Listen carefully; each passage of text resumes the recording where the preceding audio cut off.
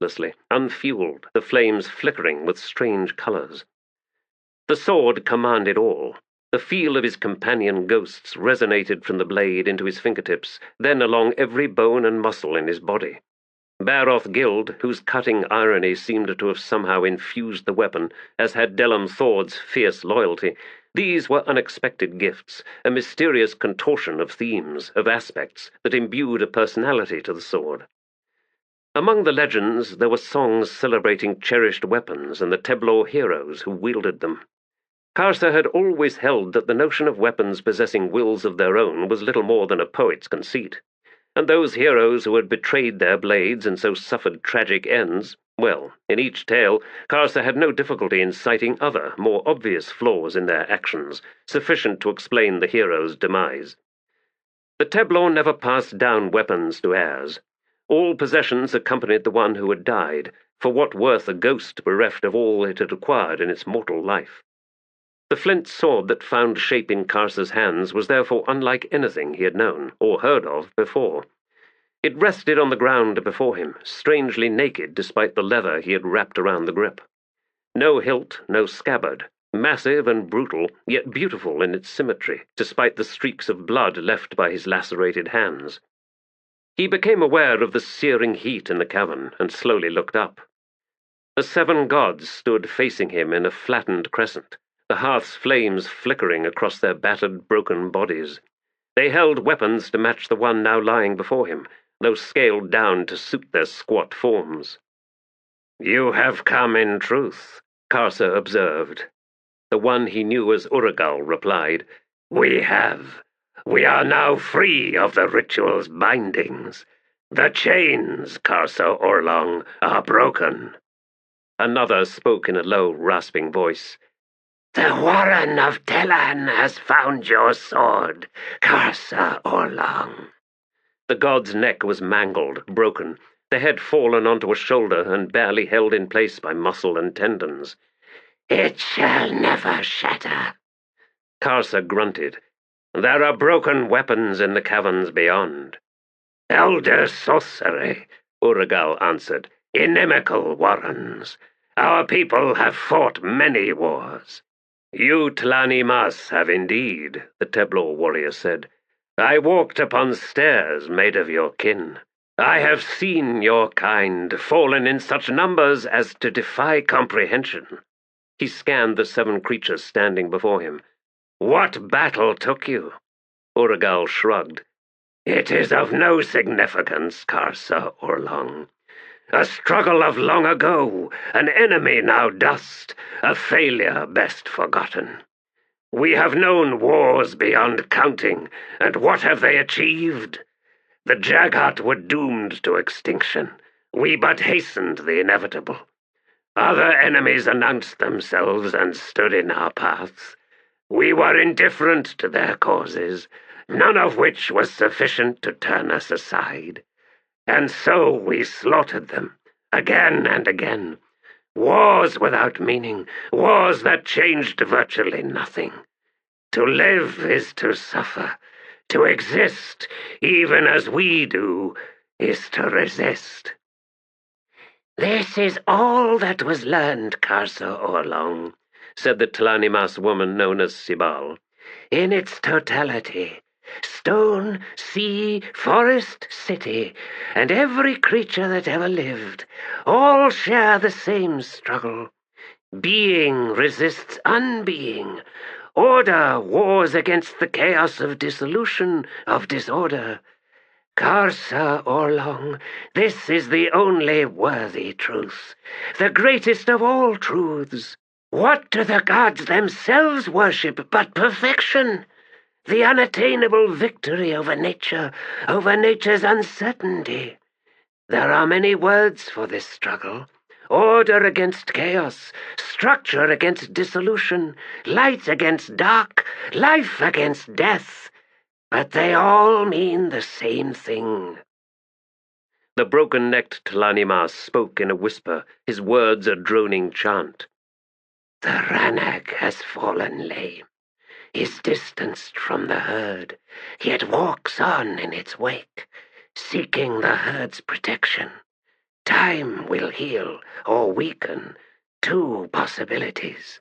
But the lame Ranag knows naught but stubborn hope, for that is its nature. The A have seen it and now close. The prey is still strong, but alone. The A know weakness, like a scent on the cold wind.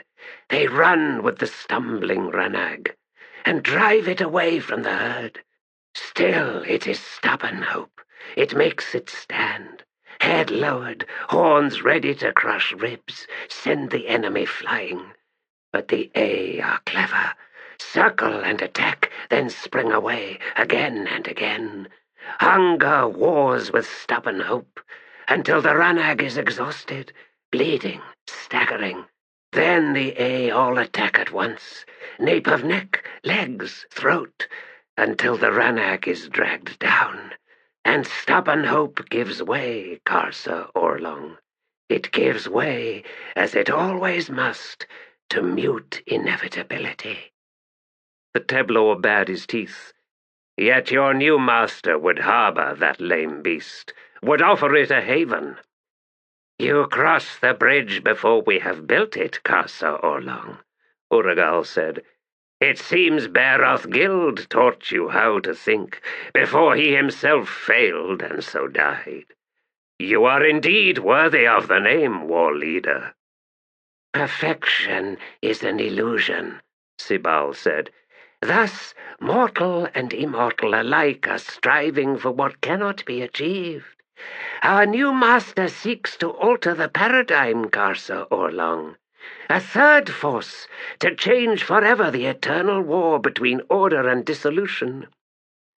A master demanding the worship of imperfection, the Tableau growled. Sibal's head creaked in a nod.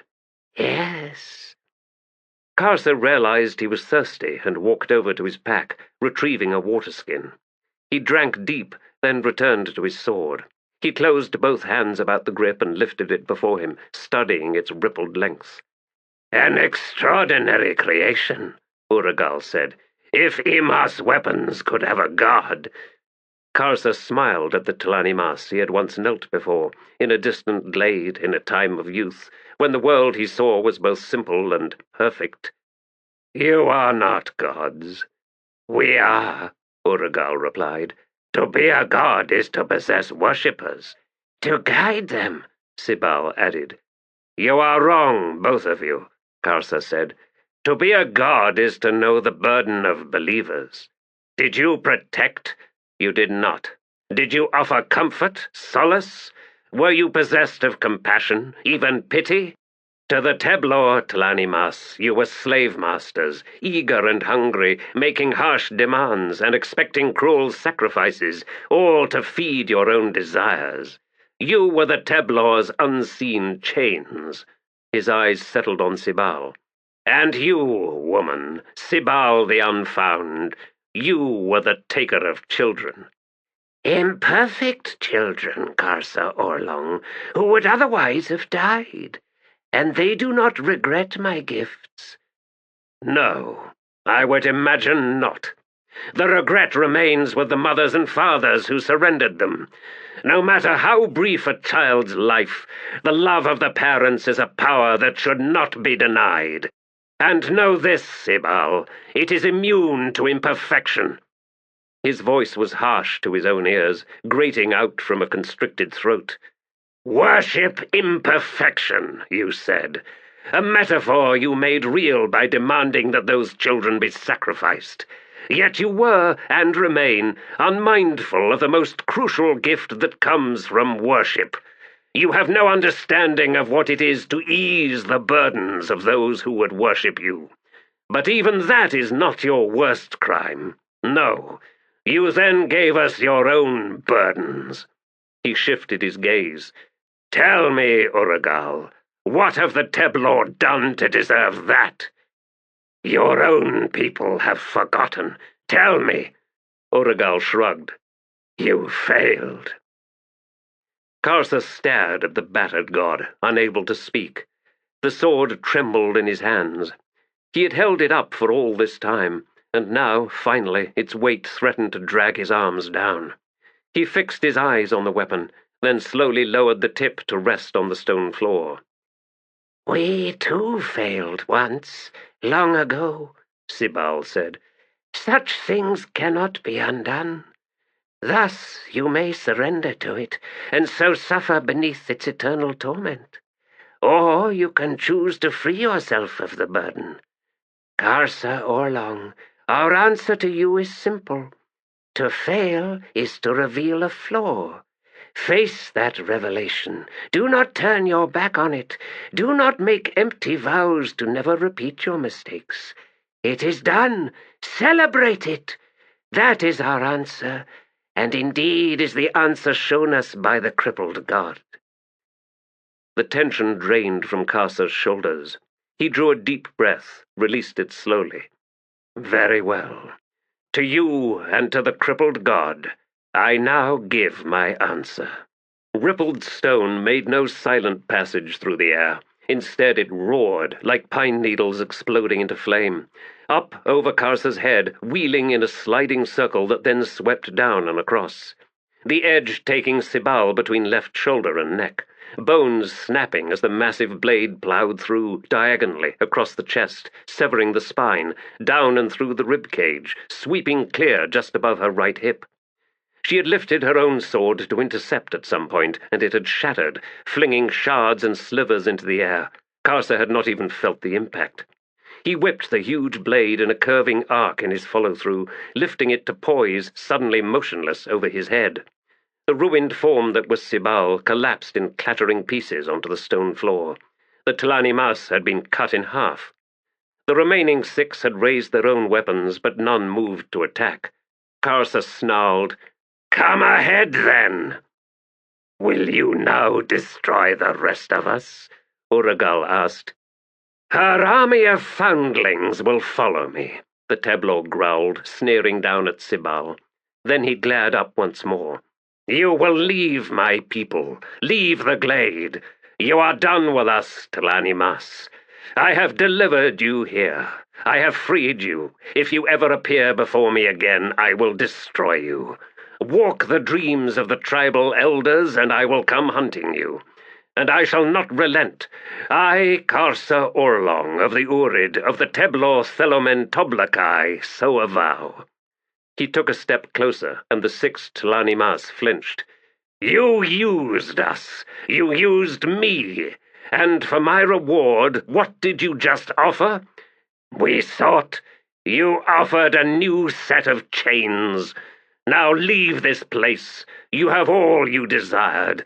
Get out." The 6 T'lani Mas walked towards the cave mouth, a momentary occluding of the sunlight spilling into the front cavern, then they were gone. Karsa lowered his sword. He looked down at Sibal. "Unexpected," she said. The warrior grunted. "I'd heard you T'lani Mas were hard to kill." "Impossible, Karsa Orlong. We persist. Will you leave me here?" "There is to be no oblivion for you?" "Once, long ago, a sea surrounded these hills. Such a sea would free me to the oblivion you speak of. You return me to a fate and a punishment that I have spent millennia seeking to escape. I suppose that is apt enough." "What of your new master, this crippled god?" "He has abandoned me. It would appear that there are acceptable levels of imperfection and unacceptable levels of imperfection. I have lost my usefulness." "Another god that understands nothing of what it is to be a god," Karsa rumbled, walking over to his pack. "What will you do now, Karsa Orlong?" "I go in search of a horse." "Ah, a jag horse. Yes, they can be found to the southwest of here, on the Odhan. Rare. You may be searching for a long time." The tableau shrugged. He loosened the strings that closed the mouth of the pack and walked over to the shambles that was Sibal. He lifted the part of her containing the head and right shoulder and arm. "What are you doing?" "Do you need the rest?" "No. What?" Karsa pushed her head, shoulder, and arm into his pack, then drew the strings once more. He would need a harness and a scabbard for the sword, but that would have to wait. He shrugged into the pack's straps, then straightened and leaned the sword over his right shoulder. A final glance around. The hearth still raged with a sorcerous fire, though it had begun flickering more rapidly now, as if using up the last of its unseen fuel. He thought about kicking gravel over it to douse it, then shrugged and turned to the cave mouth. As he came to the entrance, two figures suddenly rose before him, blocking the light. Karsa's sword whipped across his path, the flat of the blade thundering against both figures, sending them flying off the ledge. "Get out of my way," the warrior growled, stepping out into the sunlight. He spared neither intruder another glance as he set off along the trail, where it angled southwest. Charles Sengar groaned, then opened his eyes. He lifted his head, wincing at the countless sharp pains pressing into his back. That flint sword had thrown him down a scree of stone chips, although it had been hapless Onrak who had taken the brunt of the blow. Even so, his chest ached, and he feared his ribs were bruised, if not cracked. The Tlanimas was awkwardly regaining its feet a dozen paces away. Charles spat and said, "Had I known the door was barred, I would have knocked first. That was a damned Leoman Toblakai." The Tist Edor saw Onrak's head snap around to stare back up at the cave. "What is it?" Trull demanded. "He's coming down to finish us?" "No," the Tlanimas replied. "In that cave, the Warren of Telan lingers." "What of it?" Onrak began climbing the rock slide toward the cavern's mouth. Hissing his frustration, Trull clambered upward and followed, slowly, pausing every few steps until he was able to find his breath once more. When he entered the cave, he gave a shout of alarm. Onrak was standing inside a fire, the rainbow-colored flames engulfing him, and the Tlanimas held, in its right hand, the shattered remains of another of its kind. Trull stepped forward, then his feet skidded out from under him, and he fell hard onto a bed of sharp flint chips. Pain thundered from his ribs, and it was some time before he could breathe once more. Cursing, he rolled onto his side, gingerly, then carefully climbed upright. The air was hot as a forge. Then the cavern was suddenly dark. The strange fire had gone out. A pair of hands closed on Trull's shoulders.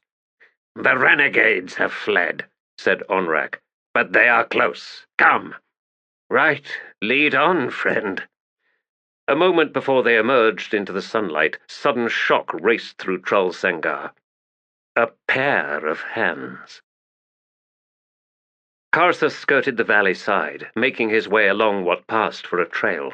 Countless rock slides had buried it every 10 paces or so, forcing him to scramble across uncertain, shifting gravel, raising clouds of dust in his wake. On second consideration, he realized that one of the two strangers who had blocked his exit from the cave had been a Tlanimas. Not surprising, since the entire valley, with all its quarries, mines, and tombs, was a site holy to them, assuming anything could be holy to creatures that were undead. And the other, not human at all, but familiar nonetheless. Ah, like the ones on the ship, the grey-skinned ones I killed. Perhaps he should retrace his route. His sword had yet to drink real blood, after all, barring his own, of course. Ahead, the trail cut sharply upward, out of the valley.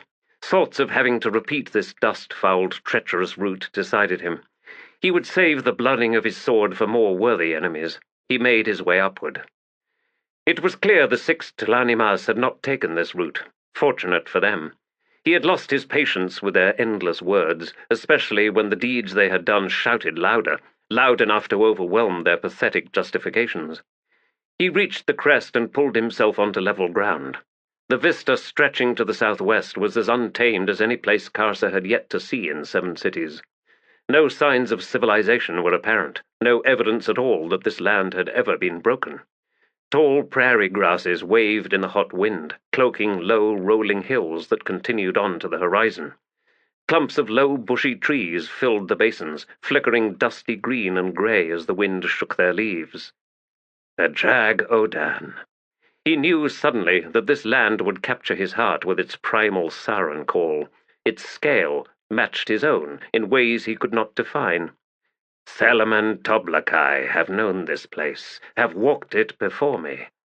a truth, though he was unable to explain how he knew it to be so. He lifted his sword. Beroth Delum, so I name you. Witness the Jag Odan, so unlike our mountain fastnesses. To this wind I give your name. See how it races out to brush the grasses, to roll against the hill and through the trees. I give this land your name, Beroth Delum. That warm wind sang against the sword's rippled blade with moaning cadence. A flash of movement in the grasses, 1,000 paces distant. Wolves, fur the color of honey, long-limbed, taller than any he had ever before seen. Karsa smiled. He set forth. The grasses reached to just beneath his chest, the ground underfoot hard packed between the knotted roots. Small creatures rustled continually from his path, and he startled the occasional deer, a small breed, reaching no higher than his knees, that hissed like an arrow between the stalks as it fled.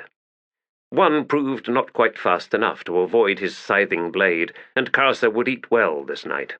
Thus his sword's virgin thirst was born of necessity, not the rage of battle. He wondered if the ghosts had known displeasure at such an ignoble beginning. They had surrendered their ability to communicate with him upon entering the stone, though Karsa's imagination had no difficulty in finding Beroth's sarcastic commentary, should he seek it. Delum's measured wisdom was more difficult, yet valued all the more for that. The sun swept its even arc across the cloudless sky as he marched on. Towards dusk he saw Bedharin herds to the west, and 2,000 paces ahead a herd of striped antelope crested a hilltop to watch him for a time, before wheeling as one and vanishing from sight. The western horizon was a fiery conflagration when he reached the place where they had stood, where a figure awaited him. The grasses had been flattened in a modest circle. A 3-legged brazier squatted in its centre, filled with orange-glowing pieces of Bedharin dung that cast forth no smoke. Seated behind it was a Jaghut, bent and gaunt to the point of emaciation, wearing ragged skins and hides, long grey hair hanging in strands over a blotched, wrinkled brow, eyes the colour of the surrounding grass. The Jaghut glanced up as Karsa approached, offering the Teblor something between a grimace and a smile, his yellowed tusks gleaming. "You have made a mess of that deerskin, Toblakai. I will take it nonetheless in exchange for this cook fire." "Agreed," Karsa replied, dropping the carcass beside the brazier. "Aramala contacted me, and so I have come to meet you. You have done her a noble service, Toblakai." Karsa set down his pack and squatted before the brazier. "I hold no loyalty to the Tlanimas." The Jaghut reached across and collected the deer. A small knife flashed in his hand, and he began cutting just above the animal's small hoofs. "An expression of their gratitude after she fought alongside them against the tyrants, as did I, although I was fortunate enough to escape with little more than a broken spine.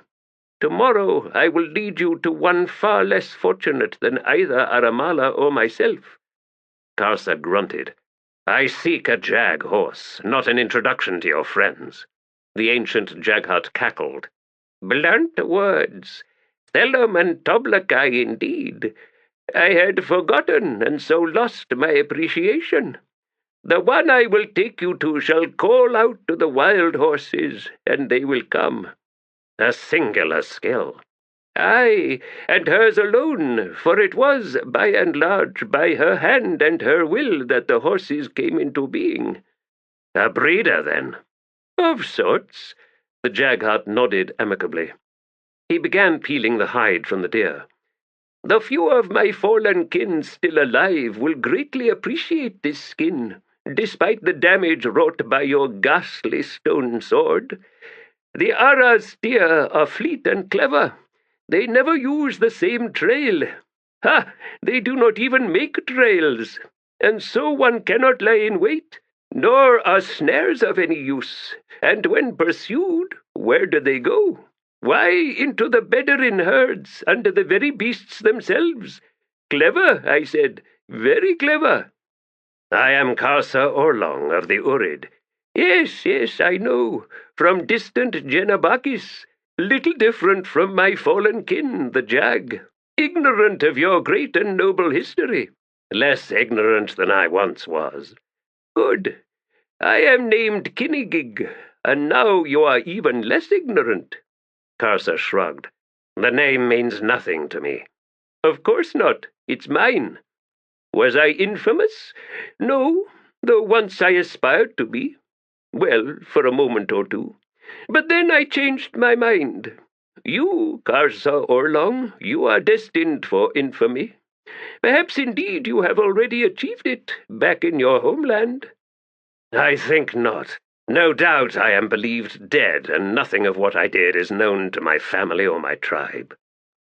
Kinnigig cut off a haunch and threw it on the flames. A cloud of smoke rose from the hissing, spitting fire. So you might think, but I would hazard otherwise. Word travels, no matter what the barriers.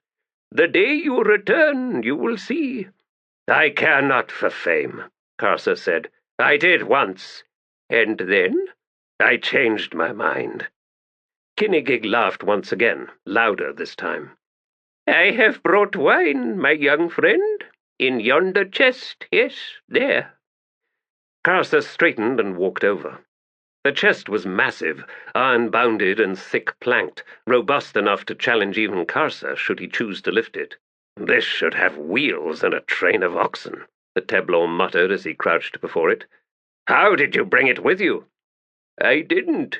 It brought me. Games with words. Scowling, Karsa lifted the lid. A single carafe of crystal stood in its center, flanked by a pair of chipped clay beakers. The wine's deep red color gleamed through the transparent crystal, bathing the otherwise empty interior of the chest with a warm sunset hue. Karsa stared down into it for a moment, then grunted. I can see that it would fit you, provided you curled up. You and the wine and the brazier. The brazier? That would be a hot journey. The Teblor's scowl deepened. Unlit, of course. Ah, yes, of course. Cease your gawking, then, and pour us some wine. I'm about to turn the meat here. Karsa reached down, then snatched his hand back. It's cold in there. I prefer my wine chilled, even the red. I prefer everything chilled, in fact. Grimacing, the Teblor picked up the carafe and the two beakers. Then someone must have carried you here. Only if you believe all that I tell you, and all that you see, Karsa Orlong. A Tlanimas army marched by here not so long ago. Did they find me? No. Why? I was hidden in my chest, of course. Did they find the chest? No, because it was a rock. Did they note the rock? Perhaps, but then it was only a rock. Now I know what you're thinking, and you would be precisely correct. The sorcery I speak of is not Omtos Felak. But why would I seek to employ Omtos Felak, when that is the very scent that Tlanimas hunted? Oh, no. Is there some cosmic law that Jaghat can only use Omtos Felak? I've read 100,000 night skies and have yet to see it written there.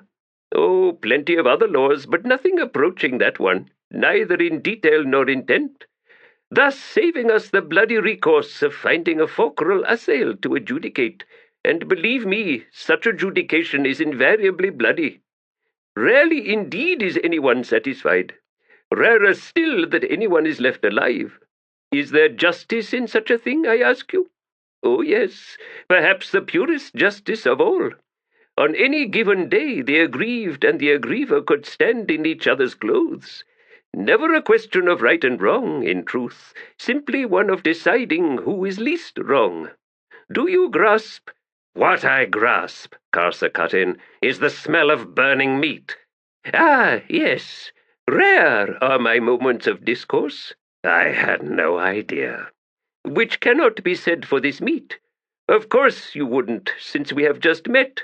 But I assure you I have little opportunity to talk. There in your chest.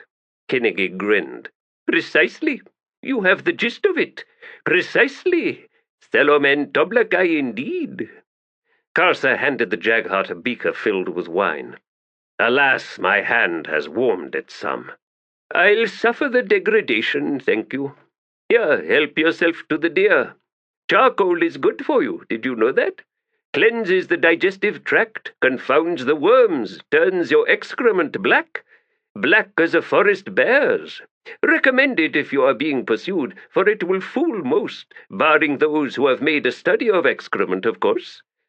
And do such people exist? I have no idea. I rarely get out. What preening empires have risen, only to then fall beyond the Jag-Odhan? Pomposity choking on dust, these are cycles unending among short-lived creatures. I do not grieve for my own ignorance. Why should I? Not knowing what I have missed means I do not miss what I do not know. How could I? Do you see? Aramala was ever questing for such pointless knowledge, and look where it got her. Same for Fearless, whom you will meet tomorrow. She can never see beyond the leaves in front of her face, though she ceaselessly strives to do so, as if the vast panorama offers something other than time's insectile crawl. Empires, thrones, tyrants, and liberators, 100,000 tomes filled with versions of the same questions, asked over and over again.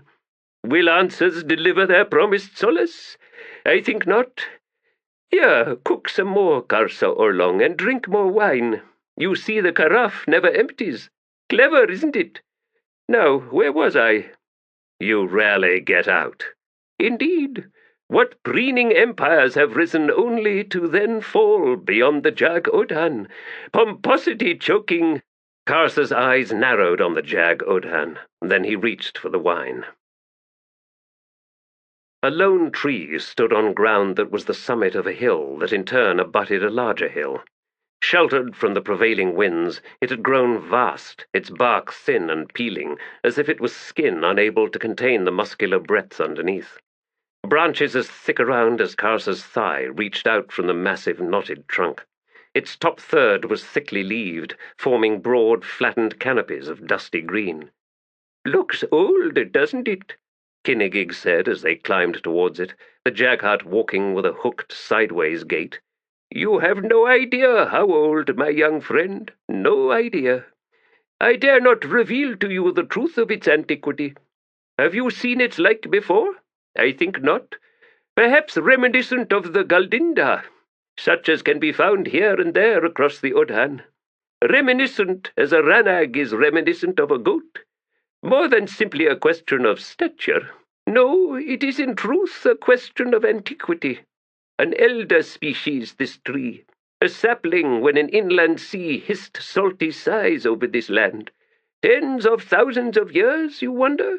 No, hundreds of thousands. Once, Karsa Orlong, these were the dominant trees across most of the world. All things know their time, and when that time is past, they vanish. But this one hasn't. No sharper an observance could be made. And why, you ask? I do not bother, for I know you will tell me in any case. Of course I shall, for I am of a helpful sort, a natural proclivity. The reason, my young friend, shall soon be made evident." They clambered over the last of the rise and came to the flat ground, eternally shadowed beneath the canopy and so free of grasses. The tree and all its branches, Karsa now saw, were wrapped in spiders' webs that somehow remained entirely translucent, no matter how thickly woven, revealed only by a faint flickering reflection. And beneath that glittering shroud, the face of a Jaghut stared back at him. "Fearless," Kinnegig said. "This is the one Aramala spoke of, the one seeking a worthy horse." The Jaghut woman's body remained visible here and there, revealing that the tree had indeed grown around her. Yet a single shaft of wood emerged from just behind her right collarbone, rejoining the main trunk along the side of her head. "Shall I tell him your story, Fearless? Of course, I must, if only for its remarkability." Her voice did not come from her mouth, but sounded fluid and soft inside Karsa's head. "Of course you must, Kinnegig. It is your nature to leave no word unsaid." Karsa smiled, for there was too much affection in the tone to lend the words any edge. "My Theluman Toblakai friend, a most extraordinary tale, for which true explanations remain beyond us all. Kinnegig began, settling down cross-legged on the stony ground. Dear Fearless was a child, no, a babe, still suckling from her mother's breast, when a band of Tlanimas ran them down. The usual fate ensued. The mother was slain, and Fearless was dealt with also in the usual fashion, spitted on a spear, the spear anchored into the earth. None could have predicted what then followed, neither Jaghat nor Tlanimas, for it was unprecedented. That spear, wrought of native wood, took what it could of Fearless's life spirit, and so was reborn. Roots reached down to grip the bedrock, branches and leaves sprang anew, and in return the wood's own life spirit rewarded the child. Together then they grew, escaping their relative fates. Fearless renews the tree renews Fearless. Karsa set his sword's point down and leaned on it. Yet she was the maker of the jag horses. A small role, Karsa Orlong. From my blood came their longevity. The jag horses breed infrequently, insufficient to increase or even maintain their numbers, were they not so long-lived. I know. For the Teblo, my own people who dwell in the mountains of North Janabakis, maintain herds of what must be jag horses. If so, then I am pleased. They are being hunted to extinction here on the Jagodan. Hunted? By whom? By distant kin of yours, Leoman Toblakai. Trell. Karsa was silent for a moment, then he scowled. Such as the one known as Mappo? Yes, indeed. Mappo Runt, who travels with Icarium. Icarium, who carries arrows made from my branches. Who, each time he visits me, remembers naught of the previous encounter, who asks again and again for my heartwood, so that he may fashion from it a mechanism to measure time, for my heartwood alone can outlive all other constructs. And do you oblige him? Karsa asked. No, for it would kill me. Instead, I bargain. A strong shaft for a bow, branches for arrows. Have you no means to defend yourself, then? Against Icarium no one has, Karsa Orlong. The Tableau warrior grunted. I had an argument with Icarium, which neither of us won. He tapped his stone sword. My weapon was of wood, but now I wield this one. The next time we meet, even Mappo Trell's treachery shall not save Icarium. Both Jaghat was silent for a long moment, and Karsa realized that Fearless was speaking to Kinnegig, for he saw his expression twist with alarm. Ochre eyes flicked momentarily up to the tableau, then away again. Finally, Kinnegig loosed a long sigh and said, Karsa Orlong, she now calls upon the nearest herd, the lone herd she knows has come close to this area in answer to her first summons. She had hoped for more evidence, perhaps, of how few jag horses remain. How many head in this herd? I cannot say, Karsa Orlong. They usually number no more than a dozen. Those that now approach are perhaps the last left in the Jagodan. Karsa lifted his gaze suddenly as the noise of hoofs sounded, rumbling through the ground underfoot. More than a dozen, I think, he murmured. Kinnegig clambered upright, wincing with the effort. Movement in the valley below. Karsa swung around. The ground was shaking, the roar of thunder on all sides now. The tree behind him shook as if struck by a sudden gale. In his mind, the Tableau heard Fearless cry out. The horses came in their hundreds, grey as iron, larger even than those Karsa's tribe had bred. Streaming, tossing manes of black. Stallions flinging their heads back and bucking to clear a space around them. Broad-backed mares, foals racing at their flanks. Hundreds into thousands. The air filled with dust, lifting on the wind and corkscrewing skyward as if to challenge the whirlwind itself. More of the wild horses topped the hill above them, and the thunder suddenly fell away as every beast halted, forming a vast iron ring facing inward. Silence, the dust cloud rolling, tumbling away on the wind. Karsa faced the tree once more. It seems you need not worry that they near extinction, Fearless. I have never seen so many foals and yearlings in a herd, nor have I ever before seen a herd of this size. There must be 10, 15,000 head, and we cannot even see all of them. Fearless seemed incapable of replying. The tree's branches still shook, the branches rattling in the hot air. You speak true, Karsa Orlong, Kinnegig rasped, his gaze eerily intent on the Leoman Toblakai. The herds have come together, and some have come far indeed in answer to the summons. But not that of Fearless. No, not in answer to her call, but in answer to yours, Karsa Orlong. And to this we have no answer. But now you must choose. Nodding, he turned to study the horses. Karsa Orlong, you spoke earlier of a wooden weapon. What kind of wood? Iron wood, the only choice remaining to me. In my homeland, we use bloodwood. And blood oil? Yes. Rubbed into the wood.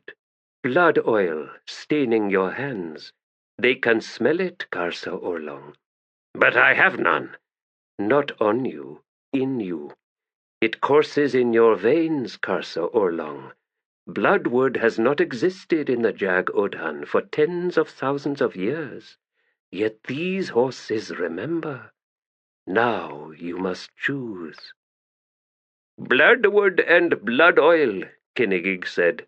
This is an insufficient explanation, Fearless. Yes, it is. But it is all I have. Karsa left them to their argument, and leaving his sword thrust upright in the ground, walked down to the waiting horses. Stallions tossed their heads at his approach, and the Teblor smiled, careful not to show his teeth, knowing that they saw him as predator, and themselves as his prey. Though they could easily kill me. Among such numbers I would have no chance. He saw one stallion that was clearly dominant among all others, given the wide space around it and its stamping, challenging demeanor, and walked past it, murmuring, "Not you, proud one. The herd needs you more than I do." He spied another stallion, this one just entering adulthood, and made his way towards it, slowly approaching at an angle so that the horse could see him. A mane and tail of white, not black, long-limbed, muscles rippling beneath its sleek hide, grey eyes. Karsa halted a single pace away. He slowly reached out his right hand until his fingertips settled on the beast's trembling bridge. He began applying pressure. The stallion resisted, backing up a step. He pushed the head further down, testing the flexibility of the neck. Still further, the neck bowing until the horse's chin almost rested in the space between its breastbones. Then he withdrew the pressure, maintaining contact as the stallion slowly straightened its neck. "I name you Havoc," he whispered. He moved his hand down until his fingertips rested, palm upward, beneath its chin, then slowly walked backward, leading the stallion out from the herd. The dominant stallion screamed then, and the herd exploded into motion once more. Outward, dispersing into smaller groups, thundering through the high grasses. Wheeling around the twin hills, west and south, out once more into the heartland of the Jag Odhan. Havoc's trembling had vanished. The beast walked at Karsa's pace as he backed up the hillside. As he neared the summit, Kinnegig spoke behind him. "Not even a jag hut could so calm a jag horse, Karsa Orlong, as you have done. Leoman Toblakai, yes, you Teblor are that indeed, yet you are also unique among your kind. Leoman Toblakai horse warriors.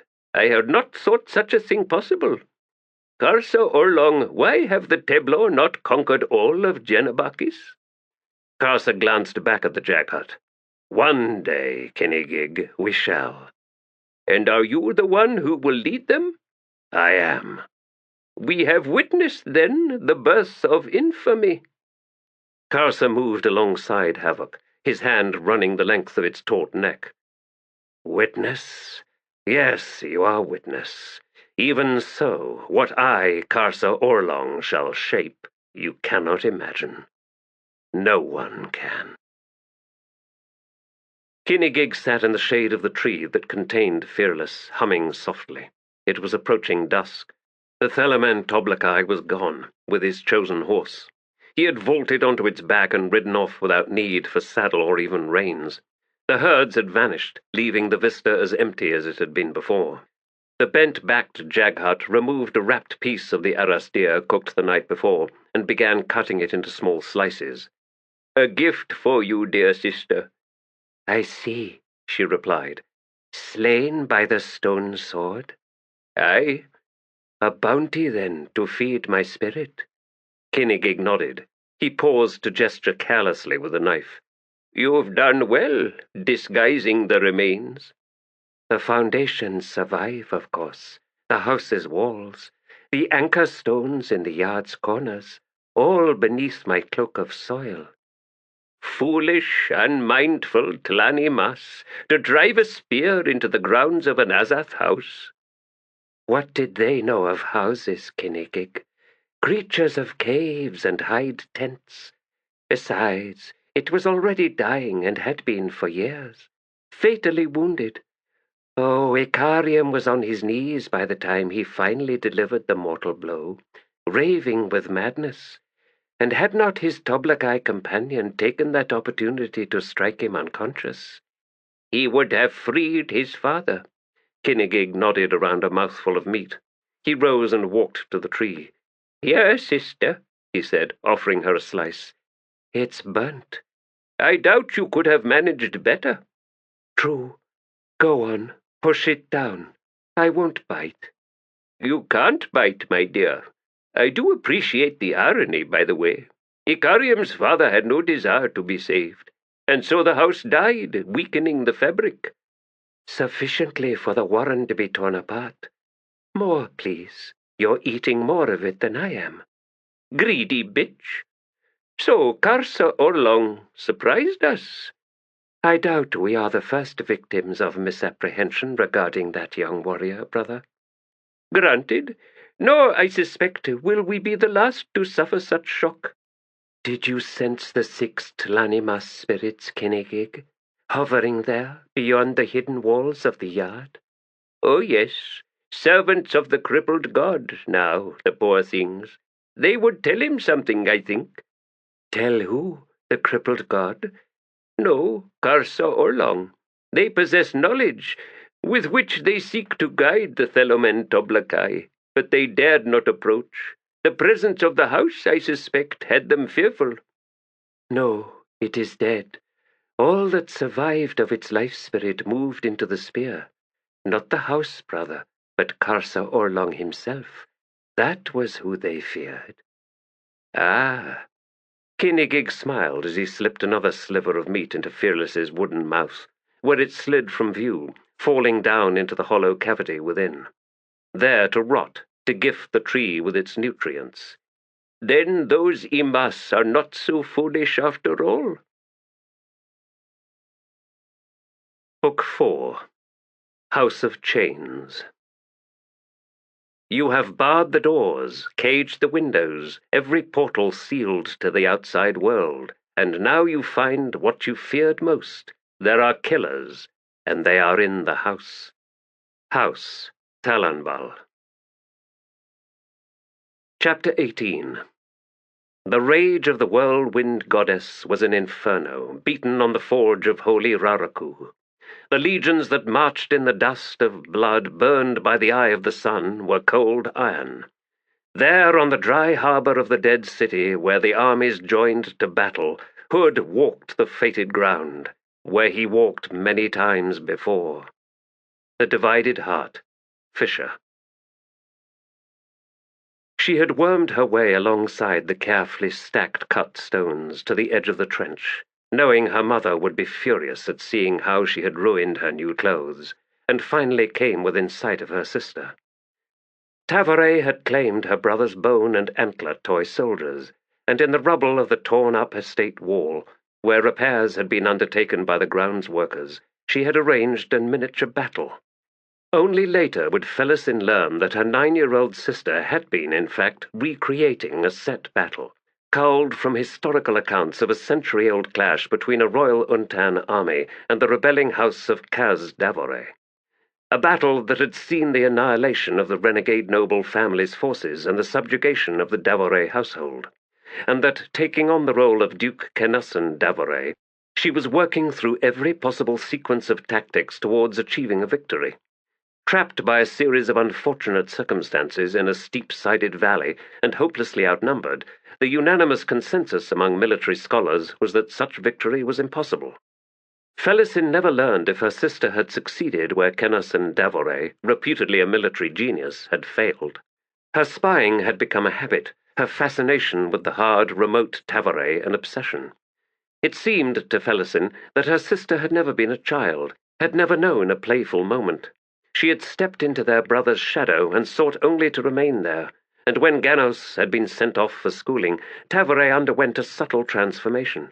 No longer in Ganos' shadow, it was as if she had become his shadow, severed and haunting. None of these thoughts were present in Felisin's mind all those years ago. The obsession with Tavore existed, but its sources were formless, as only a child's could be. The stigma of meaning ever comes later, like a brushing away of dust to reveal shapes in stone. At the very edge of the ruined city on its south side, the land fell away quickly in what had once been clastic slumps of silty clay, fanning out onto the old bed of the harbour. Centuries of blistering sun had hardened these sweeps, transforming them into broad, solid ramps. Sha'ik stood at the head of the largest of these ancient fans, born of a dying sea millennia past, trying to see the flat basin before her as a place of battle. 4,000 paces away, opposite, rose the saw-toothed remnants of coral islands, over which roared the whirlwind. That sorcerous storm had stripped from those islands the formidable mantle of sand that had once covered them. What remained offered little in the way of a secure ridge on which to assemble and prepare legions. Footing would be treacherous, formations impossible. The islands swept in a vast arc across the south approach. To the east was an escarpment, a fault line that saw the land falling sharply away 80 or more arm lengths onto a salt flat, what had once been the inland sea's deepest bed. The fault was a slash that widened in its southwestward reach, just the other side of the reef islands, forming the seemingly endless basin that was Raraku's southlands. To the west lay dunes, the sand deep and soft, wind-sculpted and rife with sink pits. She would assemble her forces on this very edge, positioned to hold the 7 major ramps. Mathok's horse archers on the wings, Korbolo Dom's new heavy infantry, the elite corps of his dogslayers, at the head of each of the ramps. Mounted lancers and horse warriors held back as screens for when the Malazans reeled back from the steep approaches and the order was given to advance. Or so Korbolo Dom had explained. She was not entirely sure of the sequence. But it seemed that the Napans sought an initial defensive stance, despite their superior numbers. He was eager to prove his heavy infantry and shock troops against the Malazan equivalent. Since Tavore was marching to meet them, it was expedient to extend the invitation to its bitter close on these ramps. The advantage was entirely with the army of the apocalypse. Tavore was, once again, Duke Kennasan Tavore in Ibilar Gorge. Sha'ik drew her sheep-hide cloak about her, suddenly chilled despite the heat. She glanced over to where Mathok and the dozen bodyguards waited, discreetly distanced, yet close enough to reach her side within 2 or 3 heartbeats. She had no idea why the taciturn war chief so feared that she might be assassinated, but there was no danger in humoring the warrior. With Toblakai gone and Leoman somewhere to the south, Mathok had assumed the role of protector of her person. Well enough, although she did not think it likely that Tavore would attempt to send killers. The Whirlwind Goddess could not be breached undetected. Even a hand of the claw could not pass unnoticed through her multi-layered barriers, no matter what warren they sought to employ. Because the barrier itself defines a warren, the warren that lies like an unseen skin over the holy desert. This usurped fragment is a fragment no longer, but whole unto itself, and its power grows, until one day, soon, it will demand its own place in the deck of dragons, as with the House of Chains, a new house of the whirlwind, fed by the spilled blood of a slain army. And when she kneels before me, what then? Dear sister, broken and bowed, smeared in dust and far darker streaks, her legions a ruin behind her, feast for the Cape moths and vultures, shall I then remove my war helm, reveal to her at that moment my face? We have taken this war, away from the rebels, away from the Empress and the Malazan Empire, away even from the Whirlwind Goddess herself. We have supplanted, you and I, Tavore, Drijna, and the Book of the Apocalypse for our own private apocalypse, the family's own blood and nothing more. And the world, then, Tavore, when I show myself to you and see the recognition in your eyes, the world, your world, will shift beneath you. And at that moment, dear sister, you will understand what has happened, what I have done, and why I have done it. And then? She did not know. A simple execution was too easy, indeed a cheat. Punishment belonged to the living, after all. The sentence was to survive, staggering beneath the chains of knowledge. A sentence not just of living, but of living with. That was the only answer to everything. She heard boots crunching on potsherds behind her and turned. No welcoming smile for this one, not this time. Lorik, I am delighted you deigned to acknowledge my request. You seemed to have grown out of the habit of late. Oh, how he hides from me. The secret's now stalking him. See how he will not meet my gaze. I sense struggles within him, things he would tell me. Yet he will say nothing. With all the goddess's powers at my behest, and still I cannot trap this elusive man, cannot force from him his truths. This alone warns me. He is not as he seems, not simply a mortal man. I have been unwell, Chosen One. Even this short journey from the camp has left me exhausted. I grieve for your sacrifice, Lorik, and so I shall come to my point without further delay. Heboric has barred his place of residence. He has neither emerged, nor will he permit visitors, and it has been weeks. There was nothing false in his wince. Barred to us all, mistress. She cocked her head. Yet you were the last to speak with him. At length, the two of you in his tent. I was. That was the last time? Not the reaction she had anticipated. Very well. Then whatever secret he possesses has nothing to do with ghost hands. It was. Was he distressed during your conversation? Mistress, Heboric has long been distressed. Why? His eyes flicked momentarily to hers, wider than usual, then away again. He grieves for your sacrifice, Chosen One. She blinked. Lorik, I had no idea my sarcasm could so wound you. Unlike you, he replied gravely, I was not being facetious, mistress. Heboric grieves for my sacrifices. Well, that is odd indeed, since he did not think much of me before my rebirth. Which particular loss does he mark? I could not say. You will have to ask him that, I'm afraid. Your friendship had not progressed to the point of an exchange of confessions, then? He said nothing to that. Well, no, he couldn't, for that would acknowledge he has something to confess. She swung her gaze from him and turned once more to regard the potential field of battle. I can envision the armies arrayed, yes. But then what? How are they moved? What is possible and what is impossible? Goddess, you have no answer to such questions. They are beneath you. Your power is your will, and that alone. But, dear Goddess, sometimes will is not enough. Korbolo Dom is pleased with this pending arena. I am not surprised, mistress. She glanced back at him. Why? He shrugged, and she watched him search for an alternative to what he had been about to say. Korbolo Dom would have Tavore do precisely what he wants her to do. To array her forces here or there, and nowhere else. To make this particular approach. To contest where he would have her contest. He expects the Malazan army to march up to be slaughtered, as if by will alone he can make Tavore foolish or stupid. Lorik nodded towards the vast basin. He wants her to fight there, expects her to. But why would she? She shivered beneath the cloak as her chill deepened. Yes, why would she? Korbolo's certainty, is it naught but bluster? Does he too demand something to be, simply because that is how he must have it? But then, were any of the others any different? Chemist Rello and his tail-sniffing pups, Fael and Henaris, and Febryl and Bidithal? Leoman, who sat with that irritating half-smile through all of Korbolo's descriptions of the battle to come, as if he knew something, as if he alone is indeed different. But then, that half-smile, the fool is sunk in the pit of Durhang after all. I should expect nothing of him, especially not military genius. Besides, Korbolo Dom has something to prove. There is danger, Lorik murmured, in trusting to a commander who wars with the aim of slaughter. Rather than what? His brows rose fractionally. Why, victory. Does not slaughter of the enemy achieve victory, Lorik? But therein lies the flaw in Korbolo's thinking, Chosen One.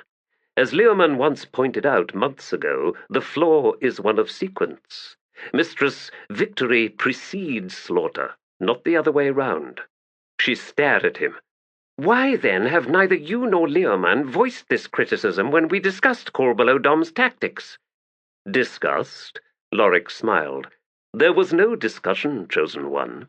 Korbolo Dom is not a man who welcomes discussions. Nor is Tavore, she snapped. That is not relevant, Lorik replied. What do you mean? Malazan military doctrine. Something Coltane well understood, but also something that High-Fist Pormqual had clearly lost sight of. Tactics are consensual. Dasem Ultor's original doctrine when he was finally made first sword of the Malazan Empire. Strategy belongs to the commander, but tactics are the first field of battle, and it is fought in the command tent. Dasem's own words. Of course, such a system relied heavily upon capable officers. Incompetent officers, such as those that subsequently infiltrated the chain of noble-born officers, you mean? Bluntly, yes. The purchasing of commissions, Dasem would never have permitted that, and from what I gather, nor does the Empress. Not any more, in any case. There was a cull. Yes, I know, Lorik. By your argument, then, Tavore's personality has no relevance. Not entirely, mistress. It has, for tactics are the child of strategy, and the truth of Tavore's nature will shape that strategy. Veteran soldiers speak of hot iron and cold iron. Coltane was cold iron. Dujek One-Arm is cold iron too, although not always. He's a rare one in being able to shift as necessity demands. But Tavore? Unknown. Explain this cold iron, Lorik. Mistress, this subject is not my expertise. You have certainly fooled me. Explain, now. Very well. Such as I understand it, cease equivocating. He cleared his throat, then turned and called out, Mathok, would you join us, please? Sha'ik scowled at the presumption behind that invitation, but then inwardly relented. This is important, after all. I feel it, the heart of all that will follow. Join us, Mathok, she said. He dismounted and strode over. Lorik addressed him. I have been asked to explain cold iron, War Chief, and for this I need help. The desert warrior bared his teeth. Cold iron, Coltane, Dasem Ultor. If the legends speak true, Dujek One-Arm, Admiral Nock, Kaz Davore of the Crimson Guard, Inish Garn, who once led the Graal. Cold iron, Chosen One. Hard, sharp. It is held before you, and so you reach. He crossed his arms. You reach, Lorik nodded. Yes, that's it. You reach, and are stuck fast. Cold iron, Mathok growled. The war chief's soul. It either rages with the fire of life, or is cold with death. Chosen One, Korbolo Dom is hot iron, as am I, as are you. We are as the sun's fires, as the desert's heat, as the breath of the Whirlwind Goddess herself. The army of the apocalypse is hot iron. Aye, Chosen One. And thus we must pray that the forge of Tavore's heart blazes with vengeance. That she, too, is hot iron? Why? For then we shall not lose. Sha'ik's knees suddenly weakened, and she almost staggered. Lorik moved close to support her, alarm on his face. Mistress? I am all right. A moment. She fixed her gaze on Mathok once more, saw the brief gauging regard in his eyes that then quickly slipped once again behind his impassive mien. War Chief, what if Tavore is cold iron? The deadliest clash of all, Chosen One. Which shall shatter first? Lorik said, Military histories reveal, mistress, that cold iron defeats hot iron more often than not, by a count of 3 or 4 to 1. Yet Cultain, did he not fall to Korbolo Dom? She noted Lorik's eyes meet Mathok's momentarily. Well? She demanded. Chosen One, Mathok rumbled. Korbolo Dom and Cultain fought 9 major engagements, 9 battles on the chain of dogs. Of these, Korbolo was clear victor in 1 and 1 only. At the fall, outside the walls of Arran. And for that he needed Camistrello and the power of Mail, as channeled through the Gistal priest Malik Rel. Her head was spinning, panic ripping through her, and she knew Lorik could feel her trembling. Sha'ik, he whispered close by her ear, you know Tavore, don't you? You know her, and she is cold iron, isn't she? Mute, she nodded. She did not know how she knew, for neither Mathok nor Lorik seemed able to give a concrete definition, suggesting to her that the notion derived from a gut level, a place of primal instinct. And so she knew. Lorik had lifted his head. Mathok, High Mage? Who among us is cold iron? Is there anyone? There are 2, High Mage, and one of these is capable of both. Toblakai. And the other? Leoman of the Flails. Korab Bilan Thenoalas lay beneath a sheath of sand. The sweat had soaked through his talaba beneath him, packing down his body's moulded imprint, and had cooled, so that he now shivered unceasingly. The 6th son of a deposed chief among the Pardu, he had been a wanderer of the wastelands for most of his adult life. A wanderer, trader, and worse. When Leoman had found him, 3 Graal warriors had been dragging him behind their horses for most of a morning. The purchase price had been pathetically small, since his skin had been flayed away by the burning sands, leaving only a bloodied mass of raw flesh. But Leoman had taken him to a healer, an old woman from some tribe he'd never heard of before or since, and she in turn had taken him to a rock spring pool, where he'd lain immersed, raving with fever for an unknown time, whilst she worked a ritual of mending and called upon the water's ancient spirits. And so he had recovered. Korab had never learned the reason behind Leoman's mercy, and now that he knew him well as any who'd sworn fealty to the man, he knew better than to ask. It was one with his contrary nature, his unknowable qualities that could be unveiled but once in an entire lifetime. But Korab knew one thing: for Leoman of the Flails he would give his life. They had lain side by side, silent and motionless, through the course of the day, and now, late in the afternoon, they saw the first of the outriders appear in the distance, cautiously ranging out as they ventured onto the pan of cracked salts and clay. Korab finally stirred. Weekends, he hissed. And city, Leoman rumbled in reply. Those grey-armoured ones look different. The man beside him grunted, then swore. Kundrel from south of the Vathar River. I'd hoped. Still, that arcane armor looks heavy. The 7 know what ancestral tombs they looted for those. The Kundrel came late to the horse, and it's no wonder with that armor, is it? Korab squinted at the vast dust cloud behind the outriders. The vanguard rides close to the scouts. Aye, we'll have to do something about that. Without another word, the 2 warriors edged back from the crest, beyond the sight of the outriders, pausing briefly to reach back and brush sand over where their bodies had lain, then made their way back to the gully where they'd left their horses. Tonight, Leoman said, collecting his mount's reins and swinging up into the saddle. Korab did the same and then nodded. Sha'ik would know, of course, that she had been defied. For the Whirlwind Goddess had her eyes on all her children. But this was their land, wasn't it? The invaders could not be left to walk it uncontested.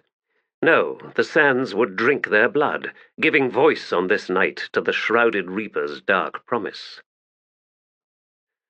Lorik stood near the trail that led to Toblakai's glade. A casual look around, then the faintest of gestures from one hand marked a careful unveiling of sorcery that vanished almost as soon as it arrived. Satisfied, he set off down the trail. She might be distracted, but her goddess was not. Increasingly, he sensed questing attention directed towards him, sorcerous tendrils reaching out in an effort to find him or track his movements. And it was becoming more difficult to elude such probes, particularly since they were coming from more than a single source. Febryl was growing more nervous, as was chemist Rello, whilst Bidithal's paranoia needed no fuel. And nor should it. Sufficient, then, all these signs of increased restlessness to convince Lorik that whatever plans existed were soon to seek resolution, one way or another. He had not expected to discover Sha'ik so unprepared. True, she had conveyed a none too subtle hint that she was preternaturally aware of all that went on in the camp, including an alarming ability to defeat his own disguising wards intended to mask his travels. Even so, there was knowledge that, had she possessed it, or even suspected, would have long since triggered a deadly response. Some places must remain closed to her. I had expected her to ask far more dangerous questions of me today. Where is Felisin? Then again, maybe she didn't ask that because she already knew. A chilling thought, not just for evincing the breadth of her awareness, but for what it suggested about Sha'ik herself. That she knows what Bidithal did to Felisin, and she does not care. Dusk ever seemed eager to arrive in the forest of stone trees.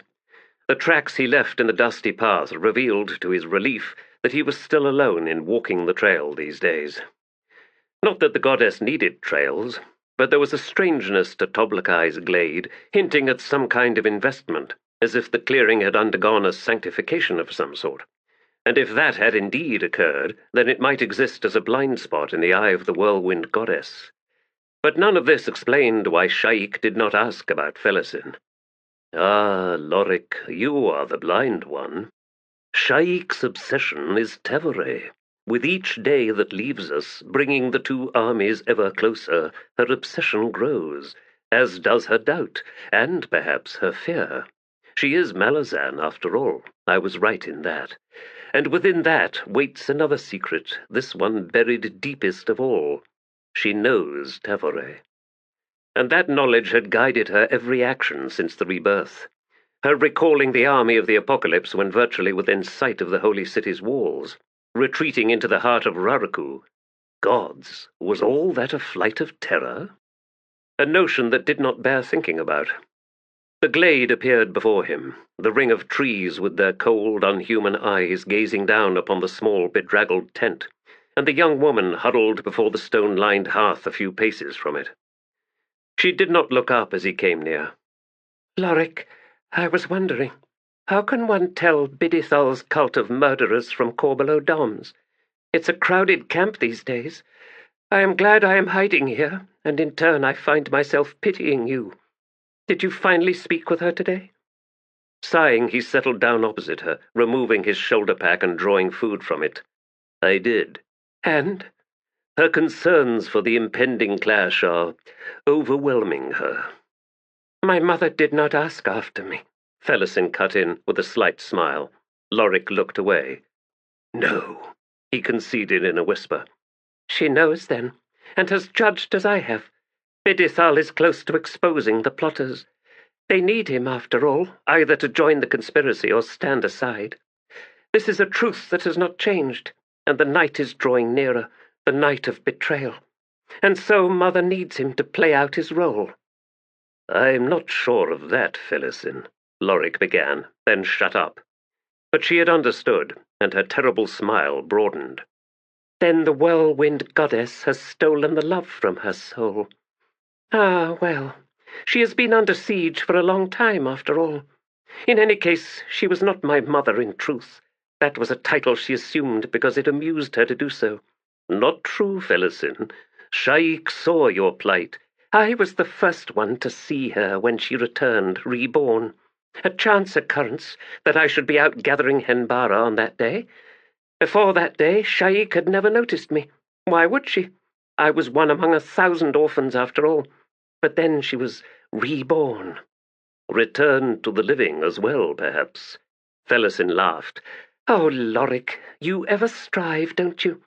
I knew then, as you must know by now, Sha'ik Reborn is not the same woman as Sha'ik Elder. That hardly matters, lass. The Whirlwind Goddess chose her. Because Sha'ik Elder died or was killed. You did not see the truth as I did, in the faces of Leoman and Toblakai. I saw their uncertainty. They did not know if their ruse would succeed, and that it did, more or less, was as much to me as to any of them. The Whirlwind Goddess chose her out of necessity, Lorik. As I said, Felisin, it does not matter. Not to you, perhaps. No, you don't understand. I saw Sha'ik Elder up close once. Her glance swept past me, and that glance saw no one. And at that moment, child though I was, I knew the truth of her and of her goddess. Lorik unstopped the jug that had followed the food and raised it to wet a mouth that had suddenly gone dry. "And what truth was that?" he whispered, unable to meet her eyes. Instead, he drank down a deep draught of the unwatered wine.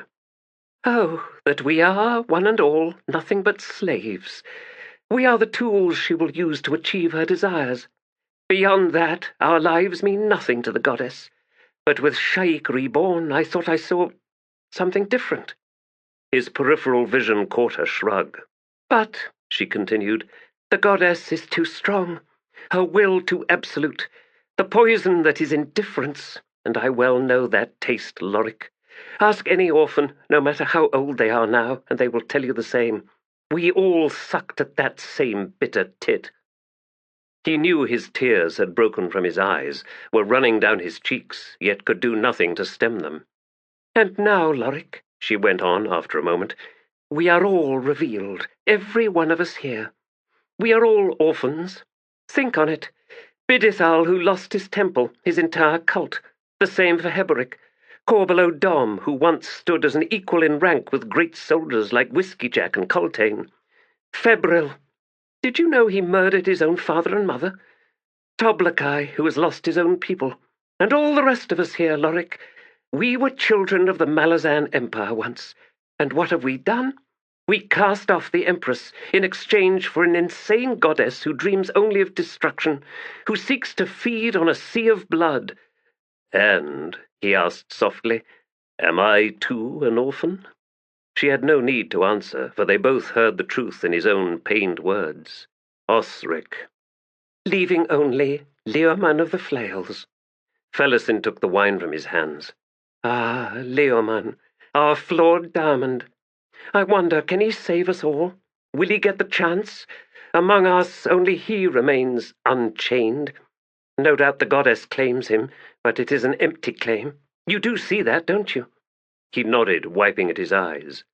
And I believe I have led Sha'ik to that realization as well. She knows, then, that Leoman is our last hope? His sigh was ragged. I think so. They were silent for a time. Night had arrived, and the fire had died down to ashes, leaving only starlight to illuminate the glade. It seemed then that eyes of stone had slowly assumed life, a crescent row fixed now upon the two of them, a regard avid, gleaming with hunger. Lorik's head snapped up. He stared out at the ghostly faces, then at the two Toblakai figures, then settled once more, shivering. Felisin laughed softly. Yes, they do haunt one, don't they? Lorik grunted. A mystery here in Toblakai's creations. Those faces, they are Tlanimas, yet... He sought them, his gods, yes. So Leoman told me once beneath the fumes of Durhang. Then he warned me to say nothing to Toblakai. She laughed again, louder this time. As if I would.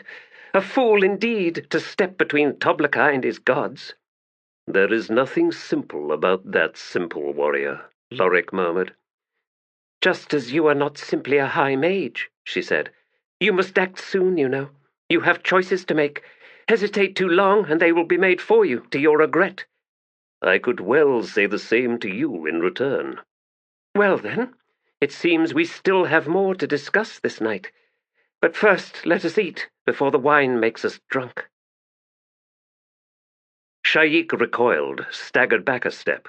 The breath hissed from her in a gust of alarm and pain. A host of wards swirled around Heboric's abode, still flickering with the agitation her collision had triggered. She bit down on her outrage, pitched her voice low as she said, "You know who it is who has come, Heboric. Let me pass. Defy me, and I will bring the wrath of the goddess down, here and now." A moment's silence, then, "Enter." She stepped forward. There was a moment's pressure, then she stumbled through, brought up short against the crumbled foundation wall. A sudden absence, terrifying, bursting like the clearest light where all had been but a moment earlier impenetrable gloom. Bereft, yet free. Gods, free, the light. "Ghost hands," she gasped. "What have you done?" "The goddess within you, Sha'ik," came Heboric's words, "is not welcome in my temple." Temple? Roaring chaos was building within her.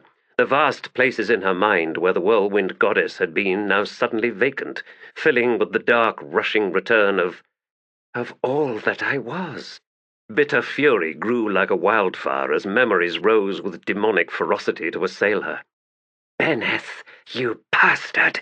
You closed your hands around a child, but what you shaped was anything but a woman, a plaything, a slave to you and your twisted, brutal world.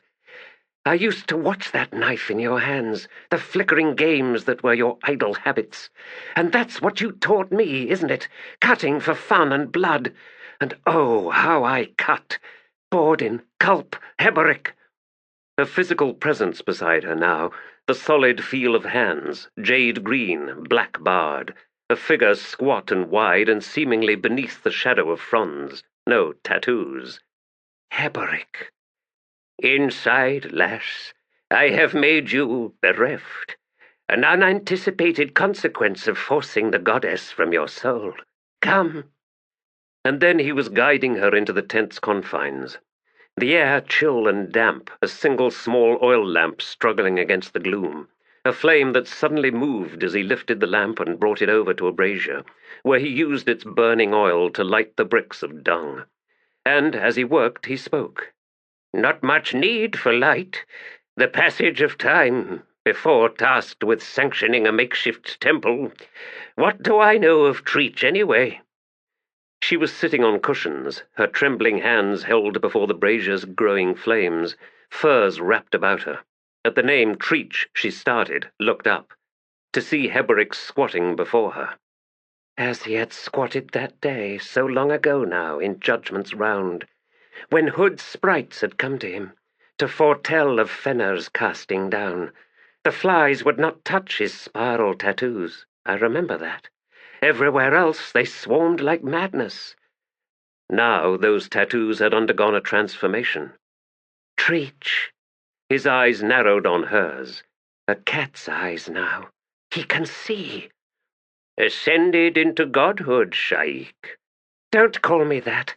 I am Felisin Paran of House Paran." She hugged herself suddenly. "Sha'ik waits for me, out there, beyond this tent's confines, beyond your wards." "And would you return to that embrace, lass?" She studied the brazier's fire, whispered, "No choice, Heboric." "No, I suppose not." A thunderous shock bolted her upright. "Felisin!" "What?" "Felisin younger. I have not seen her. Days? Weeks? What? Where is she?" Heboric's motion was feline as he straightened, fluid and precise. "The goddess must know, lass." "If she does, she's not told me."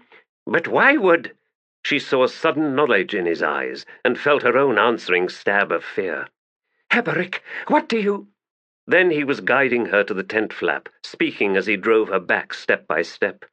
"We spoke, you and I, and all is well. Nothing to concern yourself over. The Adjunct and her legions are coming, and there is much to do. As well, there are the secret plans of Febryl to keep an eye on, and for that you must rely upon Bidithal."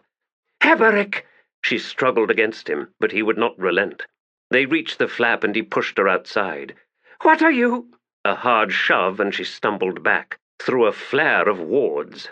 Sha'ik slowly righted herself. She must have stumbled. Oh, yes, a conversation with ghost hands. All is well. I'm relieved by that, for it allows me to think on more important things. My nest of betrayers, for example. Must have words with Bidithal again tonight. Yes. She turned from the ex-priest's tent and made her way back to the palace. Overhead, the stars of the desert sky were shimmering, as they often did when the goddess had come close. Sha'ik wondered what had drawn her this time. Perhaps no more than casting a protective eye on her chosen one.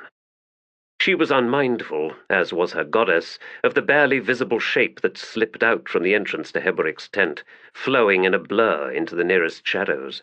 Unmindful also of the scent that barbed shape now followed. Westward to the city's edge, and then onto the trail, padding between the stone trees, towards a distant glade. Bidithal sat in the seething shadows, alone once more, although the smile remained fixed on his withered face.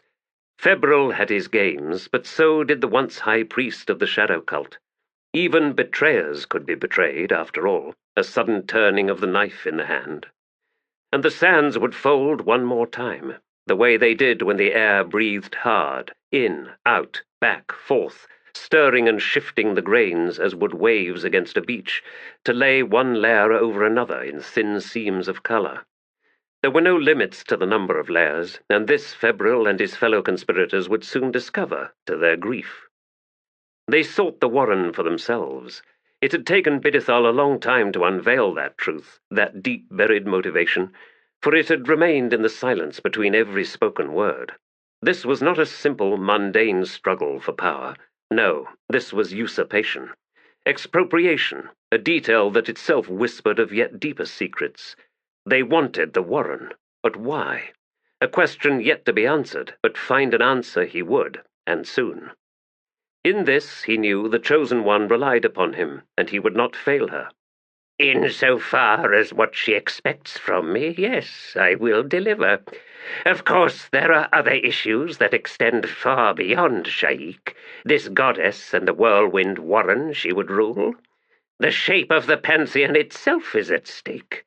My long overdue vengeance against those foreign pretenders to the throne of shadow. Even now, if he listened very, very carefully, he could hear them, and they were coming, closer, ever closer. A tremble of fear took his limbs, and shadows scurried away from him momentarily, only returning when he had settled once more. Rashan and Manas, Manas and Thir, Thir and Rashan, the three children of the elder warrens, Galain, Emorlan, and Thirlan. Should it be so surprising that they war once more? For do not we ever inherit the spites of our fathers and mothers? But a ghost of that fear remained. He had not called them after all, had not understood the truth of what lay beneath the whirlwind warren, the reason why the warren was held in this single place and nowhere else, had not comprehended how the old battles never died, but simply slept, every bone in the sand restless with memory. Bidithal raised his hands, and the army of shadows crowded within his temple gathered closer. My children, he whispered, beginning the closing chant. Father, do you remember? We remember. Do you remember the dark? We remember the dark. Father, ask it and close this moment, children. Do you remember the dark? The priest's smile broadened. A simple question, one that could be asked of anyone at all, and perhaps they would understand, but probably not. Yet I understand it. Do you remember the dark? I remember. As, with sighs, the shadows dispersed, Bidithal stiffened once more to that almost inaudible call. He shivered again. They were getting close indeed.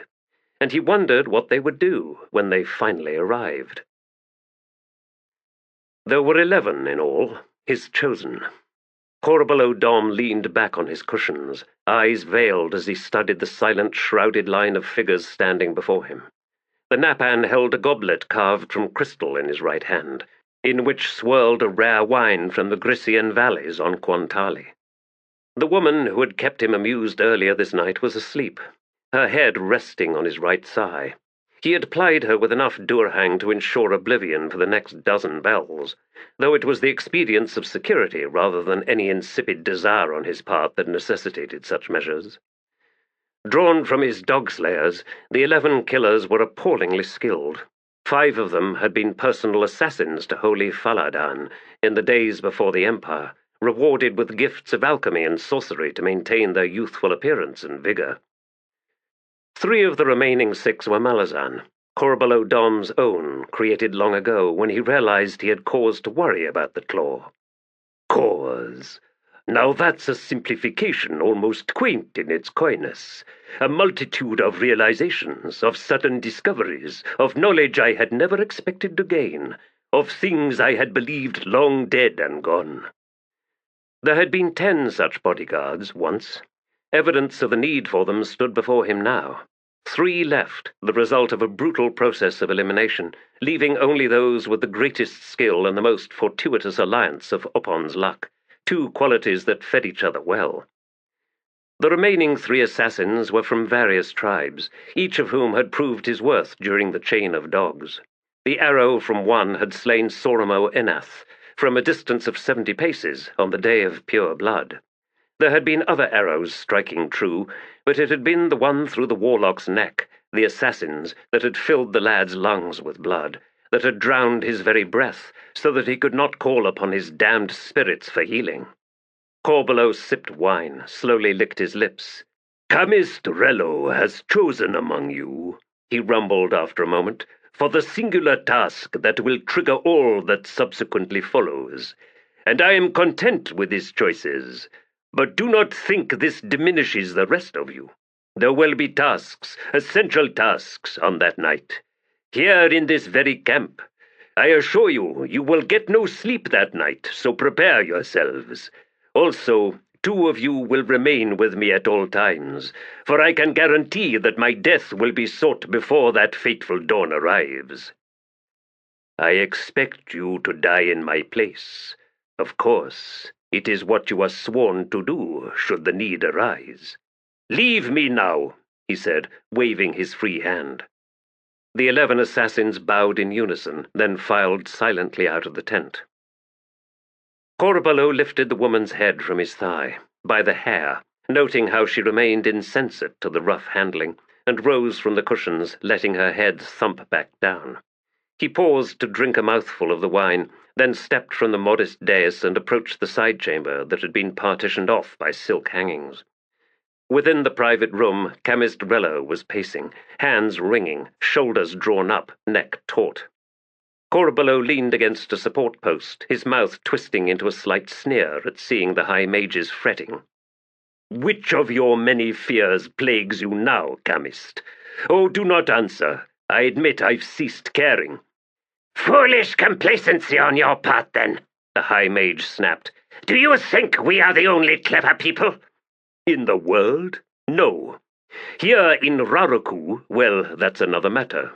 Who should we fear, Camist Rello? Sha'ik? Her goddess devours her acuity. Day by day, the lass grows less and less aware of what goes on around her. And that goddess barely takes note of us. Oh, there are suspicions, perhaps, but that is all. Thus, who else? Lorik? I've known many a man like him, creating mystery around themselves, and I have found that what it usually hides is an empty vessel. He is all pose and nothing more." "You are wrong in that, I fear. But no, I do not worry about Lorik." "Who else? Ghost Hands? The man's vanished into his own pit of Henbara. Leoman? He's not here, and I've plans for his return. Toblakai? I think we've seen the last of him. Who is left? Why, none other than Bidithal. But Febryl swears he almost has him in our fold. It's simply a question of discovering what the bastard truly desires. Something squalid and disgusting, no doubt. He is slave to his vices, is Bidithal. Offer him 10,000 orphaned girls, and the smile will never leave his ugly face." Camist Rello wrapped his arms about himself as he continued pacing. It's not who we know to be among us that is the source of my concerns, Korbolo Dom. It's who is among us that we do not know. The Napan scowled. And how many hundreds of spies do we have in this camp? And what of the Whirlwind Goddess herself? Do you imagine she will permit the infiltration of strangers? Your flaw, Korbolo Dom, is that you think in a strictly linear fashion. Ask that question again, only this time ask it in the context of the goddess having suspicions about us. The High Mage was too distracted to notice the Napan's half-step forward, one hand lifting. But Korbolo Dom's blow died at that very moment, as the import of Chemist Rello's challenge reached him. His eyes slowly widened, then he shook his head. No, that would be too great a risk to take. A claw let loose in this camp would endanger everyone. There would be no way to predict their targets. Would there be a need to? What do you mean? We are the Dog Slayers, Korbolo Dom. The murderers of Cultane, the Seventh, and the legions at Arran. More, we also possess the mage cadre for the army of the Apocalypse. Finally, who will be commanding that army on the day of battle? How many reasons do the Claw need to strike at us, and at us specifically? What chance would Sha'ik have if we were all dead?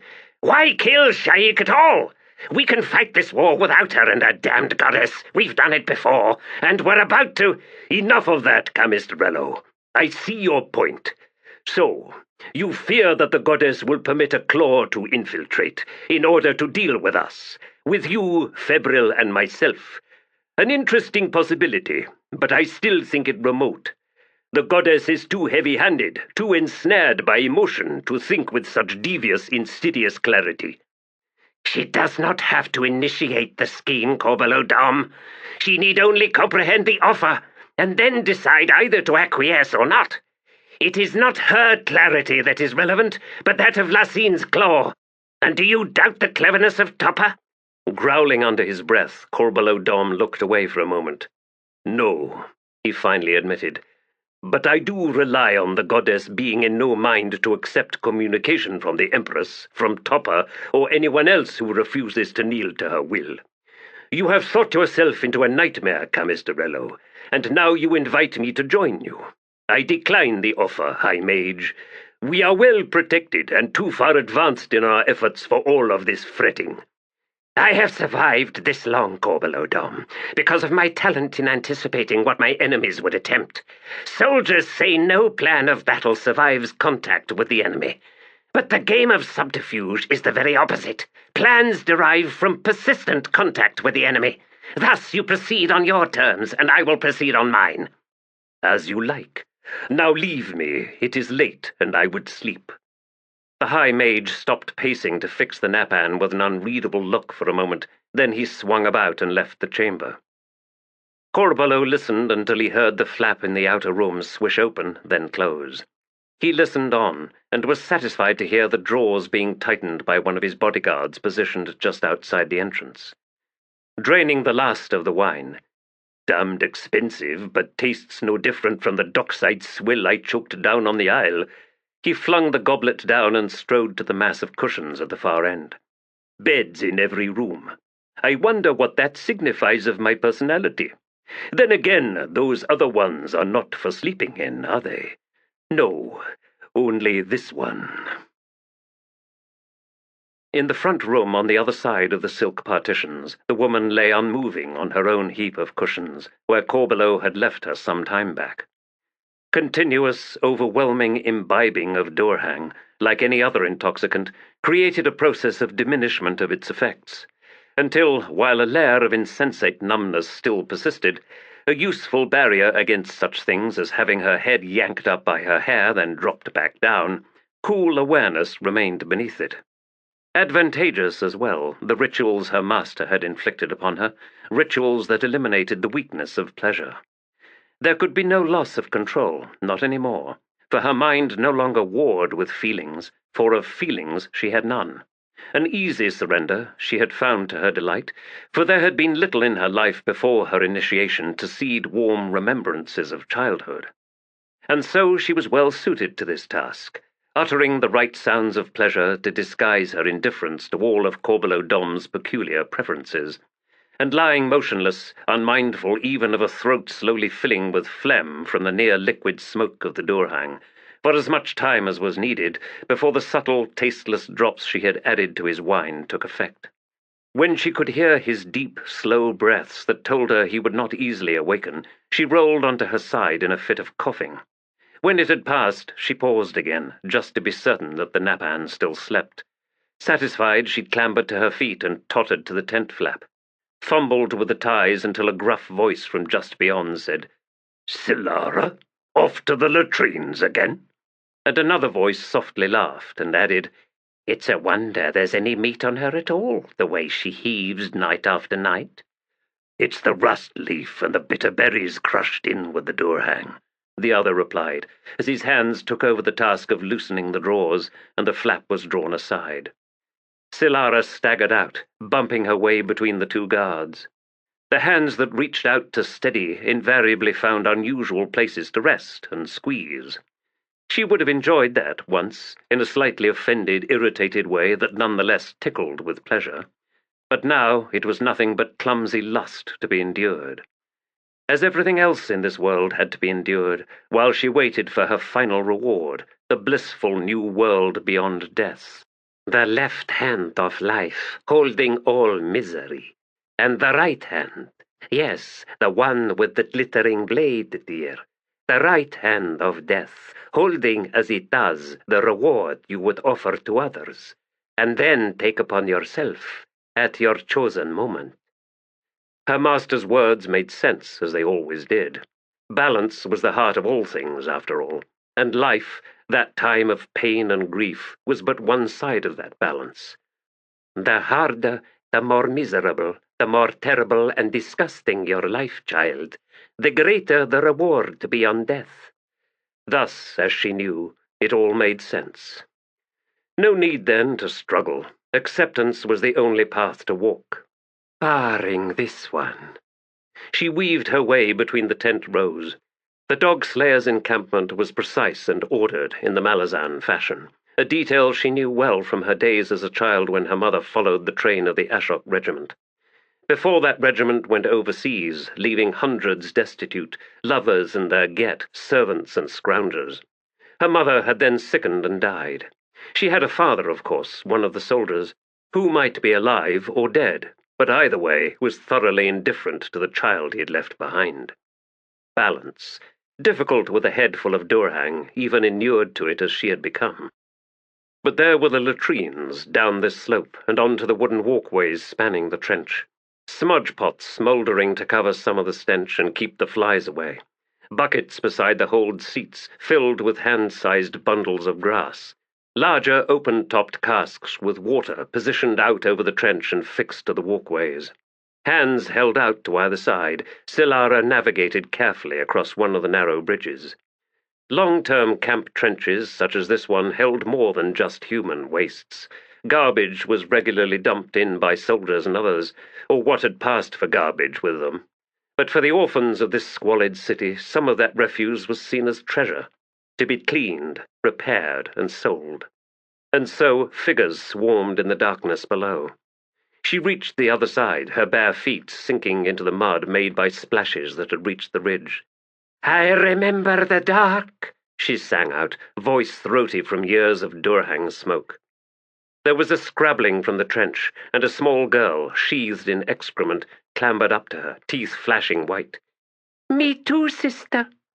Silara drew out a small bag of coins from her sash. Their master frowned on such gestures, and indeed they ran contrary to his teachings, but she could not help herself. She pressed it into the girl's hands.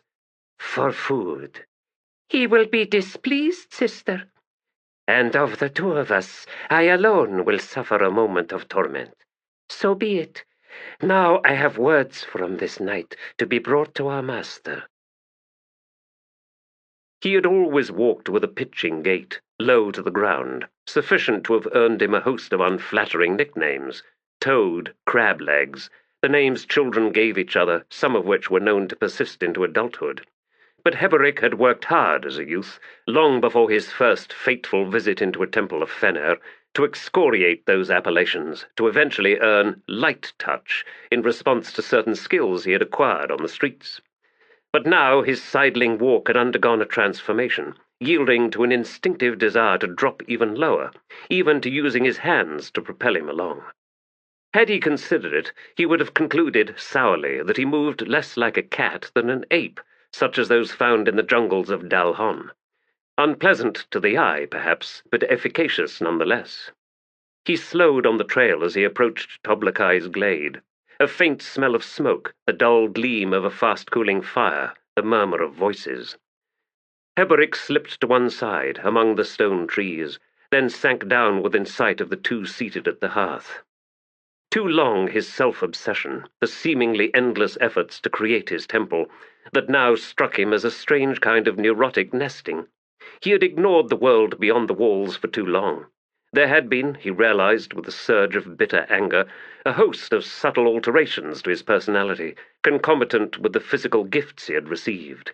He had ceased being mindful, and that, he realized as he studied the two figures in the glade, had permitted a terrible crime. She's healed well, but not well enough to disguise the truth of what has happened. Should I reveal myself? No, neither of them has made a move to expose Bidithal, else they would not be hiding here. That means they would try to talk me out of what must be done.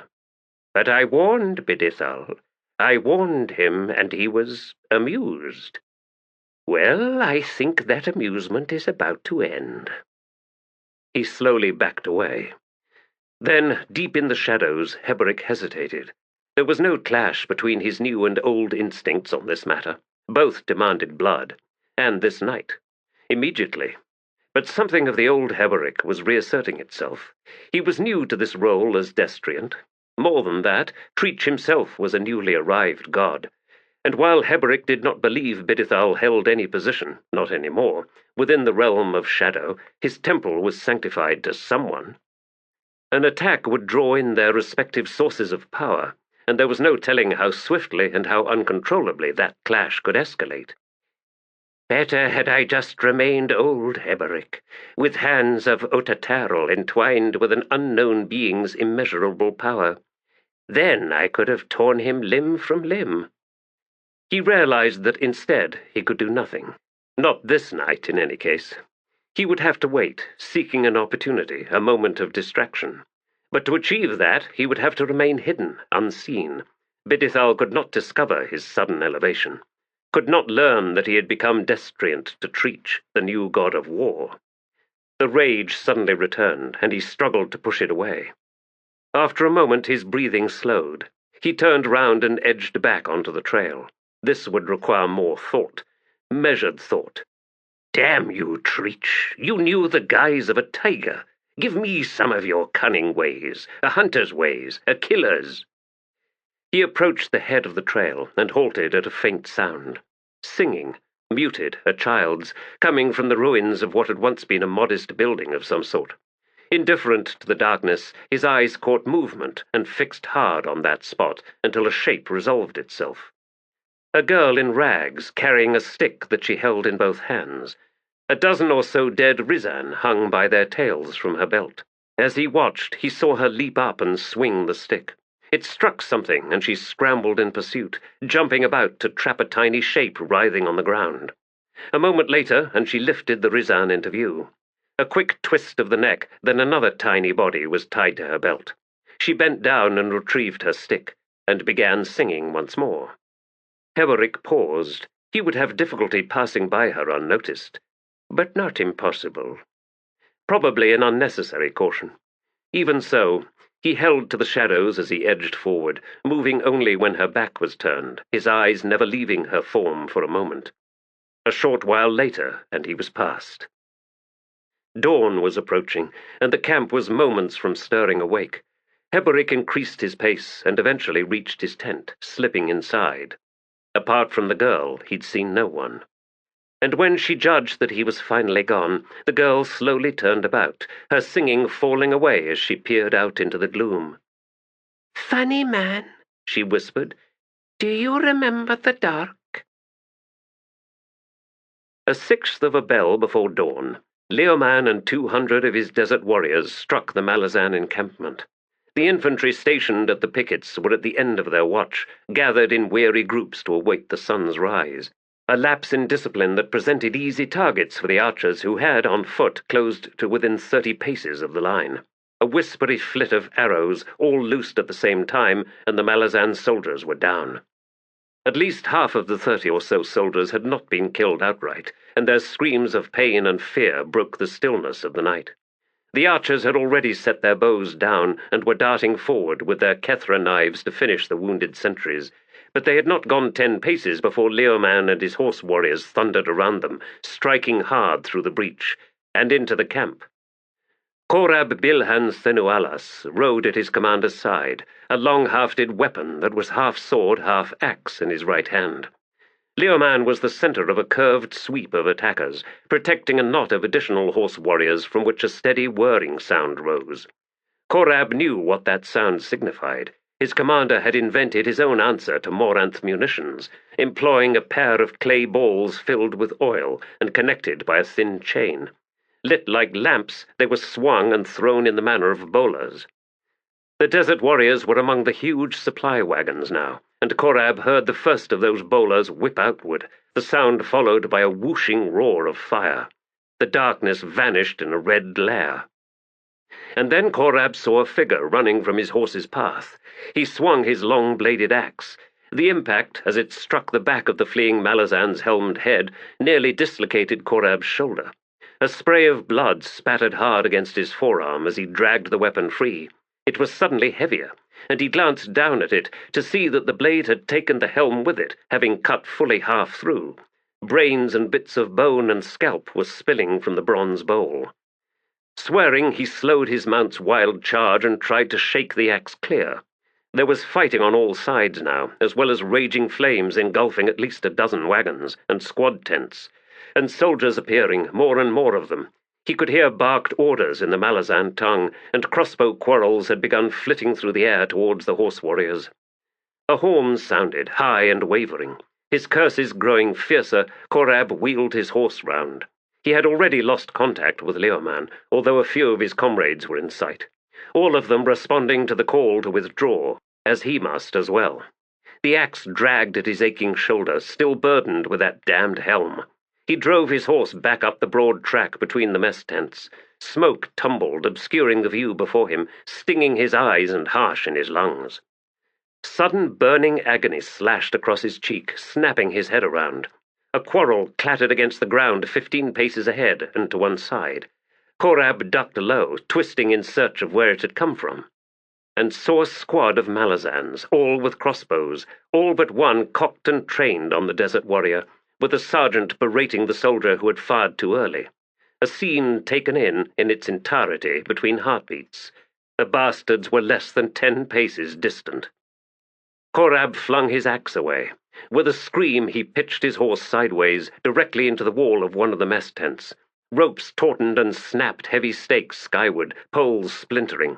Amidst this stumbling chaos, the warrior heard the crossbows loose, but his horse was going down, onto its side, and Korab was already leaping clear of the saddle, his moccasined feet slipping out from the stirrups as he dived. Into the collapsing tent wall, a moment before his horse, rolling with a scream, followed. The pressure of that waxed fabric vanished suddenly, and Korab tumbled into a somersault, once, twice, then skidded onto his feet, spinning round, in time to see his horse roll back upright. Korab leapt alongside his mount and vaulted up into the saddle, and they were off. And in the desert warrior's mind, numb disbelief. On the opposite side of the avenue, 7 Malazan marines stood or crouched with spent crossbows, staring as the rider thundered off into the smoke. "Did you see that?" one asked. Another frozen moment, shattered at last when the soldier named Lutz flung his weapon down in disgust. "Pick that up," Sergeant Borduke growled. "If Maybe hadn't fired early, I wasn't sure," Maybe replied. "Load up, idiots. There might be a few left." "Hey, Sergeant, maybe that horse killed the cook." Borduke spat. "The gods smiling down on us this night, Hub." "Well?" "Right. The truth remains, then. We'll have to kill him ourselves. before he kills us. But never mind that for now. Let's move." The sun had just begun to rise when Leoman drew rein and halted his raiders. Korab was late in arriving, among the last, in fact, and that earned a pleased nod from his commander, as if he'd assumed that Korab had been taking up the rear out of a sense of duty. He did not notice that his lieutenant had lost his main weapon. Behind them, they could see the columns of smoke rising into sunlit sky, and the distant sound of shouts reached them, followed moments later by the thunder of horse hoofs. Leoman bared his teeth. "And now comes the real objective of our attack. Well done thus far, my soldiers. Hear those horses? Seti, Wiccans, and Kundrill, and that will be the precise order of the pursuit. The Kundrill, whom we must be wary of, will be burdened by their armor. The Wiccans will range cautiously, but the Seti, once they sight us, will be headlong in their pursuit." He then raised the flail in his right hand, and all could see the bloody matted hair on the spike ball. "And where shall we lead them? To death!" came the roaring reply. The rising sun had turned the distant wall of spinning, whirling sand gold, a pleasing colour to Febryl's old, watery eyes. He sat facing east, cross-legged atop what had once been a gate tower, but was now a shapeless heap of rubble softened by wind-blown sand. The city reborn lay to his back, slow to awaken on this day for reasons of which only a scant few were aware, and Febryl was one of those. The goddess devoured, consuming life's forces, absorbing the ferocious will to survive from her hapless, misguided mortal servants. The effect was gradual, yet day after day, moment by moment, it deadened. Unless one was cognizant of that hunger, of course, and was able to take preventative measures to evade her incessant demands. Long ago, Sha'ik Reborn had claimed to know him, to have plumbed his every secret, to have discerned the hue of his soul. And indeed, she had shown an alarming ability to speak in his mind, almost as if she was always present, and only spoke to occasionally remind him of that terrifying truth. But such moments had diminished in frequency, perhaps as a result of his renewed efforts to mask himself, until now he was certain that she could no longer breach his defenses. Perhaps, however, the truth was far less flattering to his own proficiencies. Perhaps the influence of the goddess had lured Sha'ik Reborn into indifference. "Aye, it may be that I am already dead, and am yet to know it. That all I have planned is known to the woman and goddess both. Am I alone in having spies? No. Korbolo has hinted of his own agents, and indeed nothing of what I seek will come to pass without the efforts of the Napan's hidden cadre of killers." It was, he reflected with bitter humour, the nature of everyone in this game to hide as much of themselves from others as they could, from allies as well as enemies, since such appellations were in the habit of reversing without warning. Nonetheless, Febryl had faith in Chemist Rello. The High Mage had every reason to remain loyal to the broader scheme, the scheme that was betrayal most prodigious, since the path it offered was the only one that ensured Rello's survival in what was to come. And as for the more subtle nuances concerning Febryl himself, well, those were not Chemist Rello's business, were they? "Even if their fruition should prove fatal to everyone but me." They all thought themselves too clever, and that was a flaw inviting exploitation. "And what of me? Dear Febryl? Do you think yourself clever?" He smiled at the distant wall of sand. Cleverness was not essential, provided one insisted on keeping things simple.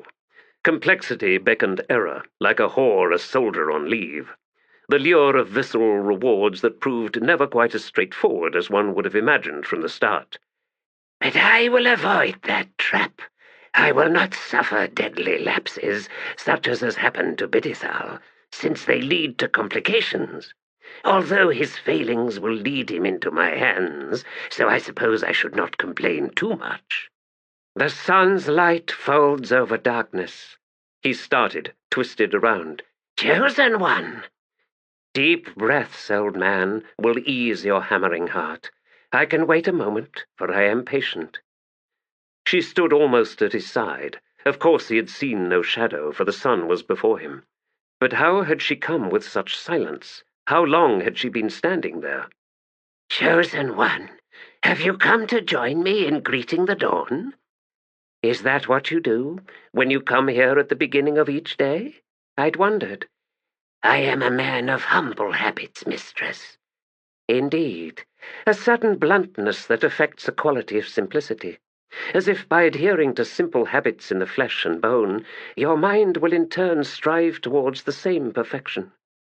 He said nothing, though his heart had anything but slowed its thundering pace. Sha'ik then sighed. Did I say perfection? Perhaps I should tell you something then, to aid you in your quest. Please, he gasped softly. The whirlwind wall is virtually opaque, barring that diffuse sunlight. And so I'm afraid I must correct you, Febryl. You are facing northeast, alas. She pointed. The sun is actually over there, High Mage.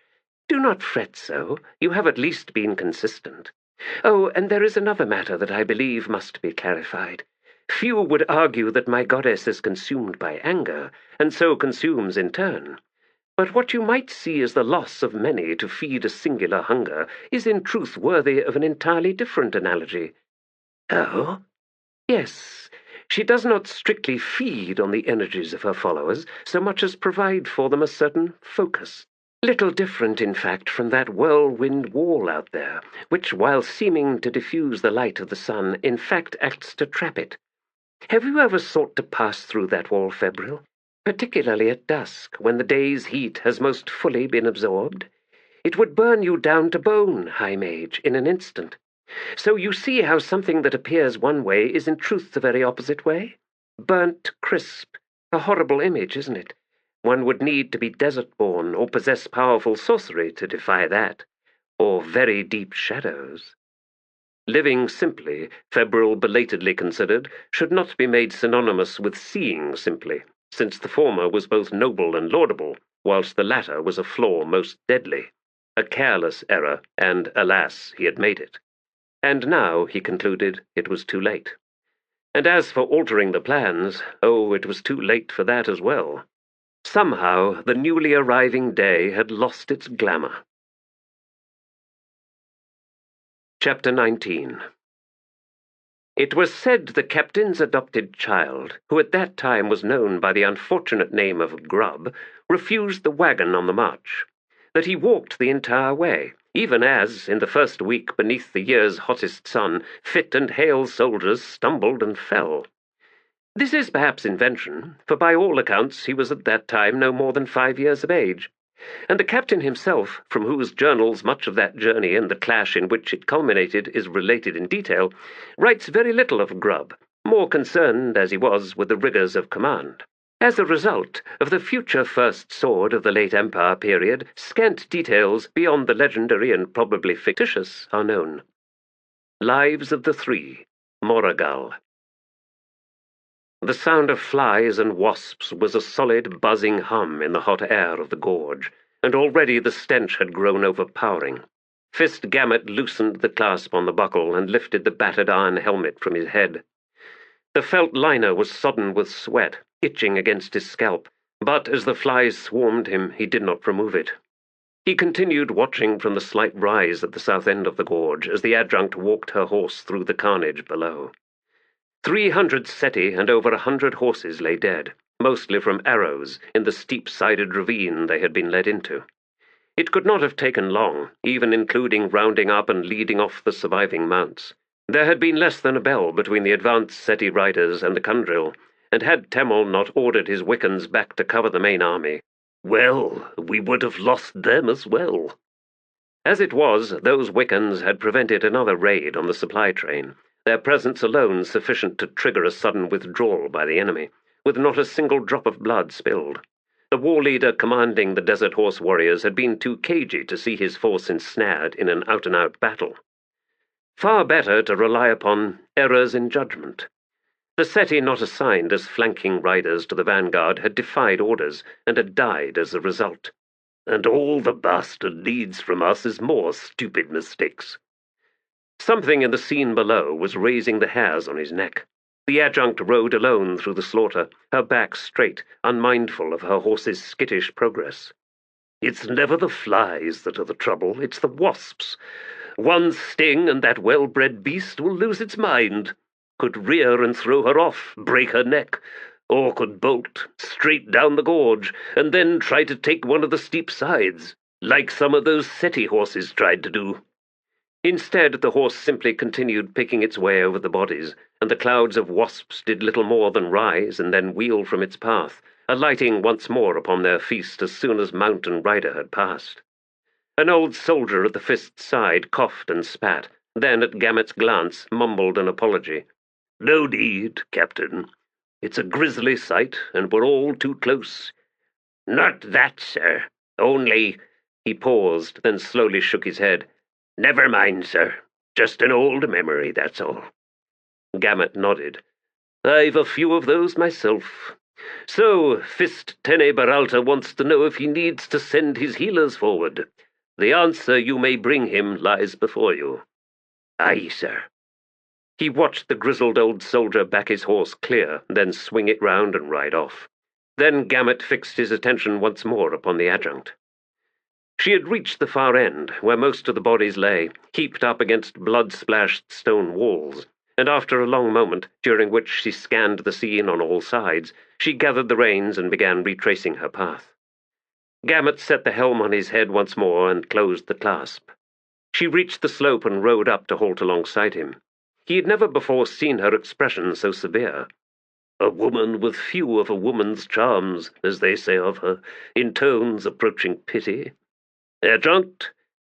"He left many of them wounded," she said, anticipating perhaps that we'd reach them in time.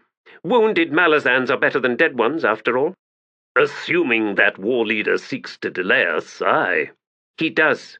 Even with the Kundrill's supply lines, our resources are strained as it is. The loss of the wagons last night will be felt by everyone." "Then why didn't Sha'ik send this war leader against us as soon as we crossed the Vathar River? We're a week or less away from the Whirlwind Wall. She could have purchased another month or more, and we'd be in far worse shape when we finally arrived." "You are correct, Fist, and I have no answer for you. Temel has gauged this raiding party's strength at just under 2,000. He was fairly certain that the midday contact on the flank revealed the enemy's full force, since he sighted supply horses as well as those taken from the city. Thus, a rather large raiding army." Gamut ruminated on this for a time, and then he grunted. "It's almost as if we're facing a confused opposition, one at odds with itself." The same thought had occurred to me. For the moment, however, we must concern ourselves with this war leader, else he bleed us to death. Gamut swung his horse around. "More words with Gaul, then," he said, grimacing. "If we can get them out of their great-grandfather's armor, they might actually manage a ride up a hill without leaving their horses blown." "I want the Marines out tonight, Fist." His eyes narrowed. "The Marines, Adjunct? On foot? You wish the pickets bolstered?" She drew a deep breath. "In the year 1147, Dasem Ultor was faced with a similar situation, with a much smaller army and 3 entire tribal nations mauling him virtually every night." After a moment, Gamut nodded. "I know the scenario, Adjunct, and I recall his answer. The Marines will be sent out tonight." "Be sure they understand what is expected of them, Fist Gamut." "There's some veterans among them," he replied, "and in any case I plan to command the operation myself." "That will not be—" "Yes, it will, Adjunct. My apologies, but yes, it will." "So be it." It was one thing to doubt his commander's measure, but another entirely to doubt his own. There were 3 types of scorpion common in the Odhan, none of which displayed any toleration for either of the others. Early in the 2nd week, Strings had drawn his 2 fellow sergeants aside to unveil his scheme. Both Gesler and Borduk had proved agreeable, particularly at the offer of splitting the profits 3 ways. Borduk was first to draw the odd-coloured stone and was quick to choose the red-backed bastard, outwardly the meanest of the 3 scorpion types. Gesler had followed, choosing the amber in-out, so named for its transparent exoskeleton, through which, if one was inclined to look carefully, various poisons could be seen racing beneath its carapace. The two sergeants had then looked with pity upon their hapless companion. The Lord's luck that the man with the idea in the first place should be left with the bird-shit scorpion, puny and flat and black and looking like its namesake. Of course, when it came to the three-way split of the main profits, none of that really mattered. Only in the private wagers between the three sergeants would Strings come out wanting. But Strings had affected only mild disappointment at being left with the bird-shit, answering with naught but a slight shrug as he collected the handful of pebbles they had used in choosing the order of selection. And neither Gesler nor Borduke caught the old sapper's twitch of a smile as he turned away, nor his seemingly casual glance to where Cuttle sat in the shade of a boulder, a glance answered with the slightest of nods. The squads were then set to the task of finding their respective champions whilst on the march, and when that failed, at dusk, when the horrid little creatures were wont to scuttle out from their hiding places in search of something to kill. Word quickly spread, and soon the wagers started pouring in. Borduke's soldier, Maybe, was chosen for the task of bet-holder, given his extraordinary ability to retain facts, and one holder was selected from each squad, who then in turn selected a trainer. The afternoon following the raid and the slaughter of the city, Strings slowed his pace during the march until he fell in step with Bottle and Tar. Despite his casual expression, the truth was the bile roiled sour in his stomach. The 14th had found its own scorpion, out there in the wastes beyond, and it had just delivered its first sting. The mood of the soldiers was low, and uncertainty gnawed at their confidence. None had believed, it was clear, that the first blood they tasted would be their own.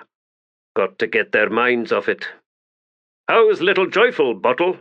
The mage shrugged. "As hungry and nasty as ever, Sergeant." Strings nodded. "And how's the training coming along, Corporal?" Tar frowned beneath the rim of his helm.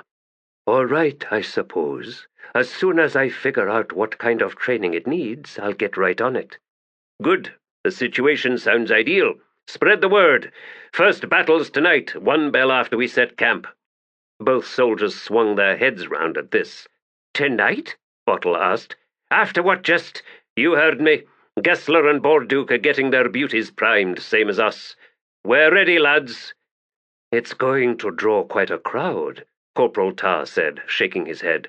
"The lieutenant won't help but wonder." "Not just the lieutenant, I'd imagine," Strings replied. "But there won't be much of a crowd. We'll use the old word line system, run the commentary back through the whole camp." "Joyful's going to get skewered," Bottle muttered, his expression growing sorrowful. "And here I been feeding her every night. Big juicy Cape moths. She'd just pounce real pretty, then start eating until there wasn't nothing left but a couple wings and a crunched-up ball. Then she'd spend half the night cleaning her pincers and licking her lips." "Lips?" Smiles asked from behind the three men. "What lips? Scorpions don't have lips." "What do you know?" Bottle shot back. "You won't even get close." "When I get close to a scorpion, I kill it, which is what any sane person would do." "Sane?" the mage retorted. "You pick them up and start pulling things off. Tail, pincers, legs. I ain't seen nothing so cruel in my life." "Well, ain't that close enough to see if it's got lips?" "Where's it all go, I wonder?" Tar muttered. Bottle nodded. "I know, it's amazing. She's so tiny." "That's our secret," Strings said quietly. "What is?" "The reason why I picked a bird-shit, soldiers." "You didn't pick—" At the suspicious silence that followed, Strings simply smiled. Then he shrugged. "Hunting's one thing, an easy thing. Bird-shits don't need to get elaborate, killing a maimed Cape moth. It's when they have to fight, protecting territory or their young. That's when the surprise comes. You think Joyful's going to lose tonight, Bottle? Think your heart's going to get broken? Relax, lad. Old Strings here has always got your tender feelings in mind." "You can drop that Strings bit, Sergeant," Bottle said after a moment. "We all know who you are. We all know your real name." "Well, that's damned unfortunate. If it gets out to the command—" "Oh, it won't, Fiddler. Maybe not on purpose, but in the heat of battle? Who's going to listen to our screams of panic in a battle, Sergeant?" Fiddler shot the young man a look, gauging, then he grinned. "Good point. Still, be careful what you say and when you say it." "Aye, Sergeant.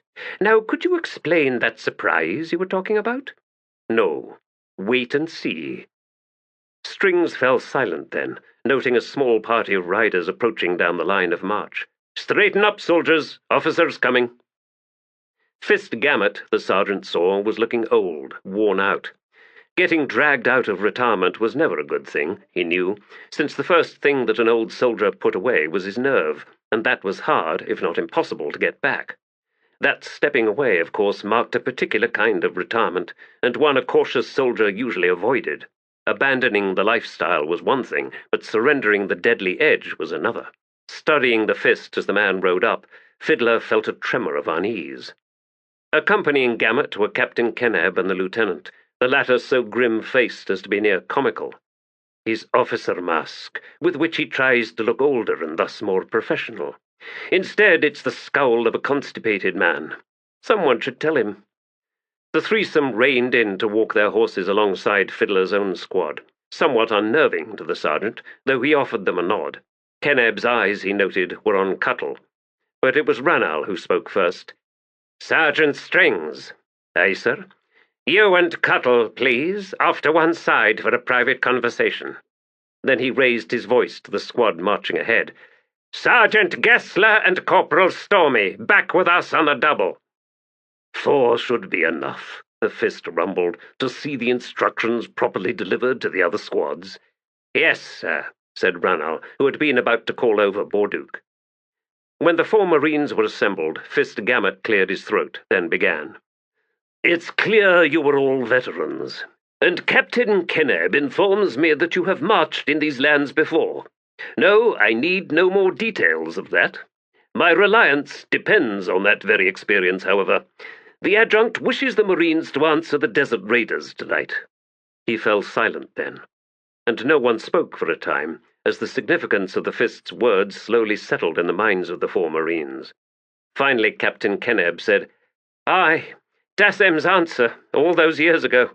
It's fortunate, then, that you'd planned on using the word line this evening. Simple enough to keep it going once the 3-way fight's finished." He leaned over slightly in his saddle and said to Fiddler, "You've the bird shit, Sergeant? What are the odds running at right now?" "Maybe says it's about 40 to 1, Fiddler replied, keeping his face straight. "Even better than I'd hoped," Keneb replied, leaning back. "But I should add, Sergeant, that I've convinced the fist to back your bird shit as well." 10 Jakatas, Gamut said, "and in this I rely upon the captain's experience, and yours, Sergeant, Strings." We'll do our best, sir." Gesler turned to Stormy. "Smell something, Corporal?" The huge Falari with the flint sword on his back scowled. "Ain't no scorpions on the coasts, damn it. Aye, Sergeant, I'm smelling something all right." "Get used to it," Cuttle advised. Ranal was looking confused, but wisely said nothing, for now. "Use the word line," Keneb said, resuming his instructions. "And remember, make sure the toughest squads are the ones showing their smiles." "Aye, Captain," Fiddler replied, wondering if he should reassess his opinion of Keneb. "One last thing," the man added. "Fist Gamut will be commanding the operation tonight. Accordingly, I want your 2 squads and Bordukes to double your duties tonight." "Oh, Hood's balls under a big rock." "Understood, Captain." The soldiers of the 14th Army were strangely arrayed throughout the encampment once the tents had been raised and the cook-fires started, seemingly casually seated in a manner that, if seen from on high, would have resembled a vast knotted rope. And following the meal, activities seemed to cease entirely, barring the reluctant marching out of the soldiers on first picket duty. In one particular place, centered on the Marines of the 9th Company of the 8th Legion, a somewhat different assembly of soldiers was apparent. A smallish, exclusive ring, surrounding a still smaller ring of daggers thrust into the ground, edge inward, at a spacing of 2 finger-widths. For the moment, that inner ring was empty, the sand smoothed flat and free of pebbles. Maybe was the last soldier to join the others, waiting impatiently around the modest arena, saying nothing, though his lips moved in a silent recitation of numbers and names. Seeing the eyes of the others on him, he gave a single nod. Fiddler swung to bottle. "Bring out Joyful Union, lad." Borduk and Gesler issued similar instructions for their respective combatants. The red-backed bastard had been named Mangonel by Borduk's squad, while Gesler and company had named their amber in-out scorpion Clawmaster. The 3 boxes were brought forward, and Fiddler said to his fellow sergeants, "All right, here and now we're to look upon our beauties, and so swear that no alterations have been made to them, either by sorcery or alchemy or any other means. They are natural as the day we first found them, unchanged. Each of us will examine each of the 3 scorpions, as closely as we might choose, including the assistance of a mage if desired, and then swear out loud, by whatever gods we normally swear by, as precise a statement of what we see as we can. Here, I'll start." He gestured, and the 3 boxes were set down just outside the knife ring. The first wooden container, Borduke's, had its lid removed, and Fiddler leaned close. He was silent for a long time, then he nodded. "I, Sergeant Strings of the 4th Squad in the 9th Company of the 8th Legion, swear by the ghosts of the dead house and every other nasty nightmare that haunts me, that the creature before me is a natural, unaltered, red-backed bastard scorpion." The sergeant then moved on to Gesler's champion, and after a long examination he sighed and nodded, repeating his sworn vow on behalf of the in-out scorpion scuttling about in the small wooden box. He then concluded with his own joyful union. Gesler followed the procedure, seeking the added opinions of both Tavos Pond and Sands during his protracted examination of Joyful Union, whilst Fiddler leaned back with a slight smile on his bearded face, waiting patiently until, with a snarl, Gesler swore his vow. "I, Sergeant Gesler of the 5th Squad in the 9th Company of the 8th Legion, swear by the 2 Lords of Summer, Fenner and Treach, that the creature before me is a natural, unaltered bird-shit scorpion. Even though I know there's something about it I'm not seeing, and I'm about to lose my life savings on the sergeant's wager." Fiddler's smile broadened momentarily. Borduke crawled up to Joyful Union and came as close as was possible without being stung, his face almost inside the small box. Since that draped the motionless creature in shadow, he cursed and leaned back slightly. "I should know about scorpions, shouldn't I? But all I ever do is stamp on them, like any sane man would do. Sure, I knew a whore once who kept one on a thong about her neck, as golden as the skin of her breasts. Tender nipples, you see, and she didn't like them manhandled." "Get on with it," Gesler snapped. "Don't rush me. I don't like being rushed." "All right, I won't rush you. Just swear your damned vow before my heart flies out to fill my breeches." "I, Borduke of the 6th Squad in the 9th Company of the 8th Legion, swear on the downy belly of the Queen of Dreams that the creature before me is a natural, unaltered bird-shit scorpion, and may my father's ghost remain in its tomb, since the inheritance was mine to lose anyway, right? Dead means you don't care anymore, right? It had better, because if it doesn't, then I'm doomed to paternal haunting for the rest of my days." "The worst kind," Lutz muttered. "Another word from you, soldier," Borduke growled, moving back into the circle, "and I'll make you the only one smiling later tonight." "Besides," Balgrid said, "it ain't the worst kind. Maternal haunting, now that's a killer. How long can a man stand being 7 years old?" "Will you two be quiet?" Borduke snarled, his large knuckled fingers clutching as if squeezing invisible throats. "We ready?" Fiddler quietly asked. "She'll hide, won't she?" Gesler demanded. "Wait till the other 2 have chopped and stabbed each other up before pouncing on the mangled survivor. That's it, isn't it? Her jelly brains are purer than theirs, purer and smarter, aren't they?" Fiddler shrugged. "Wouldn't know about that, Gesler. Are you done?" The bronze-hued Marine settled back, the muscles of his jaw bunching. "How's the word line, Cuttle?" "Been repeating every word since we first settled, Fid," the sapper replied.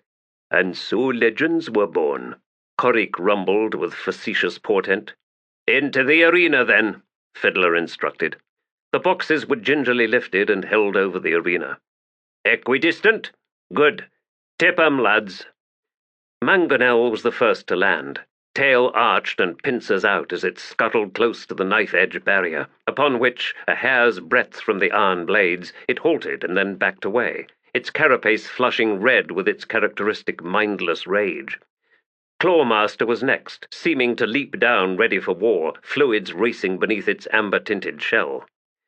Joyful Union came last, slow and measured, so low on the sand as to seem belly down. Pincers tucked away, tail curled to port and quiescent. Dwarfed by the other two scorpions, its black shells somewhere between glossy and flat. Its multiple legs scuttled it forward slightly, then it froze. Gesler hissed, "If she plucks a couple knives from the ring and uses them, I'm going to kill you, Fid." "No need," Fiddler replied, his attention divided between what was going on in the arena and Ib's running commentary, the man's voice harsh with tension as he waxed creative in describing what had, up to now, been essentially nothing worth comment. That suddenly changed as three things occurred almost simultaneously. Joyful Union sauntered into the middle of the arena. Mangonel's assortment of natural weapons all cocked in unison, even as the creature began backing up, its shell turning fiery red. Clawmaster suddenly wheeled and darted straight at the nearest wall of blades, halting a moment before impact, pincers waving wildly. "He wants Mummy, looks like, Hub," Korik dryly observed. Clawmaster's holder softly whimpered in answer. Then, after a frozen moment from all three scorpions, Joyful Union finally lifted its tail. Upon which all but Fiddler stared in utter disbelief, as Joyful Union seemed to split, horizontally, into two identical but thinner, flatter scorpions, that then raced outward, one to Mangonel, the other to Clawmaster, each like a village mongrel charging a bull bedouin, so extreme their comparative sizes. Red-backed Bastard and In-Out both did their best, but were no match in speed nor ferocity as tiny pincers snipped audibly through legs, through tail, through arm joints. Then, with the larger creature immobile and helpless, a casual, almost delicate stab of stinger. With In-Out's translucent shell, the horrid bright green of that poison was visible, and thus described in ghastly detail by Ib, as it spread out from the puncture until Clawmaster's once beautiful amber was gone, replaced by a sickly green that deepened before their eyes to a murky black. "Death is dung," Hub moaned. "Clawmaster." Mangonel suffered an identical fate. With its enemies vanquished, the two bird-shit scorpions rushed back into each other's arms, and, in the blink of an eye, were as one once more. "Cheat!" Stormy bellowed, rearing to his feet and fumbling to draw his flint sword. Gesler leapt up, and along with Truth, struggled to restrain their raging comrade. "We looked, Stormy," Gesler yelled. "We looked for anything. Then we swore. I swore. By Fenner and Treach, damn you! How could any of us have known Joyful Union wasn't just a cute name?" Glancing up, Fiddler met Cuttle's steady gaze. The sapper mouthed the words, "We're rich, you bastard." The sergeant, with a final glance at Gesler and Truth, who were dragging a foaming Stormy away, then moved to crouch down beside Ib. "All right, lad. What follows is for the Marines only, and especially the sergeants. We're about to become our own Joyful Union to big bad Mangonel tonight. I'll explain what the Adjunct has ordered. Repeat what I say, Ib, word for word. Got it?"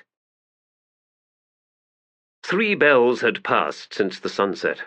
Dust from the whirlwind wall obscured the stars, making the darkness beyond the hearth fires almost impenetrable. Squads from the infantry trooped out to relieve those stationed at the pickets. In the Kundril camp, the warriors removed their heavy armor and prepared to settle in for the night. Along the army encampment's outermost trenches, Wiccan and Seti horse warriors patrolled. At the 4th Squad's fire, Fiddler returned from the company's wagons with his kit bag. He set it down and untied the drawers. Nearby sprawled Cuttle, his eyes glittering reflected flames, watching as the sergeant began withdrawing variously sized, hide-wrapped objects. Moments later, he had assembled a dozen such items, which he then began unwrapping, revealing the glint of polished wood and blackened iron. The others in the squad were busy checking over their weapons and armor one last time, saying nothing as the tension slowly built among the small group of soldiers. "Been some time since I last saw one of those," Cuttle muttered as Fiddler laid out the objects. "I've seen imitations, some of them almost as good as the originals." Fiddler grunted. "There's a few out there. It's the knockback where the biggest danger lies, since if it's too hard, the whole damn thing explodes upon release. Me and Hedge worked out this design ourselves. Then we found a mare jeweler in Malaz City. What she was doing there, I've no idea." "A jeweler? Not a weaponsmith?" "Aye. He began assembling the crossbow, and a wood carver for the stops and plugs. Those need replacing after 20 or so shots, when they're pulped. Or splitting, aye. It's the ribs, when they spring back, that's what sends the shockwave forward. Unlike a regular crossbow, where the quarrel's fast enough out of the slot to escape that vibration. Here the quarrel's a pig, heavy and weighted on the head end. It never leaves the slot as fast as you'd like, so you need something to absorb that knockback before it gets to the quarrel shaft. And the clay ball attached to it. Clever solution, Fid. It's worked so far. And if it does fail... Fiddler looked up and grinned. I won't be the one with breath to complain. The last fitting clicked into place, and the sergeant set the bulky weapon down, turning his attention to the individually wrapped quarrels. Cuttle slowly straightened. Those ain't got sharpers on them. Good no, I can throw sharpers. And that crossbow can lob cussers far enough? Hard to believe. Well, the idea is to aim and shoot, then bite a mouthful of dirt. I can see the wisdom in that, Fid. Now, you let us all know when you're firing, right? Nice and loud, aye. And what word should we listen for? Fiddler noticed that the rest of his squad had ceased their preparations and were now waiting for his answer. He shrugged. Duck, or sometimes what Hedge used to use, which was a scream of terror. He climbed to his feet. All right, soldiers, it's time. When the last grains trickled down, the adjunct turned from the hourglass and nodded to Gamut. When will you join your companies, Fist? In a few moments, adjunct. Although, because I intend to remain in my saddle, I will not ride out to them until the fighting starts. He saw her frown at that, but she made no comment, focusing instead on the two Wiccan youths standing near the tent's entrance. Have you completed your rituals? The lad, Nil, shrugged. We have spoken with the spirits, as you ordered. Spoken? That is all? Once, perhaps, we could have compelled, but as we warned you long ago in Erin, our power is not as it once was. Nether added, This land's spirits are agitated at the moment, easily distracted. Something else is happening. We have done all we could, Adjunct. At the very least, if the Desert Raiders have a shaman among them, there will be little chance of the secret's unveiling. Something else is happening, you said. What specifically? Before she could answer, Gamut said, Your pardon, Adjunct. I will take my leave now. Of course. The Fist left them to resume their conversation. A fog had settled on his mind, the moments before an engagement when uncertainty engendered unease and confusion. He had heard of this affliction claiming other commanders, but had not thought it would befall him. The rush of his own blood had created a wall of sound, muting the world beyond, and it seemed his other senses had dulled as well. As he made his way towards his horse, held ready by a soldier, he shook his head, seeking to clear it. If the soldier said something to him when he took the reins and swung up into the saddle, he did not hear it. The adjunct had been displeased by his decision to ride into the battle, but the added mobility was, to Gamut's mind, worth the risk. He set out through the camp at a slow canter. Fires had been allowed to die, the scenes surrounding him strangely ethereal. He passed figures hunched down around coals and envied them their freedom. Life had been simpler as a plain soldier. Gamut had begun to doubt his ability to command. Age is no instant purchase of wisdom, but it's more than that, isn't it? She may have made me a fist and given me a legion, and soldiers might well salute when they pass, though of course not here, in enemy territory, thank Hood. No, all these trappings are no assurance of my competence. This night shall be my first test. Gods, I should have stayed retired. I should have refused her insistence. Damn it, her assumption that I would simply accept her wishes. There was, he had come to believe, a weakness within him. A fool might call it a virtue, such pliable equanimity, but he knew better. He rode on, the fog of his mind growing ever thicker. 800 warriors crouched motionless, ghostly, amidst the boulders on the plain. Wearing dulled armor and talabas the color of the terrain around them, they were virtually invisible, and Korab Bilan Thenoalas felt a surge of dark pride, even as another part of his mind wondered at Leoman's protracted hesitation. Their war chief lay flat on the slope's rise 10 paces ahead, He had not moved in some time. Despite the chill, sweat trickled beneath Korab's armor, and he shifted his grip once more on the unfamiliar tulwar in his right hand. He'd always preferred axe-like weapons, something with a haft he could, if need be, grip with his other hand. He disliked the blade edge that reached down all the way to the hilt, and wished he'd had time to file it blunt for the first half of its length. I am a warrior who cannot tolerate sharp edges close to his body. Which spirits thought to make of me such an embodiment of confused irony? I curse them all. He could wait no longer, and slowly crawled up alongside Leoman of the Flails. Beyond the crest sprawled another basin, this one hummocked and thick with thorny brush. It flanked the encamped Malazan army on this side, and was between 60 and 70 paces in breadth. Foolish, Korab muttered, to have chosen to stop here. I think we need have nothing to fear from this adjunct. A breath slowly hissed from between Leoman's teeth. Aye, plenty of cover for our approach. Then why do we wait, War Chief? I am wondering, Korab. Wondering? About the Empress. She was once mistress of the Claw. Its fierce potency was given shape by her, and we have all learned to fear those mage assassins. Ominous origins, yes? And then, as Empress, there were the great leaders of her imperial military, Dujek One-Arm, Admiral Nock, Coltane, Greymane. But here, this night, War Chief, we face none of those. True, we face the adjunct Tavore, who was personally chosen by the Empress to act as the fist of her vengeance. Korab frowned, then he shrugged. Did the Empress not also choose High Fist Pormqual? Korbolo Dom? Did she not demote Whiskey Jack, the fiercest Malazan our tribes ever faced? And if the tales are true, she was also responsible for the assassination of Dassem Ultor. Your words are sharp, Korab. She is not immune to grave errors in judgment. Well then, let us make her pay for them. He twisted round and gestured his warriors forward. Korab Bilhan Thenu Alas grinned. Perhaps the spirits would smile on him this night. Pray that I find a worthy axe or mace among the countless dead Malazan soldiers. Borduk's squad had found a small hill for their position, swearing and cursing as they clawed their way to its modest summit, then began digging holes and repositioning rocks. Their hill was likely some old round barrow. The hummocks in this basin were far too regular to be natural.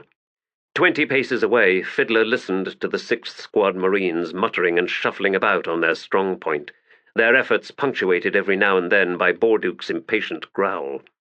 50 paces to the west, another squad was digging in on another hill, and the sergeant began to wonder if they'd held off too long. Barrows tended to be big heaps of rocks beneath the cloak of sandy soil, after all, and burrowing into them was never easy. He could hear rocks being pried loose, iron shovels grating on heavy granite, and a few tumbling wildly down the hillsides through the thick, brittle bushes. Hood's breath, how clumsy do you idiots have to get? As Korab was about to move on to the next cover, Leoman's gloved hand reached out and snagged his shoulder. The warrior froze. And now he could hear it. There were soldiers in the basin. Leoman moved up alongside him. Outlying pickets, he muttered under his breath. On those barrows. It seems she sent us a gift after all, the war chief added with a grin. Listen to them stumble about. They waited too long, and now the darkness confounds them. There was no difficulty in locating the enemy positions. They'd selected the barrows one and all, and were making loud work of digging in. And, Korab realized, they were spaced too far apart for mutual support. Each position could be easily isolated, surrounded, and every last soldier slaughtered, long before any relief could arrive from the main camp. Likely, Korab reflected as he slipped through the darkness towards the nearest enemy position, the Malazans had been anticipating a pre-dawn raid, identical to the first one. And so the adjunct had ordered the emplacements as a preemptive measure. But, as Leoman had once explained to him, every element of an army in the field needed to follow the rules of mutual support, even the pickets where first contact would occur. Clearly, the adjunct had failed to apply this most basic tenet. Added to her inability to control her Seti horse warriors, this was further proof, in Korab's eyes, of Tavore's incompetence. He adjusted his grip on the tulwar, halting 15 paces from the nearest strongpoint. He could actually see the helms of at least 2 of the Malazan soldiers, poking up over the holes they had dug. Korab concentrated on slowing his breathing and waited for the signal. Gamut reined in at the edge of the now unoccupied marine camp. The quiet call would have gone out through the rest of the army, awakening the cutters and healers. Precautionary, of course, since there was no way to predict whether the raiders would attack from the approach the Adjunct had arranged. Given that all the other angles held either natural obstacles or easily defensible positions, the desert war leader might well balk at such an obvious invitation. As he waited, the Fist began to think that nothing would come of this gambit, at least on this night. And what were the chances that a day's march would bring the army to yet another ideal combination of terrain and timing? He settled back in the saddle, the strange, clawing lassitude in his mind deepening. The night had, if anything, grown even darker, the stars struggling to pierce the veil of suspended dust. A cape moth flitted in front of his face, triggering an involuntary flinch. An omen? He shook himself and straightened once more. 3 bells remained before dawn, but there could be no recall, and so the Marines would take shifts on the wagons come the morrow's march. And I had better do the same, if we're to repeat this. A wavering wolf howl broke the stillness of the night. Although Korab had been waiting for it, he was still startled into a momentary immobility. To either side, warriors rose from their cover and sprinted for the barrow. Arrows whispered, struck the visible helms with solid crunching sounds. He saw one of those bronze helms spin away through the air, realized that it had not been covering a soldier's head. A flash of unease. War cries filled the air, the glint of heavily armored figures rising up on the barrows, crossbows lowering. Smaller objects flew out, one of them striking the ground 5 paces to Korab's right. A detonation that stabbed at his ears. The blast threw him to one side, and he stumbled, then fell over a thorn bush. Multiple explosions, flames shot up to light the scene.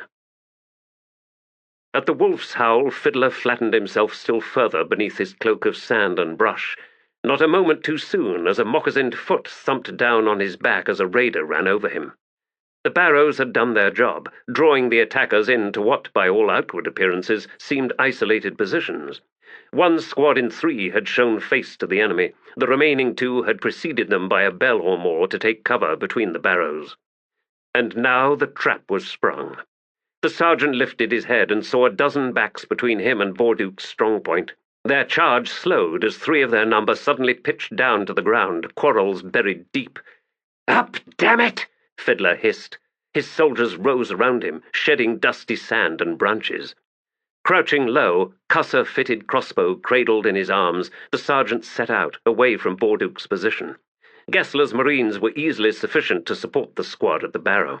Fiddler had seen a mass of raiders moving along the ridge beyond the basin, easily 200 in all, and suspected they were moving to flank the ambush. The narrowest of corridors awaited them, but if they overran the infantry picket stationed there, they could then strike into the heart of the supply camp. He grinned at the snapping crack of sharpers detonating behind him, along with the deadly whoosh of burners filling the basin with red flaring light. The raid had been stopped in its tracks, and confusion had snared the attackers. Fiddler and the 5 Marines trailing in his wake were low enough to keep their silhouettes from being backlit by the flames as they reached the base of the slope. They had ascended halfway to the ridge when Fiddler held up a fisted hand. Cuttle scrambled up beside him.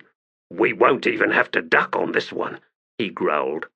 The sergeant raised his crossbow, sighting well above the crest line and settling the metal stock against his shoulder.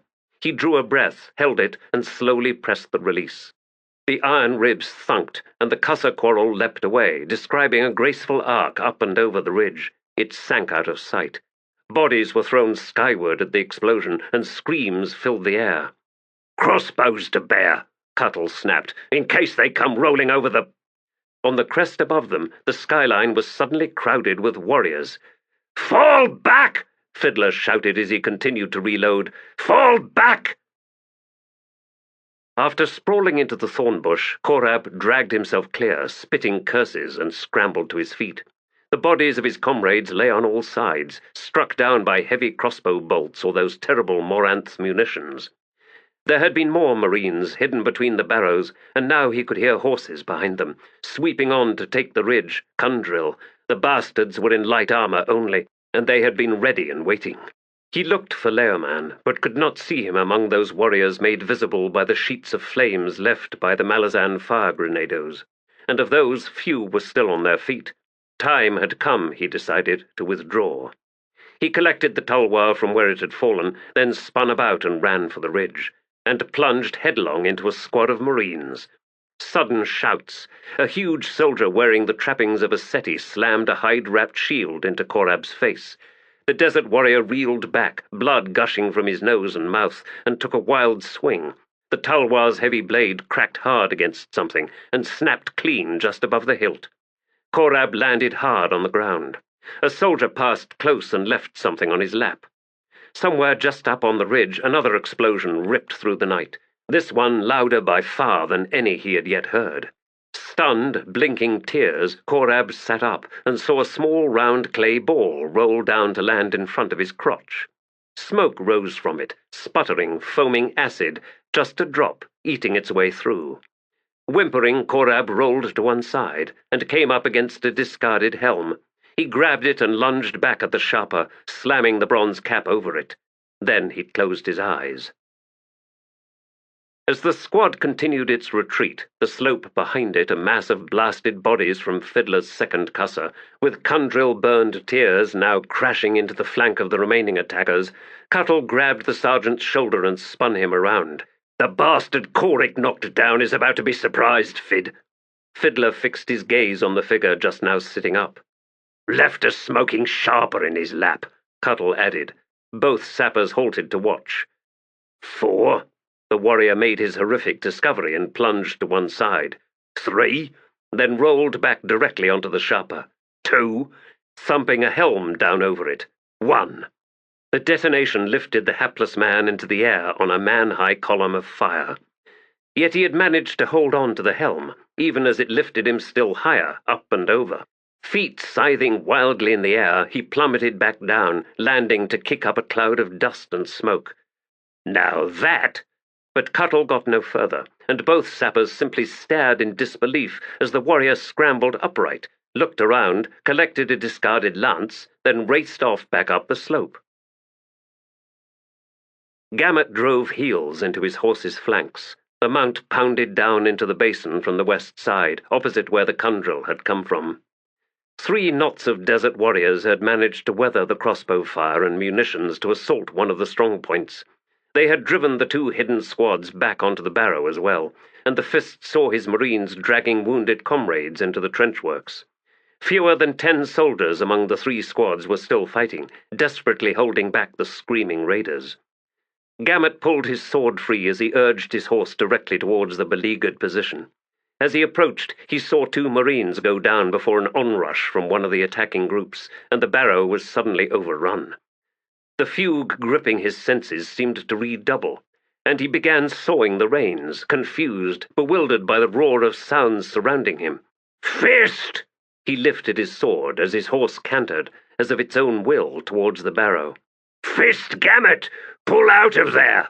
Too many voices, screams of the dying. The flames, they're falling away, darkness closing in. My soldiers are dying, everywhere. It's failed. The whole plan has failed. A dozen raiders were rushing at him, and more movement there to his right, another squad of Marines, fast closing, as if they'd been on their way to relieve the overrun strongpoint, but now they were sprinting in his direction. "I don't understand. Not here. The other way. Go there. Go to my soldiers." He saw something large fly from one of the Marines' hands, down into the midst of the warriors attacking him. "Fist!" 2 lances whipped out, seeking him. Then the night exploded.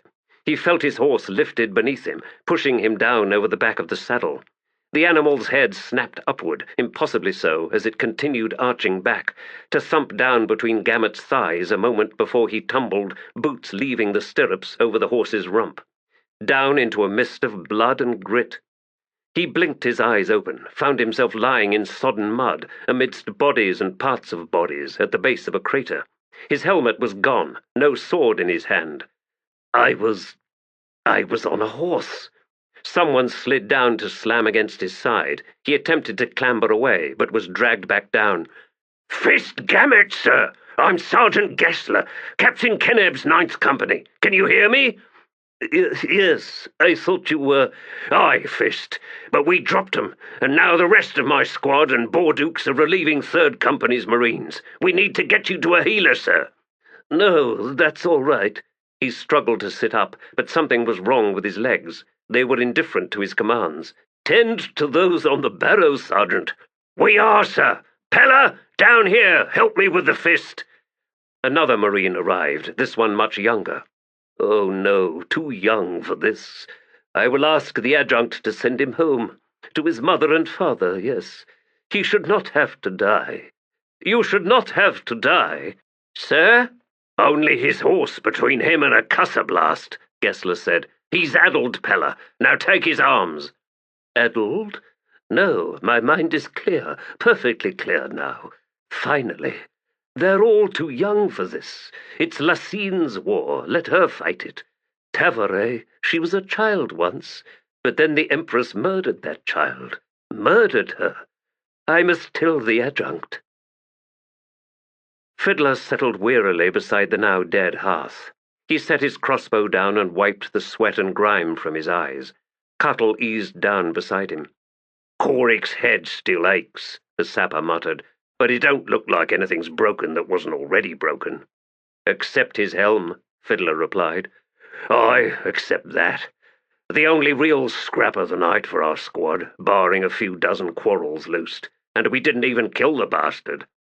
You got too cute, Cuttle, the man sighed. Aye, I did. Must be getting old. That's what I concluded. Next time, just stab a pig sticker in the bastard. Amazed he survived it in any case. The pursuit by the Control had taken the burned tiers far beyond the ridge, and what had begun as a raid against a Malazan army was now a tribal war. 2 bells remained before dawn. Infantry had moved out into the basin to collect wounded, retrieve quarrels, and strip down the Malazan corpses, leaving nothing for the enemy to use. The grim, ugly conclusion to every battle, the only mercy the cover of darkness. Sergeant Gesler appeared out of the gloom and joined them at the lifeless hearth. He drew off his gauntlets and dropped them into the dust, then rubbed at his face. Cuttle spoke. Heard a position was overrun. Aye, we'd had it in hand, at least to start. Closing in fast. Most of the poor bastards could have walked away from that barrow. As it is, only 4 did. Fiddler looked up. Out of 3 squads? Gesler nodded, then spat into the ashes. Silence. Then Cuttle grunted. Something always goes wrong. Gesler sighed, collected his gauntlets and rose. Could have been worse. Fiddler and Cuttle watched the man wander off. What happened, do you think? Fiddler shrugged. I suppose we'll find out soon enough. Now find Corporal Tar and get him to gather the rest. I need to explain all the things we did wrong tonight. Starting with you leading us up the slope? Fiddler grimaced. Starting with that, aye. Mind you, if you hadn't, Cuttle mused, more of those raiders could have followed down to the overrun barrow through the breach. Your lobbed cussa did its work, distracted them, long enough for the Control to arrive and keep them busy. Even so, the sergeant conceded, but if we'd been alongside Gesler, maybe we could have saved a few more Marines. Or messed it up worse, Fid. You know better than to think like that. I guess you're right. Now gather them up. Aye. Gamut looked up as the Adjunct entered the cutter's tent. She was pale, from lack of sleep no doubt, and had removed her helm, revealing her short-cropped, mouse-coloured hair. I will not complain, Gamut said as the healer finally moved away. Regarding what? The Adjunct asked, head turning to scan the other cots on which wounded soldiers lay. The removal of my command, he replied, her gaze fixed on him once more. You were careless, Fist, in placing yourself at such risk. Hardly cause to strip you of your rank. My presence diverted Marines rushing to the aid of their comrades, Adjunct. My presence resulted in lives lost. She said nothing for a moment, then stepped closer. Every engagement takes lives, Gamut. This is the burden of command. Did you think this war would be won without the spilling of blood? He looked away, grimacing against the waves of dull pain that came from forced healing. The cutters had removed a dozen shards of clay from his legs. Muscles had been shredded. Even so, he knew that the lady's luck had been with him this night. The same could not be said for his hapless horse. I was a soldier once, Adjunct, he rasped. I am one no longer. This is what I discovered tonight. As for being a fist, well, commanding house guards was a fair representation of my level of competence. An entire legion? No. I am sorry, Adjunct. She studied him, then nodded. It will be some time before you are fully recovered from your wounds. Which of your captains would you recommend for a temporary field promotion? Yes, the way it should be done. Good. Captain Keneb, Adjunct. I concur. And now I must leave you. The Kundril are returning. With trophies, I hope. She nodded. Gamut managed to smile. That is well. The sun was climbing near zenith when Korab Bilhan Thenualas reined in his lathered horse alongside Leoman. Other warriors were straggling in all the time, but it might be days before the scattered elements of the company were finally reassembled. In light armor, the Kundril had been able to maintain persistent contact with the Raraku horse warriors and had proved themselves fierce and capable fighters. The ambush had been reversed, the message delivered with succinct precision. They had underestimated the Adjunct. Your first suspicions were right, Korab growled as he settled down in his saddle, the horse trembling beneath him. The Empress chose wisely. Leoman's right cheek had been grazed by a crossbow quarrel, leaving a crusted brown line that glistened in places through the layer of dust. At Korab's observation he grimaced, leaned to one side, and spat. Who'd curse those damned Marines? Korab continued. If not for their grenados and those assault crossbows, we would have taken them all down. Would that I had found one of those crossbows. The loading mechanism must be— Be quiet, Korab, Leoman muttered. I have orders for you. Select a worthy messenger and have him take 3 spare horses and ride back to Sha'ik as fast as he can. He is to tell her I will be continuing with my raids, seeking the pattern to this Adjunct's responses, and will rejoin the Chosen One 3 days before the Malazan army arrives. Also, that I no longer hold any faith in Korbolo Dom's strategy for the day of battle, nor his tactics. Aye, Korab, she will not listen to such words, but they must be said before witnesses. Do you understand? I do, Leoman of the Flails, and I shall choose the finest rider among us. Go, then. Chapter 20. Shadow is ever besieged, for that is its nature, whilst darkness devours and light steals. And so one sees shadow ever retreat to hidden places, only to return in the wake of the war between dark and light. Observations of the Warrens. Insala Nenora. The rope had visited the Edor ships. Corpses lay everywhere, already rotting on the deck beneath squabbling, shrieking gulls and crows. Cutter stood near the prow and watched in silence as Apsalar walked among the bodies, pausing every now and then to examine some detail or other, her measured calm leaving the Daru chilled. They had drawn the sleek runner up alongside, and Cutter could hear its steady bumping against the hull as the morning breeze continued to freshen. Despite the enlivening weather, lassitude gripped them both. They were to sail away, but precisely where had not been specified by the patron god of assassins. Another servant of shadow awaited them, somewhere. He tested his left arm once more, lifting it out to the side. The shoulder throbbed, but not as badly as yesterday. Fighting with knives was all very well, until one had to face an armored sword-wielder. Then the drawbacks to short-bladed, close-in stickers became all too apparent. He needed, he concluded, to learn the use of the bow. And then, once he'd acquired some competence, perhaps a long knife, a 7 cities weapon that combined the advantages of a knife with the reach of a 3/4 length longsword. For some reason, the thought of using a true long sword did not appeal to him. Perhaps because it was a soldier's weapon, best used in conjunction with a shield or buckler. A waste of his left hand, given his skills. Sighing, Cutter looked down at the deck and, fighting revulsion, scanned the corpses beneath the jostling birds. And saw a bow. Its string had been cut through, and the arrows lay scattered out from a quiver still strapped to an Edur's hip. Cutter stepped over and crouched down. The bow was heavier than it looked, sharply recurved and braced with horn. Its length was somewhere between a longbow and a horse warrior's bow, probably a simple short bow for these Edur. Unstrung, it stood at a height matching Cutter's shoulders. He began collecting the arrows, then, waving to drive back the gulls and crows, he dragged the archer's corpse clear and removed the belted quiver. He found a small leather pouch tied near it containing a half-dozen waxed strings, spare fletching, a few nuggets of hard pine sap, a thin iron blade, and 3 spare barbed arrowheads. Selecting one of the strings, Cutter straightened. He slipped one of the cord-bound ends into the notch at the bow's base end, then anchored the weapon against the outside of his right foot and pushed down on the upper rib. Harder than he'd expected. The bow shook as he struggled to slip the loop into the notch. Finally succeeding, Cutter lifted the bow for a more gauging regard, then drew it back. The breath hissed between his teeth as he sought to hold the weapon taut. This would, he realized as he finally relaxed the string, prove something of a challenge. Sensing eyes on him, he turned. Apsalar stood near the mainmast. Flecks and globules of dried blood covered her forearms. "What have you been doing?" he asked. She shrugged. "Looking around." "Inside someone's chest? We should go." "Have you decided where yet?"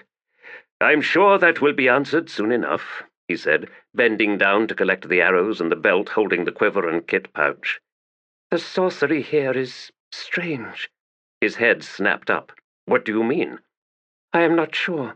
My familiarity with Warrens is somewhat vicarious." "I know." "But," she continued, "if this is Corald Emulan, then it is tainted in some way, necromantically. Life and death magics carved directly into the wood of this ship, as if warlocks and shoulder women had done the consecrating." Cutter frowned. "Consecrating? You make it sound as if this ship was a temple." "It was. Is. The spilling of blood has done nothing to desecrate it, which is precisely my point. Perhaps even Warrens can sink into barbarity." "Meaning the wielders of a Warren can affect its nature. My late uncle would have found the notion fascinating. Not desecration, then, but denigration." She slowly glanced around. "Rashan, Menas, Thir." He comprehended the thought. "You think all Warrens accessible to humans are in fact denigrations of Elder Warrens?" She raised her hands then. "Even blood decays." Cutter's frown deepened. He was not sure what she meant by that, and found himself disinclined to ask. Easier, safer to simply grunt and make his way to the gunwale. "We should make use of this breeze, assuming you're done here." In answer, she walked to the ship's side and clambered over the rail. Cutter watched her climb down to the runner, taking her place at the tiller. He paused for a final look around, and stiffened. On the distant strand of Drift Avali, there stood a lone figure, leaning on a 2-handed sword. Traveller. And Cutter now saw that there were others, squatting or seated around him, a half-dozen Malazan soldiers. In the trees behind them stood Tist Andi, silver-haired and ghostly. The image seemed to burn in his mind, as of a touch so cold as to feel like fire. He shivered, pulling his gaze away with an effort, and quickly joined Apsalar in the runner, taking the mooring line with him. He set the oars in their locks and pushed the craft away from the ship's black hull. "I believe they intend to commandeer this Edur Dromon," Apsalar said. "What about protecting the throne?" "There are demons from Shadow on the island now. Your patron god has clearly decided to take a more active role in defending the secret." "Your patron god? Thank you for that, Apsalar. And who was it who held your soul cupped in his 2 hands, a killer's hands? Why not just take it back to the Shadow Realm?" "No doubt if he could, he would," she replied. "But when Anamanda Rake placed his kin here to guard it, he also wrought sorcery around the throne. It will not be moved." Cutter shipped the oars and began preparing the sail. Then Shadow Throne need only come here and plant his scrawny arse on it, right? He disliked her answering smile. Thus ensuring that no one else could claim its power, or the position of King of High House Shadow. Unless, of course, they killed Shadow Throne first. A god of courage and unassailable power might well plant his scrawny arse on that throne to end the argument once and for all. But Shadow Throne did just that once before, as Emperor Kellanved. He did? He claimed the first throne, the throne of the T'lani Mas. Oh. Fortunately, Apsalar continued, as Shadow Throne he has shown little interest in making use of his role as Emperor of the T'lani Mas. Well, why bother? This way he negates the chance of anyone else finding and taking that throne, while his avoidance of using it himself ensures that no one takes notice he has it in the first place. Gods, I'm starting to sound like Krupp. In any case, that seems clever, not cowardly. She studied him for a long moment. I had not thought of that. You are right, of course. Unveiling power invites convergence, after all. It seems Shadow Throne has absorbed well his early residence in the Dead House. More so, perhaps, than Cotillion has. Aye, it's an Azath tactic, isn't it? Negation serves to disarm. Given the chance, he'd probably plant himself in every throne in sight. Then, with all the power accrued to him, he would do nothing with it. Nothing at all. Her eyes slowly widened. He frowned at her expression. Then his heart started pounding hard. No, I was only kidding. That's not just ambitious, it's insane. He could never pull it off. But what if he did? All the games of the gods would be seriously curtailed. Crocus, have you stumbled onto the truth? Have you just articulated Shadow Throne's vast scheme? His prodigious gambit to achieve absolute domination? Only if he is truly mad, Apsalar, the Daru replied, shaking his head. It's impossible. He would never succeed. He would not even get close. Apsalar settled back on the tiller as the sails filled and the runner leapt forward. For 2 years, she said, Dancer and the Emperor vanished, left the Empire for Surly to rule. My stolen memories are vague of that time, but I do know that both men were changed, irrevocably, by all that happened to them during those 2 years. Not just the play for the Shadow Realm, which no doubt was central to their desires. Other things occurred, truths revealed, mysteries uncovered. One thing I know for certain, Crocus, is that for most of those 2 years, Dancer and Kellanved were not in this realm. Then where in Hood's name were they? She shook her head. I cannot answer that question, but I sense that they were following a trail, one that wound through all the warrens, and to realms where even the known warrens do not reach. What kind of trail? Whose? Suspicions. The trail had something to do with, well, with the houses of the Azath. Mysteries uncovered indeed. The Azath, the deepest mystery of them all. You should know, Crocus, Apsalar continued, that they knew that Surly was waiting for them. They knew what she had planned, yet they returned nonetheless. But that makes no sense. Unless she proceeded to do precisely what they wanted her to do. After all, we both know that the assassinations failed in killing either of them. The question then becomes, what did that entire mess achieve? A rhetorical question? She cocked her head. No. Surprised. Kata rubbed at the bristle on his jaw, then shrugged. All right. It left Surly on the Malazan throne. Empress Lasine was born. It stripped from Kellanved his secular seat of power. Let's ask it another way. What if Kellanved and Dancer had returned and successfully reclaimed the imperial throne? But at the same time, they had taken over the Shadow Realm. Thus, there would be an empire spanning 2 warrens, an empire of shadow. He paused, then slowly nodded. They wouldn't have stood for that. The gods, that is. Ascendants of all kinds would have converged on the Malazan Empire. They would have pounded the empire and the 2 men ruling it into dust. Probably. And neither Kellanved nor Dancer was in any position to mount a successful resistance to such a protracted assault. They'd yet to consolidate their claim on the Shadow Realm. Right. So they orchestrated their own deaths, and kept their identity as the new rulers of Shadow a secret for as long as they could, whilst laying out the groundwork for a resumption of their grand schemes. Well, that's all very cozy, if more than a little diabolical. But does it help us answer the question of what they're up to right now? If anything, I'm more confused than ever. Why should you be? Cotillion recruited you to see to the true throne of shadow on Drifter Valley, the outcome of which could not have proved more advantageous to him in Shadow Throne. Darist dead, the sword Vengeance removed and in the hands of a darkly fated wanderer. The Adur expedition wiped out, the secret thus resurrected and likely to remain unviolated for some time to come. True, it ended up demanding Cotillion's direct, most personal intervention, which he would have liked to have avoided, no doubt. Well, I doubt he would have bothered had not the hound balked. What? I called upon Blind. You were already down, and one of the Adur mages made the hound cower with a single word. Ah, then Cotillion has learned yet another vital fact. He cannot rely upon the hounds when dealing with the Tist Adur, for the hounds remember their original masters. I suppose so. No wonder he was disgusted with Blind. They would have continued, Cutter taking full advantage of Apsalar's lapse in taciturnity, had not the sky suddenly darkened, shadows rising on all sides, closing and swallowing them. A thunderous crash. The huge tortoise was the only object to break the flat plain, lumbering with the infinite patience of the truly mindless across the ancient seabed.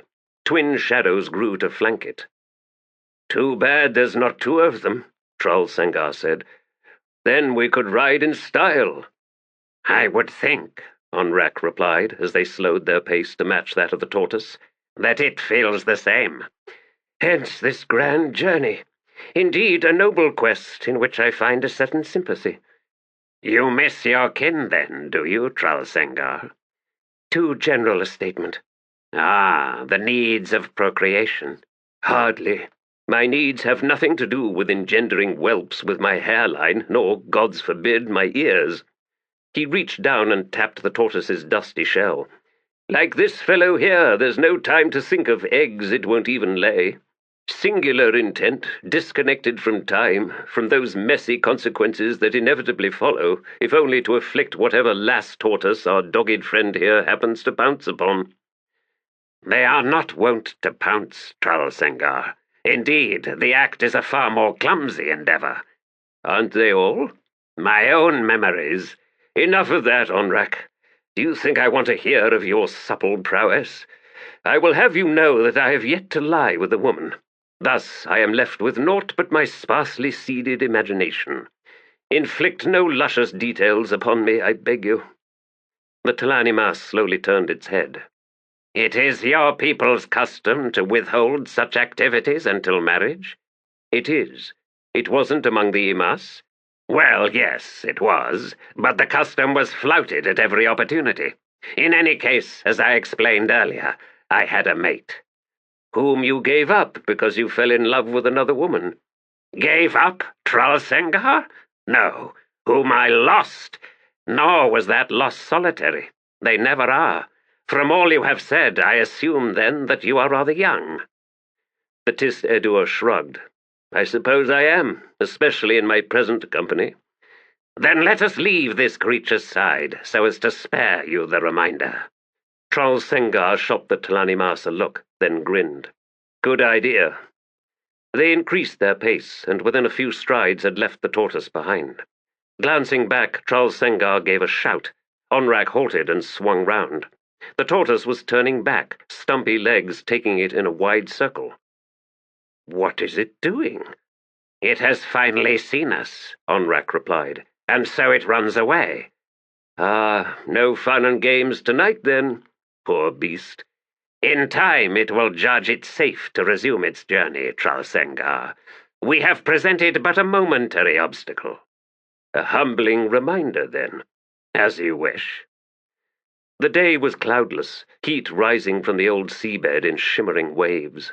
The Oddhand's grassy steppes resumed a few thousand paces ahead. The salt-crusted ground resisted signs of passages, though Onrak could detect the subtle indications left behind by the 6 renegade Talanimas, a scrape here, a scuff there. One of the 6 dragged a leg as it walked, whilst another placed more weight on one side than the other. They were all no doubt severely damaged. The ritual, despite the cessation of the vow itself, had left residual powers, but there was something else as well, a vague hint of chaos, of unknown warrens, or perhaps familiar ones twisted beyond recognition. There was, Onrak suspected, a bone caster among those 6.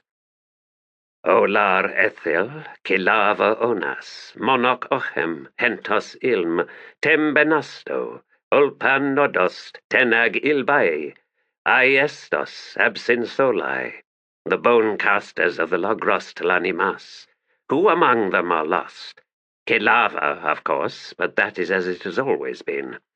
Hentos Ilm and Monarch Ochem have both in their turn partaken of the hunt. Olar Ethil seeks the other armies of the Tlanimas, for the summons was heard by all. Benasto and Ulpan remain with Logros. Aiestos was lost here on the Jag Odhan in the last war. I know naught of the fate of Absinsolae, leaving Tenag Ilbai, whom Logros sent to the Kron to aid in the later-on wars. Thus, Absinsolae, Tenag Ilbai, or Aestos. Of course, there was no reason to assume that the renegades were from the Logros, although their presence here on this continent suggested so, since the caves and the weapons caches were not the only ones to exist. Similar secret places could be found on every other continent. Yet these renegades had come to 7 cities, to the very birthplace of the First Empire, in order to recover their weapons, and it was Logros who was tasked with the holding of the homeland. Tralsengar? Yes? What do you know of the cult of the Nameless Ones? Only that they're very successful. The Tlanimas cocked its head. What do you mean? Well, their existence has remained hidden from me. I've never heard of them. Ah. Logros commanded that the first throne be removed from this land because the Nameless Ones were drawing ever closer to discovering its location. They had come to realize that its power could be claimed, that the Tlanimas could be made to bow in service to the first mortal to seat him or herself upon it. And Logros didn't want one of these Nameless Ones to be that mortal. Why? What terrible purpose drives them? And before you answer, Onrak, I should tell you that as far as I am concerned, terrible purpose has rather dire measure, given both your kind and my own. I understand, Tralsengar, and it is a valid point you make. The Nameless Ones serve the houses of the Azath. Logros believed that had a priest of that cult taken the first throne, the first and only command given to the Tlanimas would be to voluntarily accept eternal imprisonment. We would have been removed from this world. So the throne was moved. Yes, to a continent south of 7 cities, where it was found by a mage, Kelanved, the emperor of the Malazan Empire. Who now commands all the Tlanimas? No wonder the Malazan Empire is as powerful as it seems to be. Then again, by now it should have conquered the whole world, since he could have called upon all the Tlanimas to fight his wars. The Emperor's exploitation of our abilities was modest, surprisingly constrained. He was then assassinated. The new Empress does not command us. Why didn't she just sit on the first throne herself? She would, could she find it. Ah, so you are free once more. So it seems, Onrak replied after a moment. There are other concerns, Tralsengar. Kelanved was resident in a house of the Azath for a time. They reached the slope beyond the salt flat, began making their way upward. These are matters of which I know very little, the Tistedur said. You fear that the Emperor was either one of these Nameless Ones or had contact with them. If so, then why didn't he issue that one command you so dreaded? We do not know. How did he manage to find the first throne in the first place? We do not know. All right. Now what has all this to do with what we are up to right now? A suspicion, Tralsengar, regarding where these 6 renegade Tlanimas are heading.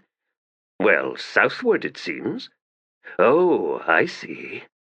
If there are among them kin of Logros, then they know where the first throne will be found. Well, is there any reason to believe that you are unique among the Tlanimas? Do you not think others of your kind may have arrived at the same suspicion? I am not sure of that. I share something with the renegades that they do not, Tralsengar. Like them, I am unburdened, freed from the ritual's vow. This has resulted in a certain liberation of thought. Monarch Achem and Ibra Golan pursue a quarry, and the mind of a hunter is ever consumed by that quarry. They reached the first rise and halted. Onrak drew out his sword and jammed it point first into the ground, so deep that it remained standing upright when he walked away from it. He took 10 paces before stopping once more. "What are you doing?" "If you do not object, Tral Sengar, I would await Monarch Ochem and Ibragolan. They, and Logros in turn, must be informed of my suspicion." "And you assume that Monarch will spare us the time to talk? Our last moments together were less than pleasant, as I recall. I'd feel better if you weren't standing so far away from your sword." The Tist Edur found a nearby boulder to sit on, and regarded Onrak for a long moment before continuing. "And what about what you did in the cave, where that Telan ritual was active?" He gestured at Onrak's new left arm, and the melded additions to the other places where damage had occurred. "It's obvious. That arm's shorter than your own, you know. Noticeably. Something tells me you weren't supposed to do what you did." "You are right, or would be, were I still bound by the vow." "I see. And will Monarch Ochem display similar equanimity when he sees what you have done?" "I do not expect so." "Didn't you proclaim a vow to serve me, Onrak?" The Tlanimas lifted its head. "I did." "And what if I don't want to see you put yourself, and me, I might add, at such risk?" "You make a valid point, Tral Sengar, which I had not considered. However, let me ask you this. These renegades serve the same master as do your kin. Should they lead one of your mortal kin to take the first throne, thus acquiring mastery over all the Tlanimas, do you imagine they will be as circumspect in using those armies as was Emperor Kelanved?" The Tistedur said nothing for a time, then he sighed. "All right. But you lead me to wonder, if the first throne is so vulnerable, why have you not set someone of your own choosing upon it?" "To command the first throne, one must be mortal. Which mortal can we trust to such a responsibility?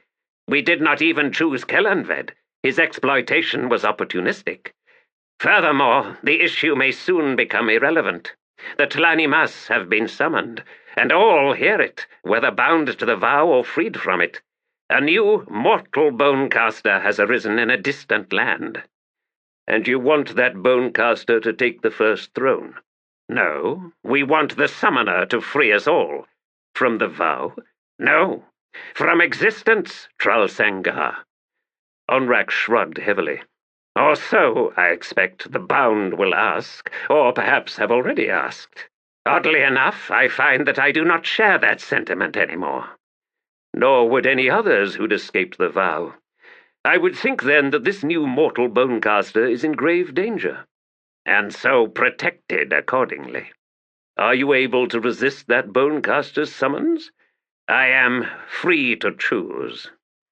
The Tistedur cocked his head. "It would seem, Onrak, that you are already free. Maybe not in the way that this bonecaster might offer you, but even so—" "Yes, but the alternative I represent is not available to those still bound by the vow." "Let's hope Monarch Ochem is not too resentful." Onrak slowly turned. "We shall see." Dust swirled upward from the grasses at the edge of the crest, twin columns that resolved into the bonecaster Monarch Ochem and the clan leader, Ibragolan. The latter lifted its sword and strode directly towards Onrak. Tral Sengar stepped into the warrior's path. "Hold, Ibragolan. Onrak has information you will want to hear. Bonecaster Monarch Ochem, you especially, so call off the clan leader. Listen first, then decide whether Onrak has earned a reprieve." Ibragolan halted, then took a single step back, lowering its sword. Onrak studied Monarch Ochem. Though the spiritual chains that had once linked them had since snapped, the bonecaster's enmity, Monarch's fury, was palpable. Onrak knew his list of crimes, of outrages, had grown long, and this last theft of the body parts of another Tlanimas was the greatest abomination, the most dire twisting of the powers of Telan thus far. "Monarch Ochem, the renegades would lead their new master to the first throne. They travel the paths of chaos. It is their intent, I believe, to place a mortal Tist Edur upon that throne. Such a new ruler of the Tlanimas would, in turn, command the new mortal bonecaster, the one who has voiced the summons." Ibragolan slowly turned to face Monarch Ochem, and Onrak could sense their consternation. Onrak then continued, "Inform Logros that I, Onrak, and the one to whom I am now bound, the Tist Edur Tralsengar, share your dismay. We would work in concert with you." "Logros hears you," Monarch Ochem rasped, "and accepts." The swiftness of that surprised Onrak, and he cocked his head. A moment's thought, then, "How many guardians protect the First Throne?" "None." Tralsengar straightened. "None?" "Do any Tlanimas remain on the continent of Quantali?" Onrak asked. "No, Onrak the Broken," Monarch Ochem replied. "This intention you describe was unanticipated. Logros's army is massed here in 7 cities. Onrak had never before experienced such agitation rattling through him, and he identified the emotion belatedly as shock. "Monarch Ochem, why has Logros not marched in answer to the summons?" "Representatives were sent," the Bonecaster replied. "Logros holds his army here in anticipation of imminent need." "Need? And none can be spared?" "No, Onrak the Broken. None can be spared. In any case, we are closest to the renegades." "There are, I believe, 6 renegades," Onrak said, "and one among them is a Bonecaster. Monarch Ochem, while we may well succeed in intercepting them, we are too few. At least let me find a worthy weapon," Tralsengar muttered. "I may end up facing my own kin after all." Ibragolan spoke. "Tist Edur, what is your weapon of choice?" "Spear. I am fair with a bow as well, but for combat, spear."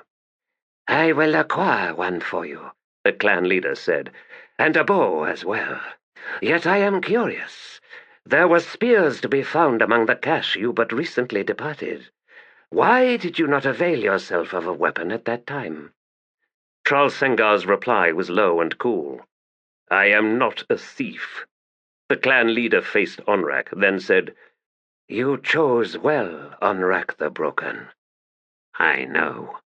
Monarch Ochem, has Logros a thought as to who the renegade Bonecaster might be?"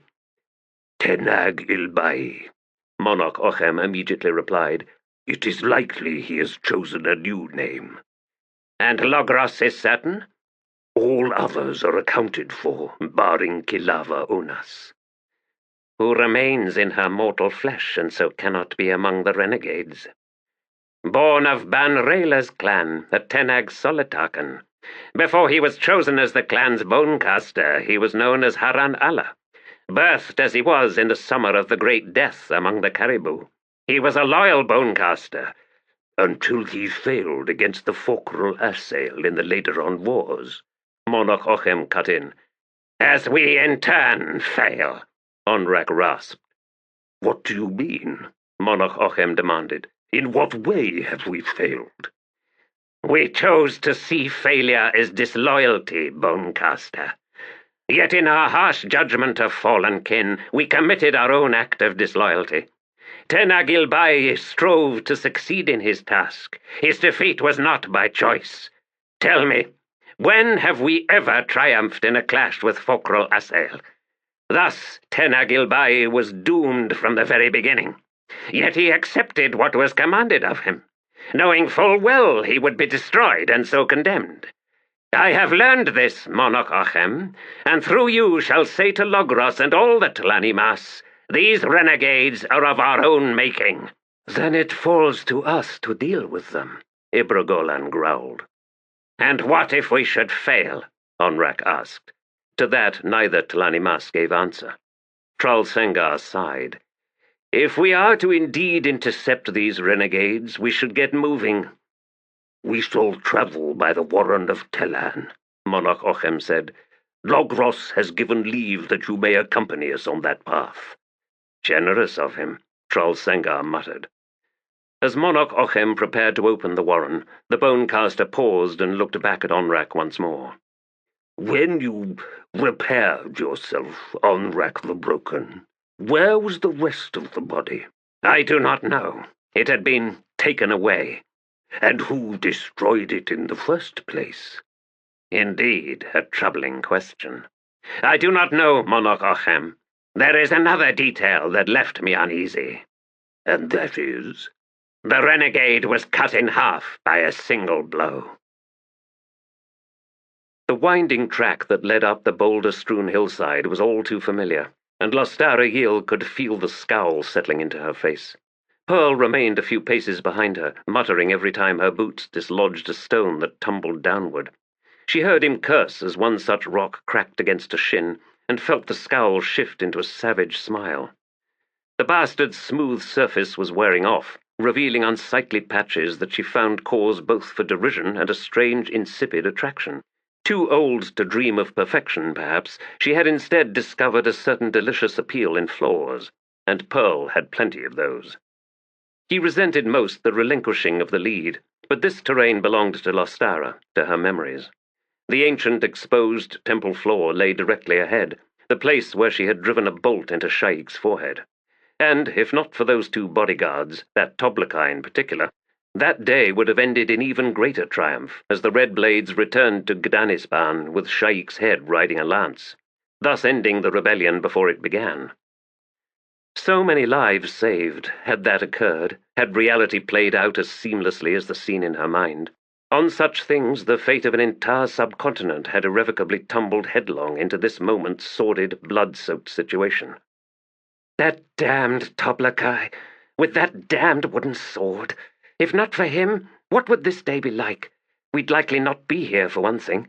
Felisin Paran would not have needed to cross all of 7 cities seeking to avoid murder at the hands of frenzied rebels. Coltane would be alive, closing the imperial fist around every smouldering ember before it rose in conflagration. And High Fist Pormqual would have been sent to the Empress to give an accounting of his incompetence and corruption. All but for that one obnoxious Toblaka. She passed by the large boulders they had hidden behind, then the one she had used to draw close enough to ensure the lethality of her shot. And there, 10 paces from the temple floor, the scattered remains of the last red blade to fall during the retreat. Lostara stepped onto the flagstone floor and halted. Pearl arrived at her side, looking around curiously. Lostara pointed. She was seated there. Those bodyguards didn't bother burying the red blades, he commented. No, why would they? Nor, the claw continued, it seems, did they bother with Sha'ik. He walked over to a shadowed spot between the 2 pillars of an old arched gate. Lostara followed, her heart suddenly pounding in her chest. The form was tiny, wrapped in wind-frayed tent cloth. The black hair had grown and grown long after death, and the effect, after Pearl crouched and tugged the canvas away to reveal the desiccated face and scalp, was horrific. The hole the quarrel had punched into her forehead revealed a skull filled with wind-blown sand. More of the fine grains had pooled in the corpse's eye sockets, nose, and gaping mouth. Raraku reclaims its own, Pearl muttered after a moment. And you're certain this was Sha'ik, lass? She nodded. The Book of Drijna was being delivered, as I explained, directly into her hands, from which it was prophesied a rebirth would occur, and that in turn would trigger the whirlwind, the apocalypse, the rebellion. Describe for me again these bodyguards. A Toblaka and the one known as Leoman of the Flails, Sha'ik's most personal bodyguards. Yet it would appear that the rebellion had no need for Sha'ik or the whirlwind. It was well underway by the time Felisin arrived at this place. So what occurred in that time?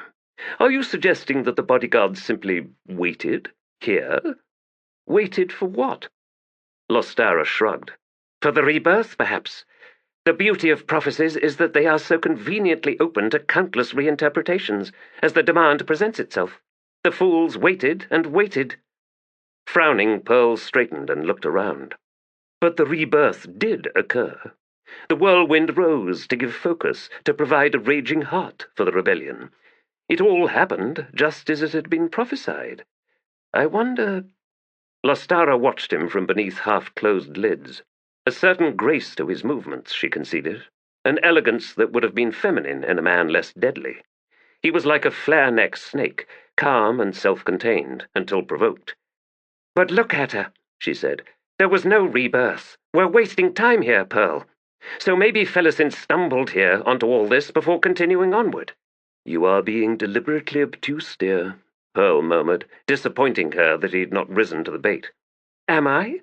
Her irritation deepened at the smile he flashed her. You are quite right, Lostara, in observing that nothing whatsoever could have been reborn from this corpse. Thus only one conclusion follows. The Sha'ik alive and well in the heart of Raraku is not the same Sha'ik. Those bodyguards found a replacement, an impostor, someone they could fit neatly into the role. The flexibility of prophecies you noted a moment ago would have served them well. Reborn. Very well. Younger in appearance, yes? An old woman cannot lead an army into a new war, after all. And further, an old woman would find it hard to convince anyone that she'd been reborn. Pearl. What? I refuse the possibility. Yes, I know what you are thinking, but it's impossible. Why? Nothing else fits. I don't care how well it fits. Is that all we mortals are? The victims of tortured irony to amuse an insane murder of gods? A murder of crows, a murder of gods. I like that, lass. As for tortured irony, more like exquisite irony. You don't think Felisin would leap at the chance to become such a direct instrument of vengeance against her sister? Against the empire that sent her to a prison mine? Fate may well present itself, but the opportunity still must be embraced, willfully, eagerly. There was less chance or coincidence in all this, more like a timely convergence of desires and necessities. We must return to the Adjunct, Lostara pronounced. Alas, the whirlwind stands between us. I can use no warrants to hasten our journey within that sphere of power, and it would take us far too long to go around it. Fear not, we shall endeavour to reach Tavore in time, with our ghastly revelation. But we shall have to pass through the whirlwind, through Raraku itself, and quietly, carefully. Discovery would prove fatal. You are delighted with this, aren't you? His eyes widened. A look of his of which she had grown far too fond, she realized with a surge of irritation. Unfair, my dear Lostara Yil. I am satisfied that the mystery has been solved, that our task of ascertaining Felisin's fate has been concluded. As far as we can take it at the moment, that is. And what of your hunt for the leader of the Talons? Oh, I think I will find satisfaction in that area soon as well. All things are converging nicely, in fact. See, I knew you were pleased. He spread his hands. Would you rather I lacerate my flesh in flagellation? At her cocked eyebrow, his gaze narrowed suspiciously for a brief moment. Then he drew a breath and resumed. We are nearly done, lass, with this mission, and soon we will be able to sit ourselves down in a cool tent, goblets of chilled wine in our hands, and ruminate at leisure over the countless discoveries we have made. I can't wait, she remarked dryly, crossing her arms. He swung about and faced the whirlwind. The roaring, shrieking maelstrom commanded the sky, spinning out an endless rain of dust. Of course, first we will have to breach the goddess's defences, undetected. You are of Pardue blood, so she will take no heed of you. I, on the other hand, am 1/4 Tist Andi. She started, breath catching. You are? He looked back, surprised. You didn't know? My mother was from Drifter Valley, a half-blood white-haired beauty, or so I'm told, as I have no direct recollection, since she left me with my father as soon as I'd been weaned. Lostara's imagination conjured up an image of Pearl suckling at his mother's breast, and found the scene alarming. So you were a live birth? And smiled at his offended silence. They made their way down the trail towards the basin, where the whirlwind's fierce storm raged ceaselessly, rising to tower over them the closer they approached. It was nearing dusk. They were short on food, though they had plenty of water, replenished from the spring near the ruined temple. Lostara's boots were falling apart around her feet, and Pearl's moccasins were now mostly wrapped rags. The seams of their clothing had frayed and grown brittle beneath the unrelenting sun. Leather had cracked, and iron had become pitted and layered in patination and rust stains from their harrowing passage through the Thurlan Warren. She felt worn out and weathered. In appearance, she knew, looking 10 years older than she was in truth. All the more reason for her alternating fury and dismay at seeing Pearl's hale, unlined face and his oddly shaped eyes so clear and bright. The lightness of his step made her want to brain him with the flat of her sword. "How do you intend to evade the Whirlwind's notice, Pearl?" she asked as they drew closer. He shrugged. "I have a plan, which may or may not work." "Sounds like most of your plans. Tell me, then, what precarious role do you have in mind for me?" "Rashan, Thir, and Manus," he replied. "The perpetual war. This fragment of warren before us is not fully comprehended by the goddess herself. Not surprising, since she was likely little more than a zephyr spirit to begin with. I, however, do comprehend. Well, better than her, anyway." "Are you even capable of answering succinctly? Do your feet hurt? Oh, the warrens of Mokra and Rashan and Omtos Felak, from which arise all aches below the knee. All right, fine. I intend to hide in your shadow." "Well, I'm already used to that, Pearl. But I should point out that whirlwind wall is obscuring the sunset rather thoroughly." "True, yet it exists nonetheless. I will just have to step carefully. Provided, of course, you make no sudden, unexpected moves." "In your company, Pearl, the thought has yet to occur to me." "Ah, that's good. I, in turn, feel I should point out, however, that you persist in fomenting a certain tension between us, one that is anything but, professional. Oddly enough, it seems to increase with every insult you throw my way. A peculiar flirtation." "Flirtation? You damned fool! I'd be much happier seeing you fall flat on your face and get beaten helpless by that damned goddess, if only for the satisfaction I'd receive." "Precisely as I was saying, dear." "Really? So if I was to pour boiling oil all over you, you'd be telling me, in between screams, to get my head out from between your—" She shut her mouth with an audible snap. Wisely, Pearl made no comment. "Flat of the sword? No, the edge. I want to kill you, Pearl. I know. But for the moment I'll settle with having you in my shadow." "Thank you. Now just walk on ahead, a nice even pace, straight into that wall of sand. And mind you squint your eyes right down. Wouldn't want those glorious windows of fire damaged." She'd expected to meet resistance, but the journey proved effortless. 6 steps within a dull ochre world, then out onto the blasted plain of Raraku, blinking in the dusk's hazy light. 4 more steps, out onto scoured bedrock, then she spun round. Smiling, Pearl raised both hands, palms upward, standing a pace behind her. She'd closed the distance, one gloved hand reaching up to the back of his head, the other reaching much lower as she closed her mouth on his. Moments later, they were tearing at each other's clothes. No resistance at all. Less than 4 leagues to the southwest, as darkness descended, Kalam Mekar awoke suddenly, sheathed in sweat. The torment of his dreams still echoed, even as their substance eluded him. That song again, I think, rising to a roar that seemed to grip the throat of the world. He slowly sat up, wincing at the various aches from his muscles and joints. Being jammed into a narrow, shadowed fissure was not conducive to restorative sleep. And the voices within the song, strange yet familiar, like friends who never sang a word in their lives. Nothing to quell the spirit. No, these voices give music to war. He collected his water skin and drank deep to wash the taste of dust from his mouth, then spent a few moments checking his weapons and gear. By the time he was done, his heart had slowed, and the trembling was gone from his hands. He did not think it likely that the Whirlwind Goddess would detect his presence, so long as he travelled through shadows at every opportunity. And, in a sense, he well knew night itself was naught but a shadow. Provided he hid well during the day, he expected to be able to reach Sha'ik's encampment undiscovered. Shouldering his pack, he set off. The stars overhead were barely visible through the suspended dust. Raraku, for all its wild, blasted appearance, was crisscrossed with countless trails. Many led to false or poisoned springs, others to an equally certain death in the wastes of sand. And beneath the skein of footpaths and old tribal cairns, the remnants of coastal roads wound atop the ridges, linking what would have been islands in a vast, shallow bay long ago. Kalam made his way in a steady jog across a stone-littered depression, where a half-dozen ships, the wood petrified and looking like grey bones in the gloom, had scattered their remnants in the hard-packed clay. The whirlwind had lifted the mantle of sands to reveal Raraku's prehistory, the long-lost civilizations that had known only darkness for millennia.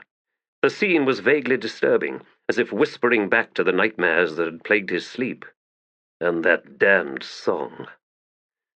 The bones of sea creatures crunched underfoot as the assassin continued on. There was no wind, the air almost preternatural in its stillness. 200 paces ahead, the land rose once more, climbing to an ancient, crumbled causeway. A glance up to the ridge froze Callum in his tracks. He dropped low, hands closing on the grips of his long knives. A column of soldiers was walking along the causeway, helmed heads lowered, burdened with wounded comrades, pikes wavering and glinting in the grainy darkness. Callum judged their numbers as close to 600. A third of the way along the column rose a standard.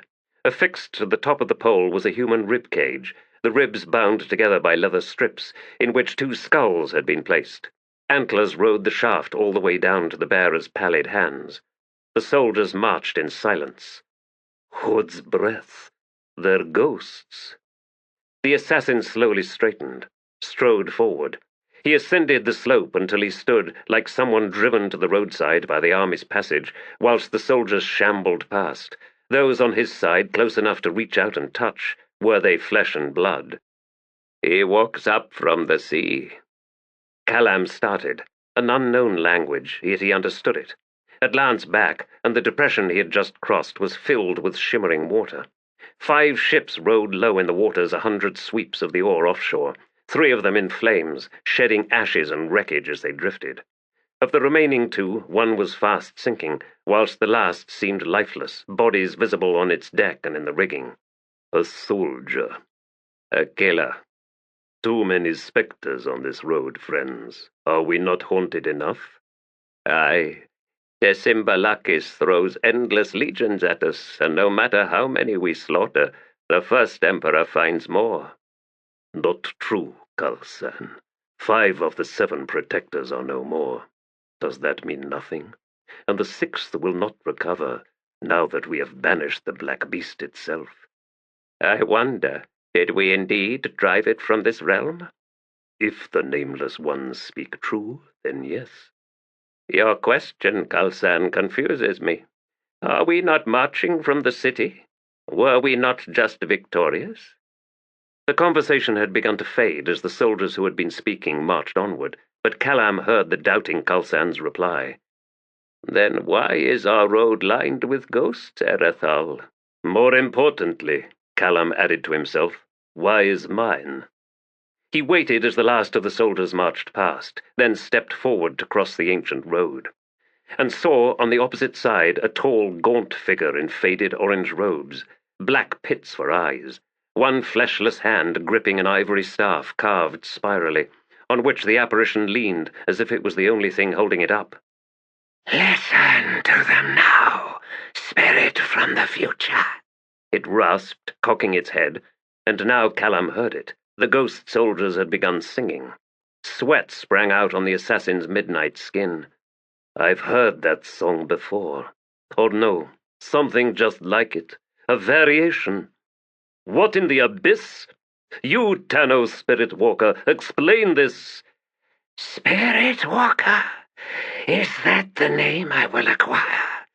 Is it an honorific or the acknowledgement of a curse? What do you mean, priest?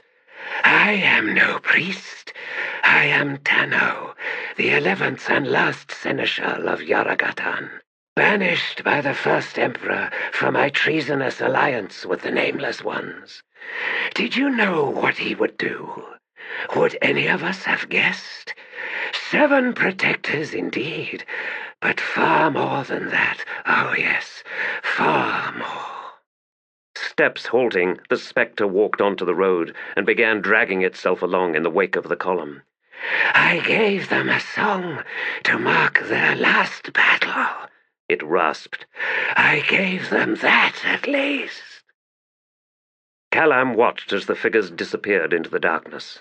He swung about. The sea was gone, the basin's bones revealed once more. He shivered. Why am I witness to these things? I'm reasonably certain I'm not dead, although I soon might be, I suppose. Are these death visions? He had heard of such things, but held little stock in them. Hood's embrace was far too random to be knotted into the skein of fate, until it had already occurred, or so the assassin's experience told him. He shook his head and crossed the road, slipping down the crumbling verge to the boulder-strewn flat beyond.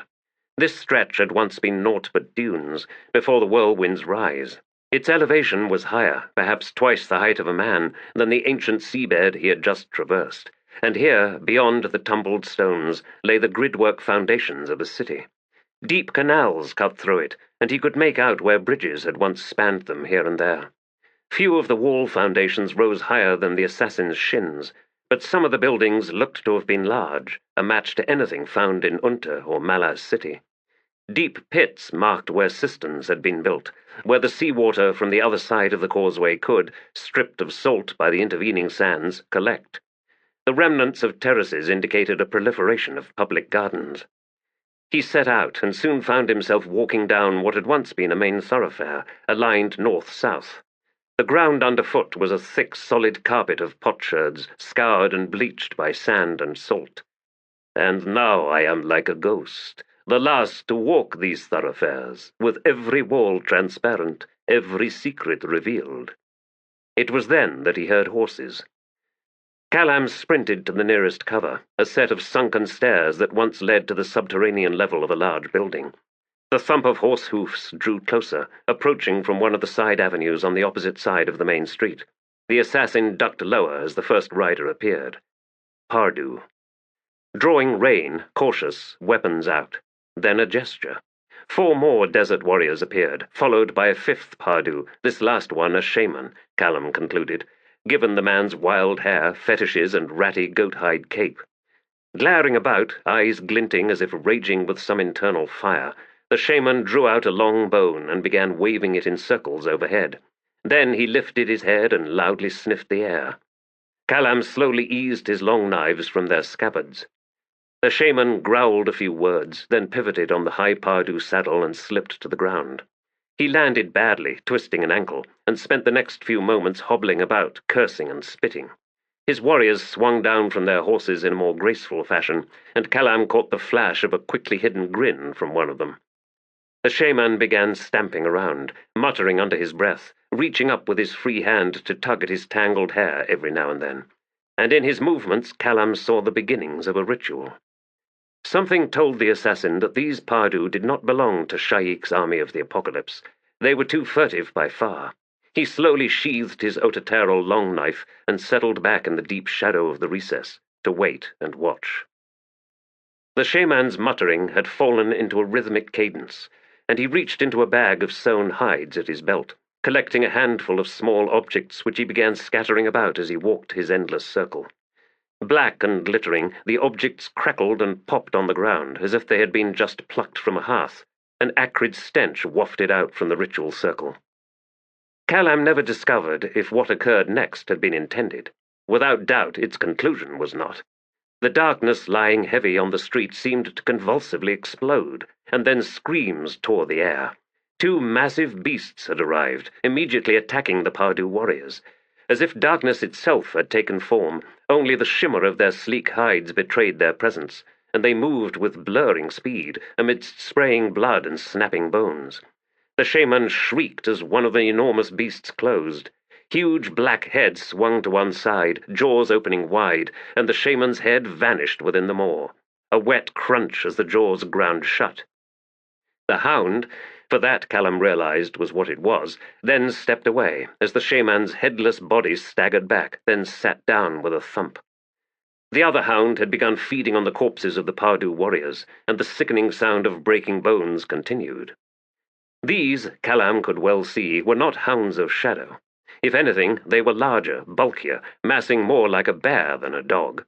Yet, as they now filled their bellies with raw human flesh, they moved with savage grace, primal and deadly, devoid of fear and supremely confident, as if this strange place they had come to was as familiar to them as their own hunting grounds. The sight of them made the assassin's skin crawl. Motionless, he had slowed his own breathing, then the pace of his heart. There were no other alternatives available to him, at least until the hounds left. But they seemed to be in no hurry, both settling down to split the last long bones and gnaw at joints. Hungry, these bastards. Wonder where they came from, and what they're going to do now. Then one lifted its head and stiffened. With a deep grunt it rose. The other continued crunching through a human knee, seemingly indifferent to its companion's sudden tension. Even when the beast turned to stare at the place where Callum crouched. It came at him fast. Callum leapt up the worn stairs, one hand reaching into the folds of his talaba. He pivoted hard and sprinted, even as he flung his last handful of smoky diamonds, his own cash, not Iskaral Pust's, into his wake. A skittering of claws immediately behind him, and he flung himself to one side, rolling over a shoulder as the hound flashed through the place where he had been a moment earlier. The assassin continued rolling until he was on his feet once more, tugging desperately at the whistle looped around his neck. The hound skidded across dusty flagstones, legs cycling wildly beneath it as it twisted around. A glance showed the other hound entirely unmindful, still gnawing away in the street beyond. Then Callum clamped the whistle between his teeth. He scrambled in a half-circle to bring the scatter of diamonds between himself and the attacking hound, and blew through the bone tube as hard as he could. 5 Azalan demons rose from the ancient stone floor. There seemed to be no moment of disorientation among them, for 3 of the 5 closed instantly on the nearer hound, whilst the remaining 2 flanked Callum as they clambered in a blur of limbs towards the hound in the street, which finally looked up. Curious as he might have been to witness the clash of behemoths, Callum wasted no time in lingering. He ran, angling southward as he leapt over wall foundations, skirted around black-bottomed pits, and set his gaze fixedly on the higher ground 1,500 paces distant. Snaps and snarls and the crash and grind of tumbling stones evinced an ongoing battle in the main street behind him. My apologies, Shadow Throne, but at least one of your demons should survive long enough to escape, in which case you will be informed of a new menace unleashed on this world. And consider this, if there's 2 of them, there's probably more. He ran onward through the night, until all sounds behind him vanished. An evening of surprises. In a jewel-monger's kiosk in Gdanispan, at a sumptuous indolent dinner shared by a Kalefa merchant and one of his prized clients' equally prized wives, and in Erlitan, among a fell gathering of flesh traders and murderers plotting the betrayal of a Malazan collaborator who had issued a secret invitation to Admiral Nock's avenging fleet, which even now was rounding the Otatarral Sea on its way to an ominous rendezvous with 11 transports approaching from Genabakis, a collaborator who, it would turn out, would awaken the next morning not only hale, but no longer facing imminent assassination. And on the coastal caravan trail 20 leagues west of Erlitan, the quietude of the night would be broken by horrified screams, loud and lingering, sufficient to awaken a maul-fisted old man living alone in a tower overlooking the Otatarral Sea, if only momentarily, before he rolled over and fell once more into dreamless, restful sleep. At the distant, virtually inaudible whistle, countless smoky diamonds that had originated from a trader in Gdanispan's market round crumbled into dust, whether placed for safekeeping in locked chests, worn as rings or pendants, or residing in a merchant's hoard. And from the dust rose Azalan demons, awakened long before their intended moment, but that suited them just fine. They had, one and all, appointed tasks that demanded a certain solitude, at least initially, making it necessary to quickly silence every witness, which the Azalan were pleased to do, proficiently and succinctly. For those that had appeared in the ruins of a city in Raraku, however, to find 2 creatures whose existence was very nearly lost to the demon's racial memory, the moments immediately following their arrival proved somewhat more problematic. For it became quickly apparent that the hounds were not inclined to relinquish their territory, such as it was. The fight was fierce and protracted, concluding unsatisfactorily for the 5 Azalan, who were eventually driven off, battered and bleeding, and eager to seek deep shadows in which to hide from the coming day. To hide and lick their wounds. And in the realm known as Shadow, a certain god sat motionless on his insubstantial throne. Already recovered from his shock, his mind was racing. Racing. Grinding, splintering wood, masts snapping overhead to drag cordage down, a heavy concussion that shivered through the entire craft, then only the sound of water dripping onto a stone floor. With a muted groan, Cutter dragged himself upright. "Apsala? I'm here. Their voices echoed. Walls and ceiling were close. The runner had landed in a chamber. So much for subtle, the Daru muttered, searching for his pack amidst the wreckage. I've a lantern. Give me a moment. I am not going anywhere, she replied from somewhere near the stern. Her words chilled him, so forlorn did they sound. His groping hands closed on his pack, and he dragged it close. He rummaged inside until his hand closed on and retrieved first the small lantern and then the tinderbox.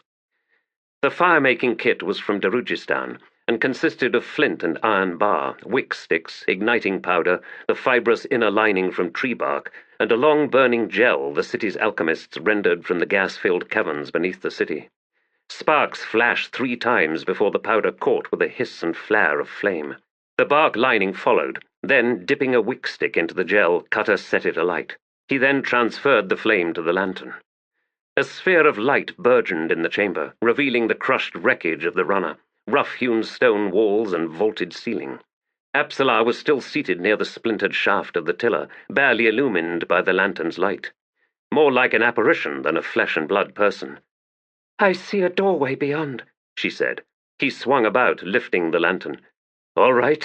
At least we're not in a tomb, then. More like some kind of storage room. I smell dust and sand. He slowly nodded, then scowled in sudden suspicion. Let's do some exploring, he grated as he began collecting his gear, including the bow. He froze at a chittering sound from the doorway, looked up to see a score of eyes, gleaming with the lantern's reflected light. Close set, but framing the doorway on all sides, including the arch where, Cutter suspected, they were hanging upside down.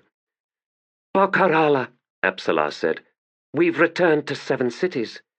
I know, the Daru replied, wanting to spit.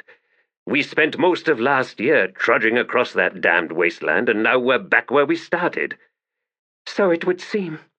So, Crocus, are you enjoying being the plaything of a god?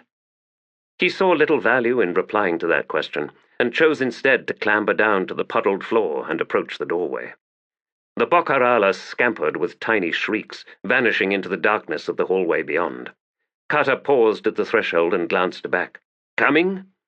Apsalar shrugged in the gloom, then made her way forward. The corridor ran straight and level for 20 paces, then twisted to the right, the floor forming an uneven runneled ramp that led upward to the next level. There were no side chambers or passages until they reached a circular room, where sealed doorways lining the circumference hinted at entrances to tombs. In one curved wall between 2 such doorways there was an alcove in which stairs were visible. And crouched at the base of those stairs was a familiar figure, teeth gleaming in a wide smile. Iskaral passed. Missed me, didn't you, lad? He edged forward like a crab, then cocked his head. I should soothe him now, both of them, yes. Welcoming words, a wide embrace, old friends, yes, reunited in a great cause once more. Never mind the extremity of what will be demanded of us in the days and nights to come. As if I need help. Iskaral Past requires the assistance of no one. Oh, she might be useful, but she hardly looks inclined, does she? Miserable with knowledge is my dear lass. He straightened, managing something between an upright stance and a crouch. His smile suddenly broadened. Welcome, my friends! Cutter advanced on him. I've no time for any of this, you damned weasel. No time? Of course you have, lad. There's much to be done, and much time in which to do it. Doesn't that make for a change? Rush about? Not us. No, we can dawdle. Isn't that wonderful? What does Cotillion want of us? Cutter demanded, forcing his fists to unclench. You are asking me what Cotillion wants of you? How should I know? He ducked down. Does he believe me? No. No what? Have you lost your mind, lad? You won't find it here. Although my wife might. She's ever cleaning and clearing up. At least I think she is. Though she refuses to touch the offerings. My little Bokarala children leave them everywhere I go, of course. I've become used to the smell. Now, where was I? Oh, yes, dearest Apsalar, should you and I flirt? Won't that make the witch spit and hiss? Hee-hee! I'd rather flirt with a Bokaral, she replied. That too. I'm not the jealous type, you'll be relieved to hear, lass. Plenty of 'em about for you to choose from in any case. Now, are you hungry? Thirsty? Hope you brought your own supplies? Just head on up these stairs, and when she asks, you haven't seen me." Iskaral Pust stepped back and vanished. Apsalar sighed. Perhaps his wife will prove a more reasonable host. Kata glanced back at her. Somehow I doubt it. Chapter 21. There is no death in light. Anorman, High Priest of Oserk. "Mesla one and all," Febryl muttered as he hobbled along the worn, dusty path, his breath growing harsher. There was little in this world that much pleased him any more. Malazans, his failing body, the blind insanity of power so brutally evinced in the Whirlwind Goddess. In his mind, the world was plunging into chaos, and all that it had been, all that he had been, was trapped in the past. But the past was not dead, it merely slept. The perfect, measured resurrection of old patterns could achieve a rebirth. Not a rebirth such as had taken Sha'ik. That had been nothing more than the discarding of one badly worn vessel for a new one not nearly so battered. No, the rebirth Febryl imagined was far more profound. He had once served the holy Falad Enkura. The holy city of Ugarat and its host of tributary cities had been in the midst of a renaissance. 11 great schools of learning were thriving in Ugarat. Knowledge long lost was being rediscovered. The flower of a great civilization had turned to face the sun, had begun to open. The Mesla and their implacable legions had destroyed everything. Ugarat had fallen to Dasem Ultor. The schools were assailed by soldiers, only to discover, to their fury, that their many riches and texts had, along with philosophers and academics, vanished. Enkura had well understood the Mesla thirst for knowledge, the emperor's lust for foreign secrets, and the city's holy protector would give them nothing. Instead, he had commanded Febryl, a week before the arrival of the Malazan armies, to shut down the schools, to confiscate the 100,000 scrolls and bound volumes, the ancient relics of the First Empire, and the teachers and scholars themselves. By the Protector's decree, Ugarat's Colosseum became the site of a vast conflagration, as everything was burned, destroyed. The scholars were crucified, those that did not fling themselves on the pyre in a fit of madness and grief, and their bodies dumped into the pits containing the smashed relics just outside the city wall. Febryl had done as he had been commanded, his last gesture of loyalty, of pure, unsullied courage. The terrible act was necessary. Enkura's denial was perhaps the greatest defiance in the entire war, one for which the Holy Protector paid with his life, when the horror that was said to have struck Dasim Ultor upon hearing of the deed transformed into rage. Febryl's loss of faith had come in the interval, and it had left him a broken man. In following Enkura's commands, he had so outraged his mother and father, both learned nobles in their own right, that they had disowned him to his face. And Febryl had lost his mind that night, recovering his sanity with dawn staining the horizon, to find that he had murdered his parents and their servants, that he had unleashed sorcery to flay the flesh from the guards, that such power had poured through him as to leave him old beyond his years, wrinkled and withered, his bones brittle and bent. The old man hobbling out through the city gate that day was beneath notice. Enkura searched for him, but Febryl succeeded in evading the Holy Protector, in leaving the man to his fate. Unforgivable. A hard word, a truth harder than stone, but Febryl was never able to decide to which crime it applied. 3 betrayals or 2? Was the destruction of all that knowledge, the slaying of all those scholars and teachers, was it, as the Mesla and other Faladhan later pronounced, the foulest deed of all? Fouler even than the Tlanimas rising to slaughter the citizens of Arran? So much so that Enkura's name has become a curse for Mesla and natives of 7 cities alike? 3, not 2? And the bitch knew. She knew his every secret. It had not been enough to change his name. Not enough that he had the appearance of an old man, when the high mage Iltara, most trusted servant to Enkura, had been young, tall, and lusted after by both men and women. No, she had obliterated, seemingly effortlessly, his every barricade, and plundered the pits of his soul. Unforgivable. No possessor of his secrets could be permitted to live. He refused to be so vulnerable to anyone, even Sha'ik, especially Sha'ik. And so she must be removed, even if it means dealing with Mesla. He had no illusions about Korbolo Dom. The Napan's ambitions, no matter what claims he made at present, went far beyond this rebellion. No, his ambitions were imperial. Somewhere to the south, Malek Rel, the Gistal priest of Elder Male, was trekking towards Aran, there to surrender himself. He would, in turn, be brought before the Empress herself. And then what? That snake of a priest would announce an extraordinary reversal of fortunes in 7 cities. Korbolo Dom had been working in her interests all along, or some such nonsense. Febryl was certain of his suspicions. Korbolo Dom wanted a triumphant return into the imperial fold. Probably the title of High Fist of 7 cities as well. Malek Rel would have twisted his part in the events of the fall and immediately afterwards.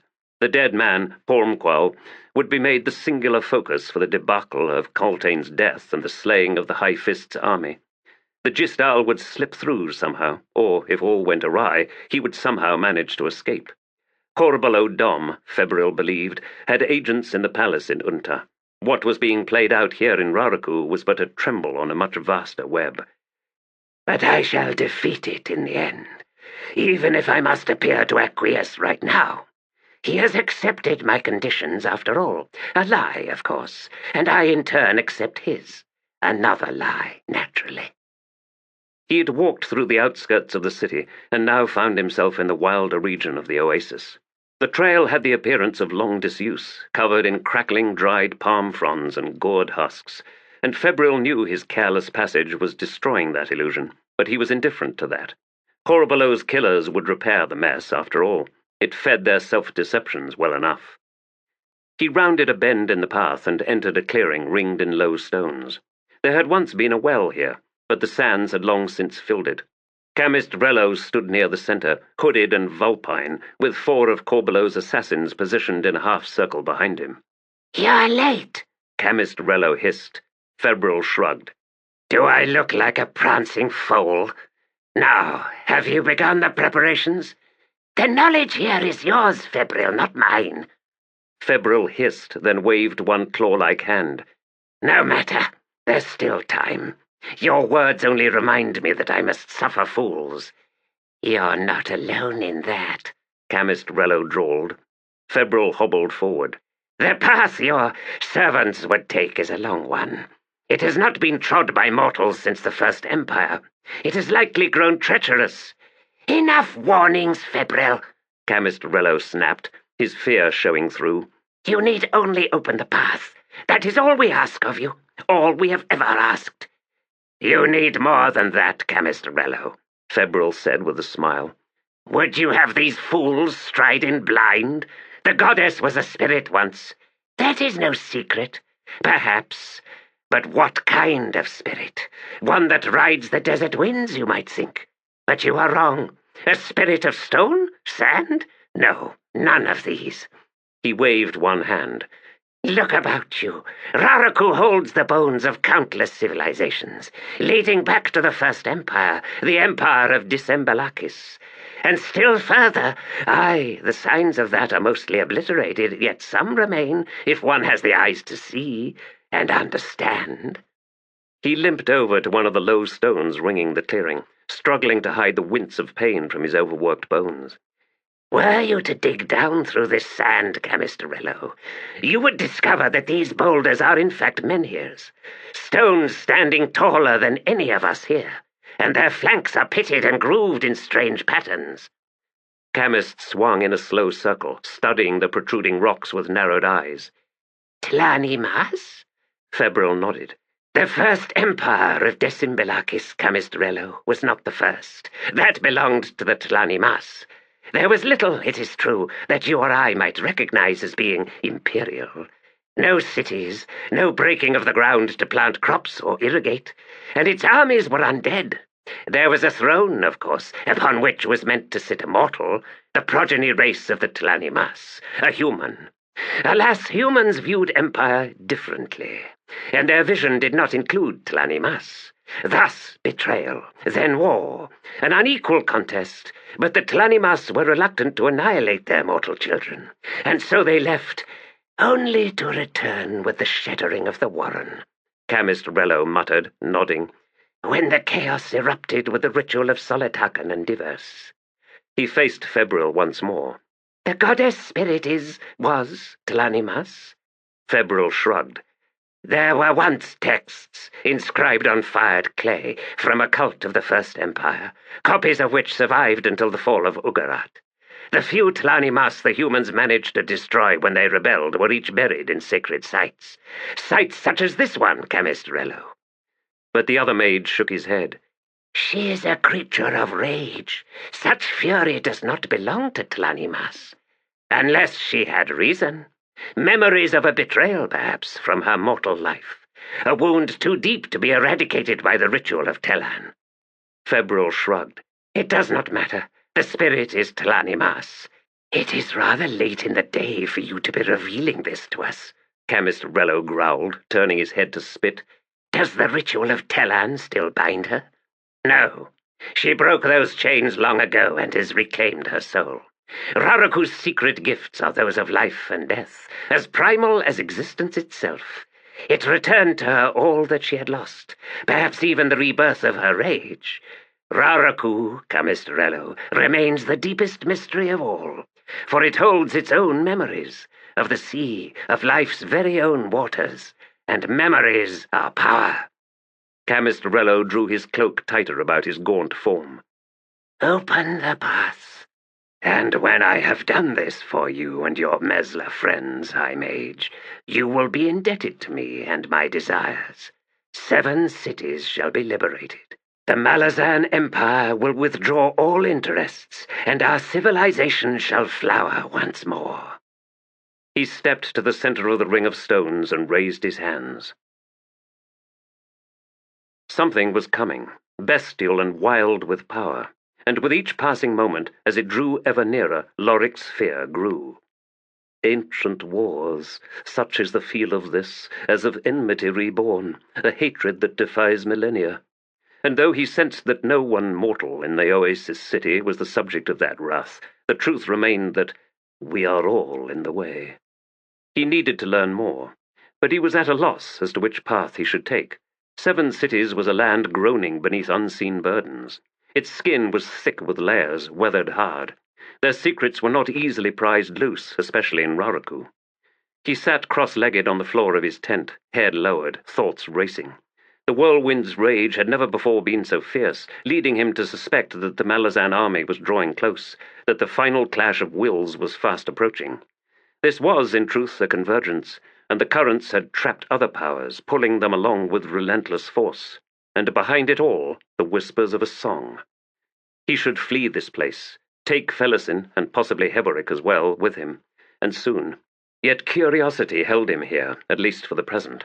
Those layers were splitting, and there would be truths revealed, and he would know them. I came to Raraku because I sensed my father's presence, somewhere close. Perhaps here no longer, but he had been, not long ago. The chance of finding his trail. The Queen of Dreams had said Osric was lost. What did that mean? How? Why? He hungered for answers to such questions. Corald Thiralan had been born of violence, the shattering of darkness. The elder Warren had since branched off in many directions, reaching to within the grasp of mortal humans as Thir. And before that, in the guise of life-giving fire, Telan. Telan was a powerful presence here in 7 cities, obscure and buried deep perhaps, but pervasive nonetheless, whereas Corald Thiralan had been twisted and left fraught by the shattering of its sister Warren. There were no easy passages into Thiralan, as he well knew. Very well, then. I shall try Telan. He sighed, then slowly climbed to his feet. There were plenty of risks, of course. Collecting his bleached talaba in the crook of one arm, he moved to the chest beside his cot. He crouched, passing a hand over it to temporarily dispel its wards, then lifted back the lid. Leosan armor, the white enamel gouged and scarred. A visored helm of the same material, the leather underlining webbed over eyes and cheeks by black iron mail. A light, narrow-bladed longsword, its point long and tapering, scabbarded in pale wood. He drew the armor on, including the helm, then pulled his talaba over it, raising the hood as well. Leather gauntlets and sword and belt followed. Then he paused. He despised fighting. Unlike his Leosan kin, he was averse to harsh judgment, to the assertion of a brutally delineated worldview that permitted no ambiguity. He did not believe order could be shaped by a sword's edge. Finality, yes, but finality stained with failure. Necessity was a most bitter flavor, but he saw no choice, and so would have to suffer the taste. Once more he would have to venture forth, through the encampment, drawing ever so carefully on his powers to remain unseen by mortals, yet beneath the notice of the goddess. The ferocity of her anger was his greatest ally, and he would have to trust in that. He set out. The sun was a crimson glare behind the veil of suspended sand, still a bell from setting when Lorik reached the Toblakai's glade.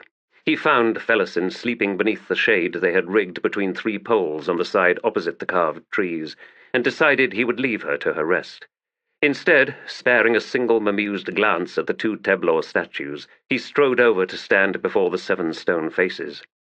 Their spirits were long gone, if they had ever been present. These mysterious Telani Mas who were Toblakai's gods, and the sanctification had been wrested from them, leaving this place sacred to something else. But a fissure remained, the trail perhaps from a brief visitation. Sufficient, he hoped, for him to breach a way into the warren of Telan. He unveiled power, forcing his will into the fissure, widening it until he was able to step through. Onto a muddy beach at the edge of a vast lake. His boots sank to the ankles. Clouds of insects flitted up from the shoreline to swarm around him. Lorik paused, stared upward at an overcast sky. The air was sultry with late spring. I am in the wrong place, or the wrong time. This is Raraku's most ancient memory. He faced inland. A marshy flat extended for another 20 paces, the reeds waving in the mild wind. Then the terrain rose gently onto savanna. A low ridge of darker hills marked the horizon. A few majestic trees rose from the grasslands, filled with raucous white-winged birds. A flash of movement in the reeds caught his attention, and his hand reached for the hilt of his sword as a bestial head appeared, followed by humped shoulders. A hyena, such as could be found west of Aran and more rarely in Karashimesh, but this one was as large as a bear. It lifted its wide, stubby head, nose testing the air, eyes seeming to squint. The hyena took a step forward. Lorik slid the sword from the scabbard. At the blade's hiss, the beast reared up, lunging to its left, and bolted into the reeds. He could mark its flight by the waving stalks, then it appeared once more, sprinting up the slope. Lorik resheathed his weapon. He strode from the muddy bank, intending to take the trail the hyena had broken through the reeds, and, 4 paces in, came upon the gnawed remains of a corpse. Far along in its decay, limbs scattered by the scavengers feeding, it was a moment before the high mage could comprehend its form. Humanoid, he concluded, as tall as a normal man, yet what remained of its skin revealed a pelt of fine dark hair. The waters had bloated the flesh, suggesting the creature had drowned. A moment's search, and he found the head. He crouched down over it and was motionless for some time. Sloped forehead, solid chinless jaw, a brow ridge so heavy it formed a contiguous shelf over the deep-set eye sockets. The hair still clinging to fragments of scalp was little longer than what had covered the body, dark brown and wavy. More ape-like than a Tlani Mas. The skull behind the face is smaller as well. Yet it stood taller by far, more human in proportion. What manner of man was this? There was no evidence of clothing or any other sort of adornment. The creature, a male, had died naked. Lorik straightened. He could see the hyena's route through the reeds, and he set out along it. The overcast was burning away, and the air growing hotter, and, if anything, thicker. He reached the sward and stepped onto dry ground for the first time. The hyena was nowhere to be seen, and Lorik wondered if it was still running. An odd reaction, he mused, for which he could fashion no satisfactory explanation. He had no destination in mind, nor was he even certain that what he sought would be found here. This was not, after all, Telan. If anything, he had come to what lay beneath Telan, as if the Imas, in choosing their sacred sites, had been in turn responding to a sensitivity to a still older power. He understood now that Toblakai's glade was not a place freshly sanctified by the giant warrior, nor even by the Tlanimas he had worshipped as his gods. It had, at the very beginning, belonged to Raraku, to whatever natural power the land possessed, and so he had pushed through to a place of beginnings. But did I push, or was I pulled? A herd of huge beasts crested a distant rise on his right, the ground trembling as they picked up speed, stampeding in wild panic. Lorik hesitated. They were not running towards him, but he well knew that such stampedes could veer at any time. Instead, they swung suddenly the other way, wheeling as a single mass, close enough for him to make out their shapes, similar to wild cattle, although larger and bearing stubby horns or antlers. Their hides were mottled white and tan, their long manes black. He wondered what had panicked them, and swung his gaze back to the place where the herd had first appeared. Lorik dropped into a crouch, his heart pounding hard in his chest. 7 hounds, black as midnight, of a size to challenge the wild antlered cattle, moving with casual arrogance along the ridge, and flanking them, like jackals flanking a pride of lions, a score or more of the half-human creatures such as the one he had discovered at the lakeshore. They were clearly subservient, in the role of scavengers to predators. No doubt there was some mutual benefit to the partnership, though Lorik could imagine no real threat in this world to those dark hounds. And, there was no doubt in his mind, those hounds did not belong here. Intruders, strangers to this realm, against which nothing in this world can challenge. They are the dominators, and they know it. And now he saw that other observers were tracking the terrible beasts. Kachain Chemal, 3 of them, the heavy blades at the end of their arms revealing that they were Kell hunters, were padding along a parallel course a few hundred paces distant from the hounds. Their heads were turned, fixed on the intruders, who in turn ignored them. Not of this world either, if my father's thoughts on the matter are accurate. He was Rake's guest for months in Moon's spawn, delving its mysteries, but the Kachain Chemal cities lie on distant continents. Perhaps they but recently arrived here, seeking new sites for their colonies, only to find their dominance challenged. If the hounds saw Lorik, they made no sign of it, nor did the half-humans. The High Mage watched them continue on, until they finally dipped into a basin and disappeared from sight. The Kell hunters all halted, then spread out cautiously and slowly closed to where the hounds had vanished. A fatal error. Blurs of darkness launching up from the basin. The Kell hunters, suddenly surrounded, swung their massive swords. Yet fast as they were, in the span of a single heartbeat, 2 of the 3 were down, throats and bellies torn open. The third one had leapt high, sailing 20 paces to land in a thumping run. The hounds did not pursue, gathering to sniff at the Kachain Chemal corpses, whilst the half-humans arrived with hoots and barks, a few males clambering onto the dead creatures and jumping up and down, arms waving. Lorik thought he now understood why the Kachain Chemal had never established colonies on this continent. He watched the hounds and the half-humans mill about the kill site for a while longer. Then the High Mage began a cautious retreat, back to the lake. He was nearing the edge of the slope down to the reeds, when his last parting glance over one shoulder revealed the 7 beasts all facing in his direction, heads raised. Then 2 began a slow lope towards him. A moment later, the remaining 5 fanned out and followed. Oh. Sudden calm descended upon him. He knew he was as good as already dead. There would be no time to open the warren to return to his own world, nor would he in any case, since to do so would give the hounds a path to follow. And I'll not have their arrival in the oasis a crime staining my soul. Better to die here and now, duly punished for my obsessive curiosity. The hounds showed nothing of the speed they had unveiled against the Kell hunters, as if they sensed Lorik's comparative weakness. He heard water rushing behind him and spun round. A dragon filled his vision, low over the water, so fast as to lift a thrashing wave in its wake, and the talons spread wide, the huge clawed hands reaching down. He threw his arms over his face and head as the enormous scaled fingers closed like a cage around him, then snatched him skyward. A brief, disjointed glimpse of the hounds scattering from the dragon's shadow, the distant sound of half-human yelps and shrieks, then naught before his eyes but the glistening white belly of the dragon, seen between 2 curled talons. He was carried far out onto a sea, then towards an island where stood a squat tower, its flat roof broad and solid enough for the dragon, wings spreading to thunder against the air, to settle. The claws opened, tumbling Lorik onto the gouged and scraped stones.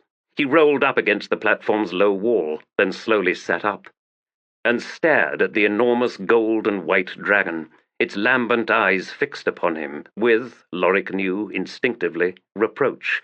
The High Mage managed to shrug. "Father," he said. "I've been looking for you." Osric was not one for furnishings and decor. The chamber beneath the platform was barren, its floor littered with the detritus left by nesting swallows, the air pungent with guano. Lorik leaned against a wall, arms crossed, watching his father pace. He was pure Leoman in appearance, tall and pale as snow, his long wavy hair silver and streaked with gold. His eyes seemed to rage with an inner fire, its tones a match to his hair, silver licked by gold. He was wearing plain grey leathers, the sword at his belt virtually identical to the one Lorik carried. "Father, the Queen of Dreams believes you lost," he said after a long moment. "I am, or rather I was. Further, I would remain so." "You do not trust her?" He paused, studied his son briefly, then said, "Of course I trust her, and my trust is made purer by her ignorance. What are you doing here?" "Sometimes longing is to be preferred to reality." Lorik sighed. "I am not even sure where here is. I was questing for truths." Osric grunted and began pacing once more. "You said earlier you were looking for me. How did you discover my trail?" "I didn't. My searching for you was more of a generalized sort of thing. This present excursion was an altogether different hunt." "That was about to see you killed." Lorik nodded. He looked around the chamber. "You live here?" His father grimaced. "An observation point. The K'chain Chemal skykeeps invariably approach from the north over water." "Skykeeps, such as moons spawn?" A veiled glance, then a nod. "Yes." "And it was in Rake's floating fortress that you first embarked on the trail that took you here. What did you discover that the Tist Andi Lord of Darkness didn't?" Osric snorted. "Only that which was at his very feet. Moon's spawn bore signs of damage, of breaching. Then slaughter. Nonetheless, a few survived, at least long enough to begin it on its journey home. North, out over the ice fields. Of course, it never made it past those ice fields. Did you know that the glacier that held Moon's spawn had traveled 1,000 leagues with its prize? 1,000 leagues, Lorik, before Rake and I stumbled upon it north of Lederon Plateau." "You are saying Moon's spawn was originally one of these skykeeps that arrived here?" "It was. 3 have come in the time that I have been here. None survived the Deragoth." "The what?" Osric halted and faced his son once more. "The Hounds of Darkness. The 7 beasts that Decimbalakis made pact with. And oh, weren't the nameless ones shaken by that unholy alliance? The 7 beasts, Lorik, that gave the name to 7 cities, although no memory survives of that particular truth. The 7 holy cities of our time are not the original ones, of course. Only the number has survived." Lorik closed his eyes and leaned his head back against the damp stone wall. "Deragoth, what happened to them? Why are they here and not there?" "I don't know. Probably it had something to do with the violent collapse of the First Empire." "What warren is this?" "Not a warren at all, Lorik. A memory. Soon to end, I believe, since it is shrinking. Fly northward, and by day's end you will see before you a wall of nothingness, of oblivion." "A memory? Whose memory?" Osric shrugged. "Raraku's." "You make that desert sound as if it is alive, as if it is an entity." "Isn't it?" "You're saying it is?" "No, I'm not saying that. I was asking you, have you not just come from there?" Lorik opened his eyes and regarded his father. "You are a frustrating man. No wonder Anamander Rake lost his temper. What of those half-humans that ran with these Deragoth?" "A quaint reversal, wouldn't you say? The Deragoth's only act of domestication. Most scholars, in their species-bound arrogance, believe that humans domesticated dogs, but it may well have been the other way round, at least to start. Who ran with whom?" "But those creatures aren't humans. They're not even Imas." "No, but they will be one day. I've seen others scampering on the edges of wolf packs. Standing upright gives them better vision, a valuable asset to complement the wolves' superior hearing and sense of smell. A formidable combination, but the wolves are the ones in charge. That will eventually change, but not for those serving the Derogoth, I suspect. Why? Because something is about to happen, here in this trapped memory. I only hope that I will be privileged to witness it before the world fades entirely. You called the Derogoth Hounds of Darkness. Are they children of Mother Dark, then? They are no one's children, Osric growled. Then he shook his head. They have that stench about them, but in truth I have no idea. It just seemed an appropriate name. Derogoth in the Tist Andi tongue. Well, Lorik muttered, actually it would be Deratin Jerogoth. Osric studied his son. So like your mother, he sighed. And is it any wonder we could not stand each other's company? The third day, always by the third day. We could make a lifetime of those 3 days. Exaltation, then comfort, then mutual contempt. 1, 2, 3. Lorik looked away. And for your only son? Osric grunted. More like 3 bells. Climbing to his feet, Lorik brushed dust from his hands. Very well. I may require your help in opening the path back to Raraku, but you might wish to know something of the Leosan and Korald Thirlan. Your people and their realm have lost their protector. They pray for your return, father. What of your familiar? Slain by Talanimas. So, Osric said, find yourself another. Lorik flinched, then scowled. It's not as easy as that. In any case, do you hold no sense of responsibility for the Leosan? They worship you, damn it! The Leosan worship themselves, Lorik. I happen to be a convenient figurehead. Korald Thirlan may appear vulnerable, but it isn't. And what if these Derogoth are servants of darkness in truth? Do you still make the same claim, father? He was silent, then strode towards the gaping entranceway. It's all her fault, he muttered as he passed. Lorik followed his father outside. This observation tower, is it Jaghut? Yes. So where are they? West, south, east, but not here. I've seen none. You don't know where they are, do you? They are not in this memory, Lorik. That is that. Now stay back. The High Mage remained near the tower, watching his father veer into his draconic form. The air suddenly redolent with a sweet, spicy aroma, a blurring of shape before Lorik's eyes. Like Anamander Rake, Osric was more dragon than anything else. They were kin in blood, if not in personality. I wish I could understand this man, this father of mine. Queen, take me. I wish I could even like him. He strode forward. The dragon lifted one forelimb, talons opening. Lorik frowned. I would rather ride your shoulders, father. But the reptilian hand reached out and closed about him. He resolved to suffer the indignity in silence. Osric flew westward, following the coastline. Before too long, forest appeared, and the land reached around northward. The air whipping between the dragon's scaled fingers grew cold, then icy. The ground far below began climbing, the forest's flanking mountainsides shifting into conifers.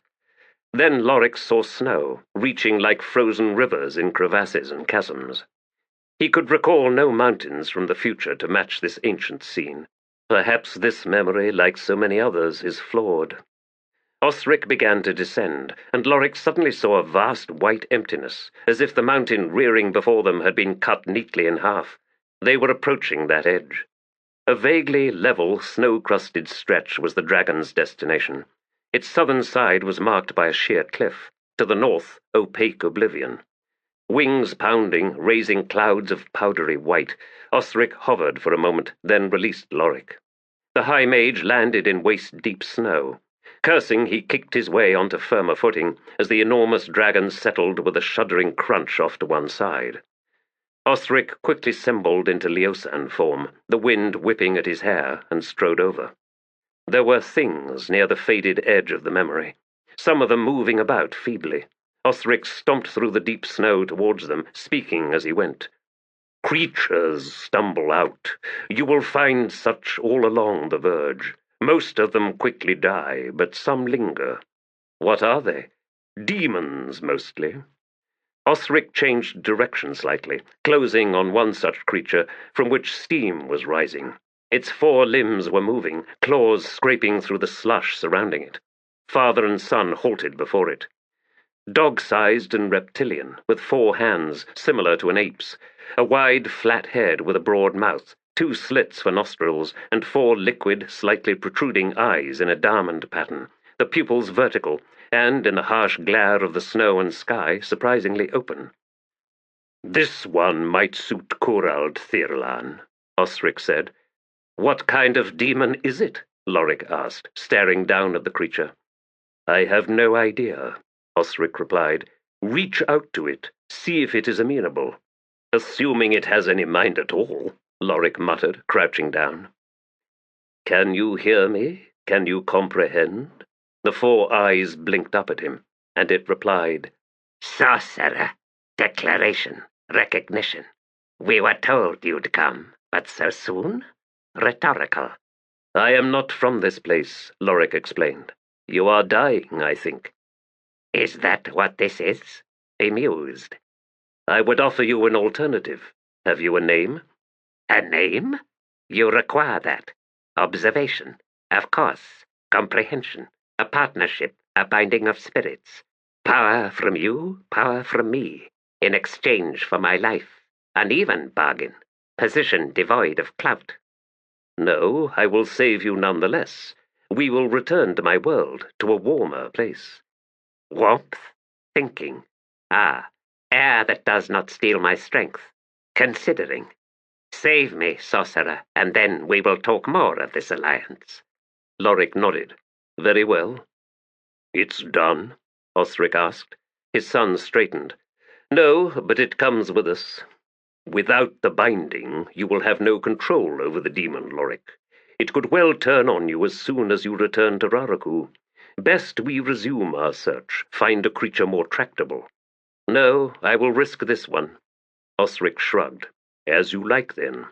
We must proceed now to the lake where you first appeared. Lorik watched his father walk away, then halt and veer once more into his dragon form. Elaint! The demon cried in the High Mage's mind. Wonder! You have an Elaint for a companion. My father. Your father? Excited delight, eager. I am named Greyfrog, born of Mirepool's clutch in the 20th season of darkness. Proudly, I have fathered 31 clutches of my own. And how, Greyfrog, did you come here? Sudden moroseness. 1 hop too far. The dragon approached. Greyfrog dragged itself onto the warm sand. Lorik turned about, but the gate was already closing. So he had found his father, and the parting had been as blunt as the meeting. Not precisely indifference, more like distraction. Osric's interest was with Osric, his own pursuits. Only now did 1,000 more questions rise in Lorik's thoughts, questions he should have asked. Regret? Lorik glanced down at the demon. Recovering, Greyfrog? I am named Lorik. Shall we now discuss our partnership? I smell raw meat. I am hungry. Eat, then talk. Firm. As you wish. As for raw meat, I will find you something that is appropriate. There are rules regarding what you can and cannot kill. Explain them to me. Cautious, not wishing to offend, but hungry. I shall. Vengeance had been her lifeblood for so long, and now, within days, she would come face to face with her sister to play out the game's end run. A vicious game, but a game nonetheless. Sha'ik knew that virtually every conceivable advantage lay with her. Tavore's legions were green, the territory was Sha'ik's own. Her army of the apocalypse were veterans of the rebellion and numerically superior. The Whirlwind Goddess drew power from an elder warren, she now realized, perhaps not pure, but either immune or resistant to the effects of Otatarel. Tavore's mages amounted to 2 Wiccan warlocks, both broken of spirit, whilst Sha'ik's cadre included 4 high mages and a score of shamans, witches, and sorcerers, including Fael and Henaras. In all, defeat seemed impossible, and yet Sha'ik was terrified. She sat alone in the central chamber of the vast multi-roomed tent that was her palace. The braziers near the throne were slowly dimming, shadows encroaching on all sides. She wanted to run. The game was too hard, too fraught. Its final promise was cold, colder than she had ever imagined. Vengeance is a wasted emotion, yet I have let it consume me. I gave it like a gift to the goddess. Fragments of clarity. They were diminishing, withering like flowers in winter, as the hold of the Whirlwind Goddess tightened on her soul. My sister traded me for the faith of the Empress, to convince Lasine of Tavore's own loyalty, all to serve her ambition, and her reward was the position of adjunct. Such are the facts, the cold truths, and I, in turn, have traded my freedom for the power of the Whirlwind Goddess, so that I can deliver just vengeance against my sister. Are we, then, so different? Fragments of clarity, but they led nowhere. She could ask questions, yet seemed incapable of seeking answers. She could make statements, but they seemed strangely hollow, devoid of significance. She was being kept from thinking. Why? Another question she knew she would not answer, would not even make an effort to answer. The goddess doesn't want me to think. Well, at least that was a recognition of sorts. She sensed the approach of someone and issued a silent command to her guards, Mathok's chosen warriors, to permit the visitor to pass within. The curtains covering the entrance to the chamber parted. A late night for an ancient one such as you, Bidithal, Sha'ik said. You should be resting in preparation for the battle. There are many battles, chosen one, and some have already begun. He leaned heavily on his staff, looking around with a slight smile on his wrinkled lips. The coals are fading, he murmured. I would have thought the growing shadows would please you. His smile tightened, then he shrugged. They are not mine, chosen one. Aren't they? The smile grew more strained still. I was never a priest of Menas. No, here it was Rashan, ghost child of Corald Galain. Yet the warren it claimed was, nonetheless, shadow. We are both well aware that the distinctions diminish the closer one delves into the mysteries of the most ancient triumvirate. Shadow, after all, was born of the clash between light and dark, and Menas is, in essence, drawn from the warrens of Thirlan and Galain, Thir and Rashan. It is, if you will, a hybrid discipline. Most sorcerous arts available to mortal humans are, chosen one. I do not, I am afraid, comprehend the point you wish to make. She shrugged. Only that you send your shadow servants here to spy on me, Bidithal. What is it you hope to witness? I am as you see me. He spread his hands, staff resting against one shoulder. Perhaps not spies, then, but protectors. And I am in such dire need of protection, Bidithal? Are your fears specific? Is this what you have come to tell me? I am close to discovering the precise nature of that threat, chosen one. Soon I will be able to deliver my revelations. My present concerns, however, are with High Mage Lorik and perhaps Ghost Hands. Surely you do not suspect either of them of being part of the conspiracy? No, but I am coming to believe that other forces are at play here. We are at the heart of a convergence, chosen one, and not just between us and the Malazans. Indeed. Ghost Hands is not as he once was. He is a priest once more. Sha'ik's brows lifted in frank disbelief. Fener is gone, Bidithal. Not Fener. But consider this. The god of war has been dethroned, and another has risen in its place, as necessity demanded. The Tiger of Summer, who was once the first hero, Treach, a Solitarchan of the First Empire, now a god. His need will be great, chosen one, for mortal champions and avatars to aid him in establishing the role he would assume. A mortal sword, a shield anvil, a destriant, all of the ancient titles, and the powers the god invests in them. Ghost Hands would never accept a god other than Fener, Sha'ik asserted. Nor, I imagine, would a god be foolish enough to embrace him in turn. You know little of his past, Bidithal. He is not a pious man. He has committed crimes. Nonetheless, chosen one, the Tiger of Summer has made his choice. As what? Bidithal shrugged. What else could he be but destriant? What proof have you of this extraordinary transformation? He hides well, but not well enough, Chosen One. Sha'ik was silent for a long moment. Then she replied with a shrug of her own. Destriant to the new god of war. Why wouldn't he be here? We are at war, after all. I will think of this development, Bidithal. At the moment, however, I cannot, assuming it is true, see its relevance. Perhaps, Chosen One, the most significant relevance is also the simplest one. Ghost Hands is not the broken, useless man he once was, and given his ambivalence to our cause, he presents us with a potential threat. I think not, Sha'ik said, but, as I said, I will give it some thought. Now, your vast web of suspicions has snared Lorik as well. Why? He has been more elusive of late than is usual, Chosen One. His efforts to disguise his comings and goings have become somewhat extreme. Perhaps he grows weary of your incessant spying, Bidithal. Perhaps, though I am certain he remains unaware that the one ever seeking to maintain an eye on his activities is indeed me. Febryl and the Napan have their own spies, after all. I am not alone in my interests. They fear Lorik, for he has rebuffed their every approach. It pleases me to hear that, Bidithal. Call off your shadows regarding Lorik, and that is a command. You better serve the Whirlwind's interests in concentrating on Febryl, Korbolo Dom, and Camistrello. He bowed slightly. Very well, Chosen One. Sha'ik studied the old man. Be careful, Bidithal. She saw him pale slightly, then he nodded. I am ever that, Chosen One. A slight wave of her hand dismissed him. Bidithal bowed once more, then gripping his walking stick, he hobbled from the chamber. Out through the intervening chambers, past a dozen of Mathok's silent desert warriors, then out, finally, into the cool night air. Call off my shadows, Chosen One? Command or no, I am not so foolish as to do that. Shadows gathered around him as he strode down the narrow alleyways between tents and huts.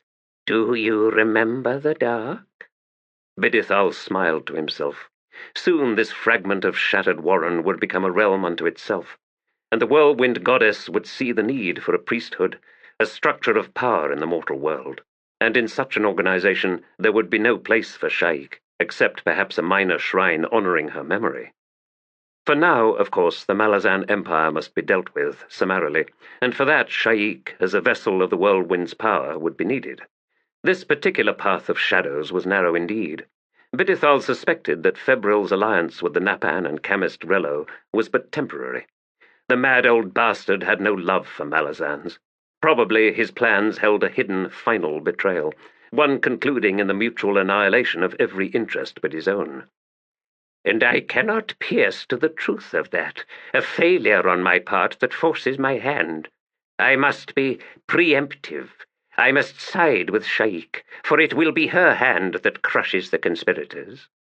A hiss of spectral voices, and Bidithal halted, startled from his dark musings, to find Febryl standing before him. Was your audience with the Chosen One fruitful, Bidithal? As always, Febryl? Bidithal smiled, wondering at how the ancient high mage managed to get so close before being detected by his secret guardians. What do you wish of me? It's late. The time has come, Febryl said in a low, rasping tone. You must choose. Join us or stand aside. Bidithal raised his brows. Is there not a third option? If you mean you would fight us, the answer is, regrettably, no. I suggest, however, we withhold on that discussion for the moment. Instead, here our reward for you. Granted, whether you join us or simply remove yourself from our path. Reward? I am listening, Febryl. She will be gone, as will the Malazan Empire. 7 cities will be free as it once was.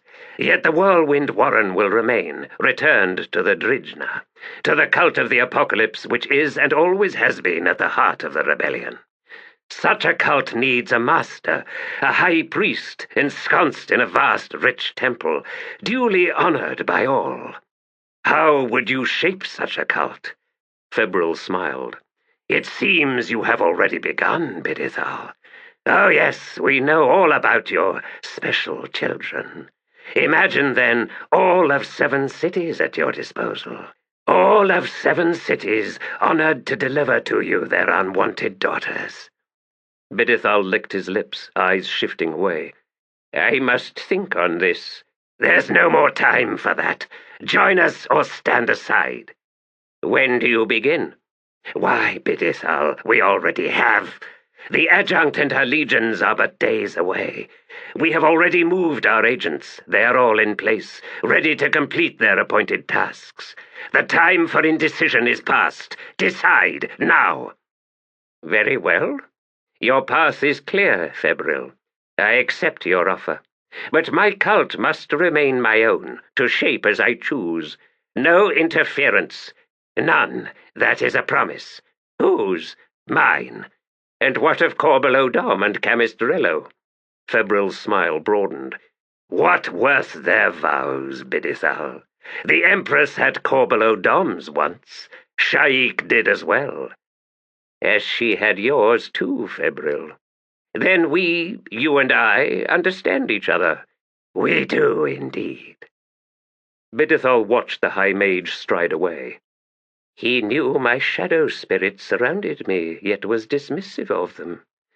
There was no third option. Had I voiced defiance, I would now be dead. I know it. I can feel Hood's cold breath here in this alley. My powers are compromised. How?" He needed to discover the source of Febryl's confidence, before he could do anything, before he could make a single move. And which move will that be? Febryl's offer appeals. Yet Febryl had promised no interference, even as he had revealed an arrogant indifference to the power Bidithal had already fashioned. An indifference that bespoke of intimate knowledge. "You do not dismiss what you know nothing of, after all, not at this stage." Bidithal resumed his journey back to his temple. He felt vulnerable, an unfamiliar sensation, and it brought a tremble to his limbs. A faint stinging bite, then numbness spreading out from her lungs. Silara leaned her head back, reluctant to exhale, believing for the briefest of moments that her need for air had vanished. Then she exploded into coughing. "Be quiet!" Korbolo Dom snarled, rolling a stoppered bottle across the blankets towards her. "Drink, woman! Then open those screens. I can barely see with all the water wrung from my eyes." She listened to his boots on the rushes, moving off into one of the back chambers. The coughing was past. Her chest felt full of thick, cloying liquid. Her head was swimming, and she struggled to recall what had happened a few moments earlier. Febryl had arrived, excited, she believed. Something about her master, Bidithal. The culmination of a long-awaited triumph. They had both gone to the inner rooms. There had been a time once, she was fairly certain, when her thoughts had been clear, though she suspected most of them had been unpleasant ones. And so there was little reason to miss those days, except for the clarity itself, its acuity that made recollection effortless. She so wanted to serve her master and serve him well, with distinction sufficient to earn her new responsibilities, to assume new roles, ones that did not perhaps involve surrendering her body to men. One day Bidithal would not be able to attend to all the new girls as he did now. There would be too many, even for him. She was certain she could manage the scarring, the cutting away of pleasure. They would not appreciate the freeing, of course, not at first, but she could help them in that. Kind words and plenty of durhang to blunt the physical pain, and the outrage. Had she felt outrage? Where had that word come from, to arrive so sudden and unexpected in her thoughts? She sat up, stumbled away from the cushions to the heavy screens blocking the outside night air. She was naked, but unmindful of the cold. A slight discomfort in the heaviness of her unbound breasts. She had twice been pregnant, but Bidithal had taken care of that, giving her bitter teas that broke the seed's roots and flushed it from her body. There had been that same heaviness at those times, and she wondered if yet another of the Napan's seeds had taken within her. Silara fumbled at the ties until one of the screens folded down, and she looked out onto the dark street. The guards were both visible, near the entrance which was situated a few paces to her left. They glanced over, faces hidden by helms and the hoods of their talabas, and, it seemed, continued staring, though offering no greeting, no comment. There was a strange dullness to the night air, as if the smoke filling the tent chamber had settled a permanent layer over her eyes, obscuring all that she looked at. She stood for a moment longer, weaving, then walked over to the entrance. Febryl had left the flaps untied. She pushed them aside and stepped out between the two guards. "Had his fill of you this night, Silara?" one asked. "I want to walk. It's hard to breathe. I think I'm drowning." "Drowning in the desert, aye," the other grunted, then laughed. She staggered past, choosing a direction at random. "Heavy, filled up, drowning in the desert." "Not this night, lass."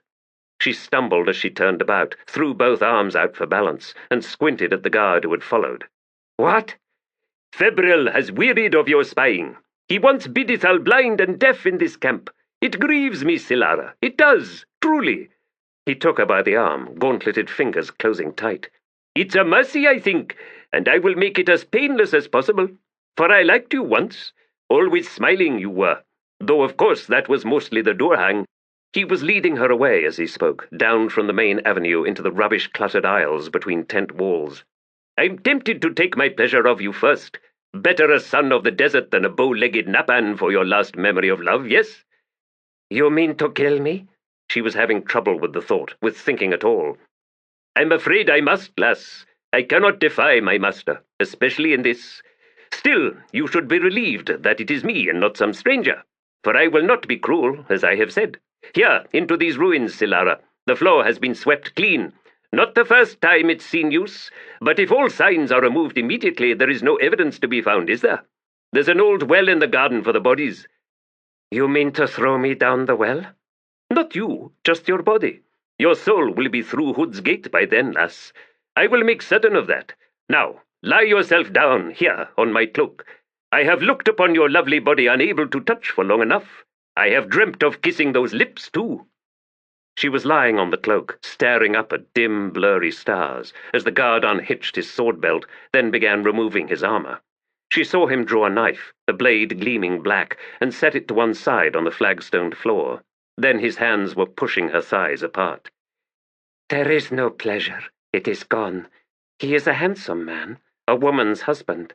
He prefers pleasure before business, as I once did, I think. But now I know nothing of pleasure." Leaving naught but business.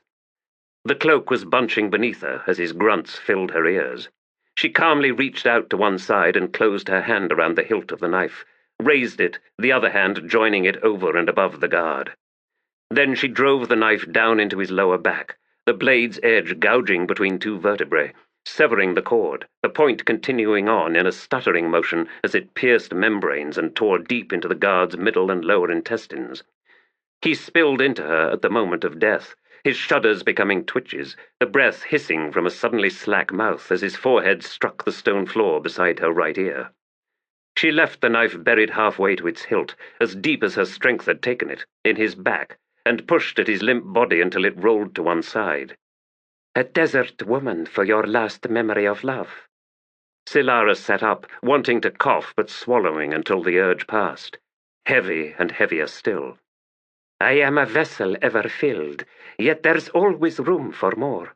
More Durhang, more men and their seeds.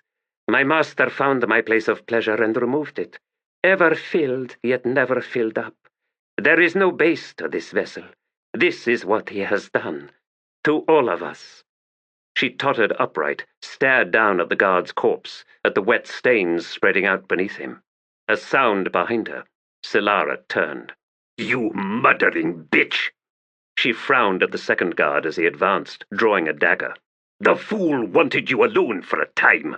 This is what he gets for ignoring Febryl's commands. I warned him."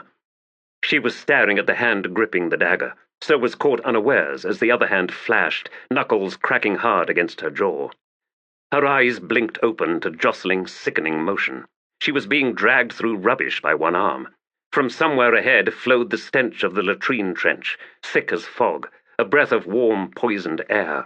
Her lips were broken and her mouth tasted of blood. The shoulder of the arm the guard gripped was throbbing. The man was muttering, "Pretty thing indeed. Hardly, when she's drowning in filth. The fool, and now he's dead. It was a simple task after all. There's no shortage of whores in this damned camp. What? Who? He had stopped. Head lolling, Silara caught a blurred glimpse of a squat figure emerging from darkness.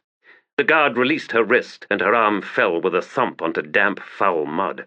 She saw him reaching for his sword. Then his head snapped up with a sound of cracked teeth, followed by a hot spray that spattered across Silara's thighs. Blood. She thought she saw a strange emerald glow trailing from one hand of the guard's killer, a hand taloned like a huge cat's. The figure stepped over the crumpled form of the guard, who had ceased moving, and slowly crouched down beside Silara. "I've been looking for you," the man growled. "Or so I've just realized. Extraordinary how single lives just fold into the whole mess, over and over again, all caught up in the greater swirl. Spinning round and round, and ever downward it seems, ever downward. Fools, all of us, to think we can swim clear of that current." The shadows were strange on him, as if he stood beneath palms and tall grasses. But no, there was only the night sky above the squat, broad-shouldered man. He was tattooed, she realized, in the barbs of a tiger. "Plenty of killing going on lately," he muttered, staring down at her with amber eyes. "All those loose threads being knotted, I expect." She watched him reach down with that glowing, taloned hand. It settled, palm downward, warm between her breasts. The tips of the claws pricked her skin, and a tremble ran through her. That spread, coursing hot through her veins. That heat grew suddenly fierce along her throat, in her lungs, between her legs. The man grunted. "I thought it was consumption, that rattling breath. But no, it's just too much Durhang. As for the rest, well, it's an odd thing about pleasure. Something Bidithal would have you never know. Its enemy is not pain. No, pain is simply the path taken to indifference. And indifference destroys the soul. Of course, Bidithal likes destroyed souls, to mirror his own." If he continued speaking beyond that, she did not hear, as sensations long lost flooded into her, only slightly blunted by the lingering, satisfying haze of the Durhang. She felt badly used between her legs, but knew that feeling would pass. "Outrage." He was gathering her into his arms, but paused. "You spoke?" "Outrage, yes, that. Where are you taking me?" The question came out between coughs, and she pushed his arms aside to bend over and spit out phlegm while he answered. "To my temple. Fear not, it's safe. Neither Febryl nor Bidithal will find you there. You've been force-healed, lass, and will need to sleep." "What do you want with me?" "I'm not sure yet. I think I will need your help, and soon. But the choice is yours. Nor will you have to surrender anything you don't want to. And if you choose to simply walk away, that is fine as well. I will give you money and supplies, and maybe even find you a horse. We can discuss that tomorrow. What is your name?" He reached down once more and lifted her effortlessly. "Silara." "I am Heboric, destriant to Treach, the tiger of summer and the god of war." She stared up at him as he began carrying her along the path. "I am afraid I am going to disappoint you, Heboric. I think I have had my fill of priests." She felt his shrug, then he smiled wearily down at her. "That's all right. Me too." Felisin awoke shortly after Lorik returned with a freshly slaughtered lamb for his demon familiar Greyfrog. Probably, the High Mage reflected when she first stirred beneath the tarpaulin, she had been roused to wakefulness by the sound of crunching bones. The demon's appetite was voracious, and Lorik admired its single-mindedness, if not its rather untidy approach to eating. Felisin emerged, wrapped in her blankets, and walked to Lorik's side. She was silent, her hair in disarray around her young, tanned face, and watched the demon consuming the last of the lamb with loud, violent gulps. "Greyfrog," Lorik murmured, "my new familiar." "Your familiar? You are certain it's not the other way round? That thing could eat both of us." "Observant. She is right, companion Lorik. Maudlin. I would waddle. Alas, torpid vulnerability. Distraught. All alone." "All right," Lorik smiled. "An alliance is a better word for our partnership." "There is mud on your boots, and snagged pieces of reed and grass." "I have travelled this night, Felisin." "Seeking allies?" "Not intentionally. No, my search was for answers." "And did you find any?" He hesitated, then sighed. "Some, Fewer than I would have hoped, but I return knowing one thing for certain, and that is you must leave as soon as possible. Lance was searching. And what of you? I will follow as soon as I can. I'm to go alone? No, you will have Greyfrog with you, and one other, I hope. She nodded. I am ready.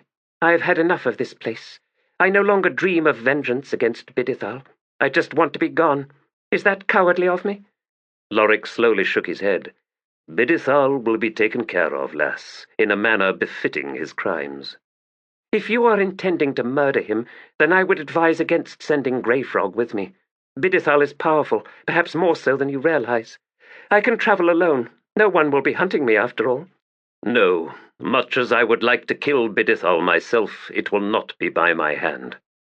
There is something ominous in what you are saying, or perhaps in what you are not saying, Lorik. There will be a convergence, Felisin, with some unexpected guests, and I do not think anyone here will survive their company for long. There will be vast slaughter. Then why are you staying? To witness, lass, for as long as I can. Why? He grimaced. As I said, I am still seeking answers. And are they important enough to risk your own life? They are. And now I will leave you here in Greyfrog's trust for a time. You are safe, and when I return it will be with the necessary supplies and mounts. She glanced over at the scaled, ape-like creature with its 4 eyes. Safe, you said. At least until it gets hungry. Appreciative. I will protect this one. But do not be gone too long. Ha ha. Dawn was breathing light into the eastern sky as Heboric stepped outside to await his visitor. The destriant remained in as much darkness as he could manage, not to hide from Lorik, whom he now watched stride into view and approach, but against any other watchers.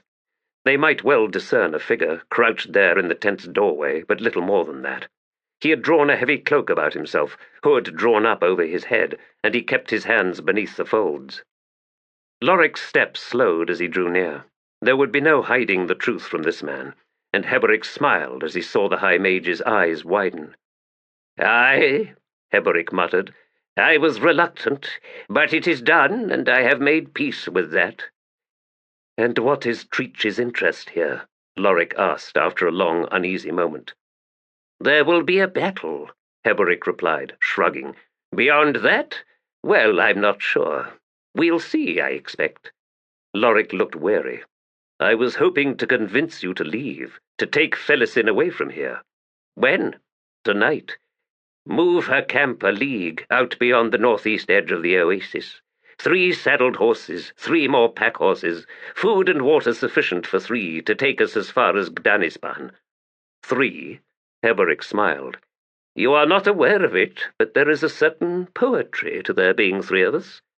"Very well. And how long should she expect to wait?" "As long as she deems acceptable, Lorik. Like you, I intend to remain here for a few days yet." His eyes grew veiled. "The Convergence." Heboric nodded. Lorik sighed. "We are fools, you and I." "Probably." "I had once hoped, Ghost Hands, for an alliance between us." "It exists, more or less, Lorik, sufficient to ensure Felisin's safety. Not that we have managed well in that responsibility thus far." "I could have helped," Heboric growled. "I am surprised, if you know what Bidithal did to her, that you have not sought vengeance." "Vengeance?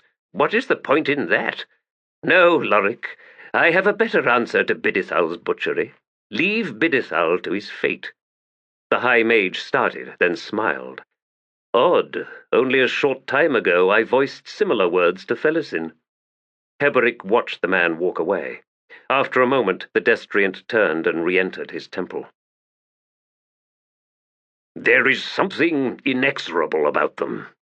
They were in the path of the distant legions, seeing the glimmer of iron wavering like molten metal beneath a pillar of dust that from this angle seemed to rise straight up, spreading out in a hazy stain in the high desert winds. At Leoman's words, Korab Bilhan Senualas shivered. Dust was sifting down the folds of his ragged talaba. The air this close to the whirlwind wall was thick with suspended sand, filling his mouth with grit. Leoman twisted in his saddle to study his warriors. Anchoring his splintered lance into the stirrup cup, Korab settled back in the saddle. He was exhausted. Virtually every night they had attempted raids, and even when his own company had not been directly involved in the fighting, there had been retreats to cover, counterattacks to blunt, then flight. Always flight. Had Sha'ik given Leoman 5,000 warriors, the Adjunct and her army would be the ones retreating, all the way back to Arran, mauled and limping. Leoman had done what he could with what he had, however, and they had purchased, with blood, a handful of precious days. Moreover, they had gauged the Adjunct's tactics and the mettle of the soldiers. More than once, concerted pressure on the regular infantry had buckled them, and had Leoman the numbers, he could have pressed home and routed them. Instead, Gaul's burned tears would arrive, or Wiccans, or those damned Marines, and the desert warriors would be the ones fleeing. Out into the night, pursued by horse warriors as skilled and tenacious as Leoman's own. 700 or so remained.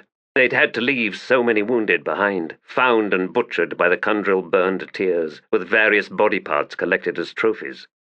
Leoman faced forward on his saddle once more. "We are done." Korab nodded. The Malazan army would reach the Whirlwind Wall by dusk. "Perhaps our Utateral will fail," he offered. "Perhaps the goddess will destroy them all this very night." The lines bracketing Leoman's blue eyes deepened as he narrowed his gaze on the advancing legions. "I think not. There is nothing pure in the Whirlwind's sorcery, Korab. No, there will be a battle at the very edge of the oasis. Korbolo Dom will command the army of the apocalypse, and you and I, and likely Mathok, shall find ourselves a suitable vantage point to watch." Korab leaned to one side and spat. "Our war is done," Leoman finished, collecting his reins. "Korbolo Dom will need us," Korab asserted. "If he does, then we have lost." They urged their weary horses into motion and rode through the Whirlwind Wall. He could ride at a canter for half a day, dropping the jag horse into a head-dipping, loping gait for the span of a bell, then resume the canter until dusk. Havoc was a beast unlike any other he had known, including his namesake. He had ridden close enough to the north side of Ugarat to see watchers on the wall, and indeed they had sent out a score of horse warriors to contest his crossing the broad stone bridge spanning the river, riders who should have reached it long before he did. But Havoc had understood what was needed, and canter stretched out into gallop, neck reaching forward, and they arrived 50 strides ahead of the pursuing warriors. Foot traffic on the bridge scattered from their path, and its span was wide enough to permit easy passage around the carts and wagons. Broad as the Ugarat River was, they reached the other side within a dozen heartbeats, the thunder of Havoc's hoofs changing in timber from stone to hard-packed earth as they rode out into the Ugarat Udhan. Distance seemed to lose relevance to Karsa Orlong. Havoc carried him effortlessly. There was no need for a saddle, and the single rein looped around the stallion's neck was all he needed to guide the beast. Nor did the Teblor hobble the horse for the night, instead leaving him free to graze on the vast sweeps of grass stretching out on all sides. The northern part of the Ugarat Udhan had narrowed between the inward curl of the two major rivers. The Ugarat and the other Karsa recalled as being named either Mersin or Thalas. A spine of hills had run north-south, dividing the two rivers, their summits and slopes hard-packed by the seasonal migration of Bedurin over thousands of years. Those herds were gone, though their bones remained where predators and hunters had felled them, and the land was used now as occasional pasture, sparsely populated, and that only in the wet season. In the week it took to cross those hills, Karsa saw naught but signs of shepherd camps and boundary cairns, and the only grazing creatures were antelope and a species of large deer that fed only at night, spending days bedded down in low areas thick with tall yellow grasses. Easily flushed, then run down to provide Karsa with an occasional feast. The Mersin River was shallow, almost dried up this late in the dry season. Fording it, he had then ridden northeast, coming along the trails skirting the south flanks of the Thalas Mountains, then eastward to the city of Lato Reve, on the very edge of the Holy Desert. He traversed the road south of the city's wall at night, avoiding all contact, and reached the pass that led into Raraku at dawn the following day. A pervasive urgency was driving him on. He was unable to explain the desire in his own mind, yet did not question it. He had been gone a long time, and though he did not believe the battle in Raraku had occurred, he sensed it was imminent. And Karsa wanted to be there, not to kill Malazans, but to guard Leoman's back. But there was a darker truth, he well knew. The battle would be a day of chaos, and Karsa Orlong meant to add to it. Sha'ik or no Sha'ik, there are those in her camp who deserve only death, and I shall deliver it. He did not bother conjuring a list of reasons, of insults delivered, contempt unveiled, crimes committed. He had been indifferent for long enough, indifferent to so many things. He had reined in his spirit's greatest strengths, among them his need to make judgments and act decisively upon them in true tableau fashion. I have tolerated the deceitful and the malicious for long enough. My sword shall now answer them. The Toblakai warrior was even less interested in creating a list of names, since names invited vows, and he had enough of vows. No, he would kill as the mood took him. He looked forward to his homecoming, provided he arrived in time. Descending the slopes leading down into the holy desert, he was relieved to see, far to the north and east, the red crest of fury that was the Whirlwind Wall, only days away now. He smiled at that distant anger, for he understood it. Constrained, chained for so long, the goddess would soon unleash her wrath.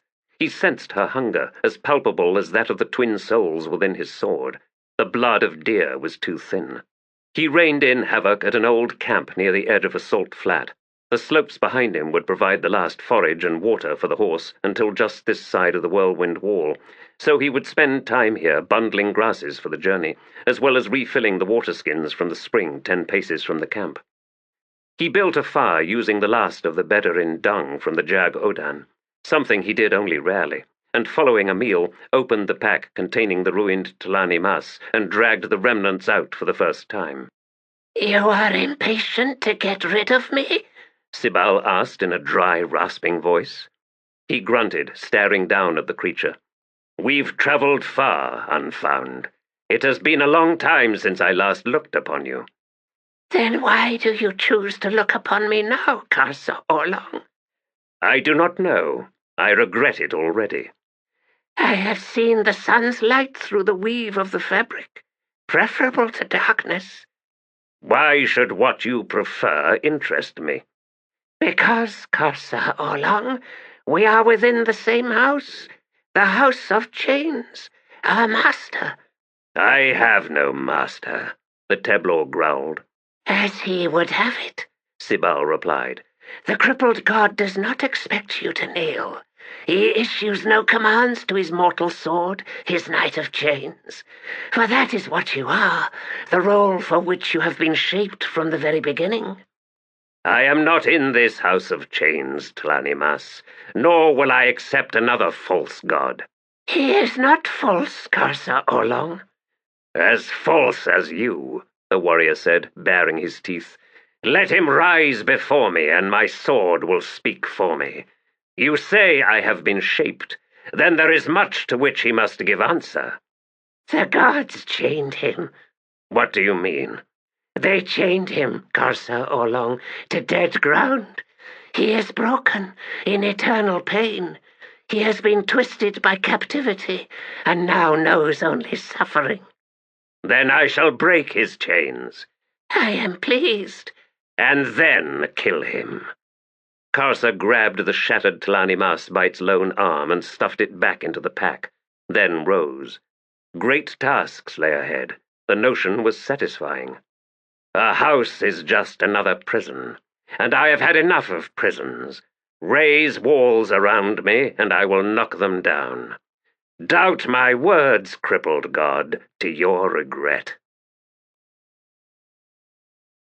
Chapter 22. Otaterel, I believe, was born of sorcery. If we hold that magic feeds on hidden energies, then it follows that there are limits to those energies.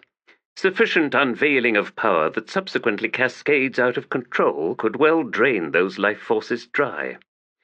Further, it is said that the Elder Warrens resist the deadening effect of Otaterel, suggesting that the world's levels of energy are profoundly multilayered.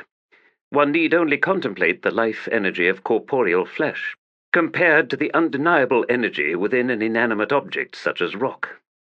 Careless examination might suggest that the former is alive, whilst the latter is not. In this manner, perhaps Otaterel is not quite as negating as it would first appear.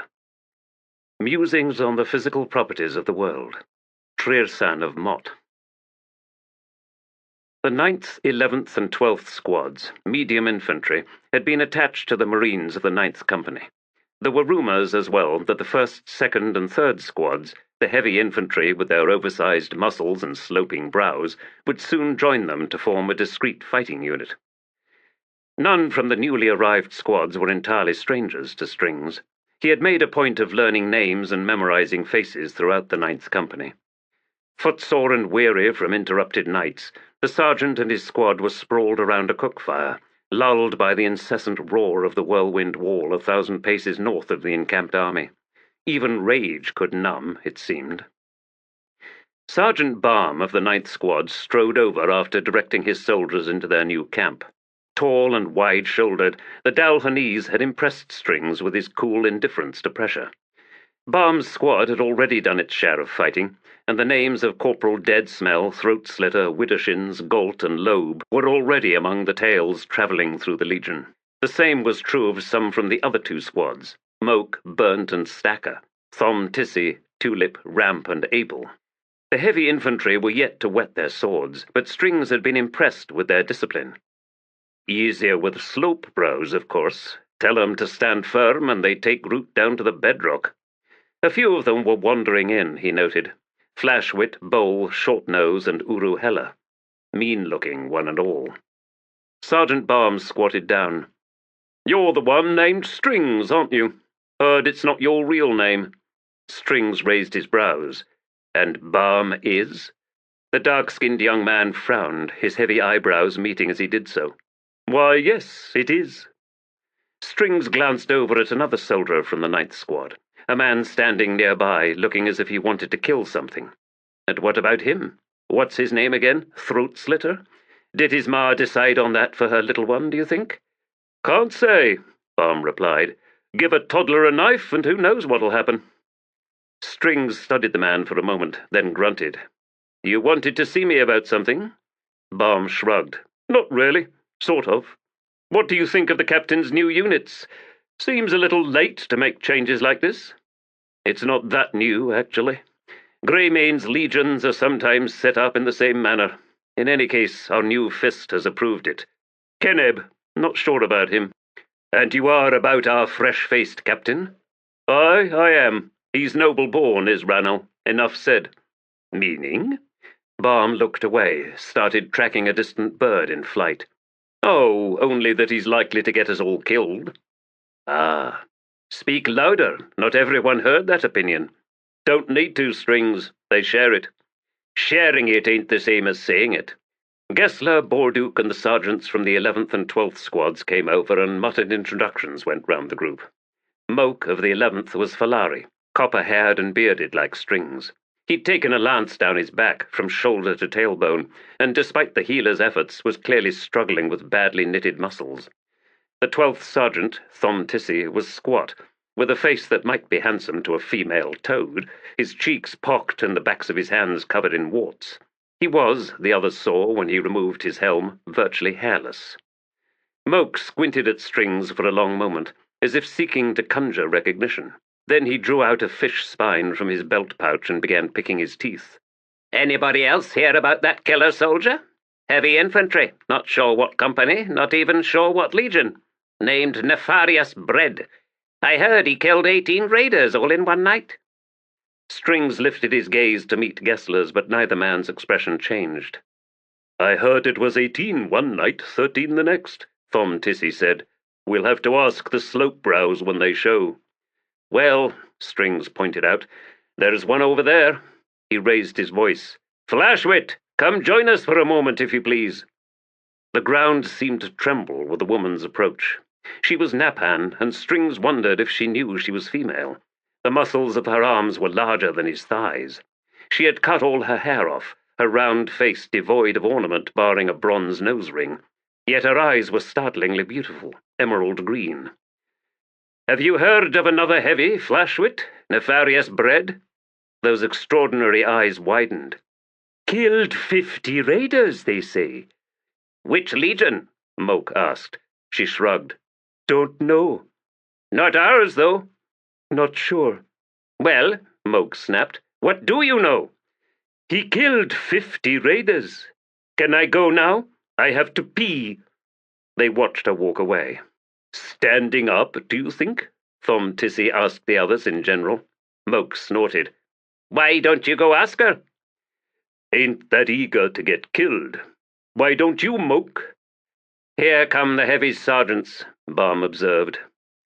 Mosul, Sobalone, and Tug could have been siblings. They all hailed from Malaz City, typical of the mixed breed prevalent on the island, and the air of threat around them had less to do with size than attitude. Sobalone was the oldest of the three, a severe-looking woman with streaks of grey in her shoulder-length black hair, her eyes the colour of the sky. Mosul was lean, the epicanthic folds of his eyes marking Canese blood somewhere in his family line. His hair was braided and cut finger-length in the fashion of Jakataka and pirates. Tug was the biggest of the three, armed with a short single-bladed axe. The shield strapped on his back was enormous, hardwood, sheathed in tin and rimmed in bronze. "Which one of you is Strings?" Mosul asked. "Me. Why?" The man shrugged. "Nothing. I was just wondering. And you?" He nodded at Gesler. "You're that coastal guard, Gesler." "So I am. What of it?" "Nothing." There was a moment of awkward silence. Then Tug spoke, his voice thin, emerging from, Strings suspected, a damaged larynx. "We heard the Adjunct was going to the wall tomorrow with that sword. Then what? She stabs it? It's a storm of sand. There's nothing to stab. And aren't we already in Raraku, the holy desert? It don't feel any different, don't look any different neither. Why didn't we just wait for him? Or let him stay and rot here in this damned wasteland? Sha'ik wants an empire of sand, let her have it." That fractured voice was excruciating to listen to, and it seemed to Strings that Tug would never stop. "Plenty of questions there," he said as soon as the man paused to draw a wheezing breath. "This empire of sand can't be left here, Tug, because it's a rot, and it will spread. We'd lose 7 cities, and far too much blood was spilled conquering it in the first place to just let it go. And while we're in Raraku, we're on its very edge. It may be a holy desert, but it looks like any other. If it possesses a power, then that lies in what it does to you after a while.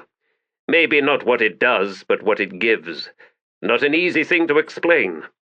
He then shrugged and coughed. Gesler cleared his throat. "The Whirlwind Wall is sorcery, Tug. The Adjunct sword is out of Terrell. There will be a clash between the two. If the Adjunct sword fails, then we all go home, or back to Arran." "Not what I heard," Moke said, pausing to spit before continuing. "We swing east, then north if we can't breach the wall. To Gdanisban, or maybe Erlitan, to wait for Dujek One-Arm and High Mage Teishren. I've even heard that Greymane might be recalled from the Coralry campaign." Strings stared at the man. "Whose shadow have you been standing in, Moke?" "Well, it makes sense, don't it?" Sighing, Strings straightened. "It's all a waste of breath, soldiers. Sooner or later, we're all marching in, wide-eyed stupid." He strode over to where his squad had set up the tents. His soldiers, Cuttle included, were gathered around a bottle, who sat cross-legged and seemed to be playing with twigs and sticks. Strings halted in his tracks, an uncanny chill creeping through him. Gods below!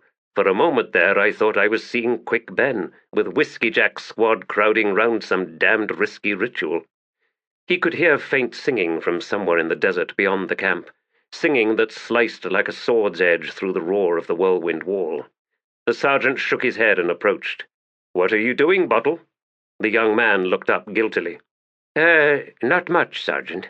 "Trying a divination," Cuttle growled, "and as far as I can tell, getting nowhere." Strings slowly crouched down in the circle, opposite Bottle. "Interesting style there, lad.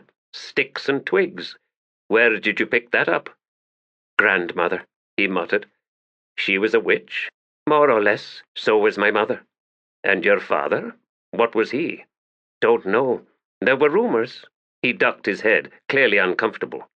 "Never mind," Strings said. That's earth-aspected, the pattern you have there. You need more than just what anchors the power. All the others were staring at Strings now. Bottle nodded, then drew out a small doll made of woven grasses, a dark purple-bladed variety. Strips of black cloth were wrapped about it.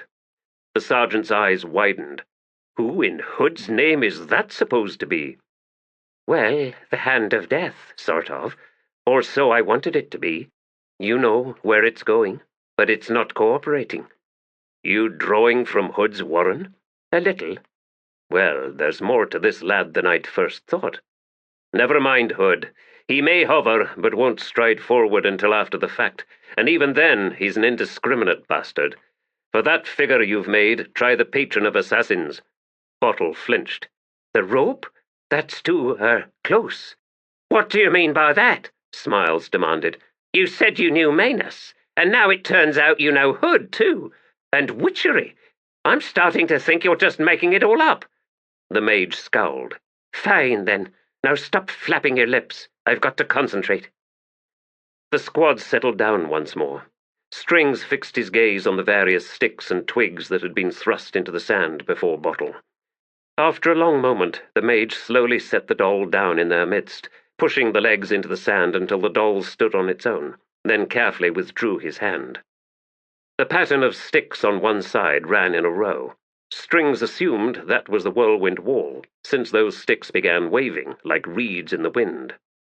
Bottle was mumbling under his breath, with a growing note of urgency, then frustration. After a moment, the breath gusted from him and he sat back, eyes blinking open. It's no use. The sticks had ceased moving. Is it safe to reach in there? Strings asked. Aye, Sergeant. Strings reached out and picked up the doll. Then he set it back down, on the other side of the whirlwind wall. Try it now. Bottle stared across at him for a moment, then leaned forward and closed his eyes once more. The whirlwind wall began wavering again. Then a number of the sticks along that row toppled. A gasp from the circle, but Bottle's scowl deepened. It's not moving. The doll. I can feel the rope. Close, way too close. There's power pouring into or maybe out of that doll, only it's not moving. You're right, Strings said, a grin slowly spreading across his features. It's not moving, but its shadow is. Cuttle grunted. Queen, take me, he's right. That's a damn strange thing. I've seen enough. He rose suddenly, looking nervous and shaken. Magic's creepy. I'm going to bed. The divination ended abruptly. Bottle opened his eyes and looked around at the others, his face glistening with sweat. Why didn't he move? Why only his shadow? Strings stood. Because, lad, he isn't ready yet. Smiles glared up at the sergeant. So, who is he? The rope himself? No, Bottle answered. No, I'm sure of that. Saying nothing, Strings strode from the circle. No, not the rope. Someone even better, as far as I am concerned. As far as every Malazan is concerned, for that matter. He's here, and he's on the other side of the whirlwind wall, and I know precisely who he sharpened his knives for. Now, if only that damned singing would stop. He stood in the darkness, under siege. Voices assaulted him from all sides, pounding at his skull. It wasn't enough that he had been responsible for the death of soldiers. Now they would not leave him alone. Now their spirits screamed at him, ghostly hands reaching out through Hood's gate, fingers clawing through his brain. Gamut wanted to die. He had been worse than useless. He had been a liability, joined now to the multitude of incompetent commanders who had left a river of blood in their wake, another name in that sullied, degrading history that fueled the worst fears of the common soldier. And it had driven him mad. He understood that now. The voices, the paralyzing uncertainty, the way he was always cold, shivering, no matter how hot the daytime sun or how highly banked the nightly hearths. And the weakness stealing through his limbs, thinning the blood in his veins, until it felt as if his heart was pumping muddy water. I have been broken. I failed the adjunct with my very first test of metal. Keneb would be all right. Keneb was a good choice as the Legion's new fist. He was not too old, and he had a family, people to fight for, to return to, people that mattered in his life. Those were important things, a necessary pressure, fire for the blood, none of which existed in Gamut's life. She has certainly never needed me, has she? The family tore itself apart, and there was nothing I could do about it. I was only a castellan, a glorified house guard, taking orders. Even when a word from me could have changed Felisin's fate, I just saluted and said, "Yes, mistress." But he had always known his own weakness of spirit, and there had been no shortage of opportunities in which he could demonstrate his flaws, his failures. No shortage at all, even if she saw those moments as one's displaying loyalty, as disciplined acceptance of orders no matter how horrendous their outcome. "Loud!" A new voice. Blinking, he looked around, then down, to see Keneb's adopted whelp, Grub. Half-naked, sun-darkened skin smeared with dirt, his hair a wild tangle, his eyes glittering in the starlight. "Loud!" "Yes, they are." The child was Febryl. It was late, maybe even nearing dawn. What was he doing up? What was he doing out here, beyond the camp's pickets, inviting butchery by desert raider? "Not they, it." Gamut frowned down at him. "What are you talking about? What's loud? All I hear is voices. You can't hear them. Of course you can't." "The sandstorm roars very, very, very, very, very loud." "The storm?" Gamut wiped grit from his eyes and looked around, to find himself not 50 paces from the whirlwind wall, and the sound of sand racing between rocks on the ground, hissing skyward in wild cavorting loops, the pebbles clattering here and there, the wind itself whirling through sculpted folds in the limestone. The sound was like voices, screaming, angry voices. "I am not mad." "Me neither. I'm happy. Father has a new shiny ring around his arm. It's all carved. He's supposed to give more orders, but he gives less. But I'm still happy. It's very shiny. Do you like shiny things? I do, even though they hurt my eyes. Maybe it's because they hurt my eyes. What do you think?" "I don't think much of anything anymore, lad." "I think you do too much." "Oh, really?" "Father thinks the same. You think about things there's no point in thinking about. It makes no difference. But I know why you do." "You do?" The lad nodded. "The same reason I like shiny things. Father's looking for you. I'm going to go tell him I found you." Grub ambled away, quickly vanishing in the darkness. Gamut turned and stared up at the whirlwind wall. Its rage buffeted him. The whirling sand tore at his eyes, snatched at his breath. It was hungry, had always been hungry, but something new had arrived, altering its shrill timbre. What is it? An urgency, a tone fraught with something. What am I doing here? Now he remembered. He had come looking for death, a raider's blade across his throat, quick and sudden, if not entirely random. An end to thinking all those thoughts that so hurt my eyes. The growing thunder of horse hoofs roused him once more, and he turned to see 2 riders emerge from the gloom, leading a 3rd horse. "We've been searching half the night," Fist Keneb said as they reined in. "Temel has a 3rd of his wickens out, all looking for you, sir." "Sir? That's inappropriate. Your child had no difficulty in finding me."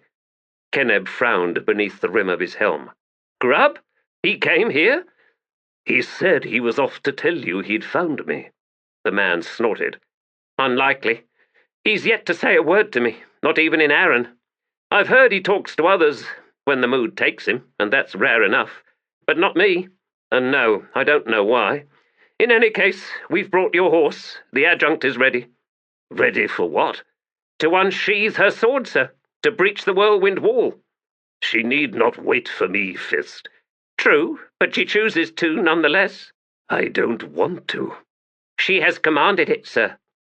Gamut sighed, walked over to the horse. He was so weak he had trouble pulling himself onto the saddle. The others waited with maddening patience. Face burning with both effort and shame, Gamut finally clambered onto the horse, spent a moment searching for the stirrups, then took the reins from Temel. "Lead on," he growled to Keneb. They rode parallel to the wall of roaring sand, eastward, maintaining a respectable distance. 200 paces along, they rode up to a party of 5 sitting motionless on their horses, the Adjunct, Tene Beralta, Blistig, Nil, and Nether. Sudden fear gripped Gamut. "Adjunct, 1,000 warriors could be waiting on the other side. We need the army drawn up. We need heavy infantry on the flanks, outriders, archers, marines." "That will be enough, Gamut. We ride forward now. The sun already lights the wall. Besides, can you not hear it? Its shriek is filled with fear. A new sound, a pleasing sound." He stared up at the swirling barrier of sand. "Yes, that is what I could sense earlier. Then it knows its barrier shall fail." "The goddess knows," Nether agreed. Gamut glanced at the 2 Wiccans. They looked miserable, a state that seemed more or less permanent with them these days. "What will happen when the whirlwind falls?" The young woman shook her head, but it was her brother who answered. "The whirlwind wall encloses a warren. Destroy the wall, and the warren is breached, making the goddess vulnerable. Had we a battalion of claw and a half-dozen high mages, we could hunt her down and kill her. But we can achieve no such thing." He threw up his hands in an odd gesture. "The army of the apocalypse will remain strengthened by her power. Those soldiers will never break, will fight on to the bitter end, especially given the likelihood that that end will be ours, not theirs." "Your predictions of disaster are unhelpful, Nil," the Adjunct murmured. "Accompany me, all of you, until I say otherwise." They rode closer to the whirlwind wall, leaning in the face of the fierce battering wind and sand. 15 paces from its edge, the Adjunct raised a hand. Then she dismounted, one gloved hand closing on the grip of her sword as she strode forward. The rust-hued otataral blade was halfway out of its scabbard when a sudden silence descended, and before them the whirlwind wall's stentorian violence died in tumbling clouds of sand and dust. The hiss of sifting rose into the storm's mute wake, a whisper, burgeoning light, and then silence. The Adjunct wheeled, shock writ on her features. "She withdrew," Nil shouted, stumbling forward. "Our path is clear." Tavore threw up a hand to halt the Wiccan. "In answer to my sword, Warlock? Or is this some strategic ploy?" "Both, I think. She would not willingly take such a wounding, I think. Now she will rely upon her mortal army." The dust was falling like rain in waves lit gold by the rising sun, and the holy desert's heartland was gradually becoming visible through gaps in the dying storm. There was no waiting horde, Gamut saw with a flood of relief. Naught but more wastes, with something like an escarpment on the northeast horizon, falling away as it proceeded west, where strangely broken hills ran in a natural barrier. The Adjunct climbed back onto her horse. "Temel, I want scouts out far ahead. I do not believe there will be any more raids. Now they wait for us at a place of their own choosing. It falls to us to find it." "And then will come the battle. The death of hundreds, perhaps thousands of soldiers. The Adjunct as the fist of the Empress, and Sha'ik, chosen servant of the goddess. A clash of wills, nothing more. Yet it will decide the fate of hundreds of thousands. I want nothing to do with this." Tene Beralta had drawn his horse alongside Gamut.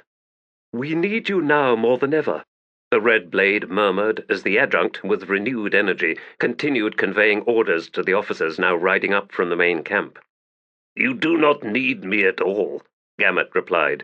"You are wrong. She needs a cautious voice." "A coward's voice is the truth of it, and no, she does not need that." "There is a fog that comes in battle." "I know. I was a soldier once, and I did well enough at that, taking orders, commanding no one but myself, occasionally a handful, but not thousands. I was at my level of competence all those years ago." "Very well then, Gamut. Become a soldier once more, one who just happens to be attached to the Adjunct's retinue. Give her the perspective of the common soldier, Whatever weakness you feel is not unique. Realize that it is shared by hundreds or even thousands there in our legions." Blistig had come up on the other side, and he now added, "She remains too remote from us, Gamut. She is without our advice because we have no chance to give it. Worse, we don't know her strategy." "Assuming she has one," Tenebralta muttered. "Nor her tactics for this upcoming battle," Blistig continued. "It's dangerous against Malazan military doctrine. She's made this war personal, Gamut." Gamut studied the adjunct, who had now ridden ahead, flanked by Nil and Nether, and seemed to be studying the broken hills beyond which, they all knew, waited Sha'ik and her army of the apocalypse. Personal? Yes, she would do that, because it is what she has always done. It is how she is. The Empress would not have been ignorant of her character. "We will be walking into a carefully constructed trap," Tenebralta growled. "Korbolo Dom will see to that. He'll hold every piece of high ground. He'll command every approach. He might as well paint a big red spot on the ground where he wants us to stand while he kills us." "She is not unaware of those possibilities," Gamut said. "Leave me alone, Tenebralta. You as well, Blistig. We are not 3 anymore. We are 2 and 1. Talk to Keneb, not me. He can shoulder your expectations. I cannot. We must march to meet them. What else would you have her do?" "Listen to us, that's what," Blistig answered. "We need to find another approach. Come up from the south, perhaps." "And spend more weeks on this march? Don't you think Korbolo would have thought the same? Every waterhole and spring will be fouled. We would wander until Raraku killed us all, with not a single sword raised against us." He caught the momentary locking of gazes between Blistig and Tenebralta. Gamut scowled. "Conversations like this one will not mend what is broken, sirs. Save your breaths. I have no doubt the adjunct will call a council of war at the appropriate time." "She'd better," Tenebralta snapped, gathering his reins and wheeling his horse round. As he cantered off, Blistig leaned forward and spat. "Gamut, when that council is called, be there." "And if I'm not?" "We have enough baggage on this train with all those noble-born officers and their endless lists of grievances. Soldiers up from the ranks are rare enough in this army, too rare to see even one throw himself away. Granted, I didn't think much of you at first. You were the adjunct's pet, but you managed your legion well enough." "Until the first night we fought the enemy." "Where a cusser killed your horse and nearly took your head off." "I was addled before then, Blistig." "Only because you rode into the skirmish. A fist should not do that. You stay back, surrounded by messengers and guards. You may find yourself not issuing a single order, but you are the core position nonetheless, the immovable core. Just being there is enough. They can get word to you, you can get word to them. You can shore up, relieve units, and respond to developments. It's what an officer of high rank does. If you find yourself in the midst of a fight, you are useless, a liability to the soldiers around you, because they're obliged to save your skin. Even worse, you can see nothing. Your messengers can't find you. You've lost perspective. If the core wavers or vanishes, the legion falls." Gamut considered Blistig's words for a long moment. Then he sighed and shrugged. "None of that matters any more. I am no longer a fist. Keneb is, and he knows what to do." "He's acting fist. The adjunct made that clear. It's temporary, and it now falls to you to resume your title and your command." "I will not." "You have to, you stubborn bastard. Keneb's a damned good captain.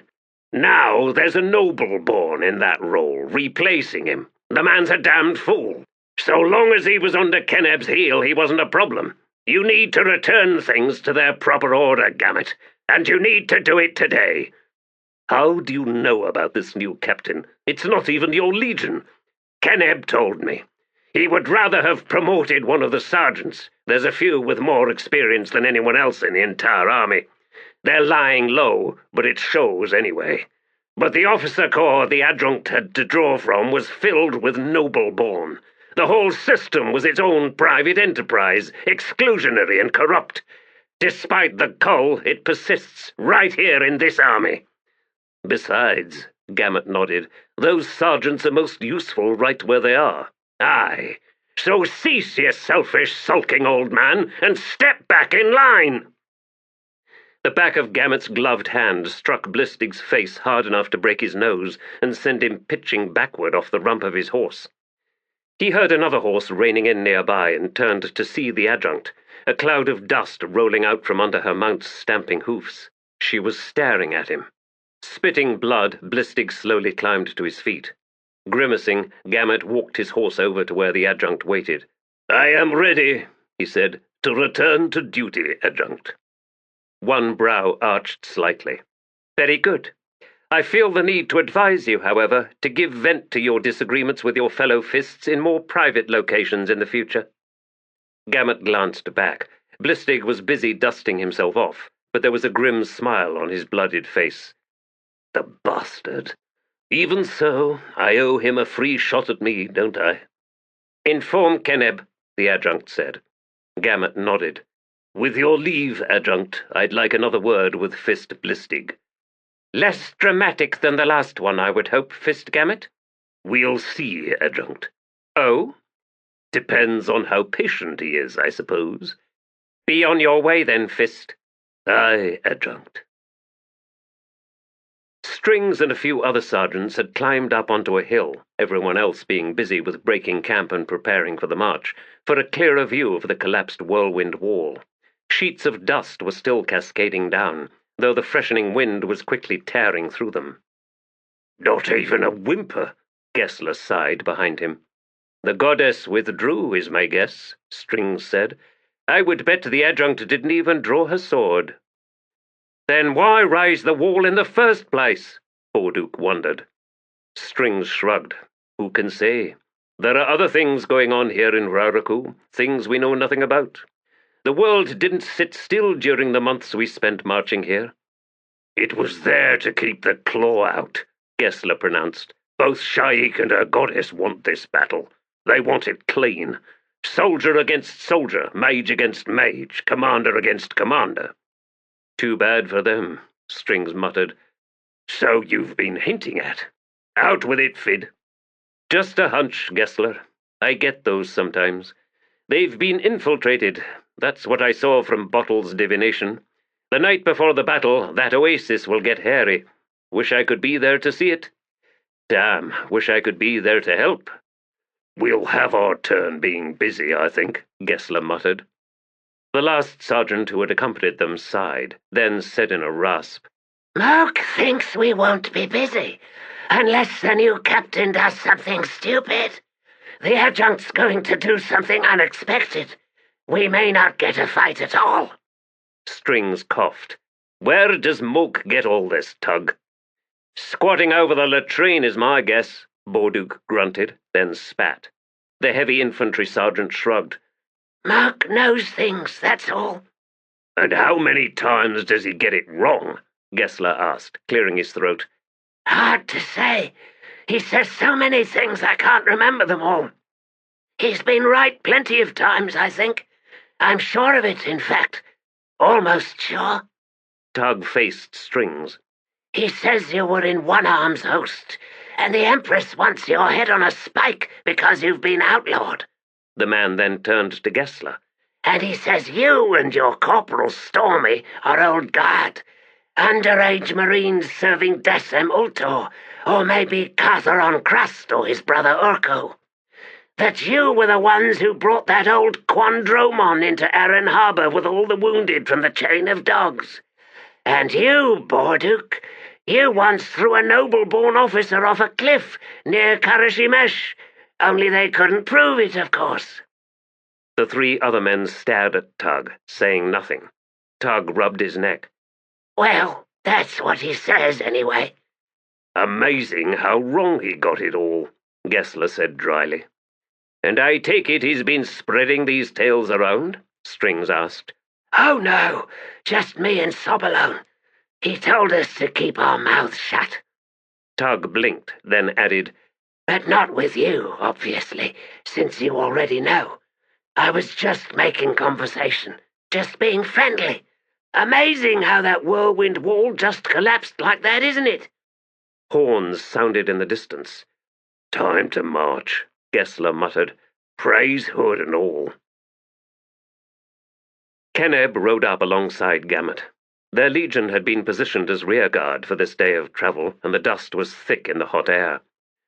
I'm starting to doubt the whirlwind wall ever vanished, Keneb said. Aye, there's less we're kicking up than is still coming down, Gamut replied. He hesitated, then said, My apologies, Captain. No need, sir. I am in fact relieved, if you'll excuse the pun. Not just from the pressure of being a fist, but also because Ranald's promotion was rescinded. It was a pleasure informing him of that. Were you aware he had restructured the units, using Greymane's arrangements? Of course, Greymane was fighting a protracted war over a huge territory with no defined front. He needed self-contained fighting units ready for any contingency. Even more irritating, he neglected to inform anyone else. Are you returning the squads to their original placement, Captain? Not yet, sir. Waiting for your word. Gamut thought about it for a time. I will inform the Adjunct of our Legion's new structure. Sir? It might prove useful.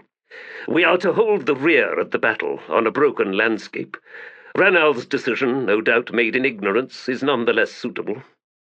Keneb sighed, but said nothing, and Gamut well understood. I may have returned as Fist with the Adjunct's confirmation, but her decision on our positioning has made it clear she's lost confidence in me. They rode on in silence, but it was not a comfortable one. Chapter 23. Who among the Pantheon would the Fallen One despise and fear the most? Consider the last chaining, in which Hood, Fenner, the Queen of Dreams, Osserk, and Opon all participated, in addition to Anamanda Rake, Caladan Brood, and a host of other ascendants. It is not so surprising, then, that the crippled god could not have anticipated that his deadliest enemy was not found among those mentioned. The Chainings, Istan Hela. Just because I'm a woman, all woman, it doesn't mean I can cook. Cutter glanced across at Apsalar, then said, No, it's very good, really. But Mogora wasn't finished, waving a grass-snarled wooden ladle about as she stomped back and forth. There's no ladder, nothing at all, and guests, endless guests. And is he around to go find us some food? Never! I think he's dead. He's not dead, Apsalar cut in, holding her spoon motionless above the bowl. We saw him only a short while ago. So you say, with your shiny hair and pouty lips and those breasts? Just wait till you start dropping whelps. They'll bit your ankles one day, big as they are. Not the whelps, the breasts. The whelps will be in your hair. No, not that shiny hair on your head. Well, yes, that hair, but only as a manner of speech. What was I talking about? Yes, I have to go out every day, climbing up and down that rope ladder, scrounging food. Yes, that grass is edible. Just chew it down. Chew and chew. Every day, armfuls of grasses, tubers, rizan, cockroaches, and bloodflies. Both Cutter and Apsalar put down their spoons. And me, tripping over my tits. And then... She waved the ladle, flinging wet grass against a wall. Those damned Bokarala get into my hoard and steal all the yummy bits. Every single cockroach and bloodfly. Haven't you noticed? There's no vermin in this ruin anywhere. Not a mouse, not a bug. What's 1,000 spiders to do? Cautiously, the two guests resumed eating, their sips preceded by close examination of the murky liquid in their spoons. And how long do you plan to stay here? What is this, a hostel? How do you expect my husband and me to return to domestic normality? If it's not you, it's gods and demons and assassins messing up the bedrooms. Will I ever get peace? With that, she stomped from the room. After a moment, Cutter blinked and sat straighter. Assassins? Kalamekar, Apsalar replied. He left marks, an old bridge-burner habit. He's back? What happened? She shrugged. Shadow Throne and Cotillion have, it seems, found use for us all. If I were to guess, Kalam plans on killing as many of Sha'ik's officers as he can. Well, Mogora did raise an interesting question. Cotillion wanted us here, but why? Now what? I have no answers for you, Crocus. It would seem Cotillion's interests lie more with you than with me, which is not surprising. It isn't. It is to me. Why would you say otherwise? She studied him for a moment, then her eyes shifted away. Because I am not interested in becoming his servant. I possess too many of his memories, including his mortal life as dancer, to be entirely trustworthy. That's not an encouraging statement, Apsala. A new voice hissed from the shadows. Encouragement is needed? Simple, easy, and worthy of concern. Why can't I think of a solution? Something stupid to say. That should be effortless for me. Shouldn't it? After a moment, Iscaral Past edged out from the gloom, sniffing the air. She's been cooking. His eyes then lit on the bowls on the table. And you've been eating it! Are you mad? Why do you think I've been hiding all these months? Why do you think I have my Baccarala sift through her hoard for the edible stuff? Gods, you fools! Oh yes, fine food, if you're an antelope. We're managing, Cutter said. Is there something you want with us? If not, I'm with Mogora on one thing. The less I see of you, the better. She wants to see me, you Daru idiot! Why do you think she's always trying to hunt me down? Yes, it's a good act, isn't it? But let's be realistic, Pust. She's happier without you constantly in her face. You're not wanted, not necessary. In fact, Pust, you are completely useless.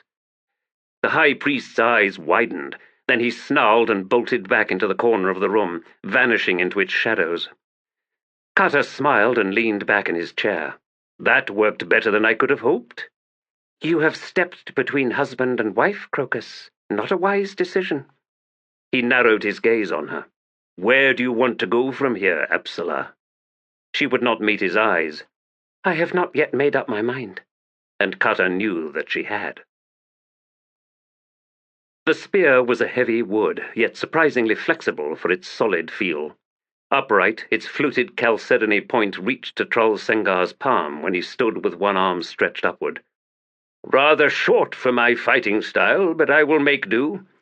I thank you, Ibra Golan. The Talani Mas swung round and strode to where Monarch Ochem waited. Onrak watched Troll Sengar blow on his hands, then rub them on his tattered buckskin leggings. He flexed the spear shaft once more, then leaned it on one shoulder and faced Onrak. I am ready. Although I could do with some furs, this warren is cold and the wind stinks of ice. We'll have snow by nightfall. We shall be travelling south, Onrak said. Before long we shall reach the tree line, and the snow will turn to rain. That sounds even more miserable. Our journey, Troll Sengar, shall be less than a handful of days and nights, and in that time we shall travel from tundra to savanna and jungle. Do you believe we will reach the first throne before the renegades? Onrak shrugged. It is likely.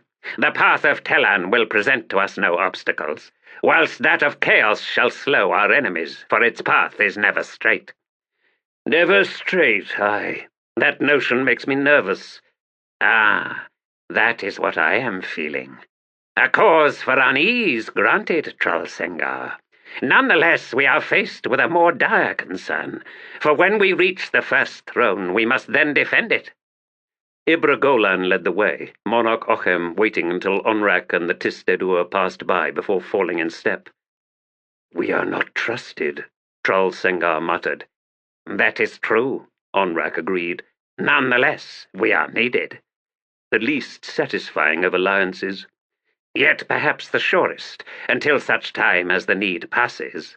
We must remain mindful, Troll Sengar. The Tistedur grunted in acknowledgement. They fell silent then, as each stride took them further south. As with so many tracts within Tellan, the scars of Omtos Felak remained both visible and palpable to Onrak's senses. Rivers of ice had gouged this landscape, tracing the history of advance and, finally, retreat, leaving behind fluvial spans of silts, rocks and boulders in screes, fans and slides, and broad valleys with basins worn down to smooth-humped bedrock. Eventually, permafrost gave way to sodden peat and marshland, wherein stunted black spruce rose in knotted stands on islands formed by the rotted remains of ancestral trees. Pools of black water surrounded these islands, layered with mists and bubbling with the gases of decay. Insects swarmed the air, finding nothing to their liking among the Talanimas and the lone mortal, though they circled in thick, buzzing clouds nonetheless. Before long, the marshes gave way to upthrust domes of bedrock, the low ground between them steep-sided and tangled with brush and dead pines. The domes then merged, creating a winding bridge of high ground along which the four travelled with greater ease than before. It began to rain, a steady drizzle that blackened the basaltic bedrock and made it slick. Onrak could hear Trull Sengar's harsh breathing and sensed his companion's weariness, but no entreaties to rest came from the Tist-Edur, even as he increasingly used his spear as a staff as they trudged onward. Forest soon replaced the exposed bedrock, slowly shifting from coniferous to deciduous, the hills giving way to flatter ground. The trees then thinned, and suddenly, beyond a line of tangled deadfall, plains stretched before them, and the rain was gone. Onrak raised a hand. "We shall halt here." Ibra Golan, 10 paces ahead, stopped and swung round. "Why?" "Food and rest, Ibra Golan. You may have forgotten that these number among the needs of mortals." "I have not forgotten, Onrak the Broken." Trull Sengar settled onto the grasses, a wry smile on his lips as he said, "It's called indifference, Onrak. I am, after all, the least valuable member of this war party."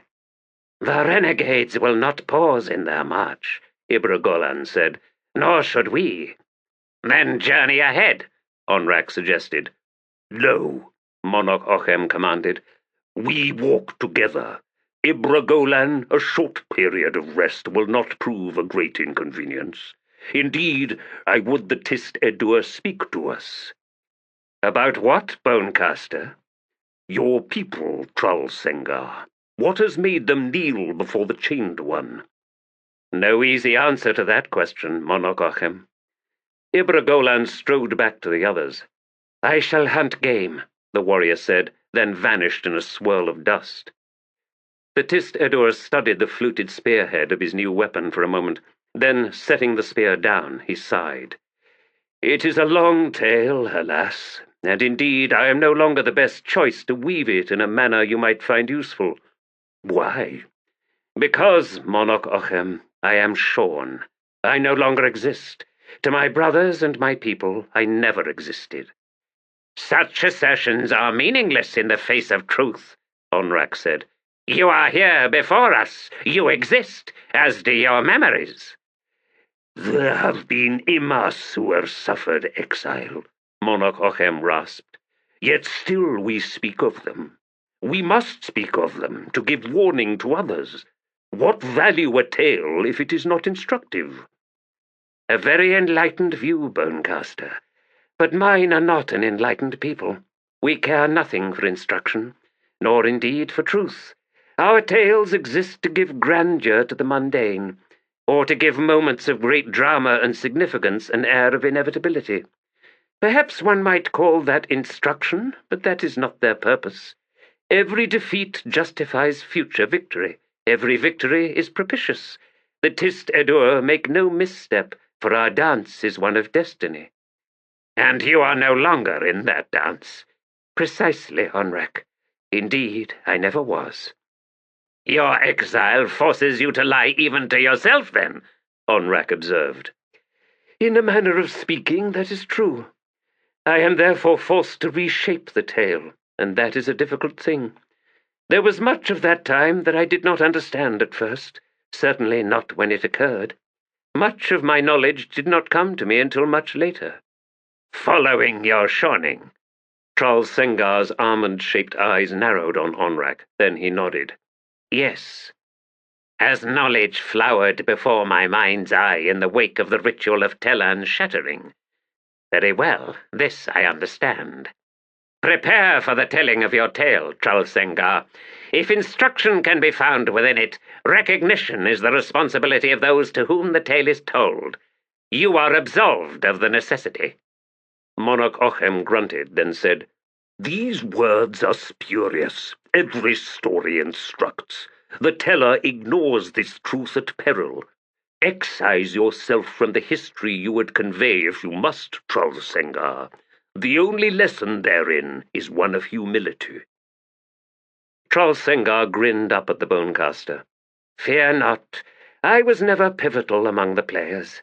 As for excision, well, that has already occurred, and so I would tell the tale of the Tist Edur who dwelt north of Lether as would they themselves tell it, with one exception, which has, I admit, proved most problematic in my mind, and that is, there will be no aggrandizement in my telling, no revelling in glory, no claims of destiny or inevitability. I shall endeavour, then, to be other than the Tist Edur I appear to be, to tear away my cultural identity and so cleanse the tale. Flesh does not lie, Monarch Ochem said. Thus we are not deceived.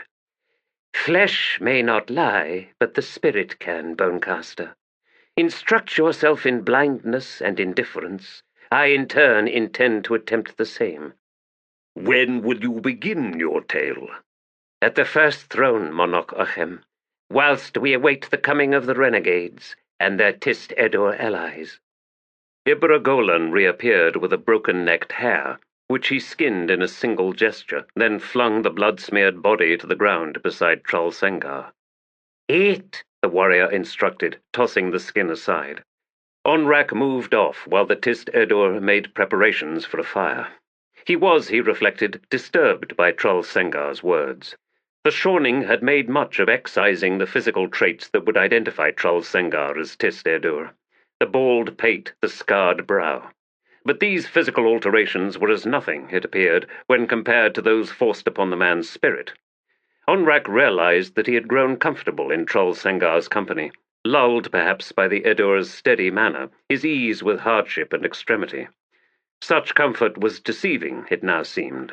Trollsengar's calm was born of scars, of healing that left one insensate. His heart was incomplete. He is as a Tlani Mas, yet clothed in mortal flesh. We ask that he resurrect his memories of life, then wonder at his struggle to satisfy our demands. The failure is ours, not his. We speak of those we have exiled, yet not to warn, as Monarch Ochem claims. No, nothing so noble. We speak of them in reaffirmation of our judgment. But it is our intransigence that finds itself fighting the fiercest war, with time itself, with the changing world around us. I will preface my tale, Trollsengar was saying as he roasted the skinned hare, with an admittedly cautionary observation. Tell me this observation, Monarch Ochem said. I shall, Bonecaster. It concerns nature, and the exigency of maintaining a balance. Had he possessed a soul, Onrak would have felt it grow cold as ice. As it was, the warrior slowly turned in the wake of Trollsengar's words. Pressures and forces are ever in opposition, the Edur was saying as he rotated the spitted hare over the flames, and the striving is ever towards a balance. This is beyond the gods, of course. It is the current of existence. But no, beyond even that, for existence itself is opposed by oblivion. It is a struggle that encompasses all, that defines every island in the abyss. Or so I now believe. Life is answered by death, dark by light, overwhelming success by catastrophic failure, horrific curse by breathtaking blessing. It seems the inclination of all people to lose sight of that truth, particularly when blinded by triumph upon triumph.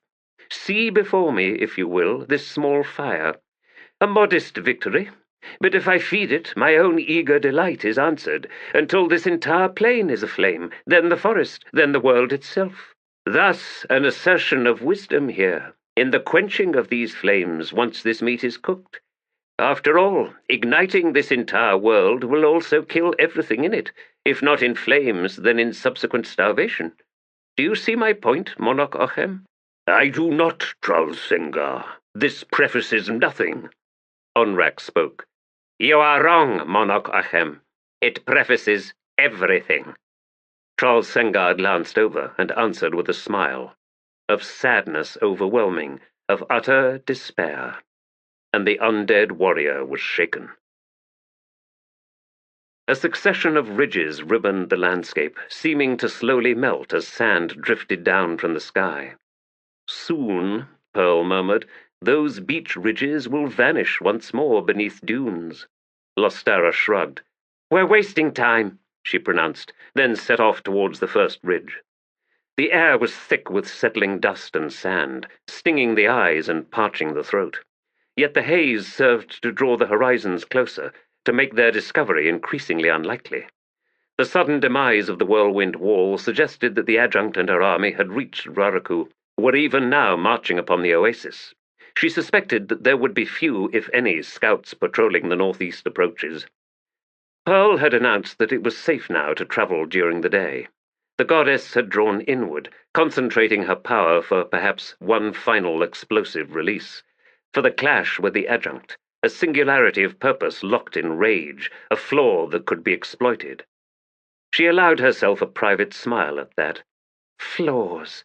No shortage of those hereabouts, is there? Their moment of wild passion had passed, as far as she was concerned. The loosening of long pent-up energies. Now that it was done, they could concentrate on other things. More important things. It seemed, however, that Pearl saw it differently. He'd even tried to take her hand this morning, a gesture that she decisively rebuffed, despite its pathos.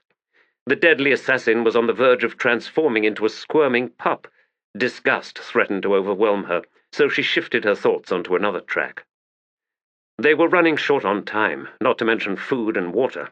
Raraku was a hostile land, resentful of whatever life dared exploit it. Not holy at all, but cursed. Devourer of dreams, destroyer of ambitions. And why not? It's a damned desert. Clambering over the cobbles and stones, they reached the first ridge. We're close, Pearl said, squinting ahead. Beyond that higher terrace, we should come within sight of the oasis. And then what? She asked, brushing dust from her tattered clothes. Well, it would be remiss of me not to take advantage of our position. I should be able to infiltrate the camp and stir up some trouble. Besides, he added, one of the trails I am on leads into the heart of that rebel army. The Talons, a master of that revived cult. Are you so certain of that? He nodded, then half shrugged. Reasonably. I have come to believe that the rebellion was compromised long ago, perhaps from the very start. That the aim of winning independence for Seven Cities was not quite as central to some as it should have been, and indeed that those hidden motives are about to be unveiled.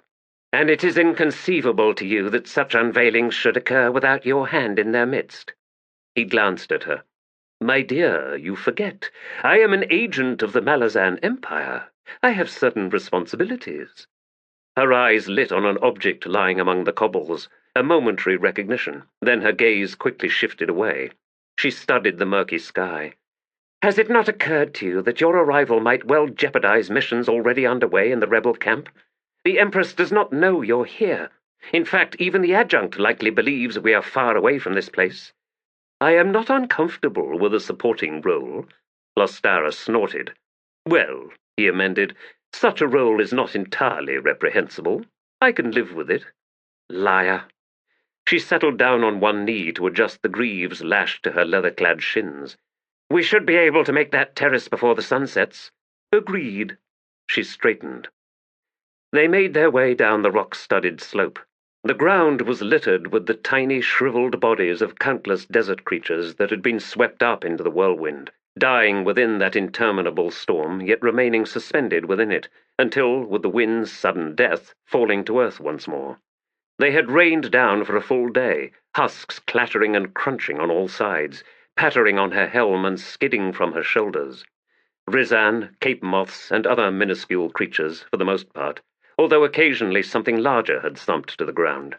Lostara was thankful that the downpour had ended. The whirlwind has not been friendly to Raraku, Pearl commented, kicking aside the corpse of an infant Bokharal. Assuming the desert cares one way or another, which it doesn't, I doubt it will make much difference in the long run. A land's lifetime is far vaster than anything with which we are familiar, vaster by far than the spans of these hapless creatures. Besides, Raraku is already mostly dead. Appearances deceive. There are deep spirits in this holy desert, lass, buried in the rock. And the life upon that rock, like the sands, Lostara asserted, means nothing to those spirits. You are a fool to think otherwise, Pearl. I am a fool to think many things, he muttered.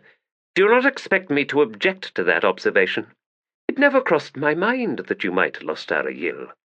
In any case, I would none the less advise that you cultivate a healthy respect for the mysteries of Raraku.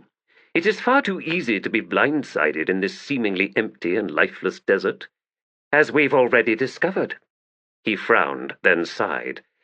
I regret that you view things that way, and can only conclude that you derive a peculiar satisfaction from discord, and when it does not exist, or rather has no reason to exist, you seek to invent it.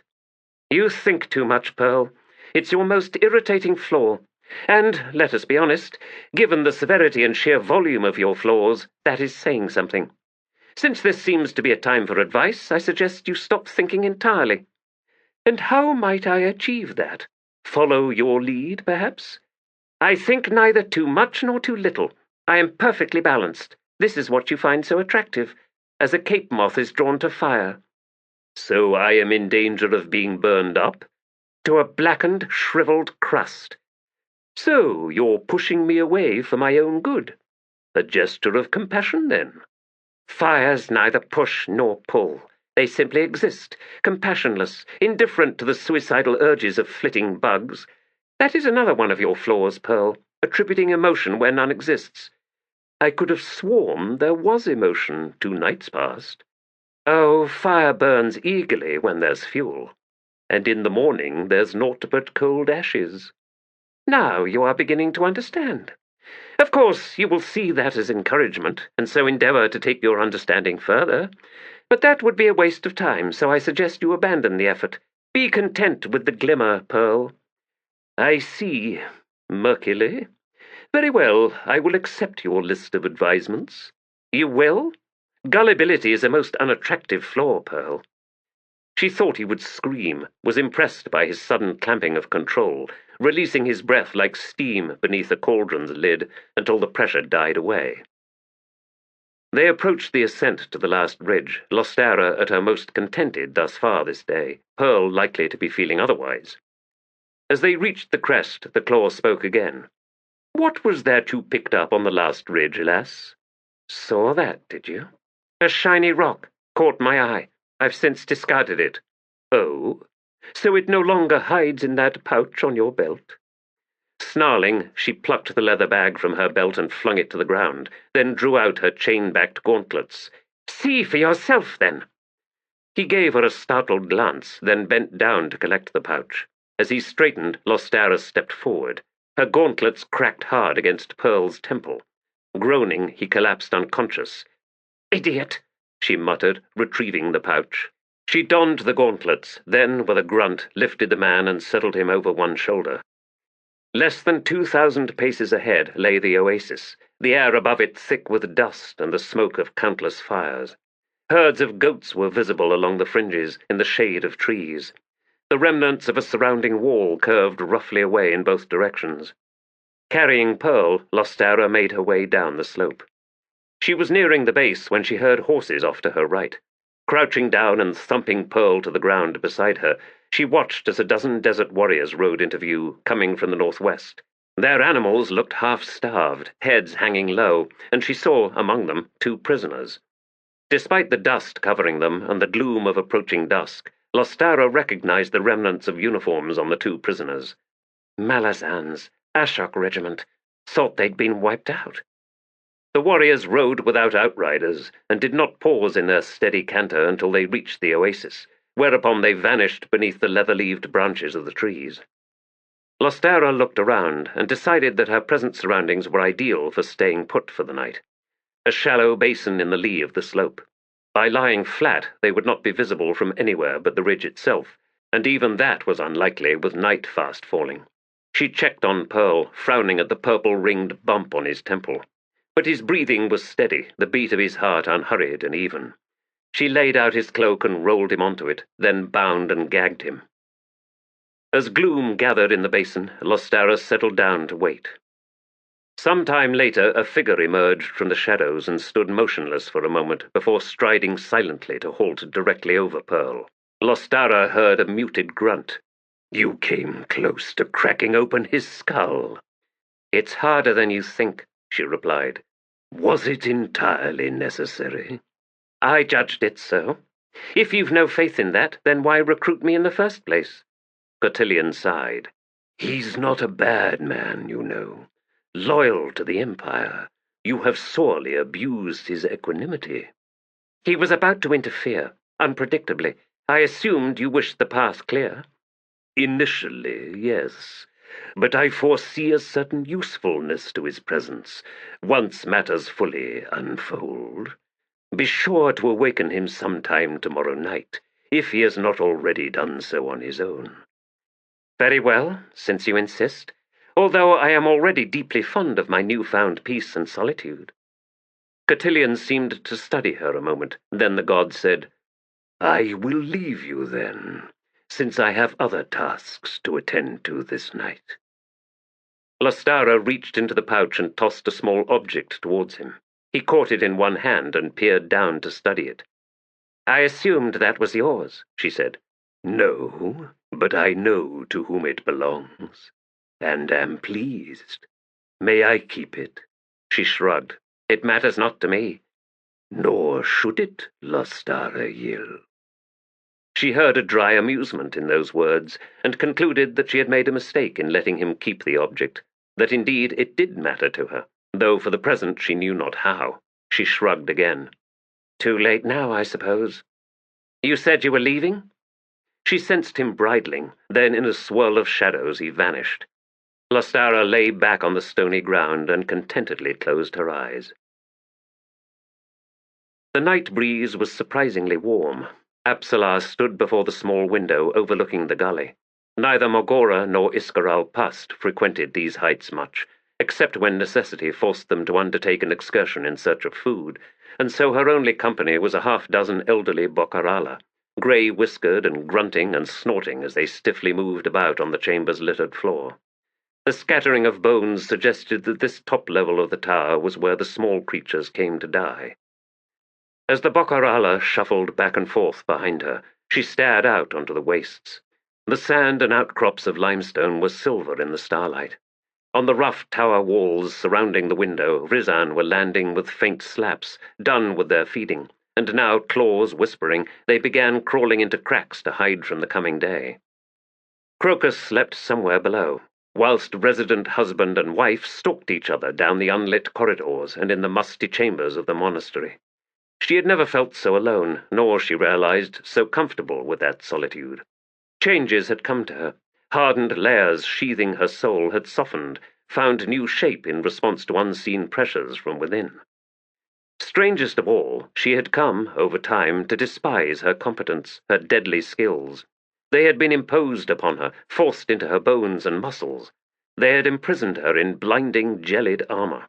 And so, despite the god's absence, she still felt as if she was two women, not one, leading her to wonder with which woman Crocus had fallen in love. But no, there was no mystery there. He had assumed the guise of a killer, hadn't he? The young, wide-eyed thief from Darujistan had fashioned of himself a dire reflection, not of Apsalar the fisher-girl, but of Apsalar the assassin, the cold murderer, in the belief that likeness would forge the deepest bond of all. Perhaps that would have succeeded, had she liked her profession, had she not found it sordid and reprehensible, had it not felt like chains wrapped tight about her soul. She was not comforted by company within her prison.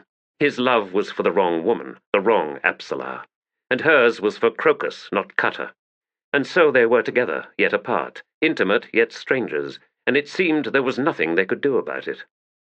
The assassin within her preferred solitude, and the fisher-girl had, from an entirely different path, come into a similar comfort. The former could not afford to love. The latter knew she had never been loved. Like Crocus, she stood in a killer's shadow. There was no point in railing against that.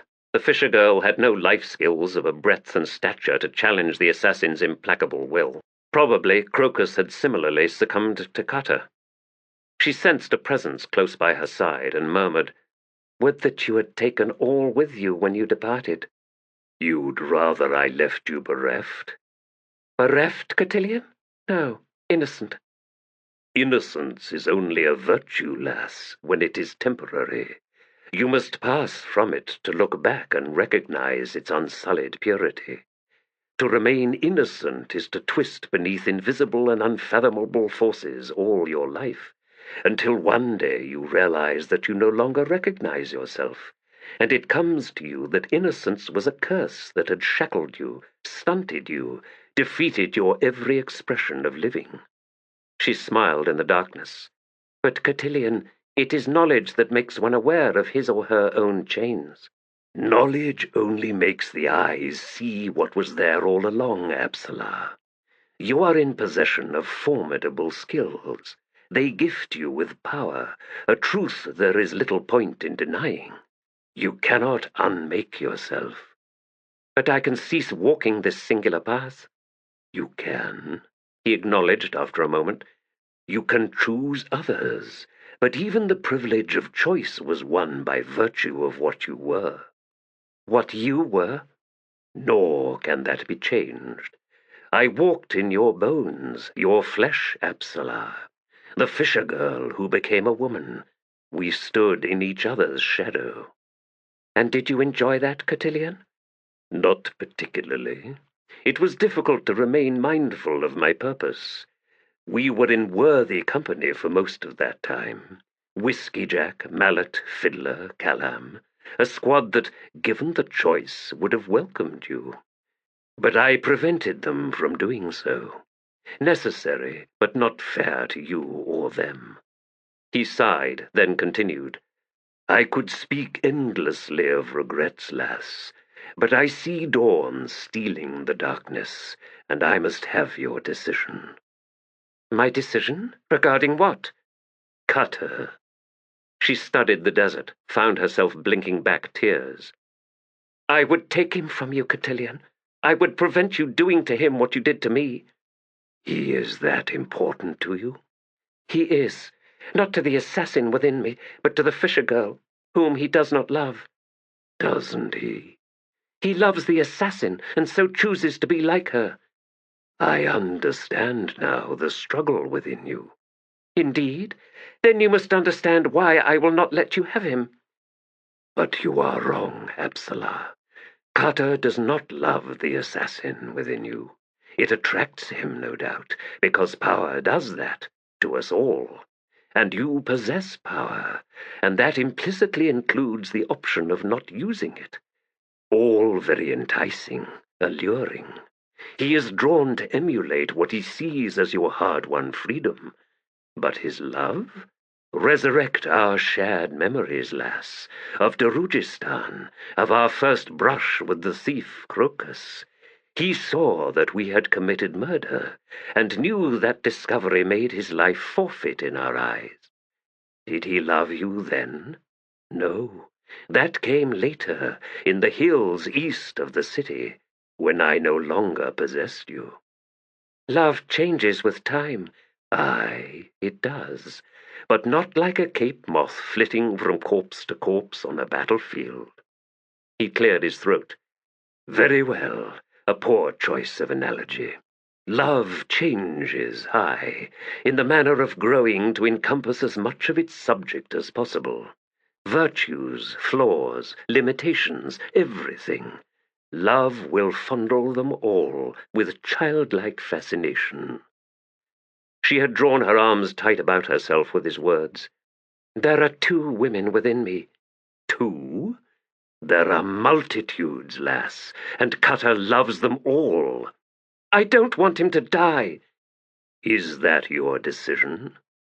She nodded, not trusting herself to speak. The sky was lightening, transforming into a vast empty space above a dead, battered landscape. She saw birds climb the winds into its expanse. Cotillion persisted. Do you know, then, what you must do? Once again, Apsala nodded. I am pleased. Her head snapped round, and she stared into his face, seeing it fully, she realized, for the first time. The lines bracketing the calm, soft eyes, the even features, the strange hatch pattern of scars beneath his right eye. Pleased, she whispered, studying him. Why? Because, he answered with a faint smile, I like the lad too. How brave do you think I am? As brave as is necessary. Again. Aye, again. You don't seem much like a god at all, Cotillion. I'm not a god in the traditional fashion. I am a patron. Patrons have responsibilities. Granted, I rarely have the opportunity to exercise them. Meaning they are not yet burdensome. His smile broadened, and it was a lovely smile. You are worth far more for your lack of innocence, Apsala. I will see you again soon. He stepped back into the shadows of the chamber. Cotillion. He paused, arms half raised. Yes. Thank you, and take care of Cutter, please. I will, as if he were my own son, Apsala. I will. She nodded, and then he was gone. And, a short while later, so was she. There were snakes in this forest of stone. Fortunately for Kalam Mekar, they seemed to lack the natural belligerence of their kind. He was lying in shadows amidst the dusty, shattered fragments of a toppled tree, motionless as serpents slithered around him and over him. The stone was losing its chill from the night just past, a hot wind drifting in from the desert beyond. He had seen no sign of patrols, and little in the way of well-trod trails. Nonetheless, he sensed a presence in this petrified forest, hinting of power that did not belong on this world. Though he could not be certain, he sensed something demonic about that power. Sufficient cause for unease. Sha'ik might well have placed guardians, and he would have to get past those. The assassin lifted a flare neck to one side, then drew his two long knives. He examined the grips, ensuring that the leather bindings were tight. He checked the fittings of the hilts and pommels. The edge of the Otatarol long knife's blade was slightly rough. Otatarol was not an ideal metal for weapons. It cut ragged and needed constant sharpening, even when it had seen no use, and the iron had a tendency to grow brittle over time. Before the Malazan conquest, Otatarol had been employed by the highborn of 7 cities in their armor for the most part. Its availability had been tightly regulated, although less so than when under imperial control. Few knew the full extent of its properties. When absorbed through the skin or breathed into the lungs for long periods, its effects were varied and unpredictable. It often failed in the face of elder magic, and there was another characteristic that Kalam suspected few were aware of, a discovery made entirely by accident during a battle outside Igatan. Only a handful of witnesses survived the incident, Kalam and Quick Ben among them, and all had agreed afterwards that their reports to their officers would be deliberately vague, questions answered by shrugs and shakes of the head. Otatarol, it seemed, did not go well with Moranth's munitions, particularly burners and flamers. Or, to put it another way, it doesn't like getting hot. He knew that weapons were quenched in Otatarol dust at a late stage in their forging, when the iron had lost its glow, in fact. Likely, blacksmiths had arrived at that conclusion the hard way. But even that was not the whole secret. It's what happens to hot Otatarol when you throw magic at it. He slowly resheathed the weapon, then focused his attention on the other. Here, the edge was smooth, slightly wavy as often occurred with rolled, multi-layered blades. The water etching was barely visible on this gleaming black surface, the silver inlay fine as thread. Between the two long knives he favored this one, for its weight and balance. Something struck the ground beside him, bouncing with a pinging sound off a fragment of tree trunk, then rattling to a stop down beside his right knee. Kalam stared at the small object for a moment. He then looked up at the tree looming over him. He smiled. "Ah, an oak," he murmured. "Let it not be said I don't appreciate the humor of the gesture." He sat up and reached down to collect the acorn, then leaned back once more. "Just like old times. Glad, as always, that we don't do this sort of thing anymore." Plains to savannah, then, finally, jungle. They had arrived in the wet season, and the mornings suffered beneath a torrential deluge before, just past noon, the sun burned through to lade the air with steam as the 3 Tlanimas and 1 Tist Eduar trudged through the thick, verdant undergrowth. Unseen animals fled their onward march, thrashing heavily through the brush on all sides. Eventually, they stumbled onto a game trail that led in the direction they sought, and their pace increased. "This is not your natural territory, is it, Onrak?" Troll Sengar asked between gasps of the humid, rank air. "Given all the furs your kind wear." "True," the Tlani Mas replied. "We are a cold-weather people, but this region exists within our memories. Before the Imas, there was another people, older, wilder. They dwelt where it was warm, and they were tall, their dark skins covered in fine hair. These we knew as the Eris. Enclaves survived into our time, the time captured within this warren." "And they lived in jungles like this one?" "Its verges occasionally, but more often the surrounding savannas. They worked in stone, but with less skill than us." "Were there bone casters among them?" Monarch Ochem answered from behind them. "All Eres were bone casters, Troll Sengar, for they were the first to carry the spark of awareness, the first so gifted by the spirits." "And are they now gone, Monarch Ochem?" "They are." Onrak added nothing to that. After all, if Monarch Ochem found reasons to deceive, Onrak could find none to contradict the bonecaster. It did not matter in any case. No Eris had ever been discovered in the Warren of Telan. After a moment, Troll Sengar asked, "Are we close, Onrak?" "We are." "And will we then return to our own world?" "We shall. The first throne lies at the base of a crevasse, beneath a city." "The Tist Edur," Monarch Ochem cut in, "has no need for learning the name of that city, Onrak the Broken. He already knows too much of our people." "What I know of you, Tlani Mas, hardly qualifies as secrets," Troll Sengar said. "You prefer killing to negotiation. You do not hesitate to murder gods when the opportunity arises, and you prefer to clean up your own messes. Laudable, this last one. Unfortunately, this particular mess is too big, though I suspect you are still too proud to admit to that. As for your first throne, I am not interested in discovering its precise location. Besides, I'm not likely to survive the clash with your renegade kin." "That is true," Monarch Ochem agreed. "You will likely make sure of it," Troll Sengar added. The bonecaster said nothing. There was no need to, Onrak reflected. "But I shall defend him. Perhaps Monarch and Ibra understand this, and so they will strike at me first. It is what I would do, were I in their place, which, oddly enough, I am." The trail opened suddenly into a clearing filled with bones. Countless beasts of the jungle and savannah had been dragged here by, Onrak surmised, leopards or hyenas. The long bones, he noted, were all gnawed and split open by powerful jaws. The air reeked of rotted flesh, and flies swarmed in the thousands.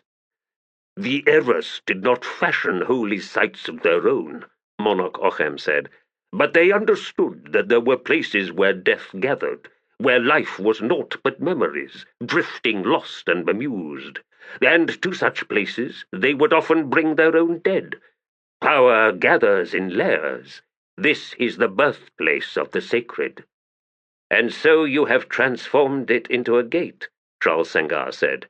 "Yes," the bonecaster replied.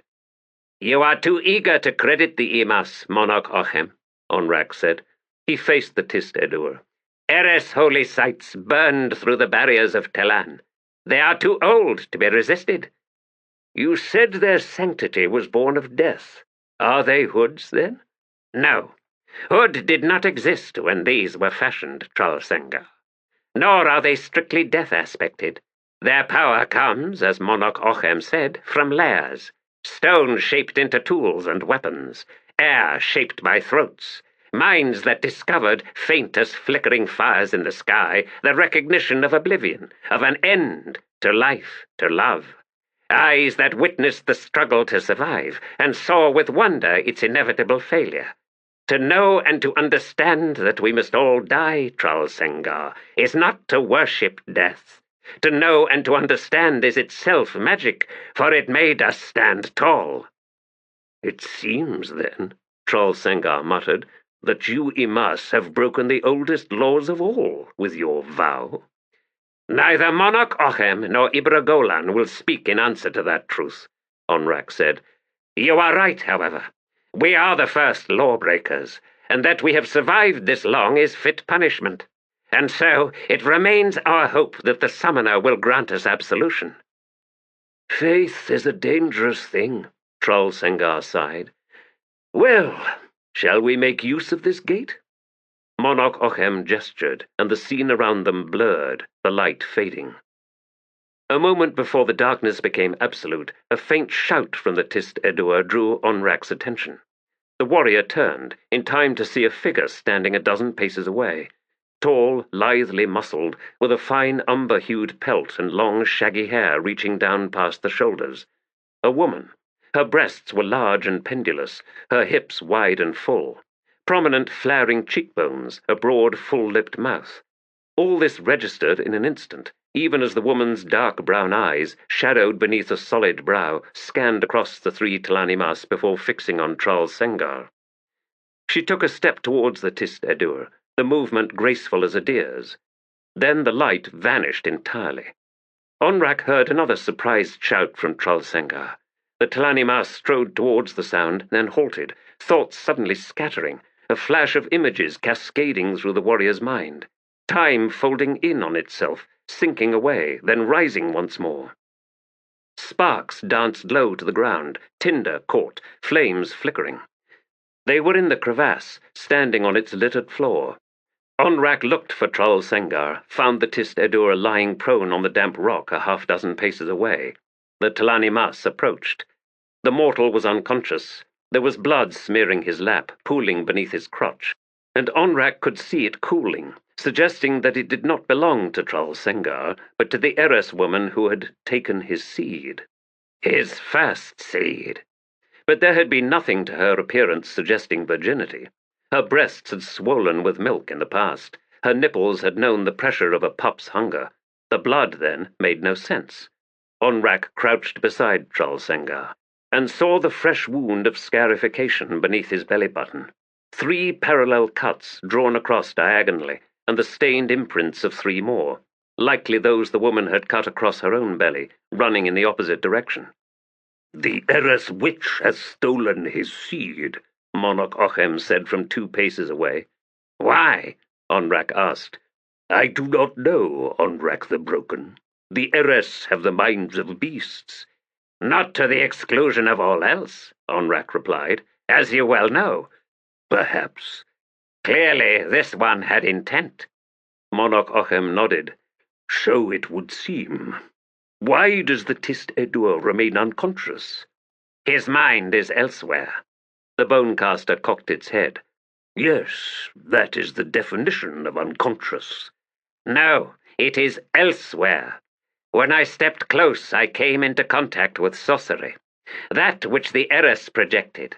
For lack of any other term, it was a warren barely formed, on the very edge of oblivion. It was, Onrak paused, then continued, like the heiress themselves, a glimmer of light behind the eyes.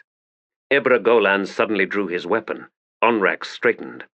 There were sounds now beyond the fire's light, and the Tlanimas could see the glow of flesh and blood bodies, a dozen, then a score. Something else approached, the footfalls uneven and shambling.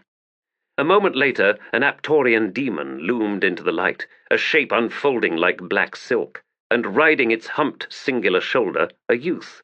Its body was human, yet its face held the features of the Aptorian, a massive lone eye, glistening and patterned like honeycomb. A large mouth, now opening to reveal needle fangs that seemed capable of retracting, all but their tips vanishing from sight. The rider wore black leather armor, shaped like scales and overlapping. A chest harness bore at least a dozen weapons, ranging from long knives to throwing darts. Affixed to the youth's belt were 2 single-hand crossbows, their grips fashioned from the base shafts of antlers. The rider leaned forward over the spiny, humped shoulder, then spoke in a low, rasping voice. Is this all that Logros can spare?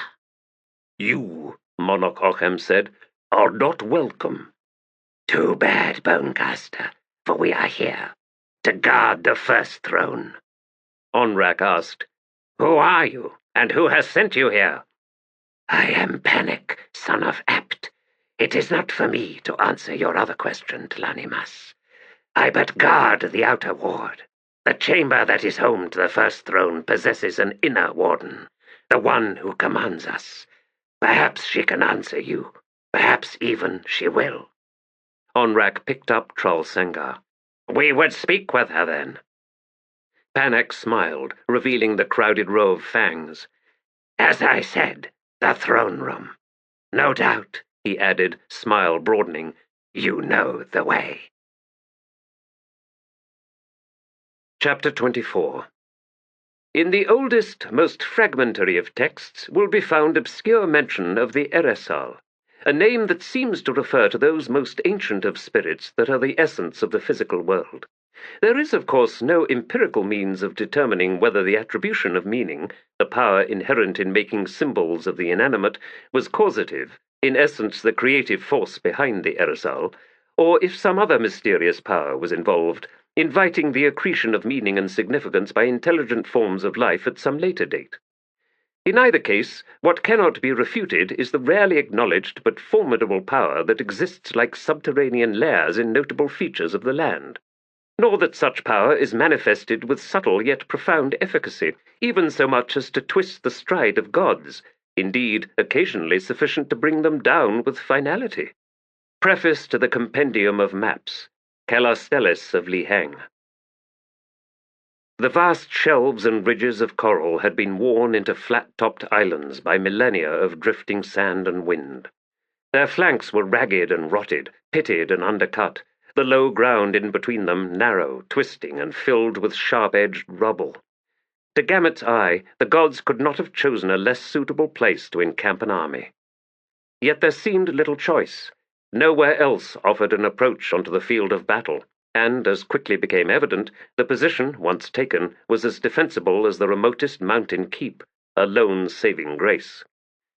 Tavore's headlong approach into the maw of the enemy, to the battleground of their choosing, was, the Fist suspected, the primary source of the unease and vague confusion afflicting the legions. He watched the soldiers proceeding in units of 100 on their way to taking and holding various coral islands overlooking the basin.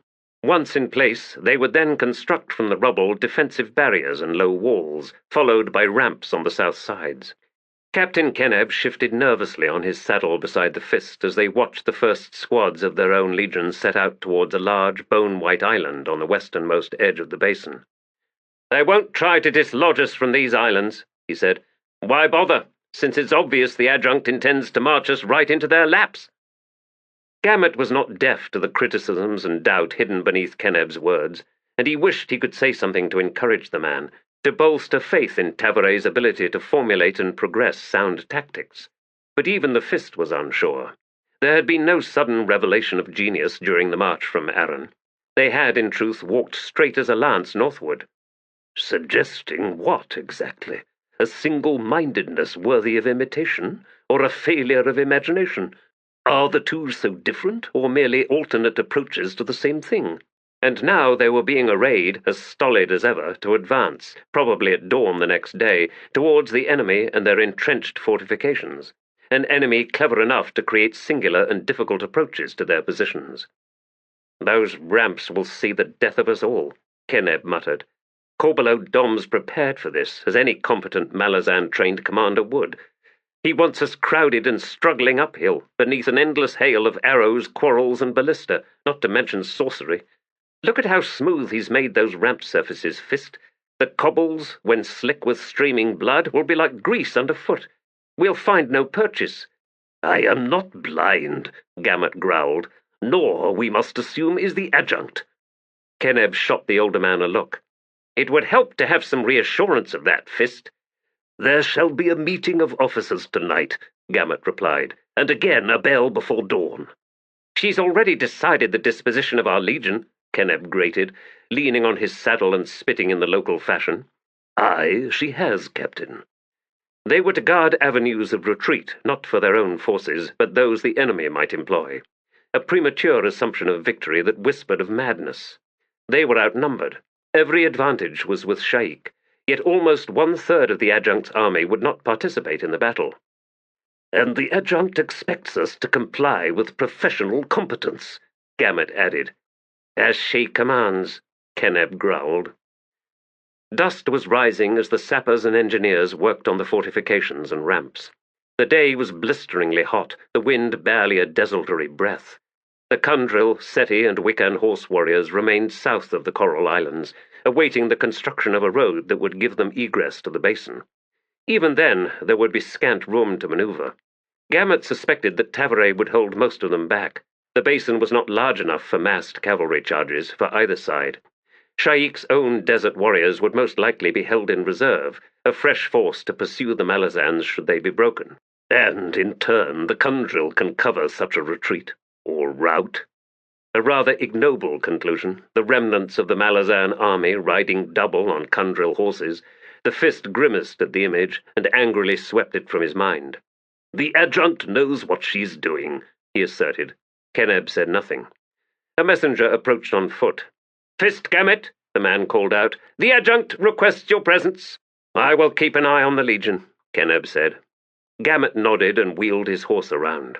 The motion made his head spin for a moment. He was still waking with headaches. Then he steadied himself with a deep breath and nodded towards the messenger.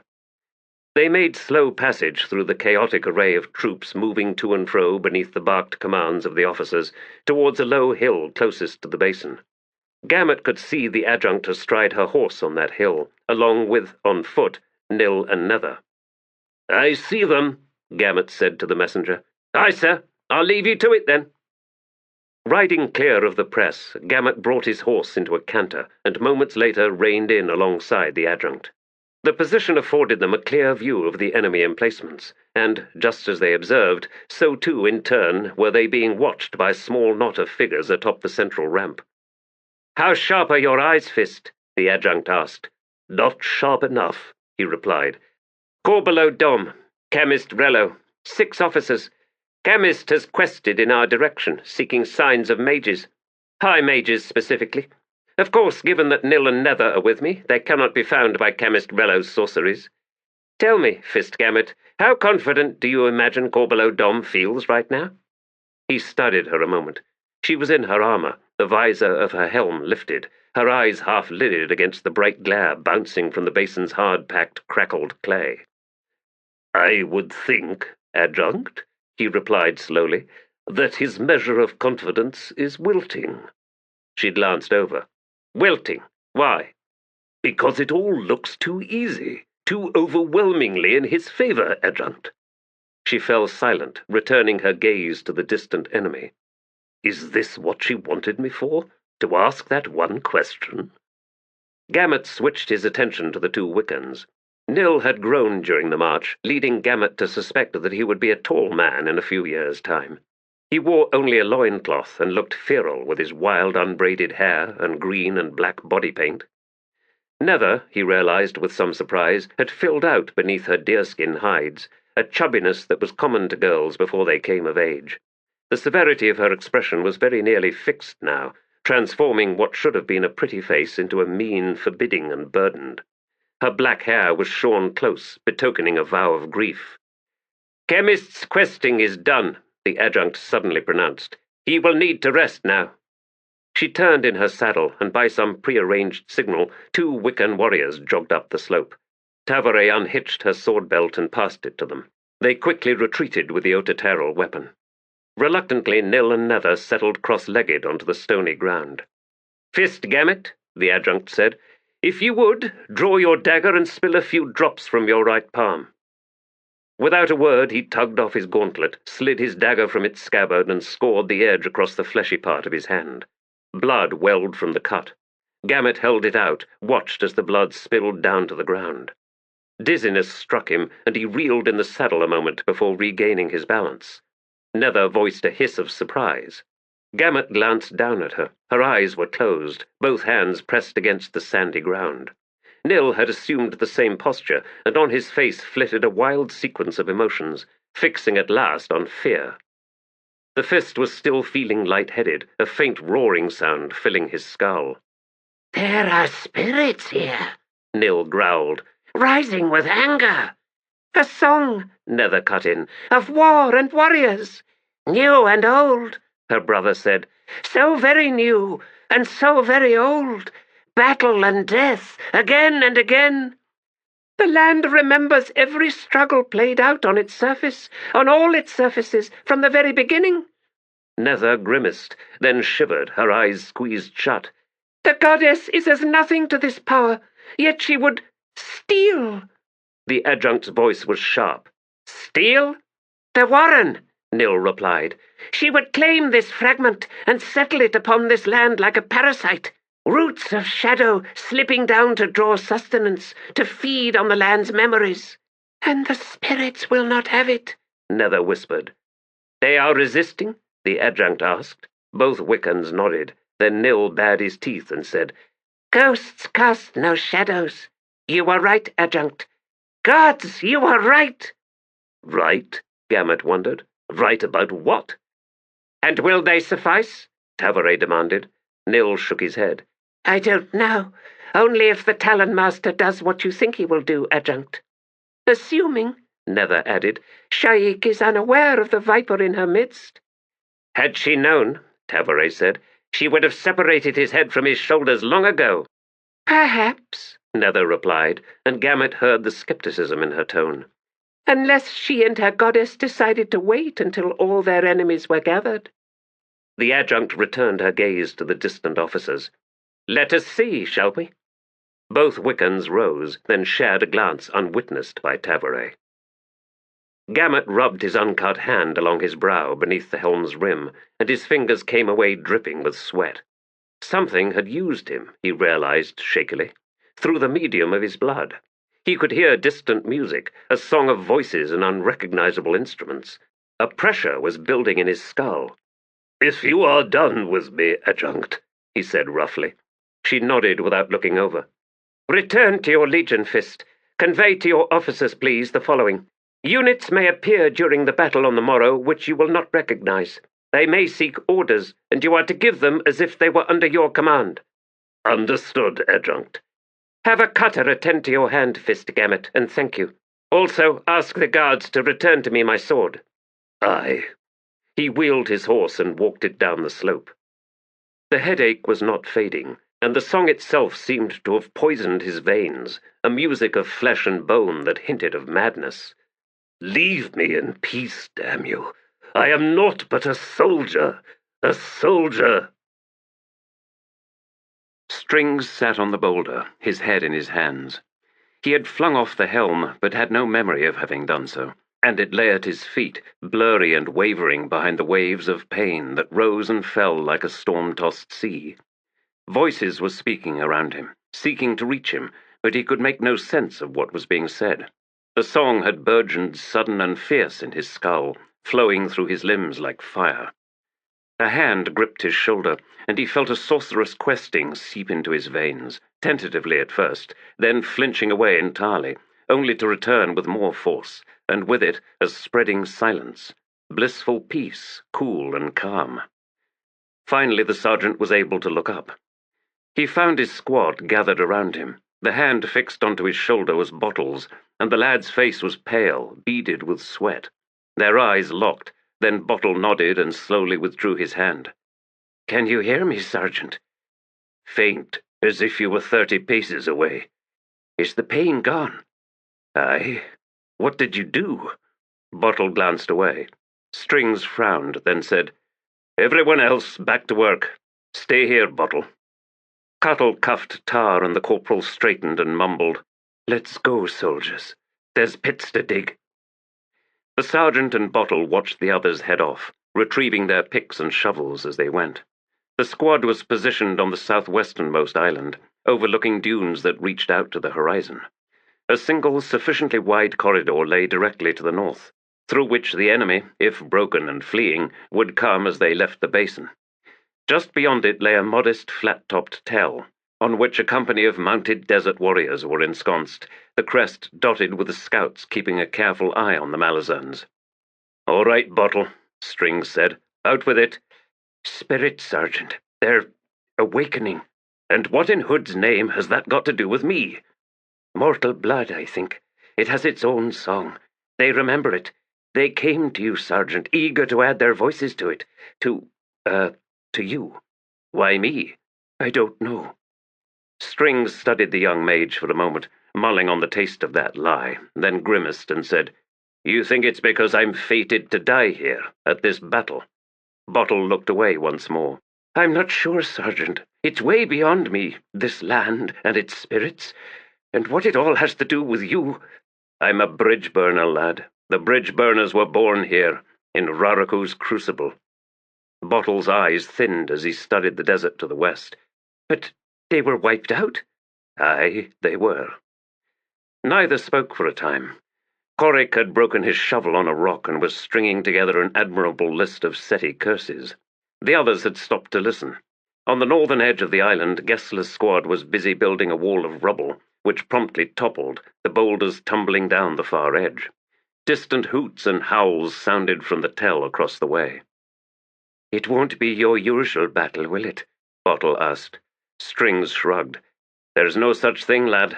There's nothing usual about killing and dying, about pain and terror. That's not what I meant. I know it ain't, Bottle. But wars these days are fraught with sorcery and munitions, so you come to expect surprises. Gesler's 2 dogs trotted past, the huge cattle dog trailing the Hengese roach as if the hairy lapdog carried its own leash.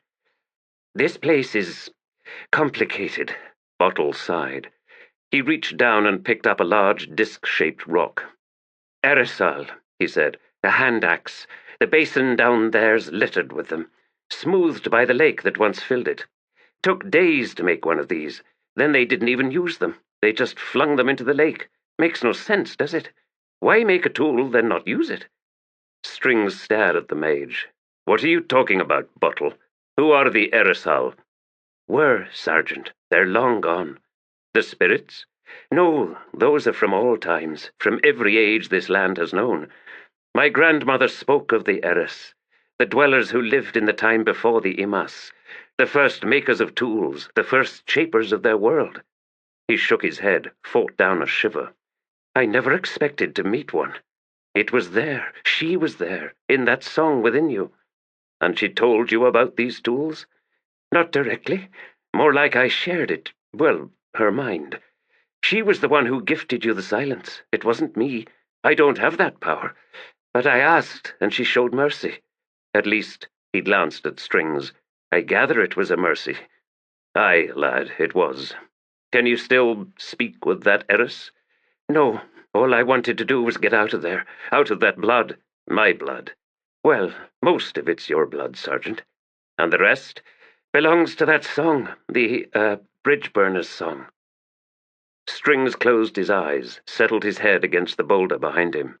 Kimlock, that damned Tano spirit walker in El-Etan. I said no, but he did it anyway. He stole my story, not just mine, but the Bridge Burners. And he made of it a song. The bastard's gone and given us back to Raraku. Go help the others, Bottle. Aye, Sergeant. And thanks. I'll pass that along, when next I meet the Eris witch. Strings stared after the mage. So there'll be a next time, will there? Just how much didn't you tell me, lad? He wondered if the morrow would indeed be witness to his last battle. Hardly a welcome thought, but maybe it was necessary. Maybe he was being called to join the fallen bridge burners. Not so bad, then. Couldn't ask for more miserable company. Damn, but I miss them. I miss them all. Even Hedge. The sergeant opened his eyes and climbed to his feet, collecting, then donning his helm. He turned to stare out over the basin to the northeast, to the enemy emplacements and the dust and smoke of the city hidden within the oasis. You too, Callum Mekar. I wonder if you know why you're here. The shaman was in a frenzy, twitching and hissing as he scuttled like a crab in dusty circles around the flat slab of bone that steadily blackened on the hearth. Korab, his mouth filled with a half-dozen of the scarab shells strung round his neck to ward off evil, winced as his chattering teeth crunched down on one carapace, filling his mouth with a bitter taste. He plucked the necklace from his mouth and began spitting out pieces of shell. Leoman strode up to the shaman and grabbed the scrawny man by his talaba, lifted him clear off the ground, then shook him. A flurry of cloth and hair and flying spittle, then Leoman set the shaman down once more and growled. "What did you see?" "Armies!" the old man shrieked, tugging at his nose as if it had just arrived on his face. Leoman scowled. "Aye, we can see those too, you damned fakir." "No, more armies!" He scrabbled past and ran to the southern crest of the tell, where he began hopping about and pointing at the Malazans entrenching on the island opposite the old drainage channel. Leoman made no move to follow. He walked over to where Korab and 3 other warriors crouched behind a low wall. "Korab, send another rider to Sha'ik. No, on second thought, you go yourself. Even if she will not bother acknowledging our arrival, I want to know how Mathok's tribes will be arrayed come the dawn. Find out once you have spoken with Sha'ik, and Korab, be certain you speak with her in person. Then return here." "I shall do as you command," Korab announced, straightening. 20 paces away, the shaman wheeled round and screamed, "They are here! The dogs, Leoman! The dogs! The Wiccan dogs!" Leoman scowled. The fool's gone mad. Korab jogged over to his horse. He would waste no time saddling the beast, especially if it meant hearing more of the shaman's insane observations. He vaulted onto the animal, tightened the straps holding the lance crossways on his back, then collected the reins and spurred the animal into motion. The route to the oasis was twisting and tortured, winding between deep sand and jagged outcrops, forcing him to slow his mount's pace and let it pick its own way along the trail. The day was drawing to a close, shadows deepening where the path wound its way into high-walled gullies closer to the southwestern edge of the oasis. As his horse scrabbled over some rubble and walked round a sharp bend, the sudden stench of putrefaction reached both animal and man simultaneously. The path was blocked, a dead horse, and just beyond it, a corpse. Heart thudding, Korab slipped down from his mount and moved cautiously forward. Leoman's messenger, the one he had sent as soon as the troop had arrived. A crossbow quarrel had taken him on the temple, punching through bone, then exploding out messily the other side. Korab scanned the jagged walls to either side. If there'd been assassins stationed there, he would already be dead, he reasoned. Probably, then, they weren't expecting any more messengers. He returned to his horse. It was a struggle coaxing the creature over the bodies, but eventually he led the beast clear of them and leapt onto its back once more. Eyes roving restlessly, he continued on. 60 paces later, and the trail ahead opened out onto the sandy slope, beyond which could be seen the dusty mantles of goldenda trees. Breathing a relieved sigh, Korab urged his horse forward. 2 hammer blows against his back flung him forward. Without stirrups or saddle horn to grab onto, Korab threw his arms out around the horse's neck, even as the animal squealed in pain and bolted. The motion almost jolted loose his panicked grip, and the horse's right knee cracked hard, again and again, into his helm, until it fell away and the knobby joint repeatedly pounded against his head. Korab held on, even as he continued slipping down, then around, until his body was being pummeled by both front legs. The encumbrance proved sufficient to slow the animal as it reached the slope, and Korab, one leg dangling, his heel bouncing over the hard ground, managed to pull himself up onto his horse's head. Another quarrel cracked into the ground and skittered away off to the left. The horse halted halfway up the slope. Korab brought his other leg down, then pivoted around to the opposite side and vaulted onto the animal once more. He'd lost the reins, but closed both fingers in the horse's mane as he drove his heels into the beast's flanks. Yet another quarrel caromed from the rocks, then hooves were thudding on sand, and sudden sunlight bathed them. Directly ahead lay the oasis and the cover of trees. Korab leaned onto the mount's neck and urged it ever faster. They plunged onto a trail between the Goldindas. Glancing back, he saw a deep rip running down his horse's left flank, leaking blood. And then he caught sight of his lance, dangling loose now from his back. There were 2 quarrels embedded in the shaft. Each had struck at a different angle, and the impact must have been nearly simultaneous, since the splits had bound against each other, halting the momentum of both quarrels. Korab lifted the ruined weapon clear and flung it away. He rode hard down the trail. "A tiger's barbs," she murmured, her eyes veiled behind rust-leaf smoke, "painted onto a toad. Somehow it makes you look even more dangerous." "Aye, lass, I'm pure poison," Heboric muttered as he studied her in the gloom. There was life in her gaze once more, a sharpness that went beyond the occasional cutting remark, hinting at a mind finally cleared of Durhang's dulling fog. She still coughed as if her lungs were filled with fluid, although the sage mixed in with the rust leaf had eased that somewhat. She was returning his regard with an inquisitive, if slightly hard, expression, drawing steadily on the hookah's mouthpiece, smoke tumbling down from her nostrils. "If I could see you," Heboric muttered, "I'd conclude you've improved some." "I have, destriant of Treach, though I would have thought those feline eyes of yours could pierce every veil." He grunted. "It's more that you no longer slur your words, Silara." "What do we do now?" she asked after a moment. "Dusk will soon arrive. I would go out to find Lorik, and I would that you accompany me." "And then?" "Then I would lead you to Felisin Younger." "Sha'ik's adopted daughter." "Aye." Silara glanced away, meditative, as she drew deep on the rust leaf. "How old are you, lass?" She shrugged. "As old as I have to be. If I am to take Felisin Younger's orders, so be it. Resentment is pointless." An awkward conversation, progressing in leaps that left Heboric scrambling. Sha'ik was much the same. Perhaps, he reflected with a grimace, this talent for intuitive thinking was a woman's alone. He admittedly had little experience upon which he could draw, despite his advanced years. Fener's temple was predominantly male when it came to the Holy Order itself, and Heboric's life as a thief had, of necessity, included only a handful of close associations. He was, once more, out of his depths. "Felisin Younger has, I believe, little interest in commanding anyone. This is not an exchange of one cult for another, Silara. Not in the way you seem to think it is, at any rate. No one will seek to manipulate you here." "As you have explained, Destriant." She sighed heavily and sat straighter, setting down the hookah's mouthpiece. "Very well. Lead me into the darkness." His eyes narrowed on her. "I shall, as soon as it arrives." The shadows were drawing long, sufficient to swallow the entire basin below their position.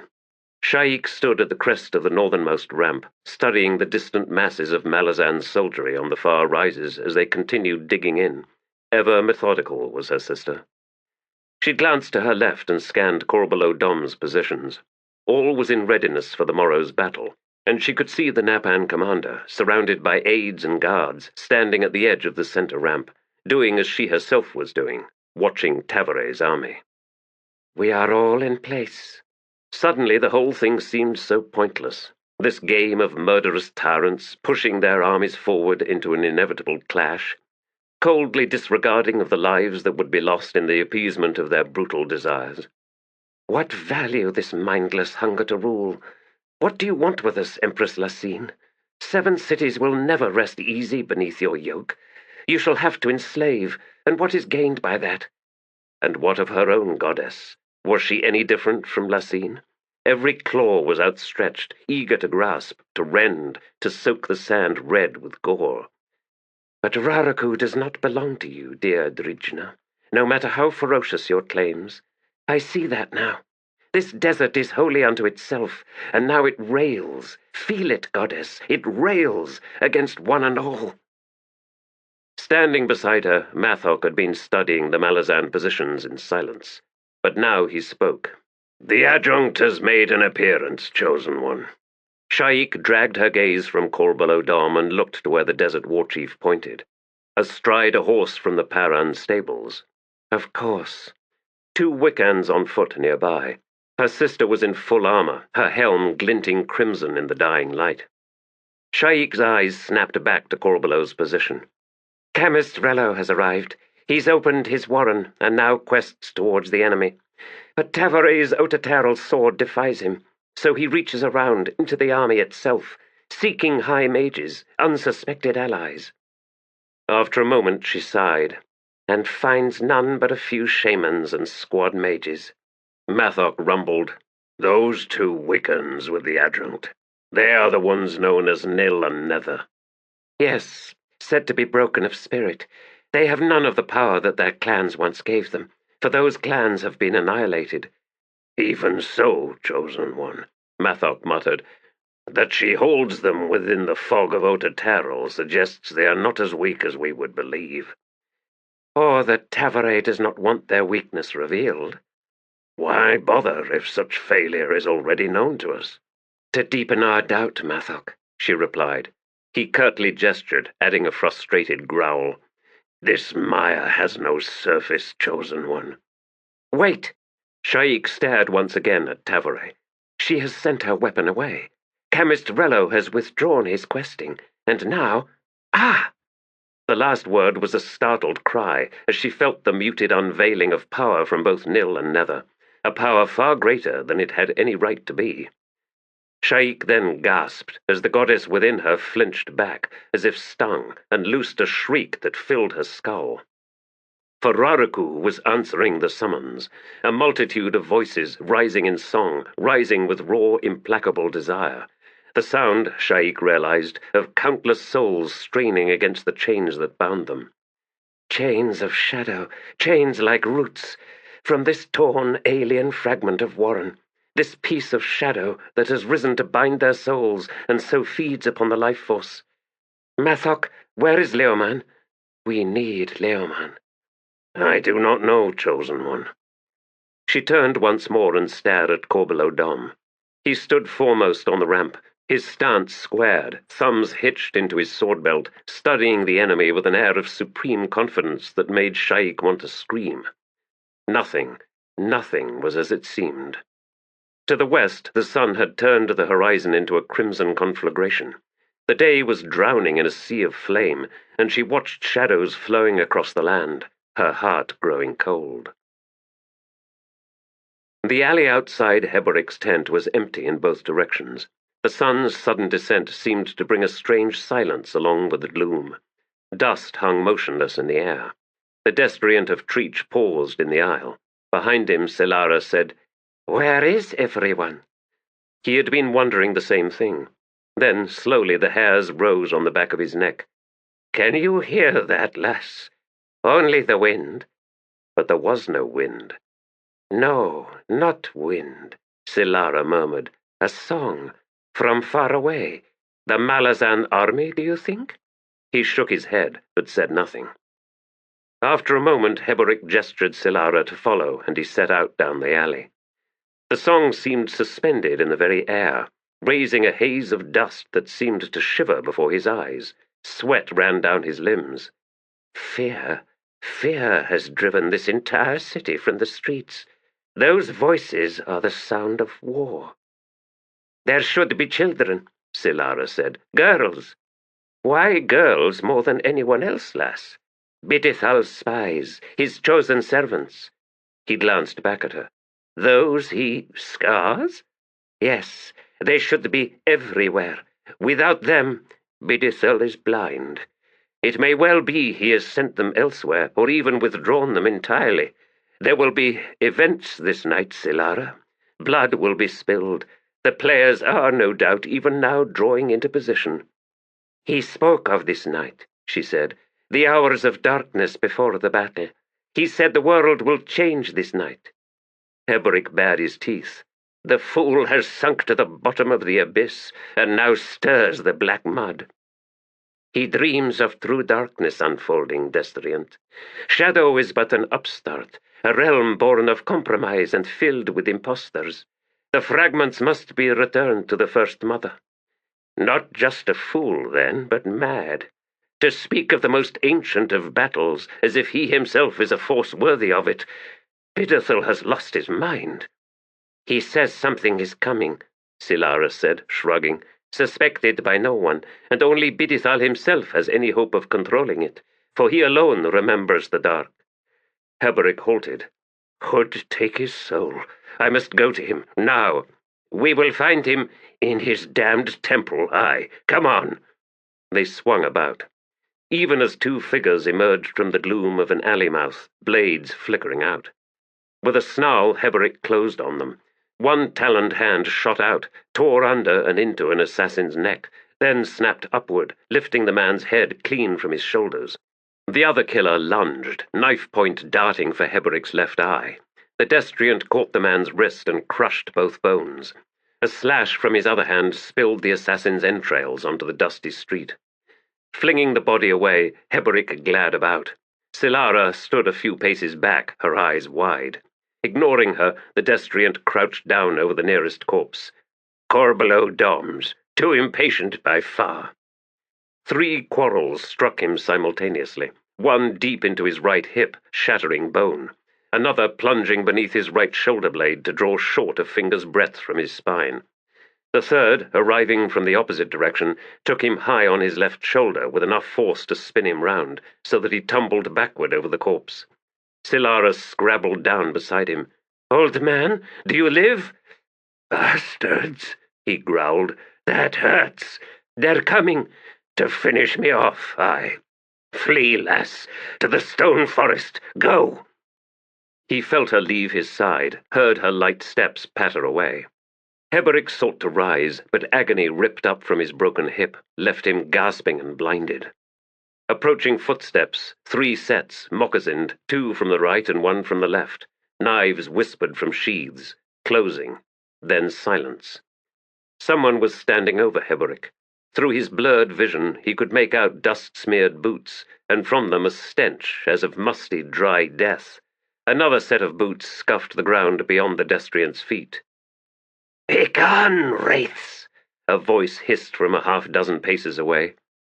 "Too late for that, assassin," murmured the figure above Heboric.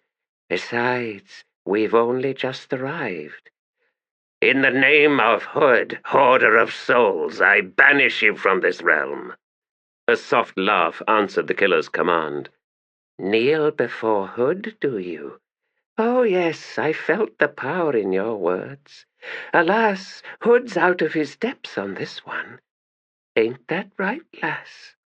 A deep grunting assent from the one standing near Heboric's feet. "Last warning," the assassin growled. "Our blades are sanctioned. They will bleed your souls." "No doubt, assuming they ever reach us." "There are but 2 of you and 3 of us." "2?" Scuffing sounds, then, sharp and close, the spray of blood onto the ground. Bodies thumped, long breaths exhaled wetly. "Should have left one alive," said another woman's voice. "Why? So we could send him back to that fly-blown Napan bastard with a promise for the morrow. Better this way, lass. No one appreciates surprise anymore. That's what's gone wrong with the world, if you ask me." "Well, we wasn't asking you. This old man going to make it, you think?" A grunt. "I doubt Treach will give up on his new destriant with nary a meow. Besides, that sweet-lunged beauty is on her way back. Time for us to leave, then. Aye. And from now on we don't surprise no one till come the dawn. Understood? Temptation got the better of us. Won't happen again." Silence, then footsteps once more. A small hand settled on his brow. "Silara?" "Yes, it's me. There were soldiers here, I think. They didn't look too good." "Never mind that. Pull the quarrels from me. Flesh wants to heal, bone to knit. Pull 'em out, lass." "And then?" "Drag me back to my temple, if you can." "All right." He felt a hand close on the quarrel buried in his left shoulder. A flash of pain, then nothing. Elder Sha'ik's armor was laid out on the table. One of Mathok's warriors had replaced the worn straps and fittings, then polished the bronze plates and the full visored helm. The long sword was oiled, its edges finely honed. The iron-rimmed, hide-covered shield leaned against one table leg. She stood, alone in the chamber, staring down at the accoutrements left by her predecessor. The old woman reputedly had skill with the blade. The helm seemed strangely oversized, its vented cheek guards flared and full length, hinged to the heavy brow band. Fine blackened chain hung web-like across the eye slits. A long, wide, lobster-tail neck guard sprawled out from the back rim. She walked over to the quilted underpadding. It was heavy, sweat-stained, the laces beneath the arms and running the length of the sides. Boiled leather plates covered her upper thighs, shoulders, arms, and wrists. Working methodically, she tightened every lace and strap, shifting about to settle the weight evenly before turning to the armor itself. Most of the night remained, stretching before her like infinity's dark road, but she wanted to feel the armor encasing her. She wanted its massive weight, and so she affixed the leg greaves, footplates, and wrist vambraces, then shrugged her way into the breastplate. Sorcery had lightened the bronze, and its sound as it rustled was like thin tin. The design allowed her to cinch the straps herself, and moments later she picked up the sword and slid it into its scabbard, then drew the heavy belt about her waist, setting the hooks that held it to the cuirass so that its weight did not drag at her hips. All that remained was the pair of gauntlets, and the underhelm and helm itself. She hesitated. Have I any choice in all this? The goddess remained a towering presence in her mind, rooted through every muscle and fibre, her voice whispering in the flow of blood in her veins and arteries. Ascendant power was in Sha'ik's grasp, and she knew she would use it when the time came. Or rather, it would use her. To kill my sister. She sensed the approach of someone and turned to face the entrance. You may enter, Lorik. The High Mage stepped into view. Sha'ik blinked. He was wearing armor, white, enameled, scarred, and stained with use. A long, narrow-bladed sword hung at his hip. After a moment, she sighed. And so we all make preparations. As you have observed before, Mathok has over 300 warriors guarding this palace, Chosen One. Guarding you. He exaggerates the risk. The Malazans are far too busy. The danger he anticipates, Chosen One, lies not with the Malazans. She studied him. You look exhausted, Lorik. I suggest you return to your tent and get some rest. I shall have need for you on the morrow. You will not heed my warning? The goddess protects me. I have nothing to fear. Besides, she smiled, Mathok has 300 of his chosen warriors guarding this palace. Sha'ik, there will be a convergence this night. You have readers of the deck among your advisers. Command they field their cards, and all that I say will be confirmed. Ascendant powers are gathering. The stench of treachery is in the air. She waved a hand. None of it matters, Lorik. I cannot be touched, nor will the goddess be denied. He stepped closer, his eyes wide. Chosen One, Raraku is awakening. What are you talking about? Can you not hear it? The rage of the goddess consumes all, Lorik. If you can hear the voice of the holy desert, then it is Raraku's death cry. The whirlwind shall devour this night, and any ascendant power foolish enough to approach will be annihilated. The goddess, Lorik, will not be denied. He stared at her a moment longer, then seemed to sag beneath his armor. He drew a hand across his eyes, as if seeking to claw some nightmarish vision from his sight. Then, with a nod, he swung about and strode towards the doorway. Wait! Sha'ik moved past him, then halted. Voices sounded from beyond the canvas walls. Let him pass! She cried. 2 guards stumbled in, dragging a man between them. Smeared in dust and sweat, he was unable to even stand, so exhausted and battered was he. One of the guards barked, It is Korab Bilhan Senualas, one of Leoman's officers. Chosen One, the man gasped. I am the 3rd rider Leoman has sent to you. I found the bodies of the others. Assassins pursued me almost to your very palace. Sha'ik's face darkened with fury. Get Mathok, she snapped to one of the guards. Lorik, give this man some healing to aid in his recovery. The High Mage stepped forward, settled a hand on Korab's shoulder. The desert warrior's breathing slowed, and he slowly straightened. Leoman sends his greetings, Chosen One. He wishes to know of Mathok's deployment. Korab, Sha'ik cut in, you will return to Leoman with an escort. My orders to him are as follows. Are you listening? He nodded. Leoman is to ride immediately back to me. He is to take over command of my armies. Korab blinked. Chosen One? Leoman of the Flails is to assume command of my armies. Before the dawn. Lorik, go to Korbolo Dom and convey to him my summons. He is to attend me immediately. Lorik hesitated, then nodded. As you command, Chosen One.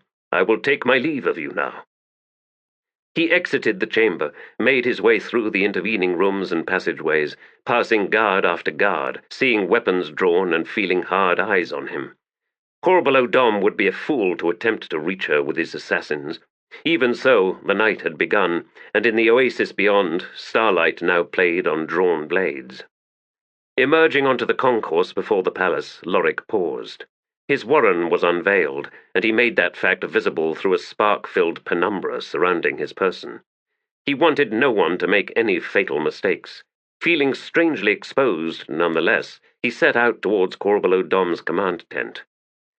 The dog slayers were ready in their reserve trenches, a ceaseless rustling of weapons and armor and muted conversations that fell still further as he strode past, only to rise again in his wake.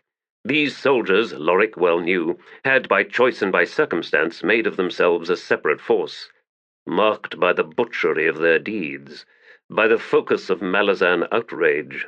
They know that no quarter will be given them. Their bluster was betrayed by diffidence, their reputed savagery streaked now with glimmers of fear, and their lives were in Korbolo Dom's stained hands, entirely. They will not sleep this night. He wondered what would happen when Leoman wrested command from the Napan renegade. Would there be mutiny? It was very possible. Of course, Sha'ik possessed the sanction of the Whirlwind Goddess, and she would not hesitate to flex that power should Leoman's position be challenged. Still, this was not the way to ready an army on the night before battle. She has waited too long. Then again, perhaps this was intended, designed to knock Korbolo off balance, to give him no time to prepare any counter-moves. If so, then it is the boldest of risks, on this, the most jagged-edged of nights. He made his way up the steep pathway to the Napan's command tent. 2 sentries emerged from near the entrance to block his progress. "Inform Korbolo Dom that I bring word from Sha'ik." He watched the 2 soldiers exchange a glance, then one nodded and entered the tent. A few moments later, the sorceress Henaras strode out from the entrance, her face knotted in a scowl. "High Mage Lorik, you shall have to relinquish your warrant to seek audience with the Supreme Commander of the Apocalypse." One brow rose at that lofty title, but he shrugged and lowered his magical defenses. "I am under your protection, then," he said. She cocked her head. "Against whom do you protect yourself, High Mage? The Malazans are on the other side of the basin." Lorik smiled. Gesturing, Henaras swung about and entered the command tent. Lorik followed. The spacious chamber within was dominated by a raised dais at the end opposite the doorway, on which sat a massive wooden chair. The high headrest was carved in arcane symbols that Lorik recognized, with a shock, as Hengis, from the ancient city of Li Heng in the heart of the Malazan Empire. Dominating the carvings was a stylized rendition of a raptor's talons, outstretched, that hovered directly over the head of the seated Napan, who sat slouched, his hooded gaze fixed on the High Mage. "Lorik," he drawled, "you foolish man. You are about to discover what happens to souls who are far too trusting. Granted," he added with a smile, "you might have assumed we were allies. After all, we have shared the same oasis for some time now, have we not? Sha'ik demands that you attend her, Korbolo Dom, immediately. To relieve me of my command, yes, with the ill-informed belief that my dog-slayers will accept Leoman of the Flails.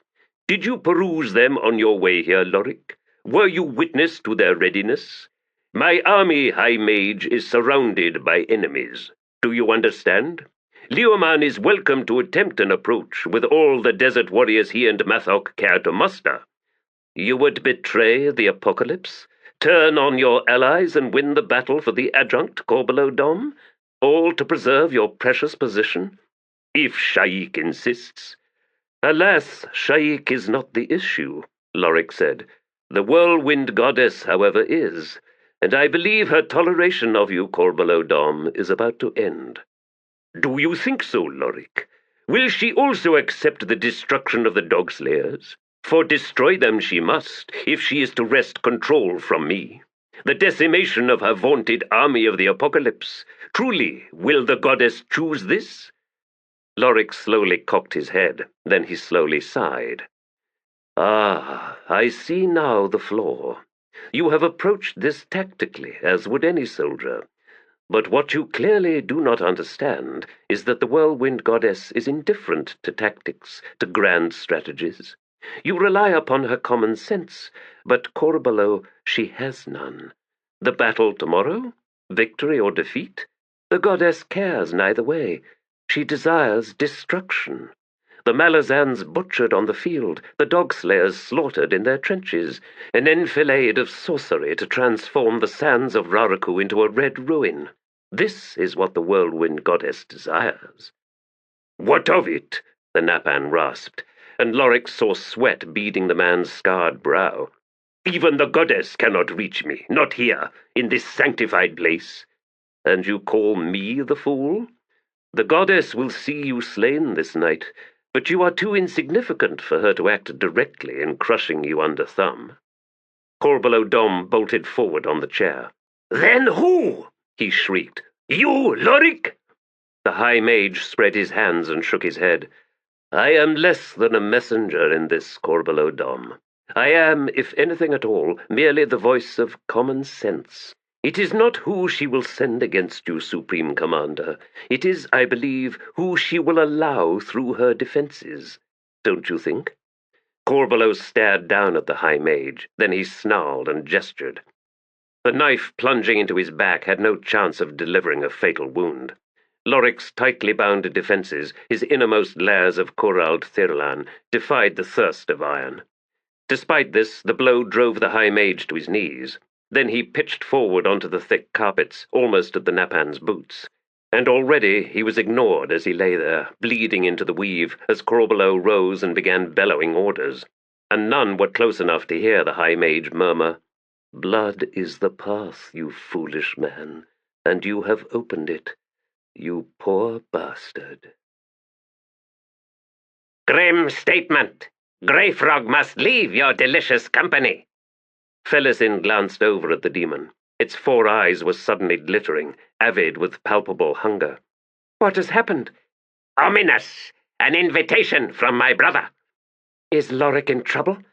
"There is darkness this night, yet the mother's face is turned away.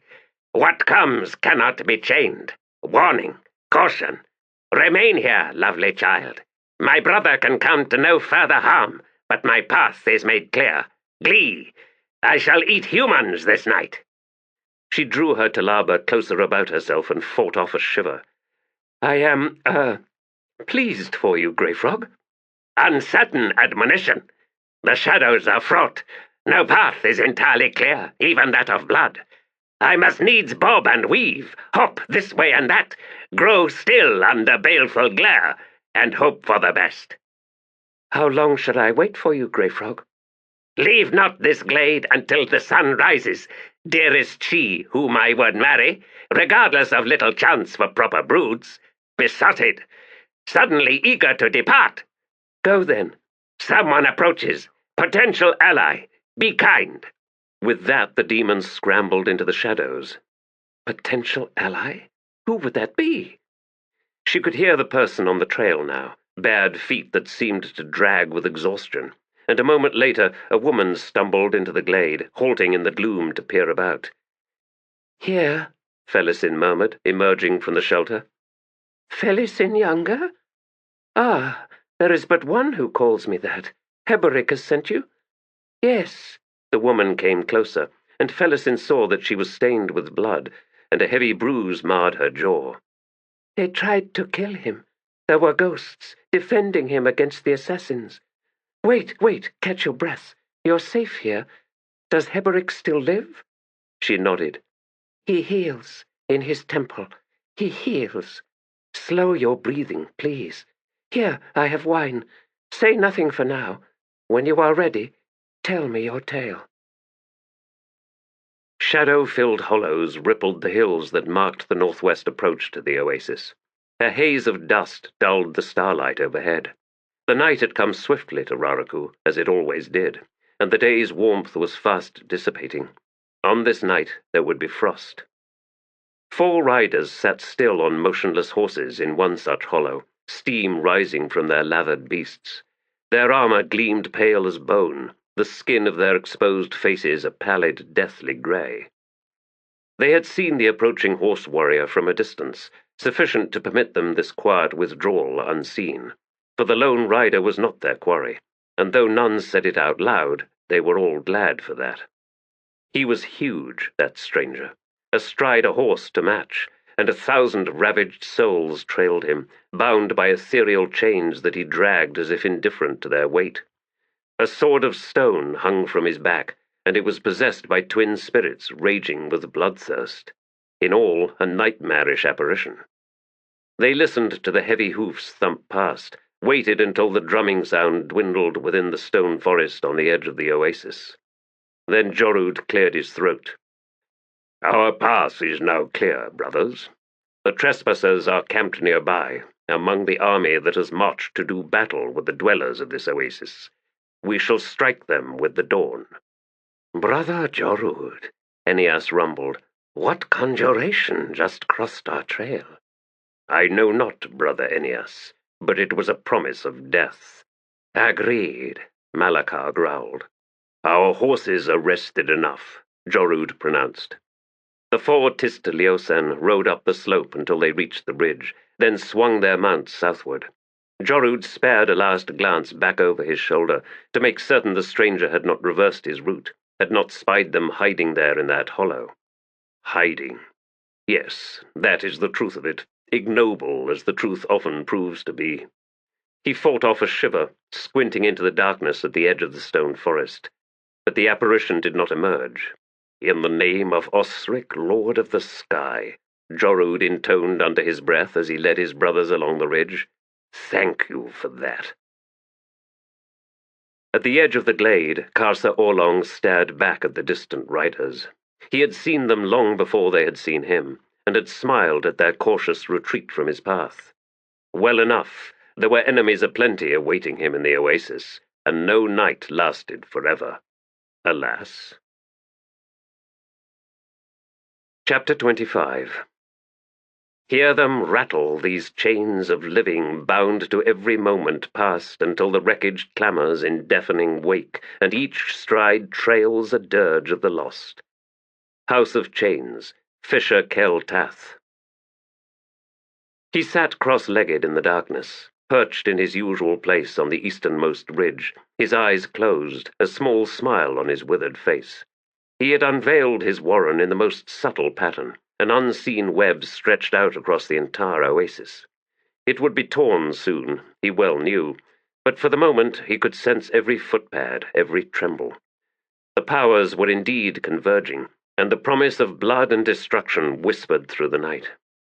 Febryl was well pleased. Sha'ik had been isolated utterly. The Napan's army of killers were even now streaming from their places of hiding as panic closed hands around Korbolo Dom's throat. Chemist Rello was returning from his secret sojourn through the warrens, and across the basin the Malazan army was entrenching, the Adjunct whetting her Otateral sword in anticipation of the morning's battle. There was but one troubling detail, a strange song, faint yet growing, the voice of Raraku itself. He wondered what it would bring to this fated night. Hood was close. Aye, the god himself, and this did much to mask other presences. But the sands were stirring, awakened perhaps by the Lord of Death's arrival. Spirits and ghosts, no doubt, come to witness the many deaths promised in the hours to come. A curious thing, but he was not unduly concerned. There will be slaughter, yet another apocalypse on Raraku's restless sands. It is as it should be. To all outward appearances, Lorik was dead. He had been roughly dragged to one wall in the command tent and left there. The knife had been yanked from his back, and he now lay with his face to the rough fabric of the wall, eyes open and seemingly sightless. Behind him, the supreme commander of the apocalypse was speaking. "Unleash them all, Henaras, barring my bodyguards. I want every one of Bidithal's cute little spies hunted down and killed, and find Silara. That bitch has played her last game. You, Duril, take another and ride out to the Adjunct. Deliver my missive, and make certain you are not seen by anyone. Mathok has his warriors out. Fael will work sorcery to aid you, and impress upon Tavore the need to withdraw her killers, lest they do the Whirlwind Goddess's work for her." "Supreme Commander," a voice spoke, "what of Leoman of the Flails?" The 4th Company and Fayel are to leave quietly with the next bell. Leoman will get no one near us or the army. Corporal Ethume, I want you within crossbow range of Febryl. The bastard's hiding in the usual place. Now, have I missed anything?" "My fear is deepening," Henares murmured. "Something is happening in the holy desert. Worse, I feel the approach of terrible powers." "Which is why we need the Adjunct and her damned sword. Are we safe enough in here, Henares?" "I think so. The wards chemist Fayel and I have woven about this tent would confound a god." "That claim might well be challenged," Korbolo Dom growled. He added something more, but a strange gurgling sound from just beyond the tent wall in front of Lorik overrode the Napan's voice. A wetness spattering the opposite side, then a sigh, audible to Lorik only because he was so close. Talons then raked along the base of the wall, reducing the fabric to ribbons. A four-eyed, immeasurably ugly face peered in through the gap. "Brother, you look unwell." "Appearances deceive, Grey Frog. For example, you have never looked prettier." The demon reached in and grasped Lorik by one arm. He then began dragging him by increments through the tear. "Confident. They are too preoccupied. Disappointed. I have eaten but 2 guards. The wards sleep, and our path of retreat is clear. Things are coming, suitably ominous. Frankly, I admit to fear and advise we hide." "For a time, yes, we do just that. Find us somewhere, Grey Frog." "Assured, I shall." "Then leave me there and return to Felisin. Assassins are out hunting." "Delightful." Casanal had been a Semk shaman once, but now he murdered at his new master's bidding, and he enjoyed it, although admittedly he preferred killing Malazans rather than natives. At least his victims this night would not be Semk. To slay those from his own tribe would be a difficult thing to accept. But that did not seem likely. Korbolo Dom had as much as adopted the last survivors of the clans that had fought for him and chemist Rello on the Chain of Dogs. And these 2 were mere women, both servants of that butcher Bidithal. He was now lying motionless on the edge of the glade, watching the 2. One was Silara, and Casanal knew his master would be pleased when he returned with her severed head. The other one was also familiar. He had seen her in Sha'ik's company and Leoman's. It was also clear that they were in hiding, and so likely to be principal agents in whatever Bidithal was planning. He slowly raised his right hand, and 2 quick gestures sent his 4 followers out along the flanks, staying within the trees to encircle the 2 women's position. Under his breath, he began murmuring an incantation, a weaving of ancient words that deadened sound, that squeezed lassitude into the victims, dulling their every sense. And he smiled as he saw their heads slowly settle in unison. Casanal rose from his place of concealment. The need for hiding had passed. He stepped into the glade. His 4 Semk kin followed suit. They drew their knives, edged closer. Casanal never saw the enormous blade that cut him in half, from the left side of his neck and out just above his right hip. He had a momentary sense of falling in 2 directions, then oblivion swallowed him, so he did not hear the cries of his 4 cousins as the wielder of the stone sword marched into their midst. When Casanal at last opened ethereal eyes to find himself striding towards Hood's gate, he was pleased to find his 4 kinsmen with him. Wiping the blood from his sword, Karsa Orlong swung to face the 2 women. "Felisin," he growled, "your scars burn bright on your soul. Bidithal chose to ignore my warning. So be it. Where is he?" Still feeling the remnants of the strange dullness that had stolen her senses, Felisin could only shake her head. Karsa scowled at her, then his gaze shifted to the other woman. "Has the night stolen your tongue as well?" "No. Yes. No, clearly it hasn't. I believe we were under sorceress attack, but we are now recovering, Toblakai. You have been gone long." "And I am now returned. Where is Leoman, Bidithal, Febryl, Korbolo Dom, chemist Rello, Heboric Ghost Hands?" "An impressive list. You've a busy night ahead, I think. Find them where you will, Toblakai. The night awaits you." Felisin drew a shaky breath, wrapping her arms about herself as she stared up at the terrible warrior. He had just killed 5 assassins with 5 sweeping, almost poetic passes of that enormous sword. The very ease of it horrified her. True, the assassins had intended the same for her and Silara. Karsa loosened his shoulders with a shrug, then strode towards the path leading to the city. In moments he was gone. Silara moved closer to Felisin and laid a hand on her shoulder. "Death is always a shock," she said. "The numbness will pass, I promise." But Felisin shook her head. "Except for Leoman," she whispered. "What?" "Those he named. He is going to kill them all, except for Leoman." Silara slowly turned to face the trail, a cool, speculative look stealing across her face. The last 2 had taken down 4 warriors and come within 30 paces of his tent before finally falling. Scowling, Mathock stared down at the arrow-studded, sword-slashed corpses. 6 attempted assassinations this night alone, and the first bell had yet to sound. Enough. "Tomorrow, gather my clan." The burly warrior grunted assent and strode off. Mathock drew his furs tighter about himself and returned to his tent. Within its modest confines, he paused for a long moment, deep in thought. Then he shook himself and walked over to a hide-covered chest near his cot. He crouched, swept aside the covering, and lifted the ornate lid. The Book of Drijna resided within. Sha'ik had given it into his keeping, to safeguard. He closed the lid and locked it, then picked up the chest and made his way outside. He could hear his warriors breaking camp in the darkness beyond. "Tomorrow, War Chief, we ride to join Leoman of the Flails. The remaining clans are to guard Sha'ik, though I am confident she is not at risk. She may have need for them in the morning." Tomorrow's dark eyes were fixed on Mathock, cold and impervious to surprise. "We are to ride from this battle, War Chief?" "To preserve the Holy Book, such flight may be a necessity, old friend. Come the dawn, we hover on the very cusp. To gauge the wind. Yes, tomorrow, to gauge the wind." The bearded warrior nodded. "The horses are being saddled. I will hasten the preparations."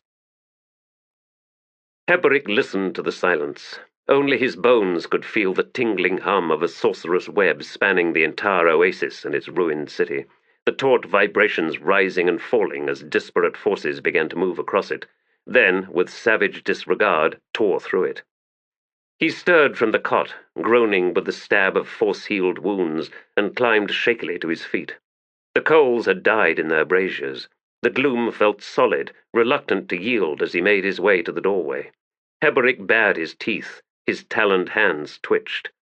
Ghosts stalked the dead city. Even the gods felt close, drawn to witness all that was to come. Witness, or to seize the moment and act directly. A nudge here, a tug there, if only to appease their egos, if only to see what happens. These were the games he despised, source of his fiercest defiance all those years ago, the shape of his crime, if crime it was. And so they took my hands, until another god gave them back. He was, he realized, indifferent to Treach, a reluctant destriant to the new god of war, despite the gifts, nor had his desires changed.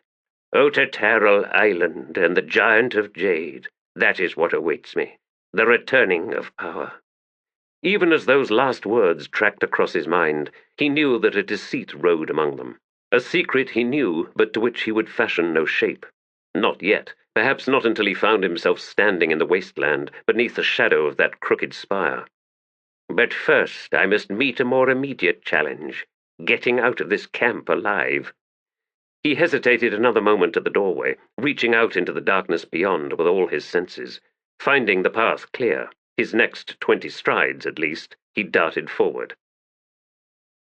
Rolling the acorn in his fingers one last time, he tucked it into a fold in his sash and eased snake-like from the crack. Oh, Hood's heartless hands. The song was a distant thunder trembling along his bones, and he didn't like it. Worse yet, there were powers awakened in the oasis ahead that even he, a non-practitioner of sorcery, could feel like fire in his blood. Kalam Mekar checked his long knives yet again, then resheathed them. The temptation was great to keep the Otatarral weapon out, and so deny any magic sent his way. But that goes both ways, doesn't it? He studied the way ahead. The starlight seemed strangely muted. He drew from memory as best he could, from what he had seen from his hiding place during the day. Palms, their boles spectral as they rose above tumbled mud bricks and cut stone, the remnants of corrals, pens, and shepherds' huts, stretches of sandy ground littered with brittle fronds and husks. There were no new silhouettes awaiting him. Callum set forth.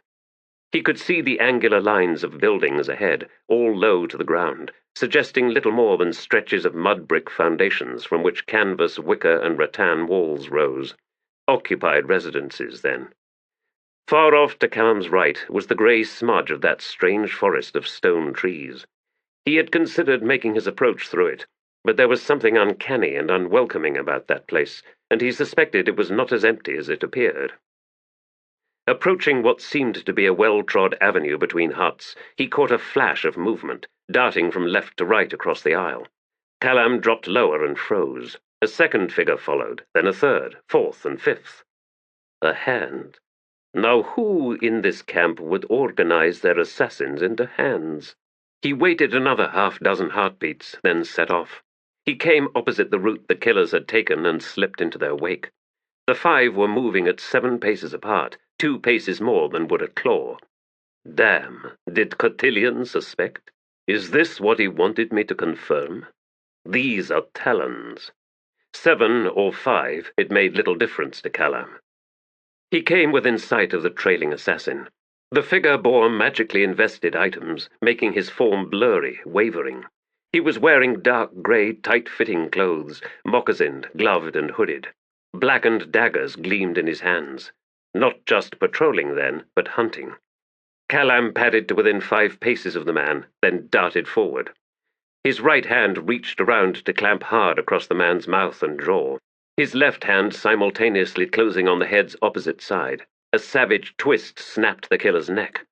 Vomit spurted against Callum's leather-sheathed palm, but he held on to his grip, guiding the corpse to the ground. Straddling the body, he released his grip, wiped his hand dry against the grey shirt, then moved on. 200 heartbeats later, and there were but 2 left. Their route had taken them, via a twisting roundabout path, towards a district marked by the ruins of what had once been grand temples. They were drawn up at the edge of a broad concourse, awaiting their comrades, no doubt. Callum approached them, as would the 3rd hunter in the line. Neither was paying attention, their gazes fixed on a building on the other side of the concourse. At the last moment, Callum drew both long knives and thrust them into the backs of the 2 assassins. Soft grunts, and both men sank to the dusty flagstones. The blow to the leader of the Talon's hand was instantly fatal, but Callum had twisted the other thrust slightly to one side, and he now crouched down beside the dying man. "If your masters are listening," he murmured, "and they should be, compliments of the claw. See you soon." He tugged the 2 knives free, cleaned the blades, and sheathed them. The hunter's target was, he assumed, within the ruined building that had been the sole focus of their attention. Well enough. Callum had no friends in this damned camp. He set out along the edge of the concourse. At the mouth of another alley he found 3 corpses, all young girls. The blood and knife wounds indicated they had put up a fierce fight, and 2 spattered trails led away in the direction of the temple. Callum tracked them until he was certain that they led through the half-ruined structure's gaping doorway. Then he halted. The bitter reek of sorcery wafted from the broad entrance. Damn, this place has been newly sanctified. There was no sound from within. He edged forward until he came to one side of the doorway. A body lay just inside, grey-swathed, fixed in a contortion of limbs, evincing that he had died beneath a wave of magic. Shadows were flowing in the darkness beyond. Callum drew his Otatarral long knife, crept in through the doorway. The shadowy wraiths flinched back. The floor had collapsed long ago, leaving a vast pit. 5 paces ahead, at the base of a rubble-strewn ramp, a young girl sat amidst the blood and entrails of 3 more corpses. She was streaked with gore, her eyes darkly luminous as she looked up at Callum. "Do you remember the dark?" she asked. Ignoring her question, he stepped past at a safe distance. Make no move, lass, and you'll survive my visit. A thin voice chuckled from the gloom at the far end of the pit.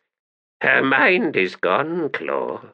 No time, alas, to fully harden my subjects to the horrors of modern life, try though I might. In any case, you should know that I am not your enemy. Indeed, the one who seeks to kill me this night is none other than the Malazan renegade Korbolo Dom, and, of course, chemist Rello. Shall I give you directions to their abode? I'll find it in due course, Callum murmured. Do you think your Otataral blade sufficient, Claw? Here, in my temple? Do you understand the nature of this place? I imagine you believe you do, but I am afraid you are in error. Slave master, offer our guests some wine from that jug. A misshapen figure squirmed wetly across the rubble from Callum's left. No hands or feet. A mass of suppurating sores and the mangled rot of leprosy. With horrible absurdity, a silver tray had been strapped to the creature's back, on which sat a squat, fired clay jug. He is rather slow, I'm afraid, but I assure you the wine is so exquisite that you will agree it is worth the wait. Assassin, you are in the presence of Bidithal, archpriest of all that is sundered, broken, wounded, and suffering. My own awakening proved both long and tortuous, I admit.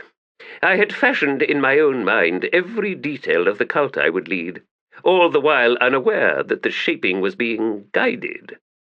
Blindness, willful, and indeed spiteful. Even when the fated new house was laid out before me, I did not realize the truth. This shattered fragment of Corald Emerlan, Claw, shall not be the plaything of a desert goddess, nor of the Empress. None of you shall have it, for it shall become the heart of the new House of Chains. Tell your Empress to stand aside, assassin. We are indifferent to who would rule the land beyond the Holy Desert. She can have it. And Sha'ik? You can have her as well. Marched back to Unta in chains, and that is far more poetic than you will ever know. The shadow wraiths, torn souls from Corald Emerlan, were drawing closer round Callum, and he realized with a chill that his Otataral long knife might well prove insufficient.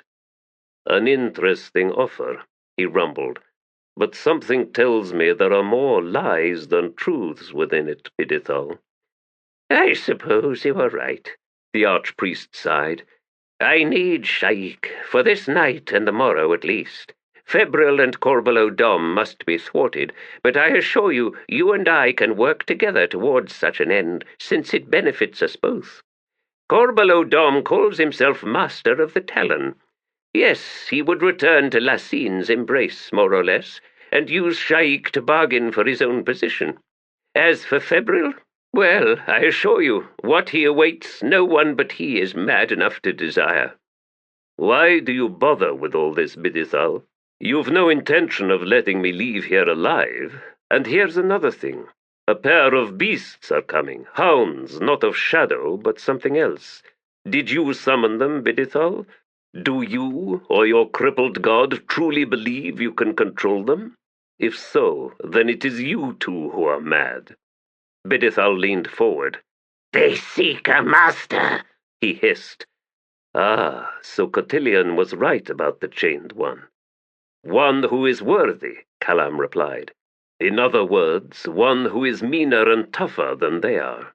And in this oasis they will find no such individual. And so, I fear, they will kill everyone. You know nothing of this, assassin, Bidithal murmured, leaning back, nor of the power I now possess. As for not permitting you to leave here alive, true enough, I suppose. You've revealed too much knowledge, and you are proving far less enthusiastic to my proposals than I would have hoped. An unfortunate revelation, but it no longer matters. My servants were scattered about earlier, you see, defending every approach, requiring time to draw them in, to arrange them between us. Ah, slave master has arrived. By all means, have some wine. I am prepared to linger here for that. Once you are done, however, I must take my leave.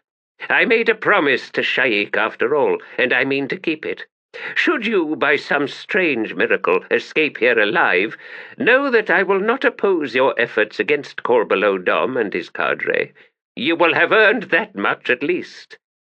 "Best leave now, then, Bidithal. I have no interest in wine this night." "As you wish."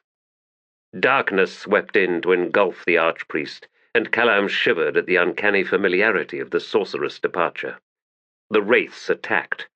Both knives slashed out, and inhuman screams filled the chamber. As it turned out, his otataral weapon proved sufficient after all. That, and the timely arrival of a god. Korbolo Dom seemed to have unleashed an army upon his own allies this night. Again and again, Karsa Orlong found his path blocked by eager killers. Their corpses were strewn in his wake. He had taken a few minor wounds from knives invested with sorcery, but most of the blood dripping from the giant warrior belonged to his victims. He strode with his sword in both hands now, tip lowered and to one side. There had been 4 assassins hiding outside Heboric Ghost Hands' dwelling. After killing them, Karsa slashed a new doorway in the tent wall and entered, only to find the abode empty. Frustrated, he set out for the temple round. Leoman's pit was unoccupied as well, and appeared to have been so for some time. Approaching Bidithal's temple, Karsa slowed his steps as he heard fierce fighting within. Shrill screams echoed. Raising his weapon, the Toblakai edged forward. A figure was crawling out from the doorway on its belly, gibbering to itself. A moment later, Karsa recognized the man. He waited until Slave Master's desperate efforts brought him up against the Toblakai's feet. A disease-ravaged face twisted into view. "He fights like a demon," Silgar rasped. "Both blades cut through the wraiths and leaves them writhing in pieces. A god stands at his shoulder. Kill them, Teblor. Kill them both." Karsa sneered. "I take no commands from you, Slave Master. Or have you forgotten that?" "Fool!" Silgar spat. "We are brothers in the house now, you and I. You are the Knight of Chains, and I am the leper. The crippled god has chosen us, and Bidithal, he has become the Magi." "Yes, Bidithal. He hides within?" "No, he wisely fled, as I am doing. The Claw and his patron god are even now slaying the last of his shadow servants. You are the knight. You possess your own patron, Karsa Orlong of the Teblor. Kill the enemy. It is what you must do." Karsa smiled. "And so I shall." He reversed his grip on his sword and drove the point down between Silgar's shoulder blades, severing the spine, then punching out through the sternum to bury itself a hand's width deep between 2 flagstones. Vile fluids poured from the slave master. His head cracked down on the stone, and his life was done. Leoman was right long ago. A quick death would have been the better choice. Karsa pulled the sword free. "I follow no patron god," he growled. He turned from the temple entrance. Bidithal would have used sorcery to escape, drawing shadows about himself in an effort to remain unseen. Yet his passage would leave footprints in the dust. The Toblakai stepped past the body of Silgar, the man who had once sought to enslave him, and began searching. 20 of Mathok's clan warriors accompanied Korab Bilhan Thenualas on his return to Leoman's encampment. Their journey was unopposed, although Korab was certain hidden eyes followed their progress. They rode up the slope to the hill's summit and were challenged by sentinels. A more welcoming sound Korab could not imagine. Familiar voices, warriors he had fought alongside against the Malazans. "It is Korab!" He had been given a hook-bladed sword drawn from the Chosen One's armory, and he now raised it high in salute as the picket guards emerged from their places of hiding. "I must speak with Leoman. Where is he?" "Asleep," one of the sentinels growled. "If you're lucky, Bilan, your arrival, loud as it was, has awakened him. Ride to the center of the summit, but leave your escort here." That brought Korab up short. "They are Mathok's own. Leoman's orders. No one from the oasis is allowed to enter our camp." Scowling, Korab nodded and waved back his fellow horse warriors. "Take no offense, friends," he called. "I beg you." Without waiting to gauge their reaction, he dismounted and hurried to Leoman's tent. The war leader was standing outside the flap, drinking deep from a water skin. He was out of his armor, wearing only a thin, sweat-stained linen shirt. Korab halted before him. "There is much to tell you, Leoman of the Flails." "Out with it, then," Leoman replied when he'd finished drinking. "I was your only messenger to survive to reach Sha'ik. She has had a change of heart. She now commands that you lead the army of the apocalypse come the morrow. She would have you, not Korbolo Dom, leading us to victory." "Would she now?" he drawled, then squinted and looked away. "The Napan has his assassins between us and Sha'ik. Aye, but they will not challenge our entire force. They would be mad to attempt such a thing." "True, and Korbolo Dom knows this." "He has not yet been informed of the change of command. At least he hadn't when I left, although Sha'ik had issued a demand for his presence, which he will ignore. As for the rest, the Napan knows. Tell me, Korab, do you think his dog slayers will follow any other commander?" "They shall have no choice. The Chosen One has so ordered." Leoman slowly nodded. Then he turned back to his tent. "Break camp. We ride to Sha'ik." Exultation filled Korab's chest. Tomorrow would belong to Leoman of the Flails. "As it should be," he whispered. Kalam stepped outside. His clothes were in tatters, but he was whole, though decidedly shaken. He had always considered himself one of the ablest of assassins, and he had drawn a blade against a veritable host of inimical, deadly foes over the years, but Cotillion had put him to shame. "No wonder the bastard's a god. Hood's breath. I've never before seen such skill, and that damned rope." Kalam drew a deep breath. He had done as the patron of assassins had asked. He had found the source of the threat to the realm of shadow, or at least confirmed a host of suspicions. This fragment of Kurald Emorlan will be the path to usurpation, by none other than the crippled god. The House of Chains had come into play, and the world had grown very fraught indeed. He shook himself. Leave that to Cotillion and Amanas.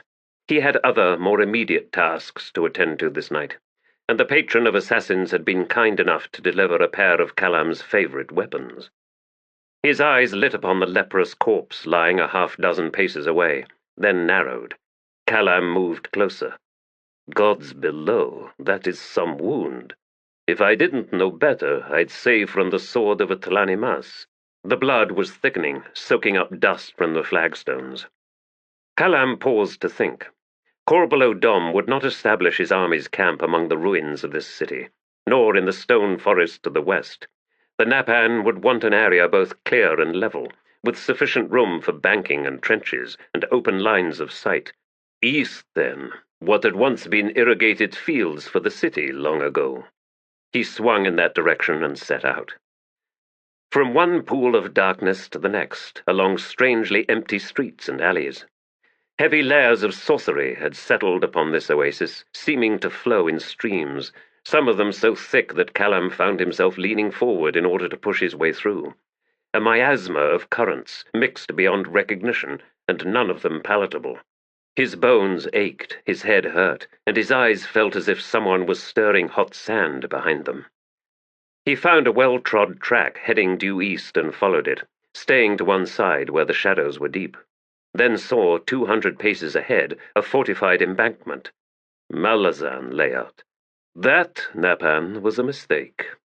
He was about to draw closer when he saw the vanguard to accompany emerge through the gate. Soldiers on foot followed, flanked by lancers. Kalam ducked into an alley. The troop marched past at half pace, weapons muffled, the horses' hoofs leather-socked. Curious, but the fewer soldiers in the camp the better, as far as he was concerned. It was likely that all but the reserve companies would have been ensconced in their positions overlooking the field of battle. Of course, Korbolo Dom would not be careless when it came to protecting himself. He calls himself master of the Talon, after all. Not that Cotillion, who was dancer, knows a damned thing about them. Sparing the revelation only a sneer. The last of the soldiers filed past. Kalam waited another 50 heartbeats, then he set out towards the Dogslayer encampment. The embankment was preceded by a steep-sided trench, sufficient encumbrance to a charging army, but only a minor inconvenience to a lone assassin. He clambered down, across, then up the far side, halting just beneath the crest line. There would be pickets. The gate was 30 paces on his left, lantern-lit. He moved to just beyond the light's range, then edged up onto the bank. A guard patrolled within sight on his right, not close enough to spot the assassin as he squirmed across the hard-packed, sun-baked earth to the far edge. Another trench, this one shallower, and beyond lay the ordered ranks of tents, the very center of the grid dominated by a larger command tent. Callum made his way into the camp. As he had suspected, most of the tents were empty, and before long he was crouched opposite the wide street encircling the command tent. Guards lined every side, 5 paces apart, assault crossbows cocked and cradled in arms. Torches burned on poles every 10 paces, bathing the street in flickering light. 3 additional figures blocked the doorway, grey-clad and bearing no visible weapons. Flesh and blood cordon, then sorceress wards. Well, one thing at a time. He drew out his pair of ribless crossbows. A claw's weapons, screw-torqued, the metal blackened. He set the quarrels in their grooves and carefully cocked both weapons, then settled back to give the situation some thought. Even as he watched, he saw the air swirl before the command tent's entrance, and a portal opened. Blinding white light, the flare of fire, then Chemist Rello emerged. The portal contracted behind him, then winked out. The mage looked exhausted but strangely triumphant. He gestured at the guards, then strode into the tent. The 3 grey-clothed assassins followed the mage inside. A hand light as a leaf settled on Callum's shoulder, and a voice rasped, "Eyes forward, soldier." He knew that voice, from more years back than he'd like to think. But that bastard's dead. Dead before Surly took the throne.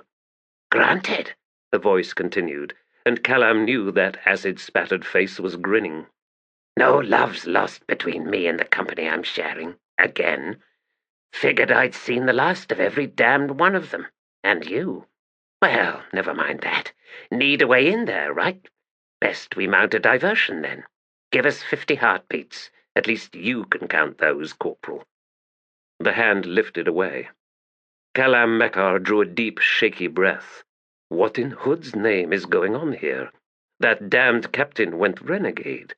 They found his body in Malaz City the morning after the assassinations, or something closely approximating his body. He focused his gaze once more upon the command tent.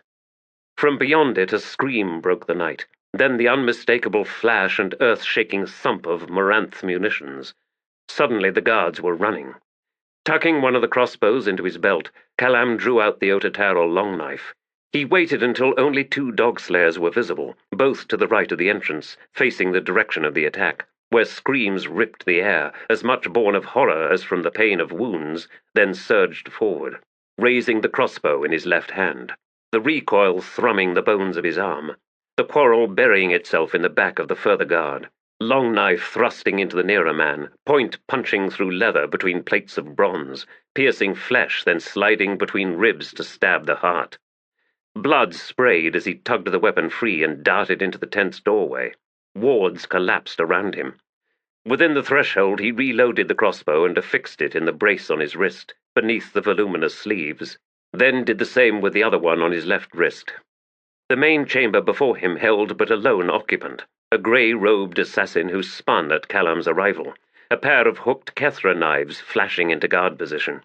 The face within the hood was expressionless, a narrow, sun-darkened visage tattooed in the Padu style, the swirling artistry broken by a far heavier sigil branded into the man's forehead, a talon. The grey-clad assassin suddenly smiled. "Callum Mekar, I suppose you don't remember me." In answer, Callum drew out his second long knife and attacked.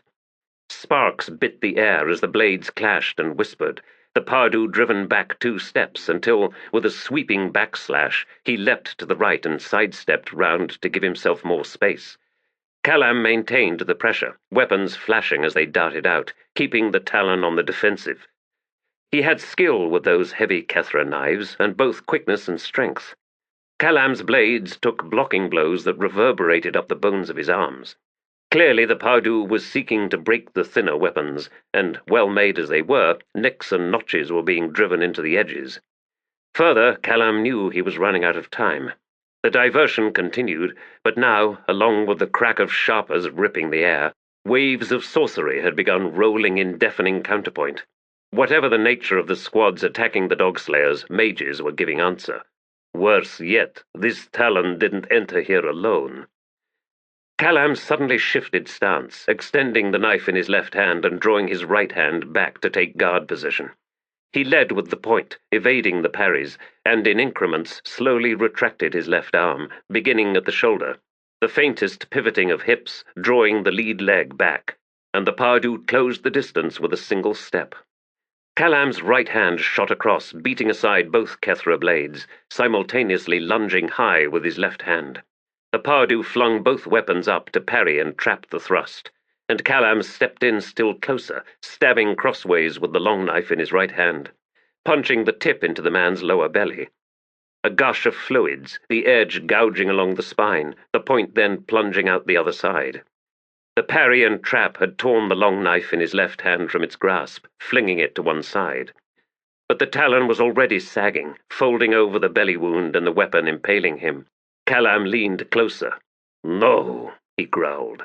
"I don't." He tugged his knife free and let the dying man fall to the layered rugs of the tent floor. "A damned shame," mused a voice near the back wall. Callum slowly turned. "Camistrello, I've been looking for you." The High Mage smiled. He was flanked by the other two Talons, one of whom held Callum's second long knife and was examining it curiously. "We've been expecting a strike by the claws," Camistrello said, "although an attack by long-dead ghosts was, I admit, not among our expectations. It is Raraku, you understand. This damned land is awakening. Well, never mind that. Soon there will be silence." "He holds a notateral weapon," the assassin on Chemist's right said. Callum glanced down at the blood-smeared long knife in his right hand. "Ah, well, that." "Then," the High Mage sighed, "you two shall have to take him in the, mundane way. Will you suffice?" The one holding the long knife flung it behind him and nodded. "We've watched. He has patterns and skill. Against either one of us singly, we'd be in trouble. But against both of us?" Callum had to agree with the man's assessment. He stepped back and sheathed his weapon. "He's probably right," he rumbled. With his other hand, he drew out the acorn and tossed it on the floor. All three men flinched back as it bounced, then rolled towards them. The innocuous object came to a halt. One of the Talons snorted, kicked it to one side. Then the two assassins stepped forward, knives flickering. Callum raised both arms, twisted his wrists outward, then flexed them hard.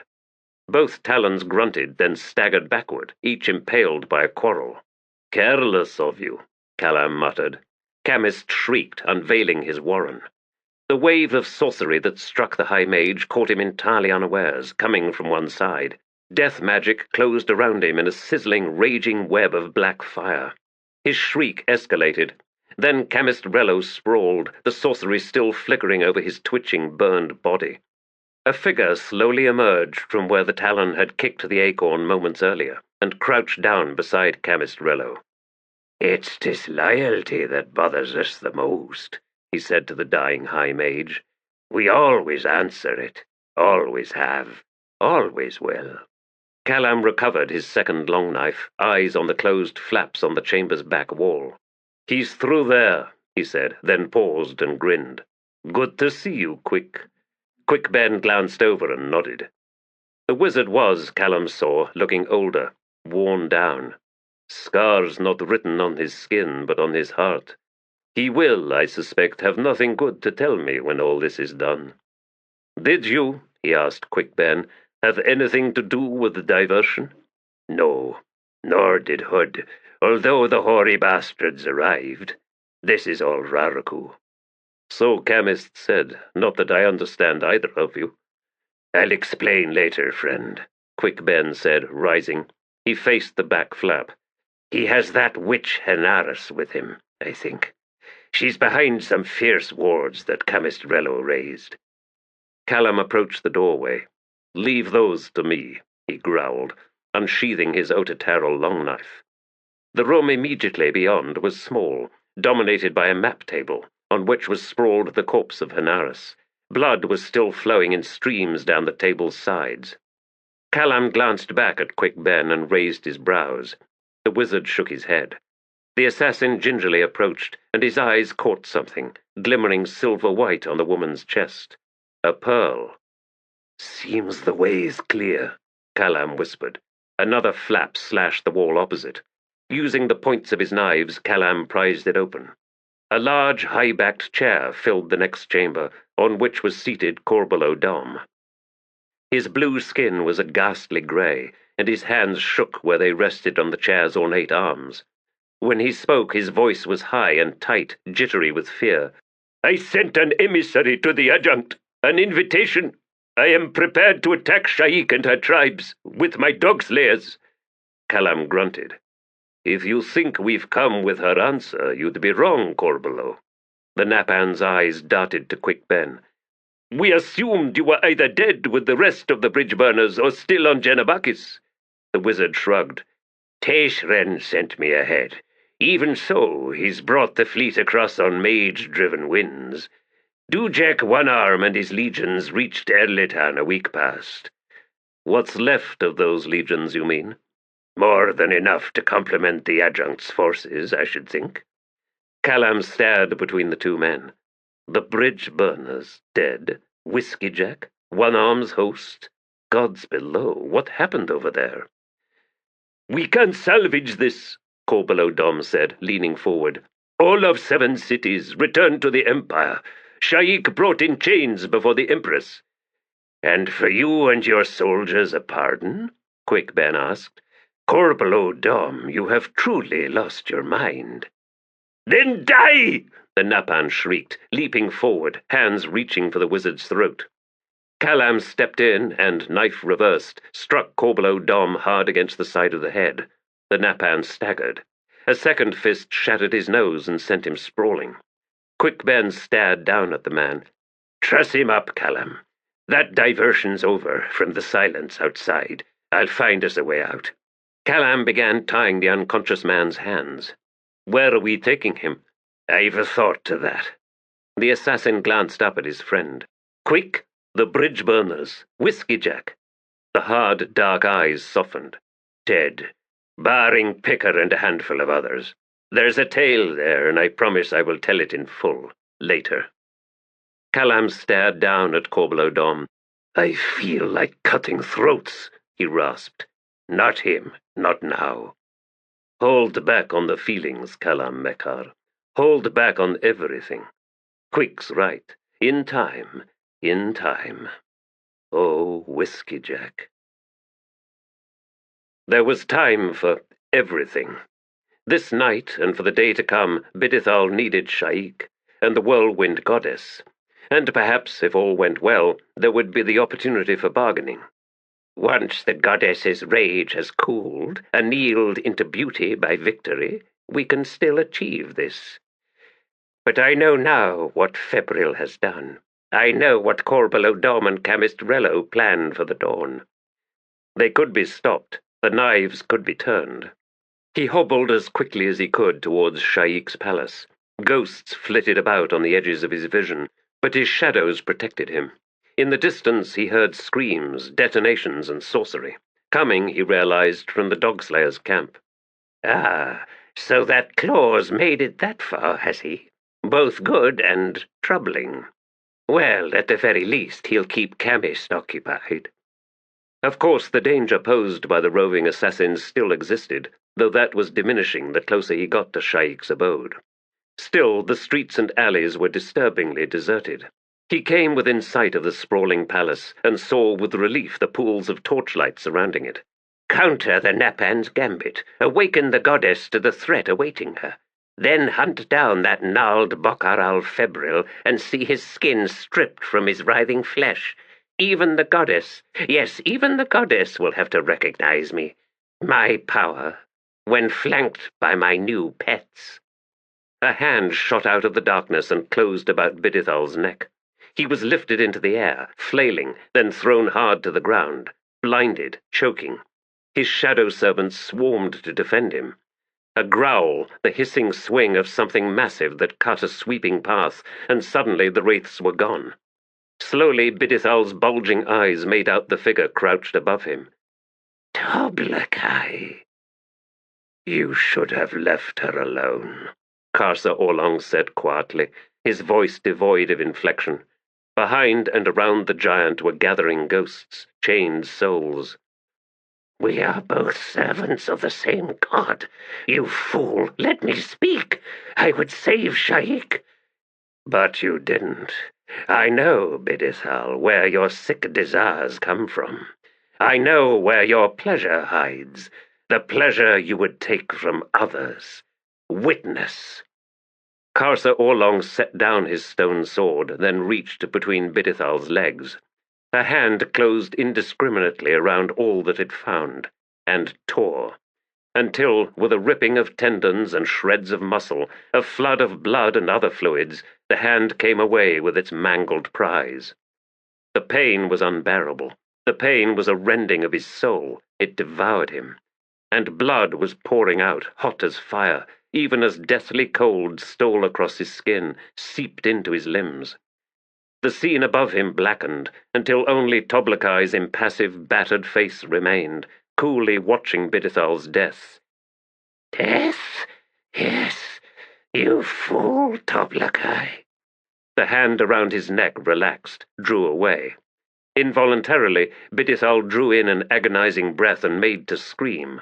Something soft and bloody was pushed into his mouth.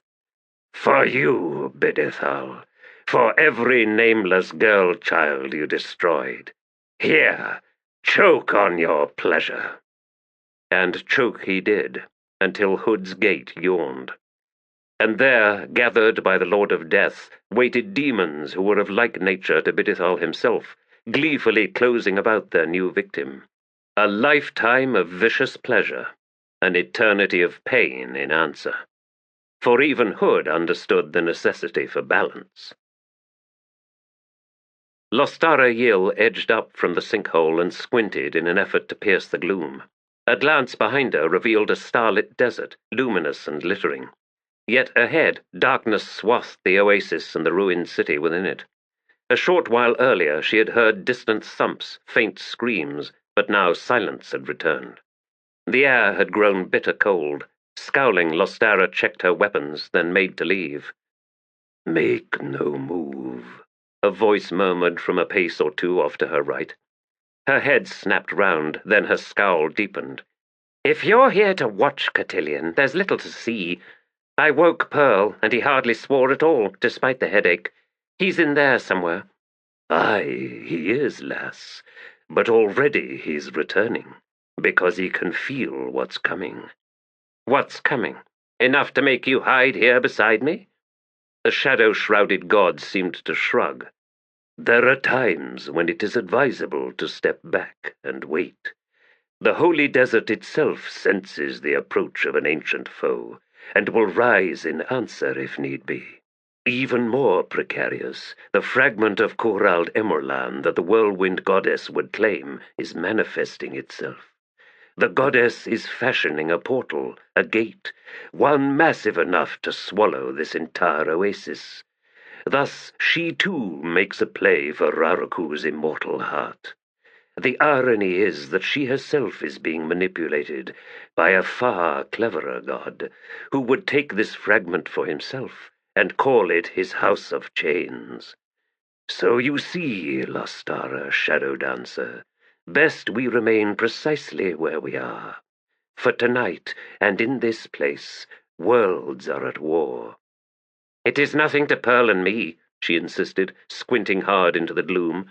"We're here for Felisin." "And you have found her, but she remains beyond you, beyond Pearl as well, for the moment." "Then we must needs but await the clearing of the path." "Aye, as I have advised, patience." Shadows swirled, hissed over sand, then the god was gone. Lostara grunted. Goodbye to you as well, she muttered, then drew her cloak tighter about herself and settled down to wait. Assassins armed with crossbows had crept up behind him. Febryl had killed them, one after another, as soon as they arrived, with a host of most painful spells, and now his sorcerer's web told him that there were no more. Indeed, Korbolo Dom and Camistrello had been bearded in their den, by ghosts and worse, agents of the Malazan Empire. Wide and bloody paths had carved messily across his web, leaving him blind here and there, but none stretched anywhere close to his position, so far. And soon the oasis behind him would become as a nightmare wakened into horrid reality, and Febryl himself would vanish from the minds of his enemies in the face of more immediate threats. Dawn was but 2 bells away. While behind him darkness had devoured the oasis, the sky overhead and to the east was comparatively bright with the glitter of stars. Indeed, everything was proceeding perfectly. The starlight also proved sufficient for Febryl to detect the shadow that fell over him. I never liked you much, rumbled a voice above him. Squealing, Febryl sought to dive forward, but was effortlessly plucked and lifted high from the ground, then broken. The snap of his spine was like brittle wood in the cold night air. Karsa Orlong flung Febryl's corpse away. He glared up at the stars for a moment, drew a deep breath into his lungs, and sought to clear his mind. Uragal's withered voice was screaming in his skull. It had been that voice and that will that had driven him step by step from the oasis. The false god of the Urid tribe wanted Karsa Orlong gone. He was being pushed hard, away from what was coming, from what was about to happen in the oasis. But Karsa did not like being pushed. He lifted his sword clear of his harness rings and closed both hands about the grip, lowering the point to hover just above the ground, then forced himself to turn about and face the oasis. 1,000 ghostly chains stretched taut behind him, then began pulling. The Teblor growled under his breath and leaned forward. I am the master of these chains. I, Karsa Orlong, yield to none. Not gods, not the souls I have slain. I will walk forward now, and either resistance shall end, or the chains will be snapped. Besides, I have left my horse tethered in the stone forest. Twin howls tore the night air above the oasis, sudden and fierce as cracks of lightning. Karsa Orlong smiled. Ah, they have arrived. He lifted his sword's point slightly higher, then surged forward. It would not do, it turned out, to have the chains sundered. The tension suddenly vanished, and, for this night at least, all resistance to Toblakai's will had ended. He left the ridge and descended the slope, into the gloom once more. Fist Gamut was lying on his cot, struggling to breathe as a tightness seized his throat. Thunder filled his head, in thrumming waves of pain radiating out from a spot just above and behind his right eye. Pain such as he had never felt before, driving him onto his side, the cot creaking and pitching as nausea wrecked him, the vomit spraying onto the floor. But the emptying of his stomach offered no surcease from the agony in his skull. His eyes were open, but he was blind. There had been headaches every day since his fall from his horse, but nothing like this. The barely healed knife slash in his palm had reopened during his contortions, smearing sticky blood across his face and brow when he sought to claw the pain out from his head, and the wound now felt as if it was a fire, scorching his veins.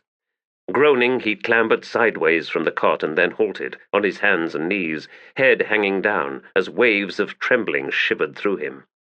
I need to move. I need to act. Something. Anything. I need... A time of blankness. Then he found himself standing near the tent flap. Weighted in his armor, gauntlets covering his hands, helm on his head. The pain was fading, a cool emptiness rising in its wake. He needed to go outside. He needed his horse. Gamut strode from the tent. A guard accosted him, but he waved the woman away and hurried towards the corrals. Ride out. It's time. Then he was cinching the saddle of his horse, waiting for the beast to release its breath, then drawing it a notch tighter. A clever horse. Paran stables, of course. Fast and of almost legendary endurance. impatient with incompetence, ever testing the rider's claim to being in charge, but that was to be expected from such a fine breed. Gamut swung himself into the saddle. It felt good to be riding once more. On the move, the ground whispering past as he rode down the back ramp, then round the jagged island and towards the basin. He saw 3 figures ahead, standing at the ridge, and thought nothing strange as to their presence. They are what will come, these 3. Nil, Nether, the lad, Grub. The last turned as Gamut reined in beside them, and nodded. The Wickhans and Malazans are on the flanks, Fist, but your assault will be straight up the Dogslayer's main ramp. And he pointed. Foot soldiers and cavalry were massing in the basin, moving through the thick gloom. Gamut could hear the whisper of armor, feel the thud of countless horse hoofs. He saw banners and standards hanging limp and ragged. Ride to them, Fist, Grubb said, and he saluted the child and set heels to his mount's flanks. Black and rust-red armor, visored helms with ornate cheek guards, short-thrusting javelins and kite shields, the rumble of countless booted feet. He rode alongside one column, casting an appraising eye over the companies of infantry. Then a wing of cavalry swept round to engulf him. One rider rode close. A dragon-winged helm swiveled to face him. Ride with us, soldier? I cannot, Gamut replied. I am the Fist. I must command. Not this night, the warrior replied. Fight at our sides as the soldier you are. Remember the old battles, when all that was required was the guarding of the companions flanking you? Such will be this night. Leave the commanding to the lords. Ride with us in freedom and glory. A surge of exultation swept through Gamut. The pain in his head was gone. He could feel his blood racing like fire in his muscles. He wanted this. Yes, he wanted this very thing. Gamut unsheathed his sword, the sound an echoing rasp in the chill air. His helmed companion laughed. Are you with us, soldier? I am, friend. They reached the base of the cobbled ramp, slowing to firm up their formation. A broad wedge that then began assailing the slope, hoofs striking sparks off the stones. The Dogslayers had yet to sound an alarm. Fools! They've slept through it all. Or perhaps sorcery has deadened the sounds of our preparation. Ah, yes, Nil and Nether. They are still there, on the ridge the other side of the basin. The company's standard-bearer was just a few horses to Gamut's left. He squinted up at the banner, wondered that he had never seen it before. There was something of the Kundril in its design, torn and frayed though it was. A clan of the burned tears, then, which made sense given the archaic armor his comrades were wearing. Archaic and half-rotting, in fact. Too long stored in chests. Moths and other vermin have assailed it, but the bronze looks sound enough if tarnished and pitted. A word to the commanders later, I think. Cool, gauging thoughts, even as his proud horse thundered alongside the others. Gamut glared upward and saw the crest directly before them. He lifted high his longsword and loosed a savage scream. The wedge poured over the crest, swept out into the unaware ranks of Dogslayers, still huddled down in their trenches. Screams on all sides, strangely muted, almost faint. Sounds of battle, yet they seemed a league distant, as if carried on the wind. Gamut swung his sword, his eyes meeting those of Dogslayers, seeing the horror writ there. Watching mouths open to shriek, yet hardly any sound came forth, as if the sands were swallowing everything, absorbing sound as eagerly as they did blood and bile. Masses surged over the trenches, blackened swords swinging and chopping down. The ramp to the east had been overrun by the Wiccans. Gamut saw the waving standards and grinned. Crow, foolish dog, weasel. Out of the impenetrably black sky descended butterflies in swarms to flit above the carnage in the trenches. On the ramp to the west there was the flash of Moranth munitions, sending grim reverberations through the earth, and Gamut could watch the slaughter over there, a scene panoramic and dulled, as if he was looking upon a mural, a painting where ancient armies warred in eternal battle. They had come for the Dogslayers, for the butcherers of unarmed Malazans, soldier and civilian, the stubborn and the fleeing, the desperate and the helpless, the Dogslayers who had given their souls to betrayal.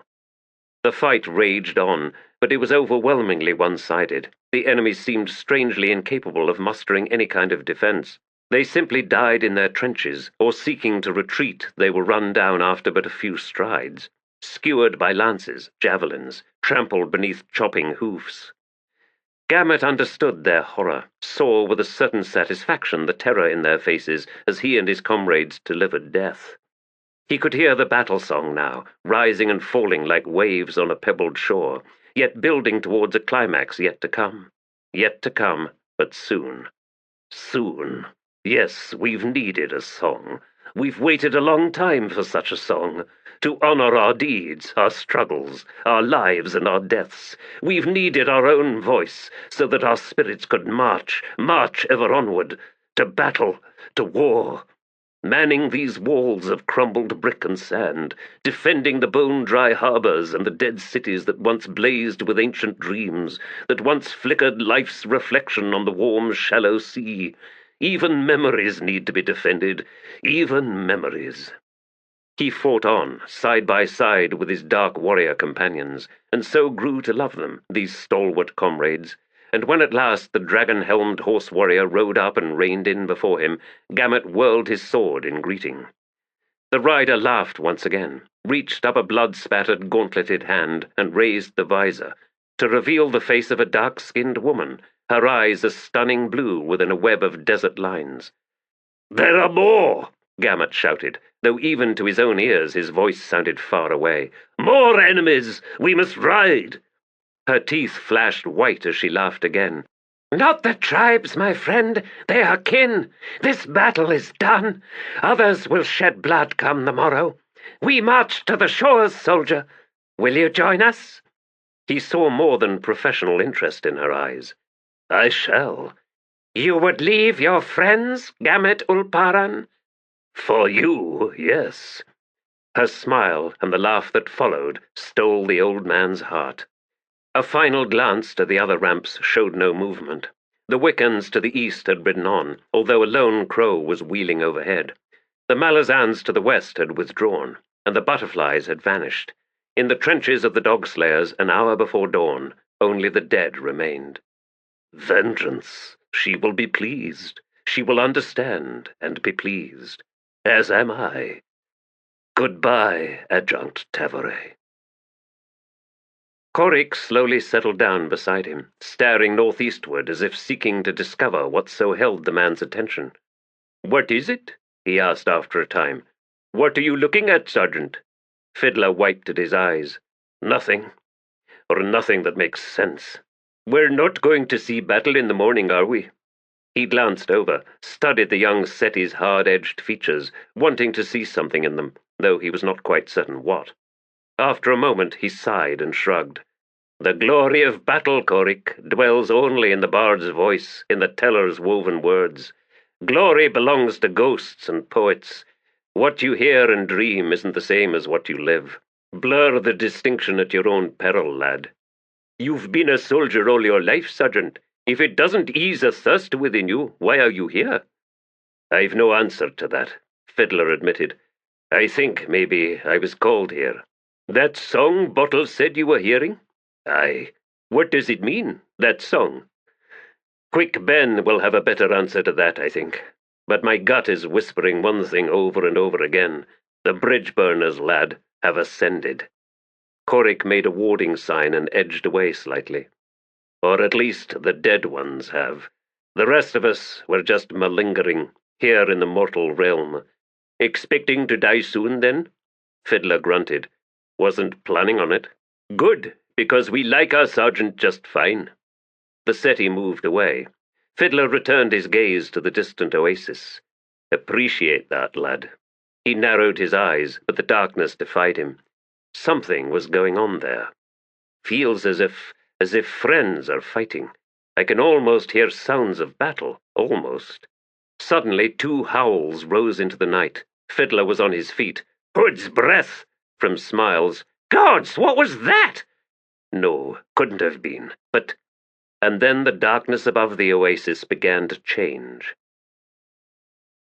The row of horse warriors rode up before them amidst swirling dust, the horses stamping and tossing heads in jittery fear. Beside him, Leoman of the Flails raised a hand to halt his company, then gestured Korab to follow as he trotted his mount towards the newcomers. Mathok nodded in greeting. "We have missed you, Leoman." "My shaman has fallen unconscious," Leoman cut in. "He chose oblivion over terror. What is going on in the oasis, Mathok?" The war leader made a warding sign. "Raraku has awakened. Ghosts have risen, the holy desert's very own memories." "And who is their enemy?" Mathok shook his head. "Betrayal upon betrayal, Leoman. I have withdrawn my warriors from the oasis and encamped them between Sha'ik and the Malazans. Chaos has claimed all else. So you do not have an answer for me. I fear the battle is already lost. Sha'ik? I have the book with me. I am sworn to protect it." Leoman frowned. Shifting on his saddle, Korab glared northeastward. Preternatural darkness engulfed the oasis, and it seemed to swarm as if filled with living creatures, winged shadows, spectral demons. And on the ground beneath, he thought he could see the movement of masses of soldiery. Korab shivered. "To Igatan?" Leoman asked. Mathok nodded. "With my own tribe as escort, leaving almost 9,000 desert warriors at your disposal, for you to command." But Leoman shook his head. "This battle will belong to the dog slayers, Mathok. There is no choice left to me. I have not the time to greatly modify our tactics. The positions are set. She waited too long. You did not answer me, Mathok. What of Sha'ik?" "The goddess holds her still," the war leader replied. "Even Korbolo Dom's assassins cannot get to her." "The Napan must have known that would happen," Leoman muttered. "And so he has planned something else." Mathok shook his head. "My heart has broken this night, my friend." Leoman studied the old warrior for a time, then he nodded. "Until Igatan, then, Mathok. You ride to Sha'ik? I must. Tell her I will." Mathok nodded, unmindful of the tears glistening down his lined cheeks. He straightened suddenly in his saddle. "Drijna once belonged to us, Leoman, to the tribes of this desert. The book's prophecies were sewn to a far older skin. The book was in truth naught but a history, a telling of apocalyptic events survived, not of those to come. I know, my friend. Guard well the book, and go in peace." Mathok wheeled his horse to face the west trail, an angry gesture, and his riders followed as he rode into the gloom. Leoman stared after them for a long moment. Howls shattered the night. Korab saw his commander suddenly bare his teeth as he glared into the darkness ahead. "Like two beasts about to come face to face. Spirits below, what awaits us?" "Weapons!" Leoman snarled. The company thundered forward along the trail Korab had now traversed what seemed countless times. The closer they drew to the oasis, the more muted the sound of their passage, as if the darkness was devouring all sound. Those howls had not been repeated, and Korab was beginning to wonder if they had been real at all. Perhaps not a mortal throat at all. An illusion, a cry to freeze all in their tracks. The vanguard entered a defile, and suddenly quarrels sprouted from riders and horses. Screams, toppling warriors, stumbling horses. From further back in the column, the clash of swords and shields. Dog slayers! Somehow Korab and his horse found themselves plunging clear. A figure darted close to his left, and he shrieked, raising his weapon. "It's me, damn you! Leoman!" His commander's horse had been killed beneath him. He reached up. Korab clasped Leoman's arm and vaulted him onto his horse's back. "Ride, Bilan, ride!"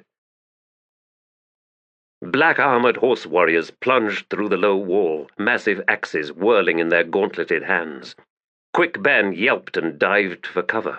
Cursing, Kalam followed, Korbolo Dom's bound body bouncing on his shoulders. He flung himself down beside the wizard as hoofs flashed over them, raining sand and bits of mortar. Then the heavy cavalry was past. Kalam pushed the Napan off his back and twisted onto his side to glare at Quick Ben. "Who in Hood's name were those bastards?" "We'd best lie low for a time," the wizard muttered with a grimace, rubbing grit from his eyes. Raraku's unleashed her ghosts. And are they the ones singing? Those voices are right inside my head. Mine too, friend. Tell me, had any conversations with the Tenno spirit walker lately? A what? No. Why? Because that is what you're hearing. If it was a song woven around these ancient ghosts we're seeing, well, we'd not be hearing it. In fact, we'd not be hearing much of anything at all. And we'd have been chopped into tiny pieces by now. Kalam, that Tenno song belongs to the bridge burners. What? Makes you wonder about cause and effect, doesn't it? A Tenno stole our tale and fashioned a song. But for that song to have any effect, the bridge burners had to die, as a company. And now it has, barring you and me. And Fiddler? Wait, Fid mentioned something about a spirit walker in Erlitan. It would have had to have been direct contact. A clasping of hands, an embrace, or a kiss. That bastard sapper. I remember he was damned cagey about something. A kiss? Remind me to give Fiddler a kiss next time I see him, one he'll never forget. Whoever it was and however it happened, Quick Ben said, the bridge burners have now ascended. Ascended? What in the Queen's name does that mean? Damned if I know, Callum. I've never heard of such a thing before. A whole company. There's no precedent for this, none at all. Except maybe the Talani Mas. The wizard's dark eyes narrowed on his friend. An interesting thought, he murmured, then sighed. In any case, Raraku's ghosts have risen on that song. Risen to battle. But there's more. I swear I saw a Wiccan standard back near the Dogslayer trenches just as we were hightailing it out of there. Well, maybe Tavore's taken advantage of all this. Tavore knows nothing of it, Callum. She carries an Otateral sword, after all. Maybe the mages she has with her sense something, but the darkness that's descended on this oasis is obscuring everything. Callum grunted. Any other good news to tell me, quick? The darkness is sorcery. Remember whenever Anamander Rake arrived someplace with his warren unveiled? That weight, the trembling ground, the overwhelming pressure? Don't tell me the son of darkness is coming. I hope not. I mean, I don't think so. He's busy. I'll explain later. No, this is more, primal, I think. Those howls, Callum grated. 2 hounds, Quick Ben. I had a run-in with them myself. They're like the shadow hounds, only somehow worse. The wizard was staring across at him. Stop it, Quick. I don't like that look. I got away because I loosed a handful of Azalan demons at them. Didn't stop those hounds, but it was enough for me to make good my escape. Quick Ben's brows slowly arched. A handful of Azalan demons, Callum? And where have you been lately? You ain't the only one with a few tales to tell. The wizard cautiously rose into a crouch, scanned the area on the other side of the crumbled wall. 2 hounds of darkness, you said. The Deragoth, then. So, who broke their chains, I wonder? That's just typical, Callum snapped. What don't you know? A few things, the wizard replied under his breath. For example, what are those hounds doing here? So long as we stay out of their path, I couldn't care less. No, you misunderstood. Quick Ben nodded towards where his gaze was fixed on the clearing beyond. What are they doing here? Callum groaned. Their bristly hackles were raised above their strangely humped massive shoulders. Thick, long necks and broad, flattened heads, the jaw muscles bulging. Scarred black hides, and eyes that burned pure and empty of light. As large as a steppe horse, but bulkier by far, padding with heads lowered into the flagstone square. There was something about them that resembled a hyena, and a plains bear as well. A certain sly avidness merged with arrogant brutality. They slowed, then halted, lifting glistening snouts into the air. They had come to destroy, to tear life from all flesh, to mock all claims of mastery, to shatter all that stood in their path. This was a new world for them. New, yet once it had been old. Changes had come. a world of vast silences where once kin and foe alike had opened throats in fierce challenge. Nothing was as it had been, and the Deragoth were made uneasy. They had come to destroy, but now hesitated, with eyes fixed on the one who had arrived, who now stood before them at the far end of the square. Hesitate, yes. Karsa Orlong strode forward. He addressed them, his voice low and rumbling. Uragal's master had ambitions, he said, a dream of mastery. But now he understands better and wants nothing to do with you. Then the Teblar smiled. So I do. Both hounds stepped back, then moved to open more space between them. Karsa smiled. You do not belong here. You would let me pass, he continued on, and I have had my fill of strangers. Do you remember the Toblakai beasts? But they had been gentled by civilization, by the soft trappings of foolish peace, so weakened that they could not stand before Tlani Mas, could not stand before Fokrul Asail and Jaghat, and now they cannot stand before Nathi slavers. An awakening was needed, friends. Remember the Toblakai, if it comforts you. He strode directly between the two hounds, as if he intended to accept their invitation to pass. The hounds attacked, as he knew they would. Karsa dropped into a crouch that leaned far to his left, as he brought up the massive stone sword over his head, point sliding left, directly into the path of the hound charging from that side, striking it in the chest. The heavy sternum cracked but did not shatter, and the rippled blade edge scored a bloody path down along the ribs. Karsa's crouch then exploded after his weapon, his legs driving his shoulder forward and up to hammer the beast at the level of its collarbones. Jaws snapped above the back of the Toblakai's neck, then the impact jolted through warrior and hound both, and the latter's sword-gouged ribs splintered. Jaws closed around Karsa's right leg just below the knee, and he was lifted clear of the ground, then thrown to one side, though the jaws did not loosen. The wrench snapped the sword from his hands. Molars ground against bone, incisors shredded muscle. The second hound closed on Karsa, savagely shaking the leg in its jaws. The first hound staggered away a few paces, left foreleg dragging, blood spilling out beneath it. Karsa made no effort to pull away from the beast seeking to chew off his lower leg. Instead, he pushed himself upright on his one free leg and lunged into the hound, arms wrapping around the rippling body behind the shoulders. With a bellow, the Teblar lifted the hound. Hind legs kicked in wild panic, but he was already wrenching the entire beast over. The jaws were torn loose even as Karsa drove the creature down onto its back. Flagstones cracked with explosions of dust. The Teblar then sank to his knees, straddling the writhing hound, and closed both hands around its throat. A snarling frenzy answered him. Canines ripped into his forearms. The jaws gnawed frantically, chewing free chunks of skin and flesh. Karsa released one hand and pushed it against the hound's lower jaw. Muscles contracted as two unhuman strengths collided. Legs scored Karsa's body, the claws tearing through leathers and into flesh, but the Teblar continued pushing, harder and harder, his other hand edging up to join in the effort. The kicks went wild, panicked.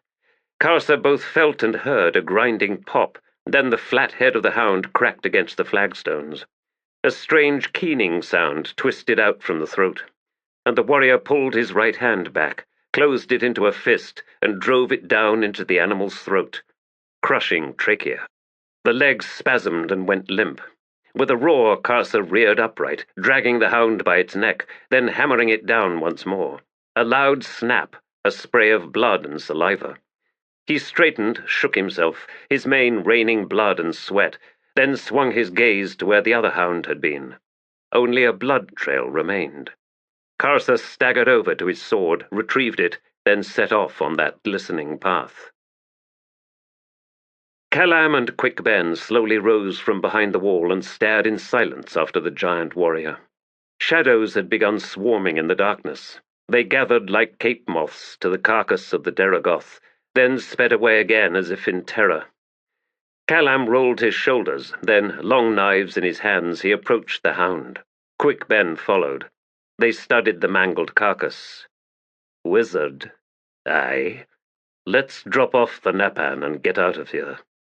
A brilliant plan. I just thought it up. I like it very much. Well done, Callum. Like I've always told you, Quick, I ain't just a pretty face. The two swung about, and ignoring the shadows pouring out of the burgeoning shattered warren of Corald Emerlan, returned to where they had left Korbolo Dom. Friend?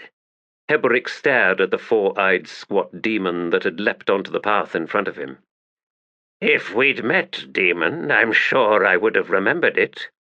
Helpful explanation. Brother to Lorik. He lies in clearing 12 paces to your left. Hesitant revision. 15 paces. Your legs are nearly as short as mine. Take me to him. The demon did not move. Friend? More or less. We share certain flaws. The creature shrugged. With reservations. Follow. Heboric set off into the petrified forest after the shambling demon, his smile broadening as it prattled on. A priest with the hands of a tiger, sometimes. Other times, human hands, glowing depthless green. Impressed. Those tattoos, very fine indeed. Musing. I would have trouble tearing out your throat, I think. Even driven by hunger, as I always am. Thoughtful. A fell night, this one. Ghosts, assassins, warrens, silent battles. Does no one in this world ever sleep? They stumbled into a small clearing. Lorik's armor was stained with drying blood, but he looked well enough, seated cross-legged, his eyes closed, his breathing steady. On the dusty ground before him lay a spread of the deck of dragons. Grunting, Heboric settled down opposite the High Mage. Didn't know you played with those. I never do, Lorik replied in a murmur. Play, that is. A master has come to the deck, and that master has just sanctioned the House of Chains. Heboric's eyes widened, then narrowed, and he slowly nodded. Let the gods rail. He or she had to do just that. I know. The crippled god is now as bound as is every other god. In the game, aye, after so long outside it. I wonder if he'll one day come to regret his gambit. He seeks this fragment of Corald Emerlan, and is poised to strike, though his chances are less now than they were at sunset. How so? Bidithal is dead. Good. Who? Toblakai. Oh, not good. Yet Toblakai has become, I believe, the knight in the House of Chains. That is damned unfortunate for the crippled god. Toblakai will kneel to no one. He cannot afford to. He will defy all prediction.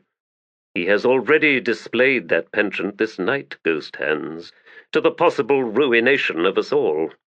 Still, at the same time, I have come to suspect he is our only hope. Lorik opened his eyes and stared across at Heboric. 2 hounds of darkness arrived a short while ago. I could sense their presence, though fitfully, but could get no closer. Otatarol and the very darkness that shrouds them. And why should Toblakai step into their path? Never mind, I can answer that myself. Because he's Toblakai. Aye, and I believe he has already done so. And now, I believe, but one Deragoth remains alive. God forbid, Heboric breathed. Toblakai even now pursues it. Tell me, what brought the hounds here? What or who has Toblakai just thwarted? The cards are ambivalent on that, Destriant. Perhaps the answer is yet to be decided. Relieved to hear some things remain so, truth be told? Ghost Hands, get Felisin away from this place. Grey Frog here will accompany you. And you? I must go to Sha'ik. No, say nothing until I finish. I know that you and she were once close, perhaps not in a pleasing manner, but close nonetheless. But that mortal child is soon to be no more. The goddess is about to devour her soul even as we speak, and once that is done, there shall be no return. The young Malazan girl you once knew will have ceased to exist. Thus, when I go to Sha'ik, I go not to the child, but to the goddess. But why? Are you truly loyal to the notion of apocalypse, of chaos and destruction? No, I have something else in mind. I must speak with the goddess before she takes Sha'ik's soul. Heboric stared at the High Mage for a long time, seeking to discern what Lorik sought from that vengeful, insane goddess. There are two Felisins, Lorik then murmured, eyes half-veiled. Save the one you can, Heboric Light Touch. One day, Lorik, Heboric growled, I will discover who you truly are. The High Mage smiled. You will find this simple truth. I am a son who lives without hope of ever matching my father's stride. That alone, in time, will explain all you need know of me. Go, Destriant. Guard her well. Ghosts pivoted, armor shedding red dust, and saluted as Karsa Orlong limped past. At least these ones, he reflected dully, weren't shackled in chains. The blood trail had led him into a maze of ruins, an unused section of the city notorious for its cellars and pitfalls and precariously leaning walls. He could smell the beast. It was close and, he suspected, cornered. Or, more likely, it had decided to make a stand, in a place perfectly suited for an ambush. If only the slow, steady patter of dripping blood had not given away its hiding place. Karsa kept his gaze averted from that alleyway of inky shadows 5 paces ahead and to his right. He made his steps uncertain, uneven with pain and hesitation, not all of it feigned. The blood between his hands and the sword's grip had grown sticky, but still threatened to betray his grasp on the weapon. Shadows were shredding the darkness, as if the two elemental forces were at war, with the latter being driven back. Dawn, Karsa realized, was approaching. He came opposite the alley, and the hound charged. Karsa leapt forward, twisting in midair to slash his sword two-handed, cleaving an arc into his wake. The tip slashed hide, but the beast's attack had already carried it past. It landed on one foreleg, which skidded out from under it. The hound fell onto one shoulder, then rolled right over. Karsa scrambled back to his feet to face it. The beast crouched, preparing to charge once again. The horse that burst out of a side alley caught both hound and Toblakai by surprise. That the panicked animal had been galloping blind was made obvious as it collided with the hound. There had been 2 riders on the horse, and both were thrown from the saddle, straight over the hound. The impact had driven the hound down beneath the wildly stamping hoofs. Somehow the horse stayed upright, staggering clear with heavy snorts as if seeking to draw breath into stunned lungs. Behind it, the hound's claws gouged the cobbles as it struggled to right itself. Snarling, Karsa lunged forward and plunged the sword's point into the beast's neck. It shrieked, surged towards the Toblakai. Karsa leapt away, dragging his sword after him. Blood gushing from the puncture in its throat, the hound rose up on its 3 legs, weaving, head swaying as it coughed red spume onto the stones. A figure darted out from the shadows.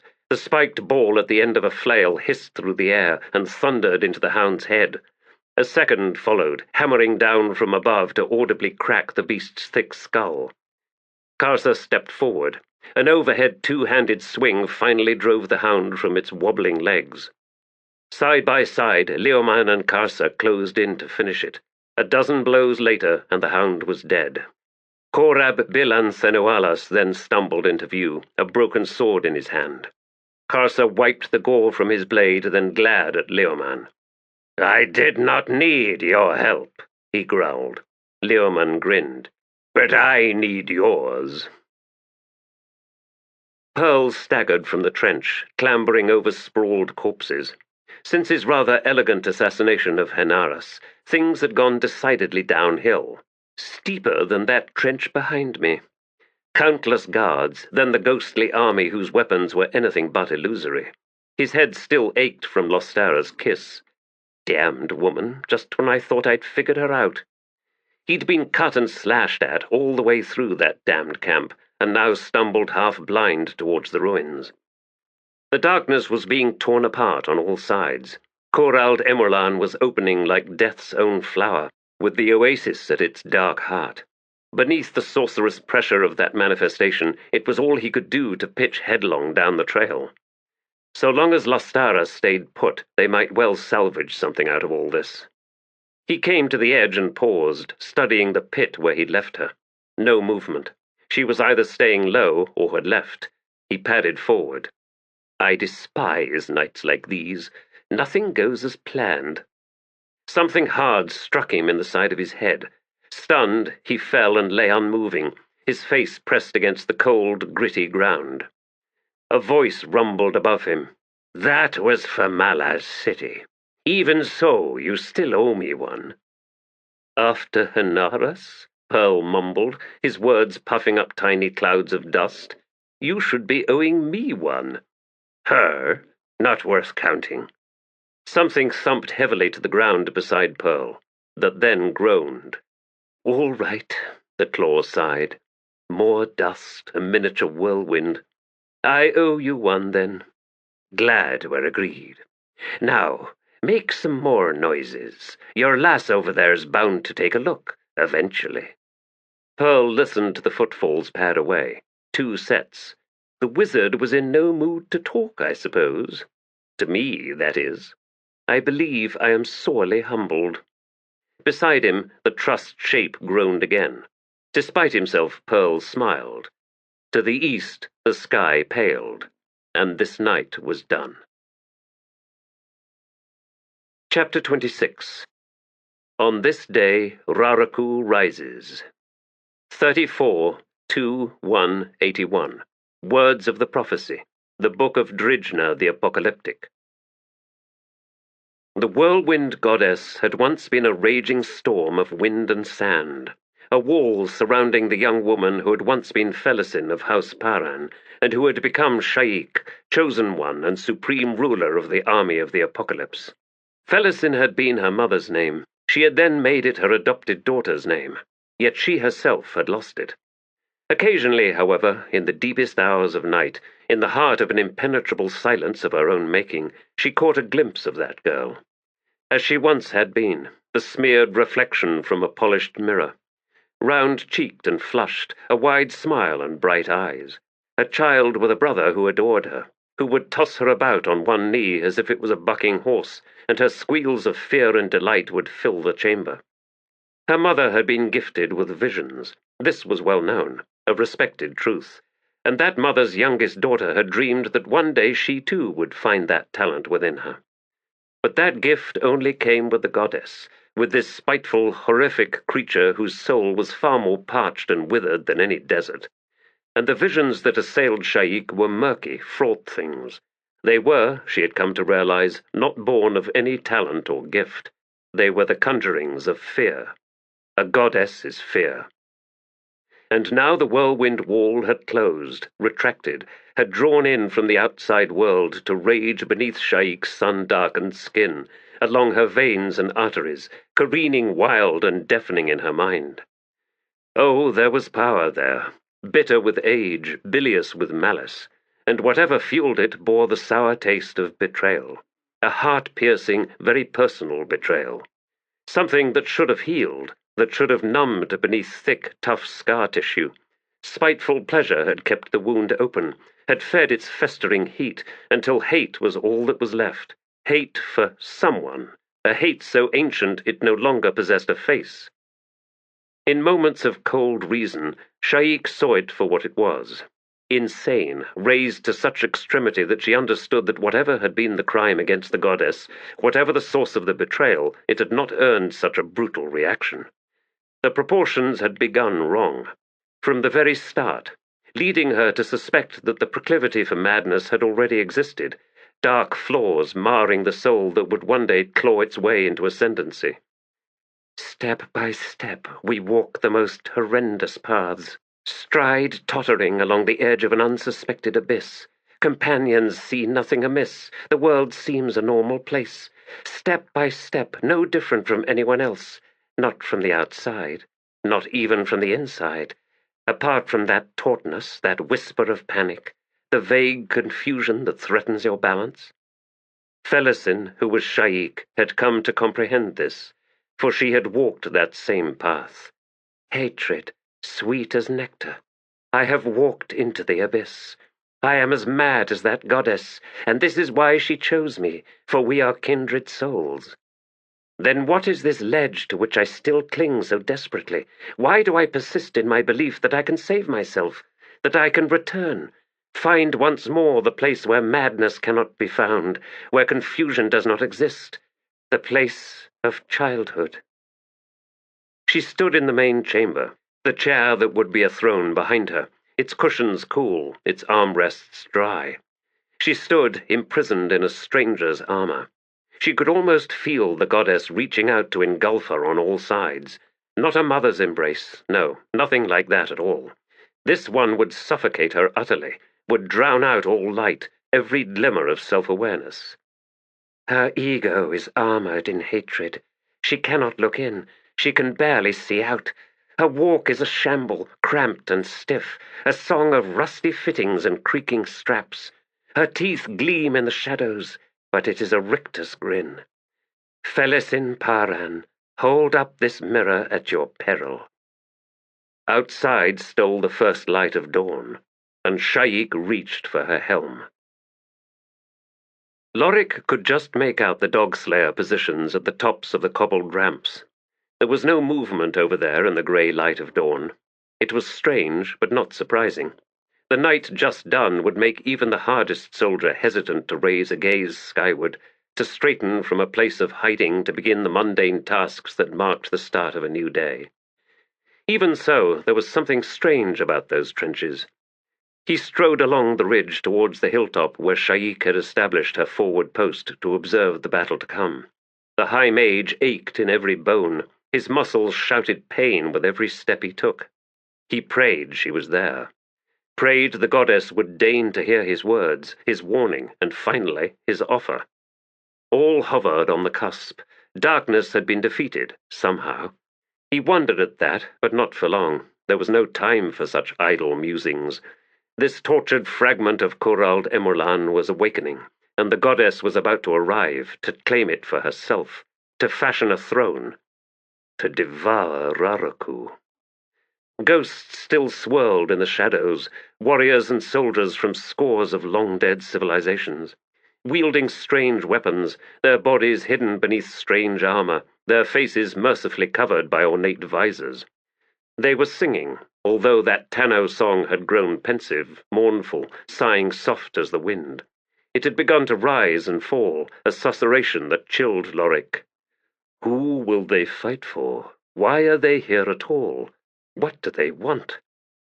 The song belonged to the bridge-burners, yet it seemed the holy desert itself had claimed it, had taken that multitude of ethereal voices for itself, and every soul that had fallen in battle in the desert's immense history was now gathered in this place. The cusp. He came to the base of the trail leading up to Sha'ik's hill. There were desert warriors huddled here and there, wrapped in their ochre talabas, spears thrust upright, iron points glistening with dew as the sun's fire broke on the east horizon. Companies of Mathok's light cavalry were forming up on the flats to Lorik's right. The horses were jittery, the rows shifting uneven and restless.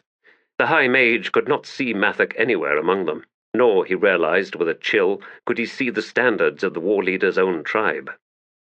He heard horses approach from behind and turned to see Leoman, one of his officers, and Toblakai riding up towards him. The Toblakai's horse was a jag, Lorik saw, huge and magnificent in its primal savagery, loping collected and perfectly proportionate to the giant astride its shoulders. And that giant was a mess. Preternatural healing had yet to fully repair the terrible wounds on him. His hands were a crimson ruin. One leg had been chewed by vicious, oversized jaws. Toblakai and his horse were dragging a pair of objects that bounced and rolled on the ends of chains, and Lorik's eyes went wide upon seeing what they were. He's killed the Deragoth. He's taken their heads. Lorik, Leoman rasped as he drew rein before him. Is she above? I don't know, Leoman of the Flails. All three dismounted, and Lorik saw Toblakai favoring his mangled leg. A hound's jaws did that, and then he saw the stone sword on the giant's back. Ah, he is indeed the one, then. I think the crippled god has made a terrible mistake. Gods, he killed the Deragoth. Where is Febryl hiding? Leoman asked as the four of them began the ascent. Toblakai answered, Dead. I forgot to tell you some things. I killed him, and I killed Bidithal. I would have killed Ghost Hands and Korbolo Dom, but I could not find them. Lorik rubbed a hand across his brow, and it came away wet and oily, yet he could still see his breath. Toblakai went on, inexorably. And when I went into Korbolo's tent, I found chemist Rello. He'd been assassinated. So had Henaris. Lorik shook himself and said to Leoman, Did you receive Sha'ik's last commands? Shouldn't you be with the dog slayers? The warrior grunted. Probably. We've just come from there. They're all dead, Toblakai said. Slaughtered in the night. The ghosts of Raraku were busy, though none dared oppose me. He barked a laugh. As Ghost Hands could tell you, I have ghosts of my own. Lorik stumbled on the trail. He reached up and gripped Leoman's arm. Slaughtered? All of them? Yes, High Mage. I'm surprised you didn't know. We still have the Desert Warriors. We can still win this, just not here and not now. Thus, we need to convince Sha'ik to leave. That won't be possible, Lorik cut in. The goddess is coming, is almost here. It's too late for that, Leoman. Moments from being too late for everything. They clambered over the crest. And there stood Sha'ik, helmed and armored, her back to them as she stared southward. Lorik wanted to cry out, for he saw what his companions could not see. I'm not in time. Oh, gods below. And then he leapt forward, his warren's portal flaring around him, and was gone. The goddess had not lost her memories. Indeed, rage had carved their likenesses, every detail, as mockingly solid and real-seeming as those carved trees in the forest of stone. And she could caress them, crooning her hatred like a lover's song, lingering with a touch promising murder, though the one who had wronged her was, if not dead, then in a place that no longer mattered. The hate was all that mattered now, her fury at his weaknesses. Oh, others in the tribe played those games often enough. Bodies slipped through the firs from hut to hut when the stars fell into their summer alignment, and she herself had more than once spread her legs to another woman's husband, or an eager, clumsy youth. But her heart had been given to the one man with whom she lived. That law was sacrosanct.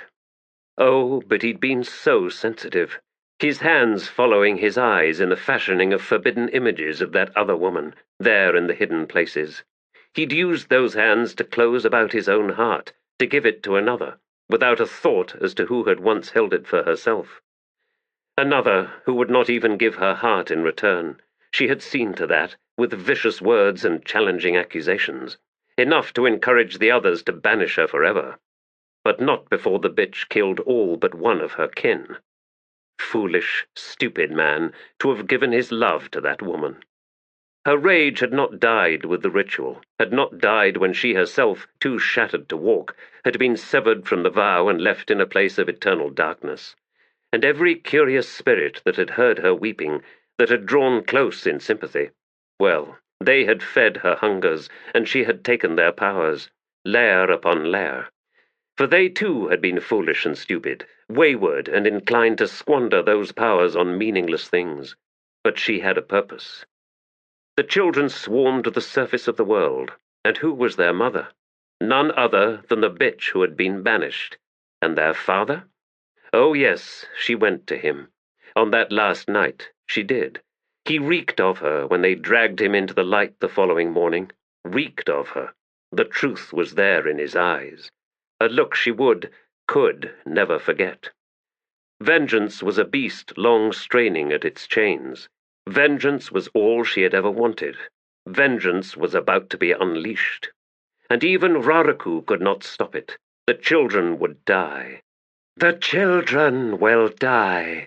I will cleanse the world of their beget, the proud-eyed vermin born, one and all, of that single mother. Of course she could not join the ritual. A new world waited within her. And now, at last, I shall rise again. Clothed in the flesh of one such child, I shall kill that world. She could see the path opening, the way ahead clear and inviting. A tunnel walled in spinning, writhing shadows. It would be good to walk again, to feel warm flesh and the heat of blood, to taste water, food, to breathe, to kill. Unmindful and unhearing, Sha'ik made her way down the slope. The basin awaited her, that field of battle. She saw Malazan's scouts on the ridge opposite, one riding back to the encampment, the others simply watching. It was understood then, as she had known it would be. Vague, distant shouts behind her. She smiled. Of course, in the end, it is the two warriors who first found me. I was foolish to have doubted them, and I know either one would stand in my stead. But they cannot. This fight belongs to me and the goddess. Enter. Captain Keneb paused for a moment, seeking to collect himself. Then he strode into the command tent. She was donning her armor, a mundane task that would have been easier with a servant at hand, but that, of course, was not Tavore's way. Although, perhaps, that was not quite the truth. Adjunct. What is it, Captain? I have just come from the Fist's tent. A cutter and a healer were summoned at once, but it was far too late. Adjunct Tavore, Gamut died last night. A blood vessel burst in his brain. The cutter believes it was a clot, and that it was born the night he was thrown from his horse. I am sorry. A pallor had come to her drawn, plain face. He saw her hand reach down to steady herself against the table edge. Dead? In his sleep. She turned away, stared down at the accoutrements littering the table. Thank you, Captain. Leave me now, and have Tamber. There was a commotion outside. Then a Wiccan youth pushed in.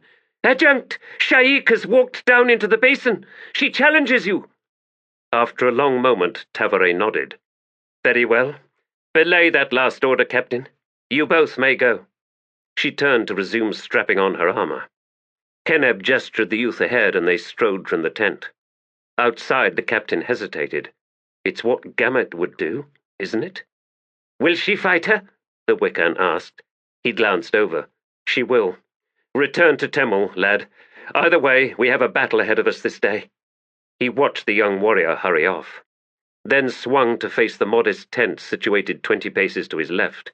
There were no guards stationed before its flap. Keneb halted before the entrance.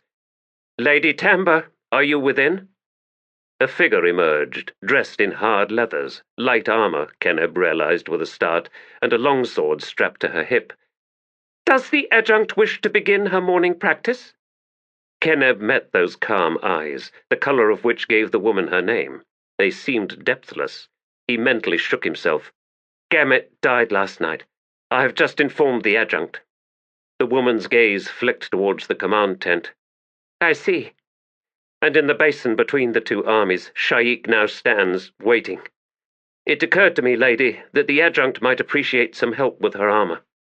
To his surprise, she turned back to her tent. Not this morning, Captain. I understand your motives, but no, not this morning. Good day, sir. Then she was gone. Keneb stood motionless in surprise. All right, then. So I do not understand women. He faced the command tent once more, in time to see the adjunct emerge, tightening the straps on her gauntlets. She was helmed, the cheek guards locked in place. There was no visor covering her eyes. Many fighters found their vision too impaired by the slits, and he watched her pause, lifting her gaze to the morning sky for a moment before she strode forward. He gave her some distance, then followed. Lorik clawed his way through the swirling shadows, scraped by skeletal branches and stumbling over gnarled roots. He had not expected this. There had to be a path, a way through this blackwood forest. That damned goddess was here. Close, she had to be, if he could but find the trail. The air was sodden and chill, the boles of the trees leaning this way and that, as if an earthquake had just shaken the ground. Wood creaked overhead to some high wind. and everywhere flitted wraiths, lost shadows, closing on the high mage, then darting away again, rising from the humus like ghosts, hissing over his head as he staggered on. And then, through the trees, the flicker of fire. Gasping, Lorik ran towards it. It was her, and the flames confirmed his suspicion. A Nimas, trailing the chains of Telan, the ritual shattered. Oh, she has no place here, no place at all. Chthonic spirits warmed her burning body, the accretions of power she had gathered unto herself over hundreds of thousands of years. Hatred and spite had twisted them all into malign, vicious creatures. Marsh water and mould had blackened the limbs of the Imas. Moss covered the torso like dangling knotted fur. Ropes of snarled grey hair hung down, tangled with burrs. From her scorched eye sockets, living flames licked out. The bones of her cheeks were white, latticed in cracks from the heat. Toothless, the heavy lower jaw hanging, barely held in place by rotting strips of tendon and withered muscle. The goddess was keening, a wavering, eerie cry that did not pause for breath, and it seemed to Lorik that she was struggling. He drew closer. She had stumbled into a web of vines, the twisted ropes entangling her arms and legs, wrapped like serpents about her torso and neck. He wondered that he had not seen them earlier, then realized that they were flickering, one moment there, the other gone, although no less an impediment for their rhythmic disappearance, and they were changing into chains. Suddenly one snapped, and the goddess howled, redoubled her efforts. Another broke, whipping to crack against a tree. Lorik edged forward. "Goddess, hear me! Sha'ik! She is not strong enough for you!" My child! Mine! I stole her from the bitch! Mine!" The high mage frowned. Who? What bitch? "Goddess, listen to me, please. I offer myself in her stead. Do you understand?" Another chain broke, and a voice spoke low behind Lorik. "Interfering bastard." He spun, but too late, as a wide-bladed knife was driven deep between his ribs, tearing a savage path to his heart. Or where his heart should have been, had Lorik been human. The serrated tip missed, sliding in front of the deep-seated organ, then jammed into the side of the sternum. Lorik groaned and sagged. The killer dragged his knife free, crouched and pulled Lorik's head back by the jaw, reached down with the blade. "Never mind that, fool!" hissed another voice. "She's breaking the chains!" Lorik watched the man hesitate, then growl and move away. The high mage could feel blood filling his chest. He slowly turned onto his side and could feel the warm flow seep down from the wound. The change in position gave him a mostly unobscured view of the goddess, and the assassins now closing in on her. Sorcery streamed from their knives, a skein of death magics. The goddess shrieked as the first knife was driven into her back. He watched them kill her, a prolonged, brutal butchering. Korbolo's talons, his chosen assassins, who had been waiting in ambush, guided here by Febryl. No one else could have managed that path, and abetted by the sorcerous powers of Chemist Rello, Enaras, and Fael. She fought back with a ferocity near to match, and soon 3 of the 4 assassins were dead, torn limb from limb. But more chains now ensnared the goddess, dragging her down, and Lorik could see the fires dying in her eye sockets, could see spirits writhe away, suddenly freed and eager to flee. And the last killer darted in, hammering down with his knife, through the top of the skull. A midnight flash, the detonation flinging the killer back. Both skull and blade had shattered, lacerating the Talon's face and chest. Blinded and screaming, he reeled back, tripped over a root and thumped to the ground. Lorik listened to the man moaning. Chains snaked over the fallen body of the goddess until nothing visible was left of her, the black iron links heaped and glistening. Whatever high wind had lashed the treetops now fell away, leaving only silence. They all wanted this shattered warren, this fraught prize, but Toblakai killed Febryl. He killed the 2 Deragoth. He killed Bidithal. And as for Korbolo Dom, something tells me the Empress will soon speak to him in person. The poor bastard. Beneath the high mage, his lifeblood soaked the moss. It came to him then that he was dying. Twigs snapped nearby. "I'm hardly surprised. You sent your familiar away, didn't you? Again." Lorik twisted his head around, stared upward, and managed a weak smile. "Father, I don't think much has changed in your room, son, since you left it." "Dusty, I would think." Osric grunted. "The entire keep is that, I would hazard. Haven't been there in centuries." "No servants?" "I dismissed them about 1,000 years ago." Lorik sighed. "I'd be surprised if the place is still standing." Osric slowly crouched down beside his son, the sorcerous glow of Denol now surrounding him. "Oh, it still stands, son. I always keep my options open. An ugly cut you have there. Best healed slowly." Lorik closed his eyes. "My old bed? Aye. It's too short. It was when I left, anyway. Too bad he didn't cut off your feet then, Lorik." Strong arms reached under him, and he was lifted effortlessly. Absurdly, for a man my age, he felt at peace in his father's arms. "Now," Osric said, "how in Hood's name do we get out of here?" The moment passed. She stumbled, barely managing to right herself. Behind the iron mesh, she blinked against the hot, close air. All at once the armor seemed immeasurably heavy. A surge of panic, the sun was roasting her alive beneath these plates of metal. Sha'ik halted, struggled to regain control of herself. "Myself. Gods below, she is gone." She stood alone in the basin. From the ridge opposite, a lone figure was descending the slope, tall, unhurried, the gait achingly familiar. The ridge behind Tavore, and those on every battered island of ancient coral, was now lined with soldiers. The army of the apocalypse was watching as well, Sha'ik suspected, though she did not turn about. "She is gone. I have been abandoned. I was Sha'ik once. Now I am Felisin once more. And here, walking towards me, is the one who betrayed me, my sister." She remembered watching Tavore and Ganos playing with wooden swords. Beginning on that path to deadly familiarity, to unthinking ease wielding the weight of that weapon. Had the world beyond not changed, had all stood still the way children believed it would, she would have had her turn. The clack of wood, Ganos laughing and gently instructing her. There was joy and comfort to her brother, the way he made teaching subservient to the game's natural pleasures. But she'd never had the chance for that. No chance, in fact, for much of anything that could now return to her, memories warm and trusting and reassuring. Instead, Tavore had dismembered their family, and for Felisin, the horrors of slavery in the mines. But blood is the chain that can never break. Tavore was now 20 strides away, drawing out her Otatarel sword.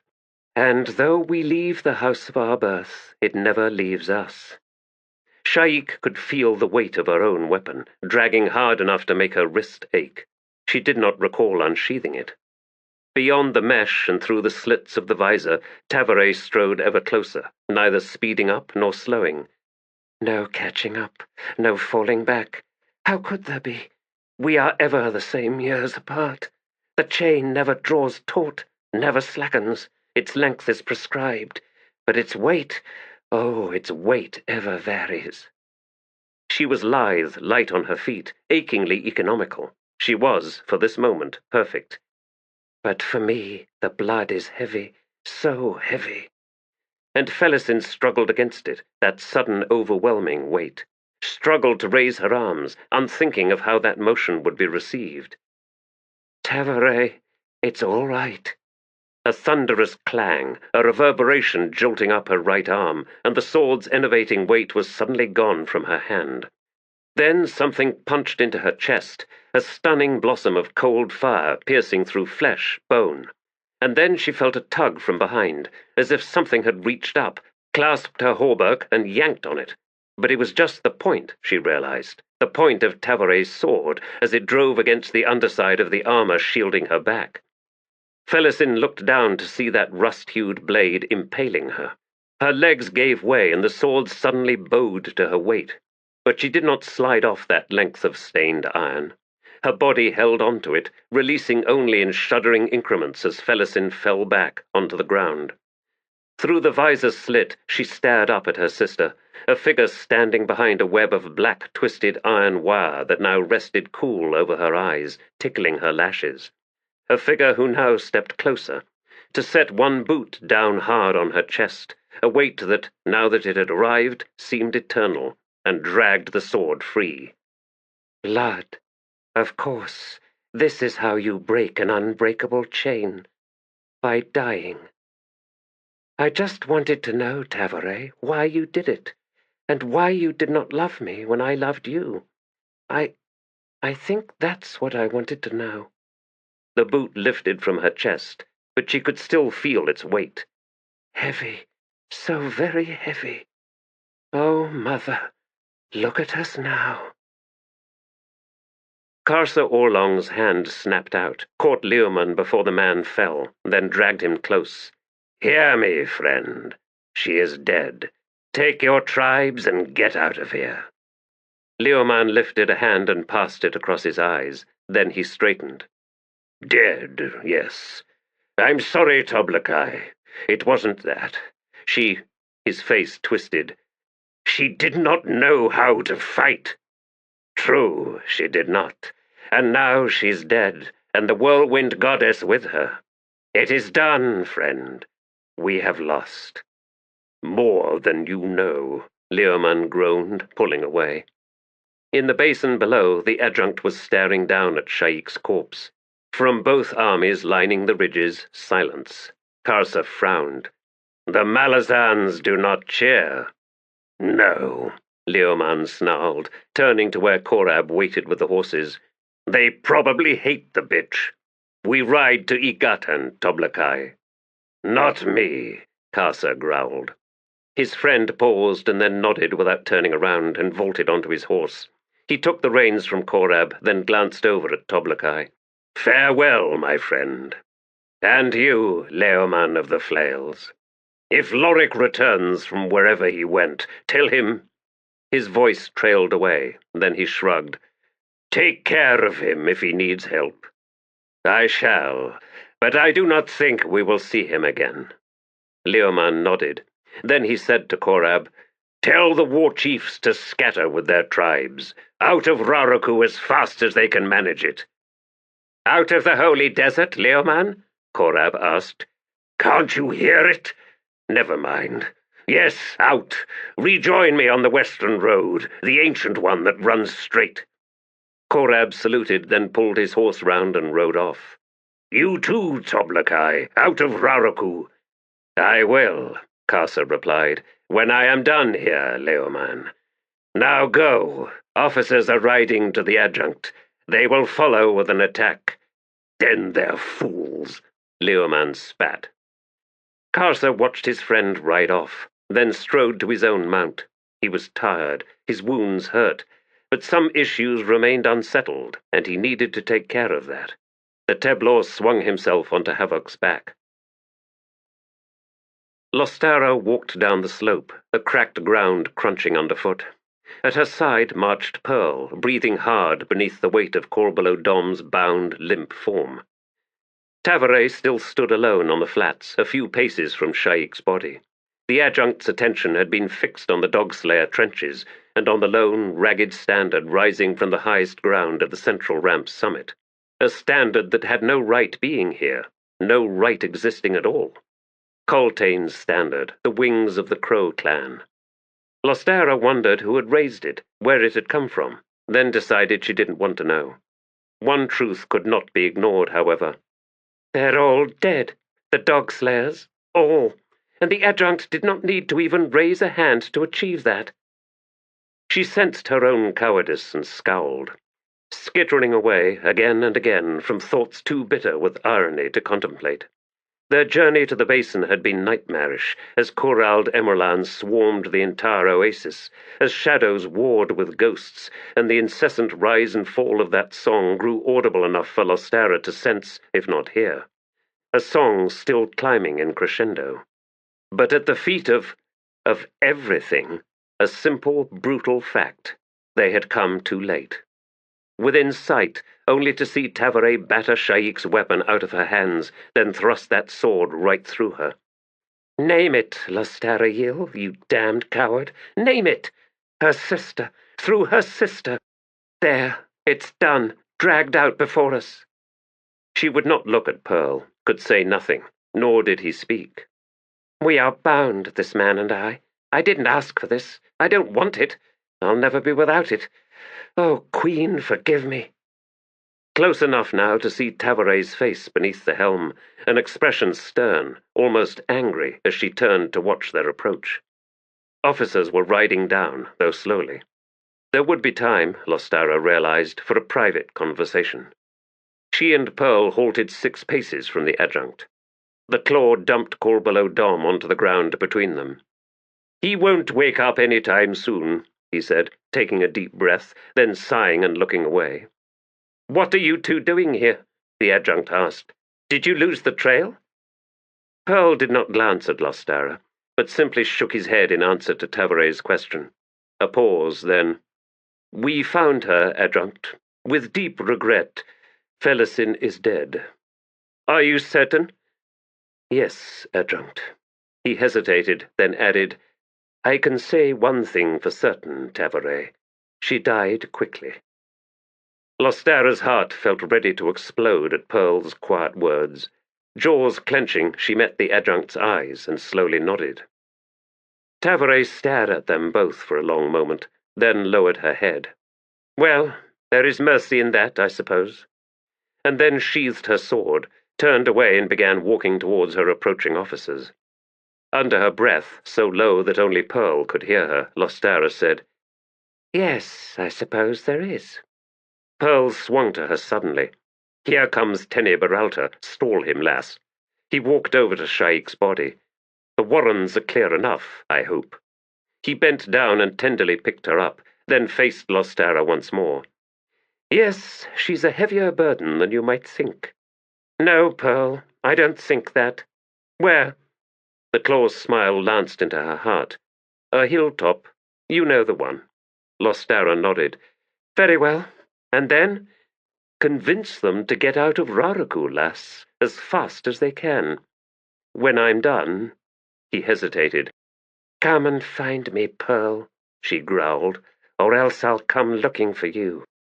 A flicker of life in his weary eyes. "I will, I promise." She watched his gaze flit past her shoulder, and she turned. Tavore was still 20 paces from the riders, who had all but Beralta halted their horses. "What is it, Pearl?" "Just watching her walking away," he replied. "She looks so alone." "Yes, that is the word, isn't it? See you later, lass." She felt the breath of the warren gust against her back, then the day's heat returned. Lostara hitched her thumbs in her belt and waited for Tenebralta. Her once commander would have wanted Sha'ik's body, a trophy for this day. He would be furious. "Well," she muttered, "that's just too damned bad." Keneb watched her approach. There was none of the triumph there he thought he would see. Indeed, she looked worn down, as if the falling of spirit that followed every battle had already come to her, the deathly stillness of the mind that invited dire contemplation, that lifted up the host of questions that could never be answered. She had sheathed her sword without cleansing it, and Sha'ik's blood had run crooked tracks down the plain scabbard. Tenebralta rode past her, on his way, Keneb suspected, to Sha'ik's body. If he said anything to the Adjunct in passing, she made no reply. "Fist ballistic," she announced upon arriving. "Send scouts to the Dogslayer ramps. Also a detachment of guards. The Claw have delivered to us Korbolo Dom." Ah, so that was what that man was carrying. Keneb glanced back to where the duel had taken place. Only the woman stood there now, over the prone shape that was the Napan renegade, her face turned up to Tenebralta, who remained on his horse and seemed to be berating her. Even at this distance, something told Keneb that Beralta's harangue would yield little result. "Adjunct," Nil said, "there is no need to scout the Dogslayer positions. They are all dead. Tavore frowned. Explain. Raraku's ghosts, Adjunct. Nether spoke up. And the spirits of our own slain. Nil and I, we were blind to it. We'd forgotten the ways of seeing. The cattle dog, Adjunct, bent. It should have died at Cultain's feet, at the fall, but some soldiers saved it, saw to the healing of its wounds. A cattle dog? What are you talking about? Tavore demanded, revealing for the very first time an edge of exasperation. Bent and Roach, Nil said. The only creatures still living to have walked the chain the entire way. 2 dogs. Not true, Temel said from behind the 2 Wiccan shamans.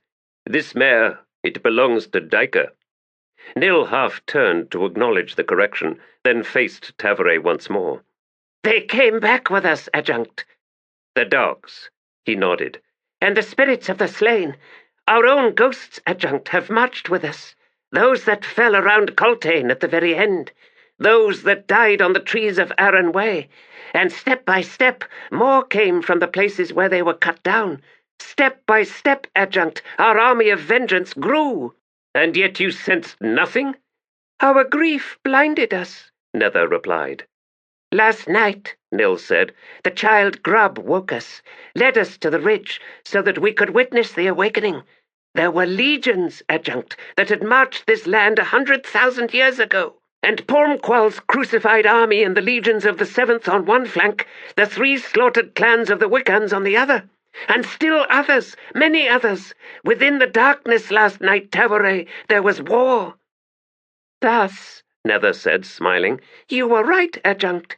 In the dreams that haunted you from the very first night of this march, you saw what we could not see.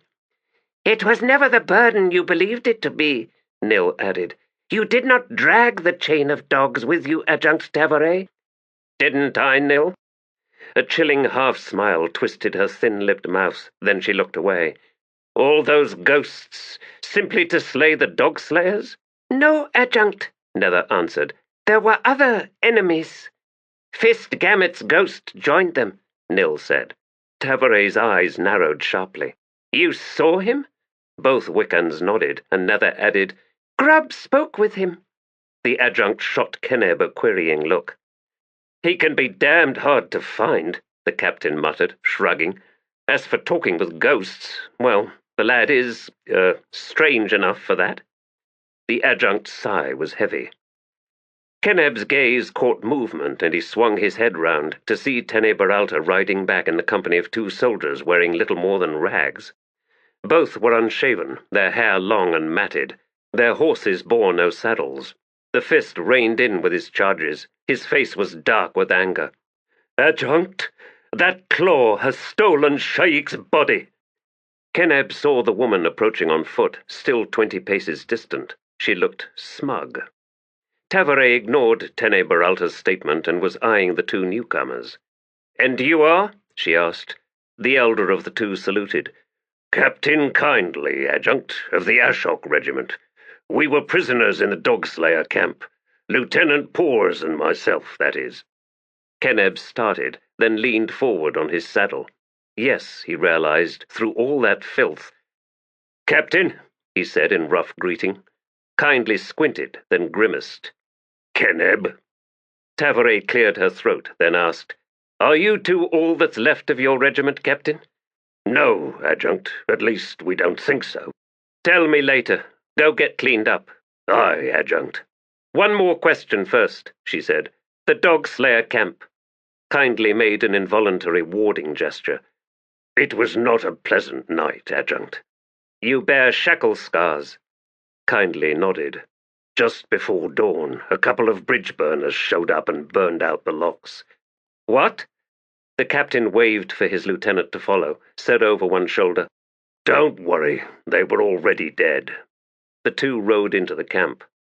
Tavore seemed to shake herself, then faced Keneb. You 2 know each other? Will that prove problematic, Captain? No. Good. Then he won't resent your promotion to Fist. Now ride to your new legion. We will follow the fleeing tribes. If we have to cross this entire continent, I will see them cornered, and then I will destroy them. This rebellion will be ashes on the wind when we are done. Go, Fist Keneb. Aye, Adjunct. and he gathered his reins. "Weapons out!" Temel suddenly shouted, and all spun to see a rider cantering down from the hill where Sha'ik had first appeared. Keneb's eyes thinned even as he drew his sword. There was something wrong, a skewing of scale. A small squad from Blistig's legion had been detailed as guard to the Adjunct, and they now moved forward. Leading them was one of Blistig's officers, none other, Keneb realized, than Squint, the slayer of Coltane, who was now standing stock still, studying the approaching horse warrior. "That," he growled, "is a Thelamen Toblakai, riding a damned jag horse." Crossbows were leveled. "What's that horse dragging?" asked the woman who had just arrived on foot, whom Keneb now recognized belatedly as one of Tene Beralta's officers. Nether suddenly hissed, and she and her brother flinched back as one. "Heads from some demonic beasts." Weapons were readied. The Adjunct lifted a hand. "Wait! He's not drawn his weapon." "It's a stone sword," Squint rasped. "Tlani Mas." "Only bigger," one of the soldiers spat. No one spoke as the huge, blood-spattered figure rode closer, to halt 10 paces away. Tene Beralta leaned forward and spat onto the ground. "I know you," he rumbled. "Bodyguard to Sha'ik." "Be quiet," the Toblakai cut in. "I have words for the Adjunct." "Speak, then," Tavore said. The giant bared his teeth. "Once, long ago, I claimed the Malazans as my enemies. I was young. I took pleasure in voicing vows. The more enemies, the better. So it was once, but no longer. Malazan, you are no longer my enemy. Thus I will not kill you." "We are relieved," Tavore said dryly. He studied her for a long moment, during which Keneb's heart began to pound hard and fast in his chest. Then the Toblakai smiled. "You should be." With that he wheeled his jag horse round and rode a westerly path down the length of the basin. The huge hound heads bounced and thumped in their wake. Keneb's sigh was shaky. "Excuse my speaking," Squint rasped, "but something tells me the bastard was right." Tavore turned and studied the old veteran. "An observation," she said. "I'll not argue, soldier." Once more, Keneb collected his reins. Surmounting the ridge, Lieutenant Ranal sawed hard on the reins, and the horse reared against the skyline. "Gods take me! Somebody shoot him!" Fiddler did not bother to turn round to find out who had spoken. He was too busy fighting his own horse to care much either way. It had Wiccan blood, and it wanted his. The mutual hatred was coming along just fine. "What is that bastard up to?" Cuttle demanded as he rode alongside the sergeant. "We're leaving even Gesler's squad behind, and who knows where Borduk's gone to." The squad joined their lieutenant atop the ancient raised road. To the north stretched the vast dunes of Raraku, shimmering in the heat. Ranal wheeled his mount to face his soldiers, then pointed west. "See them? Have any of you eyes worth a damn?"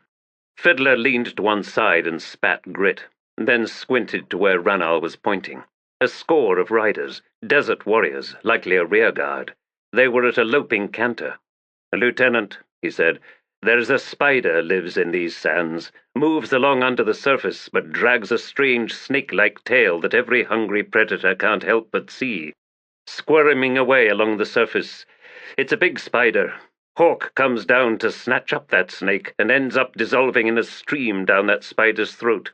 "Enough with the damned horse dung, Sergeant," snapped Ranal. "They're there because they were late getting out of the oasis.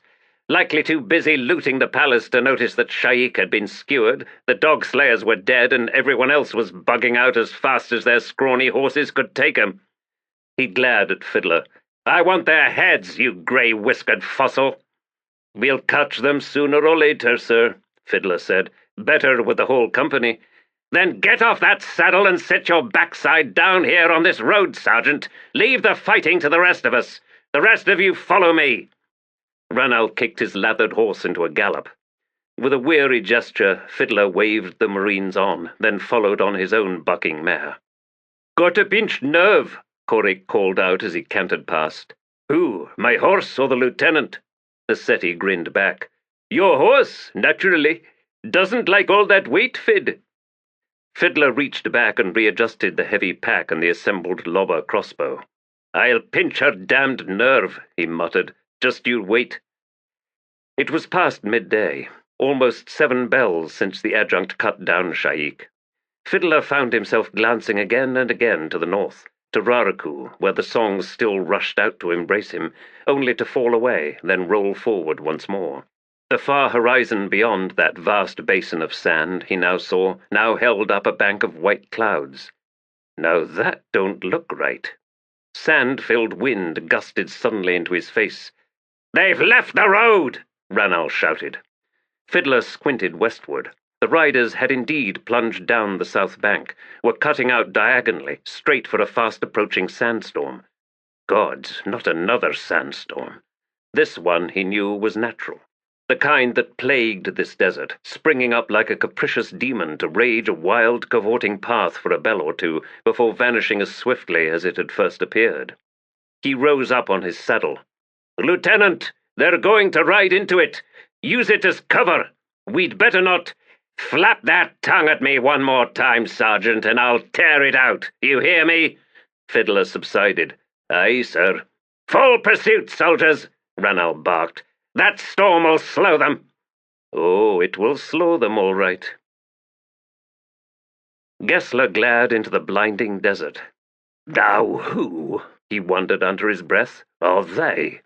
They had drawn to halt when it became obvious that the 4 strange riders were closing fast on an intercept course, long-bladed white swords flashing over their heads, bizarre, gleaming white armor, white horses, white everything. They're none too pleased with us, Stormy rumbled, running his fingers through his beard.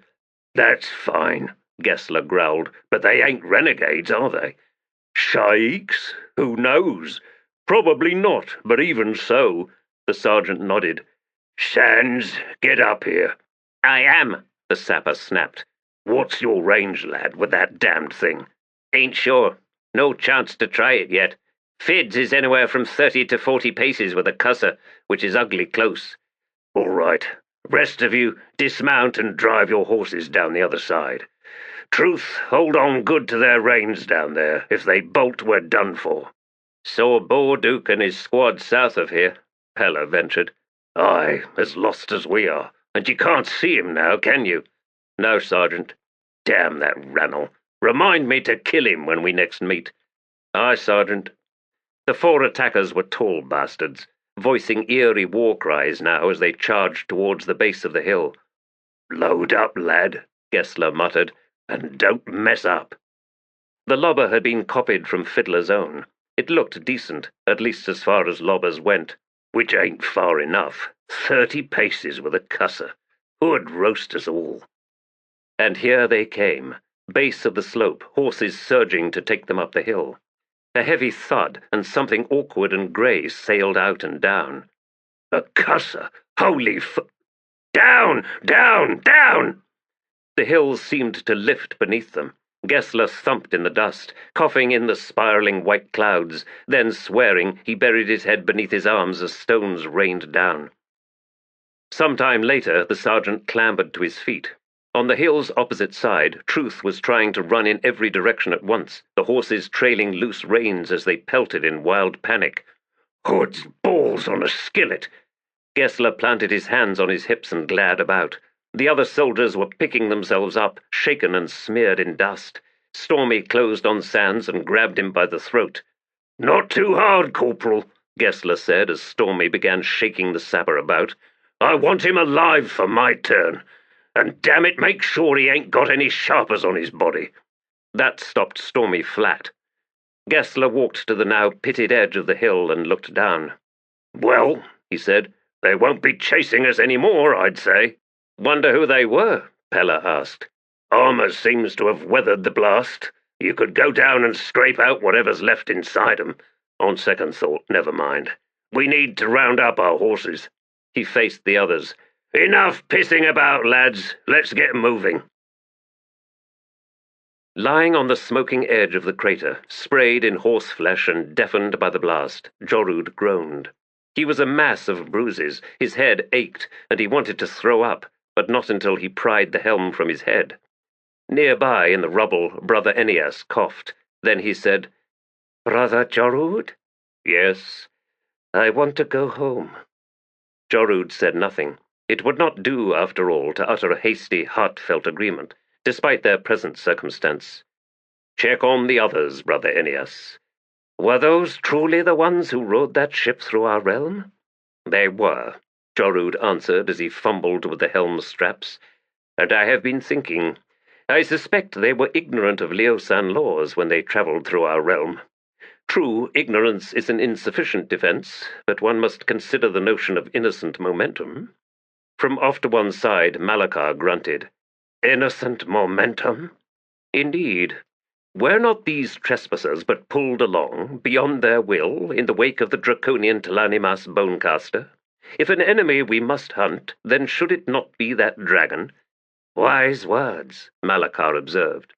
"A brief stay in our realm," Jorud continued, "to resupply and requisition new horses, along with repairs and such, seems to reasonably obtain in this instance." "Truly judged, brother." From the other side of the crater sounded another cough. At least, Jorud dourly reflected, they were all still alive. It's all the dragon's fault, in fact. Who would refute that? They rode into the sandstorm, less than 50 strides behind the fleeing horse warriors, and found themselves floundering blind in a maelstrom of shrieking winds and whipping gravel. Fiddler heard a horse scream.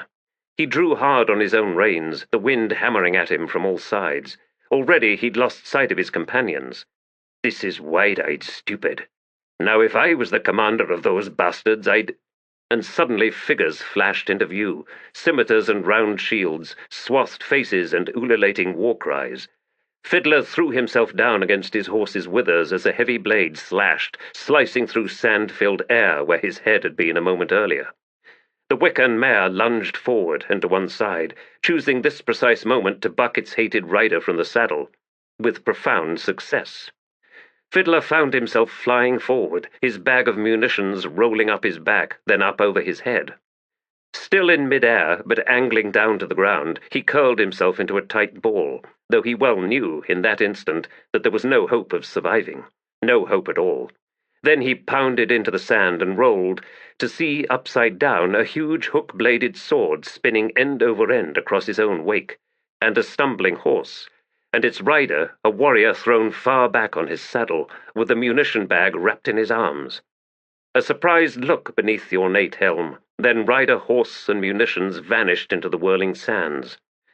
Fiddler clambered to his feet and began running, sprinting in what he hoped, what he prayed, was the opposite direction. A hand snagged his harness from behind. "Not that way, you fool!" And he was yanked to one side, flung to the ground, and a body landed on top of him. The sergeant's face was pushed into the sand and held there. Korab bellowed. The bulky, heavy sack was hissing in his arms, as if filled with snakes. It had clunked hard against his chest, arriving like a flung boulder out of the storm, and he'd time only to toss his sword away and raise both arms. The impact threw him onto the horse's rump, but his feet stayed in the stirrups. The bag's momentum carried it over his face, and the hissing filled his ears. "Snakes!" He slid on his back down one side of the mount's heaving hindquarters, letting the bag's weight pull his arms with it. "Don't panic!" he screamed. "Snakes!" The bag tugged in his hands as it brushed the ground. He held his breath, then let go. Tumbling clunks, a burst of frenzied hissing, then the horse's forward charge carried him blissfully away. He struggled to right himself, his leg and stomach muscles fiercely straining, and finally was able to grasp the horn and pull himself straight. One pass, Leoman had said, then wheel and into the storm's heart. He'd done that much. One pass. Enough. Time to flee. Korab Bilan Thenoalas leaned forward and bared muddy teeth. "Spirits below, it is good to be alive." The detonation should have killed Fiddler. There was fire, towering walls of sand, the air concussed, and his breath was torn from his lungs, even as blood spurted from his nose and both ears. And the body lying atop him seemed to wither in shreds. He'd recognized the voice. It was impossible. It was infuriating. Hot smoke rolled over them. And that damned voice whispered, "Can't leave you on your own for a hood-damned minute, can I? Say hello to Callum for me, will you? I'll see you again, sooner or later. And you'll see me, too. You'll see us all." A laugh. "Just not today. Damned shame about your fiddle, though." The weight vanished. Fiddler rolled over. The storm was tumbling away, leaving a white haze in its wake. He groped with his hands. A terrible ragged moan ripped from his throat, and he lifted himself onto his knees. "Hedge!" he screamed. "Damn you, Hedge!" Someone jogged into view, settled down beside him. "Slamming gates, Fid! You're hood-damned alive!" He stared at the man's battered face, then recognized it. "Cuttle? He was here. You're covered in blood." "Aye, I wasn't as close as you, luckily. 'Fraid I can't say the same for Ranal.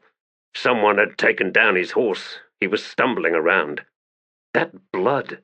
"Aye," Cuttle said again, then flashed a hard grin. "I'm wearing Ranal." Shouts and other figures were closing in, every one of them on foot. "Killed the horses! Bastards went and—" "Sergeant, you all right? Bottle, get over here!" "Killed the—" "Be quiet, Smiles, you're making me sick. Did you hear that blast? God's below." Cuttle clapped Fiddler on one shoulder, then dragged him to his feet. "Where's the lieutenant?" Corrick asked. "Right here," Cuttle answered, but did not elaborate. "He's wearing Ranal." "What just happened?" Corrick asked. Fiddler studied his squad. "All here. That's a wonder." Cuttle spat. "What happened, lad? We got slapped down. That's what happened. Slapped down hard." Fiddler stared at the retreating storm. "Oh, shit. Hedge." "Here comes Borduke's squad." "Find your horses, everyone," Corporal Tar said. "Sergeant's been knocked about. Collect whatever you can salvage. We gotta wait for the rest of the company, I reckon." "Good lad." "Look at that crater," Smiles said. "God, Sergeant, you couldn't have been much closer to Hood's Gate and lived, could you?" He stared at her. "You've no idea how right you are, lass." And the song rose and fell, and he could feel his heart matching that cadence. Ebb and flow. Raraku has swallowed more tears than can be imagined. Now comes the time for the holy desert to weep. Ebb and flow, his blood song, and it lived on. It lives on.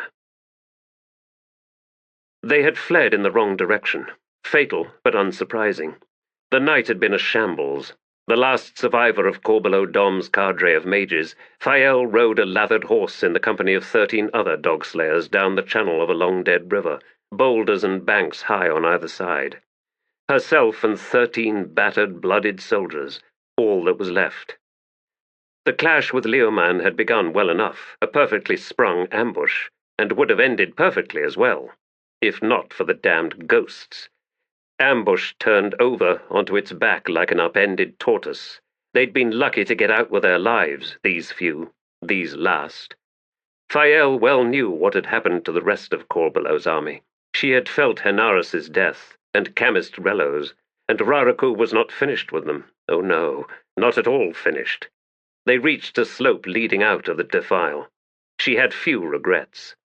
Crossbow quarrels whizzed down. Horses and soldiers screamed. Bodies thumped onto the ground. Her horse staggered, then rolled onto its side.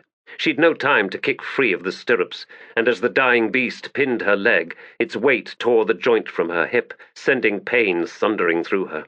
Her left arm was trapped awkwardly beneath her as her own considerable weight struck the ground, and bones snapped.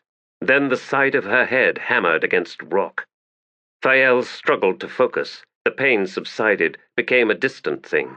She heard faint pleas for mercy, the cries of wounded soldiers being finished off. Then a shadow settled over her. "I've been looking for you." Felisin frowned. The face hovering above her belonged to the past. The desert had aged it, but it nevertheless remained a child's face. "Oh, spirits below, the child, Sin, my old student." She watched the girl raise a knife between them, angle the point down, then set it against her neck. Felisin laughed. "Go ahead, you little horror. I'll wait for you at Hood's Gate. and the wait won't be long." The knife punched through skin and cartilage. Thael died. Straightening, Sin swung to her companions. They were, one and all, busy gathering the surviving horses. 16 left. The Ashok regiment had fallen on hard times, thirst and starvation, raiders, this damned desert. She watched them for a moment, then something else drew her gaze, northward. She slowly straightened. "Cord?" The sergeant turned. "What?" "Oh, Beru Fend!"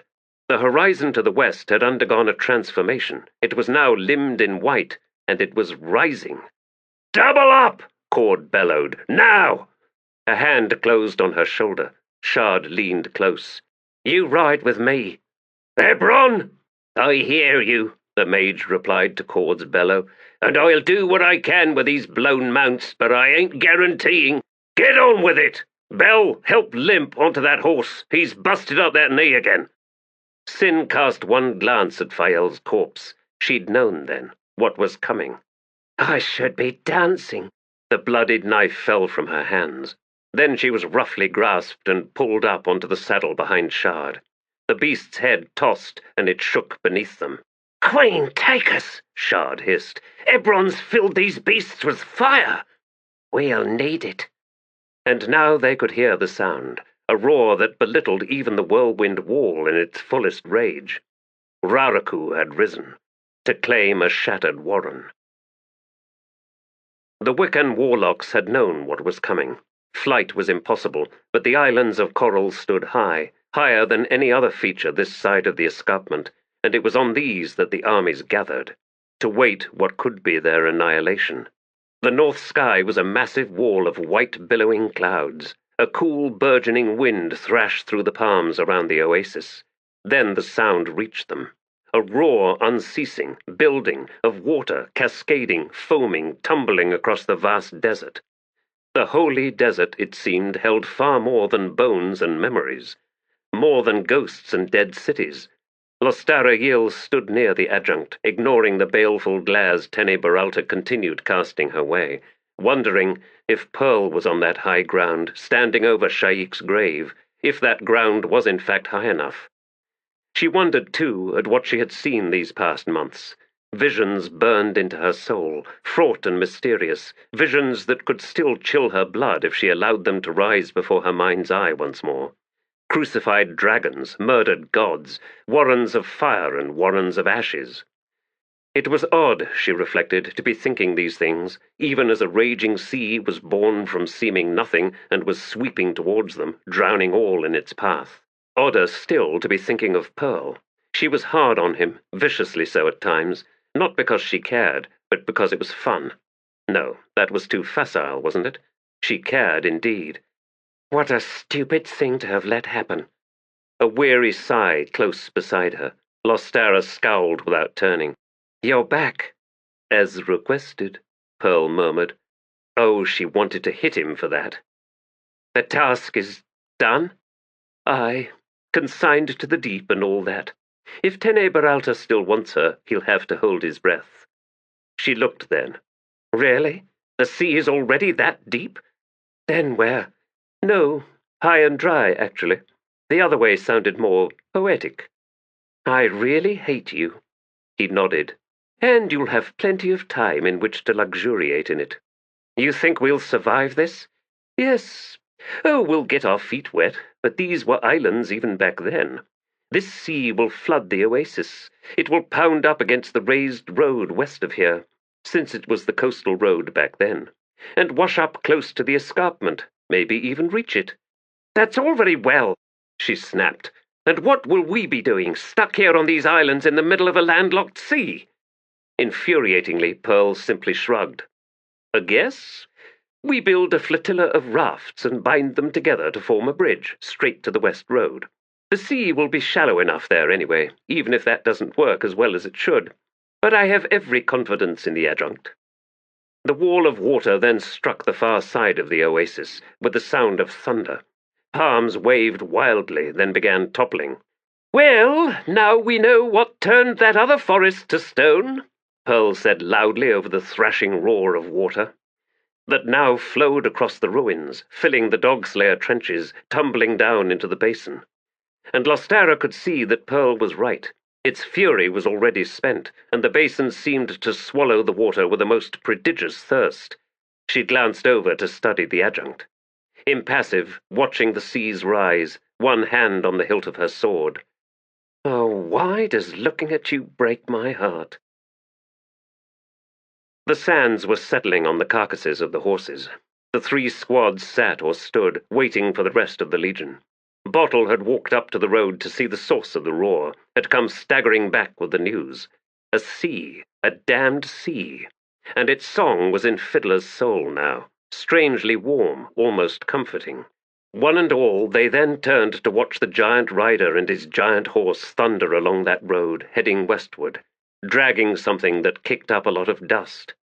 The image of that stayed with Fiddler long after the clouds of dust had drifted off the road, down the near side of the slope. Could have been a ghost, but he knew it wasn't. Could have been their worst enemy. But if he was, it didn't matter. Not right now. A short while later, there was a startled shout from Smiles, and Fiddler turned, in time to see 2 figures stride out from a warren. Despite everything, he found himself grinning. Old friends, he realized, were getting harder to find. Still, he knew them, and they were his brothers. Mortal souls of Raraku. Raraku, the land that had bound them together. Bound them all, as was now clear, beyond even death. Fiddler was unmindful of how it looked, of what the others thought, upon seeing the 3 men close to a single embrace. The horses clambered up the slope to the ridge, where their riders reined them in, and one and all turned to stare at the yellow, foaming seas churning below. A moment later, a squat 4-eyed demon scrabbled onto the summit to join them. The Lord of Summer had lent wings to their horses. Heboric could admit no other possibility, so quickly had they covered the leagues since the night passed, and the beast seemed fresh even now, as fresh as Greyfrog, though he himself was anything but. "What has happened?" Silara wondered aloud. Heboric could only shake his head. "More importantly," Felisin said, "where do we go now? I don't think I can sit in the saddle much longer." "I know how you feel, lass. We should find somewhere to make camp." The squeal of a mule brought all 3 around. A scrawny, black-skinned old man was riding up towards them, seated cross-legged atop the mule. "Welcome!" he shrieked, a shriek because even as he spoke, he toppled to one side and thumped hard onto the stony trail. "Help me, you idiots!" Heboric glanced at the 2 women, but it was Greyfrog who moved first. "Food!" the old man shrieked again. "Get away from me! I have news to tell, all of you! Is Lorik dead? No. My shadows saw everything. You are my guests. Now come prise my legs loose. You, lass. No, you, the other lass. Both of you. Beautiful women with their hands on my legs, my thighs. I can't wait. Do they see the avid lust in my eyes? Of course not. I'm but a helpless, wizened creature, potential father figure." Cuttle stood in the tower's uppermost chamber, staring out of the lone window. Bacarala chittered behind him, pausing every now and then to make crooning, mournful sounds. He'd woken alone, and had known instantly that she was gone, and there would be no trail for him to follow. Iskaral Pust had conjured up a mule and ridden off earlier. Of Mogora there was, mercifully, no sign. Thoroughly alone, then, for most of this day. Until now. "There are countless paths awaiting you." Kata sighed. "Hello, Cotillion. I was wondering if you'd show up. Again." "Again?" "You spoke with Apsala, here in this very chamber. You helped her decide." "She told you?" He shook his head. "Not entirely. Her decision was hers to make, Cutter. Hers alone. It doesn't matter. Never mind. Odd though, you see countless paths, whilst I see none worth walking. Do you seek, then, something worthy?" Cutter slowly closed his eyes, then sighed. "What would you have me do?" There was a man once whose task was to guard the life of a young girl. He did the best he could, with such honor as to draw upon his sad death the attention of Hood himself. Oh, the Lord of Death will look into a mortal soul, given the right circumstances, the proper incentive. Thus, that man is now the Knight of Death. I don't want to be Knight of anything, not for anyone, Cotillion. The wrong track, lad. Let me finish my tale. This man did the best he could, but he failed, and now the girl is dead. She was named Felisin, of House Paran. Kata's head turned. He studied the shadowed visage of the god. Captain Paran? His sister. Look down upon the path here, out the window, lad. In a short time Iscaral Past will return, with guests, among them a child named Felisin. But you said, before Paran's sister died, she adopted a waif, a sorely abused foundling. She sought, I think, we will never know for certain, of course, to achieve something she herself had no chance, no opportunity to achieve. Thus she named the waif after herself. And what is she to me, Cotillion? You are being obstinate, I think. A wrong question. Oh, then tell me what is the right question. What are you to her? Cutter grimaced. The child approaches in the company of another woman, a very remarkable one, as you and she will come to see, and with a priest sworn now to Treach. From him you will learn much of worth. Finally, a demon travels with these three humans, for the time being. Where are they going? Why stop here as Iscaral's guests? Why, to collect you, Cutter. I don't understand. Symmetry, lad, is a power unto itself. It is the expression, if you will, of nature's striving for balance.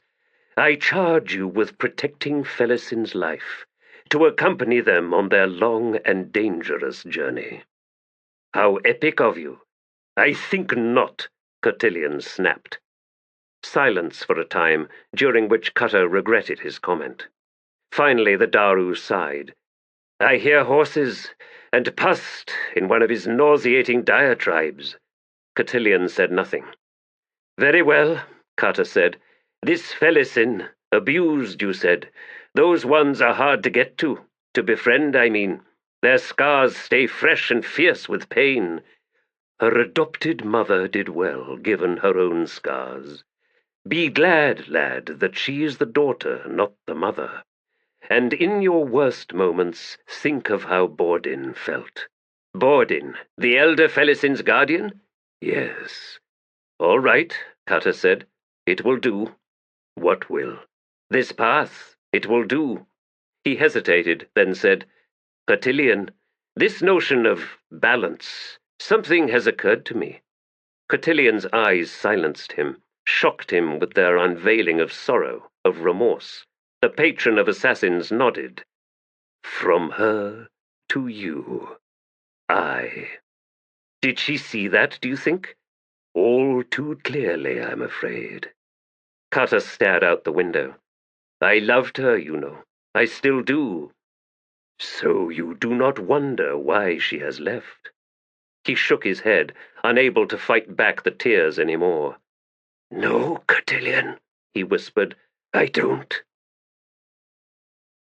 The ancient coast road long behind him, Karsa Orlong guided Havoc northward along the shore of the new inland sea.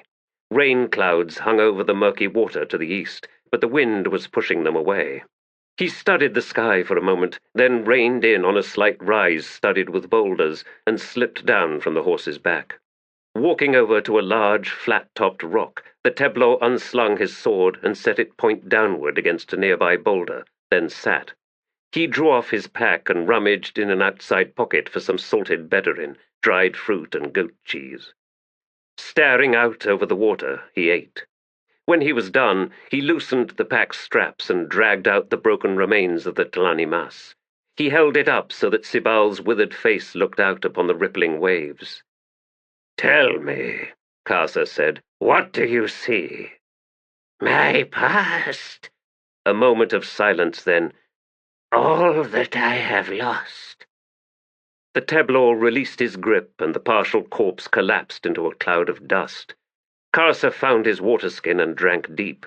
Then he stared down at Sibal. You once said that if you were thrown into the sea, your soul would be freed. That oblivion would come to you. Is this true? Yes. With one hand he lifted her from the ground, rose and walked to the sea's edge. Wait, tableau, wait! I do not understand. Karsa's expression soured. When I began this journey, I was young. I believed in one thing. I believed in glory. I know now, Sibal, that glory is nothing. Nothing. This is what I now understand. What else do you now understand, Karsa Orlong? Not much. Just one other thing. The same cannot be said for mercy. He raised her higher, then swung her body outward. It struck the water in the shallows, and dissolved into a muddy bloom, which the waves then swept away. Karsa swung about, faced his sword of stone. He then smiled. Yes, I am Karsa Orlong of the Urid, a Teblor. Witness, my brothers. One day I will be worthy to lead such as you. Witness. Sword once more slung on his back, havoc once more solid beneath him, the Toblakai rode from the shoreline, west, into the wastes. Epilogue. And now here I sit, on my brow a circlet of fire, and this kingdom I rule is naught but the host of my life's recollections, unruly subjects, so eager for insurrection to usurp the aged man from his charred throne and raise up younger versions one by one. The Crown of Years, Fisher Kel Tath.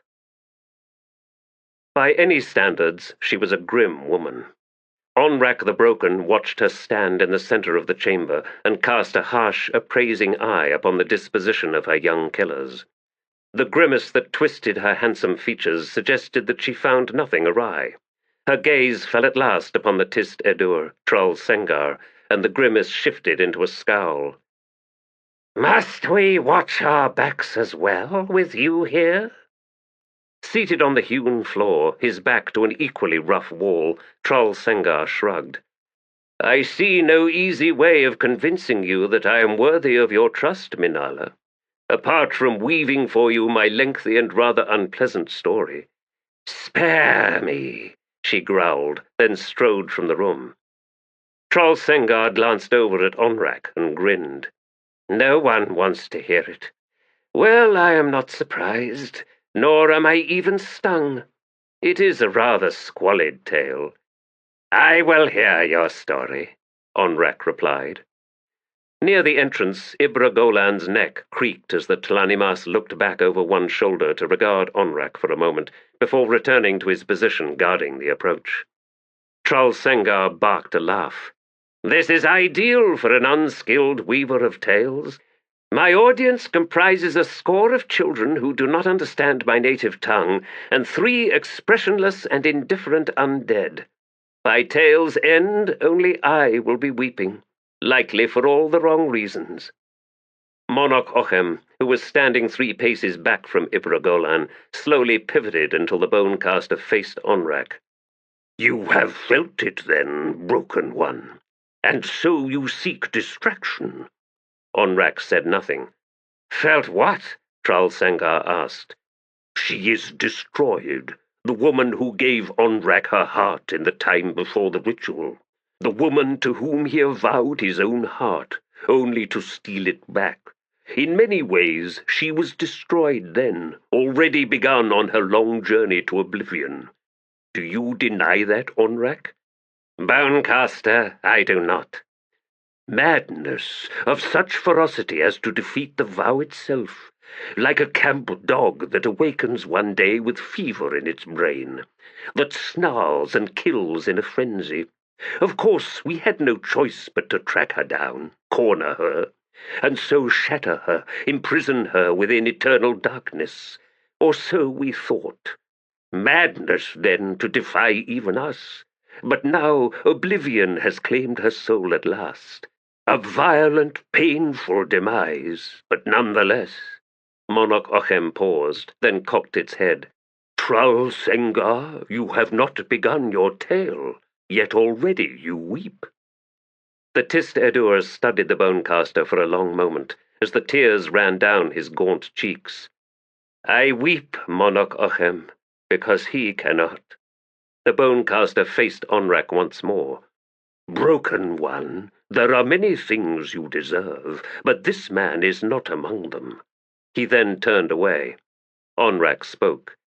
Monarch Ochem, you have travelled far from the mortal you once were, so far as to forget a host of truths, both pleasant and unpleasant. The heart is neither given nor stolen. The heart surrenders. The Bonecaster did not turn round. That is a word without power to the Tlanimas, Onrak the Broken. You are wrong, Monarch Ochem.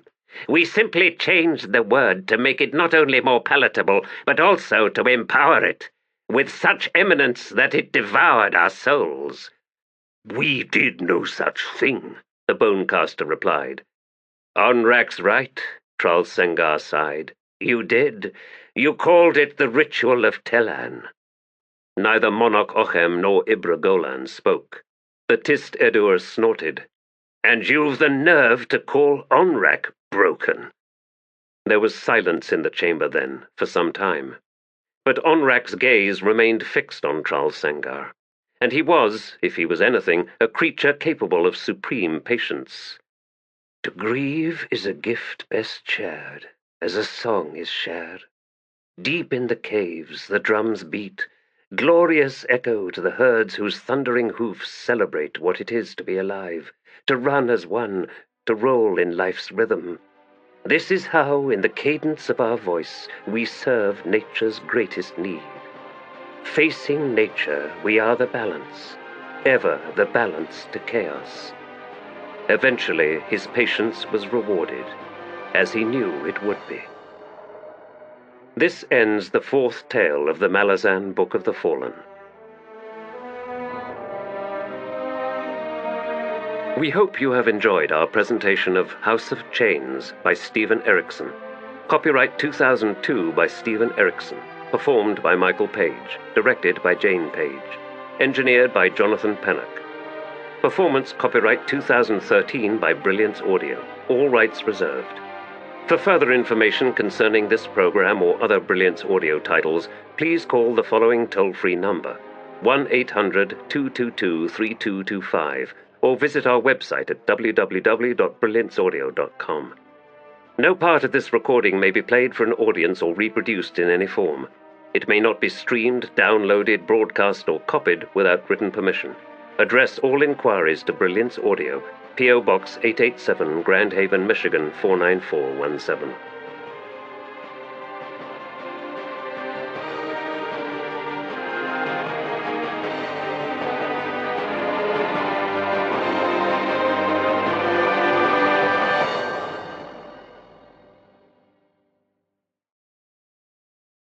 Audible hopes you have enjoyed this program.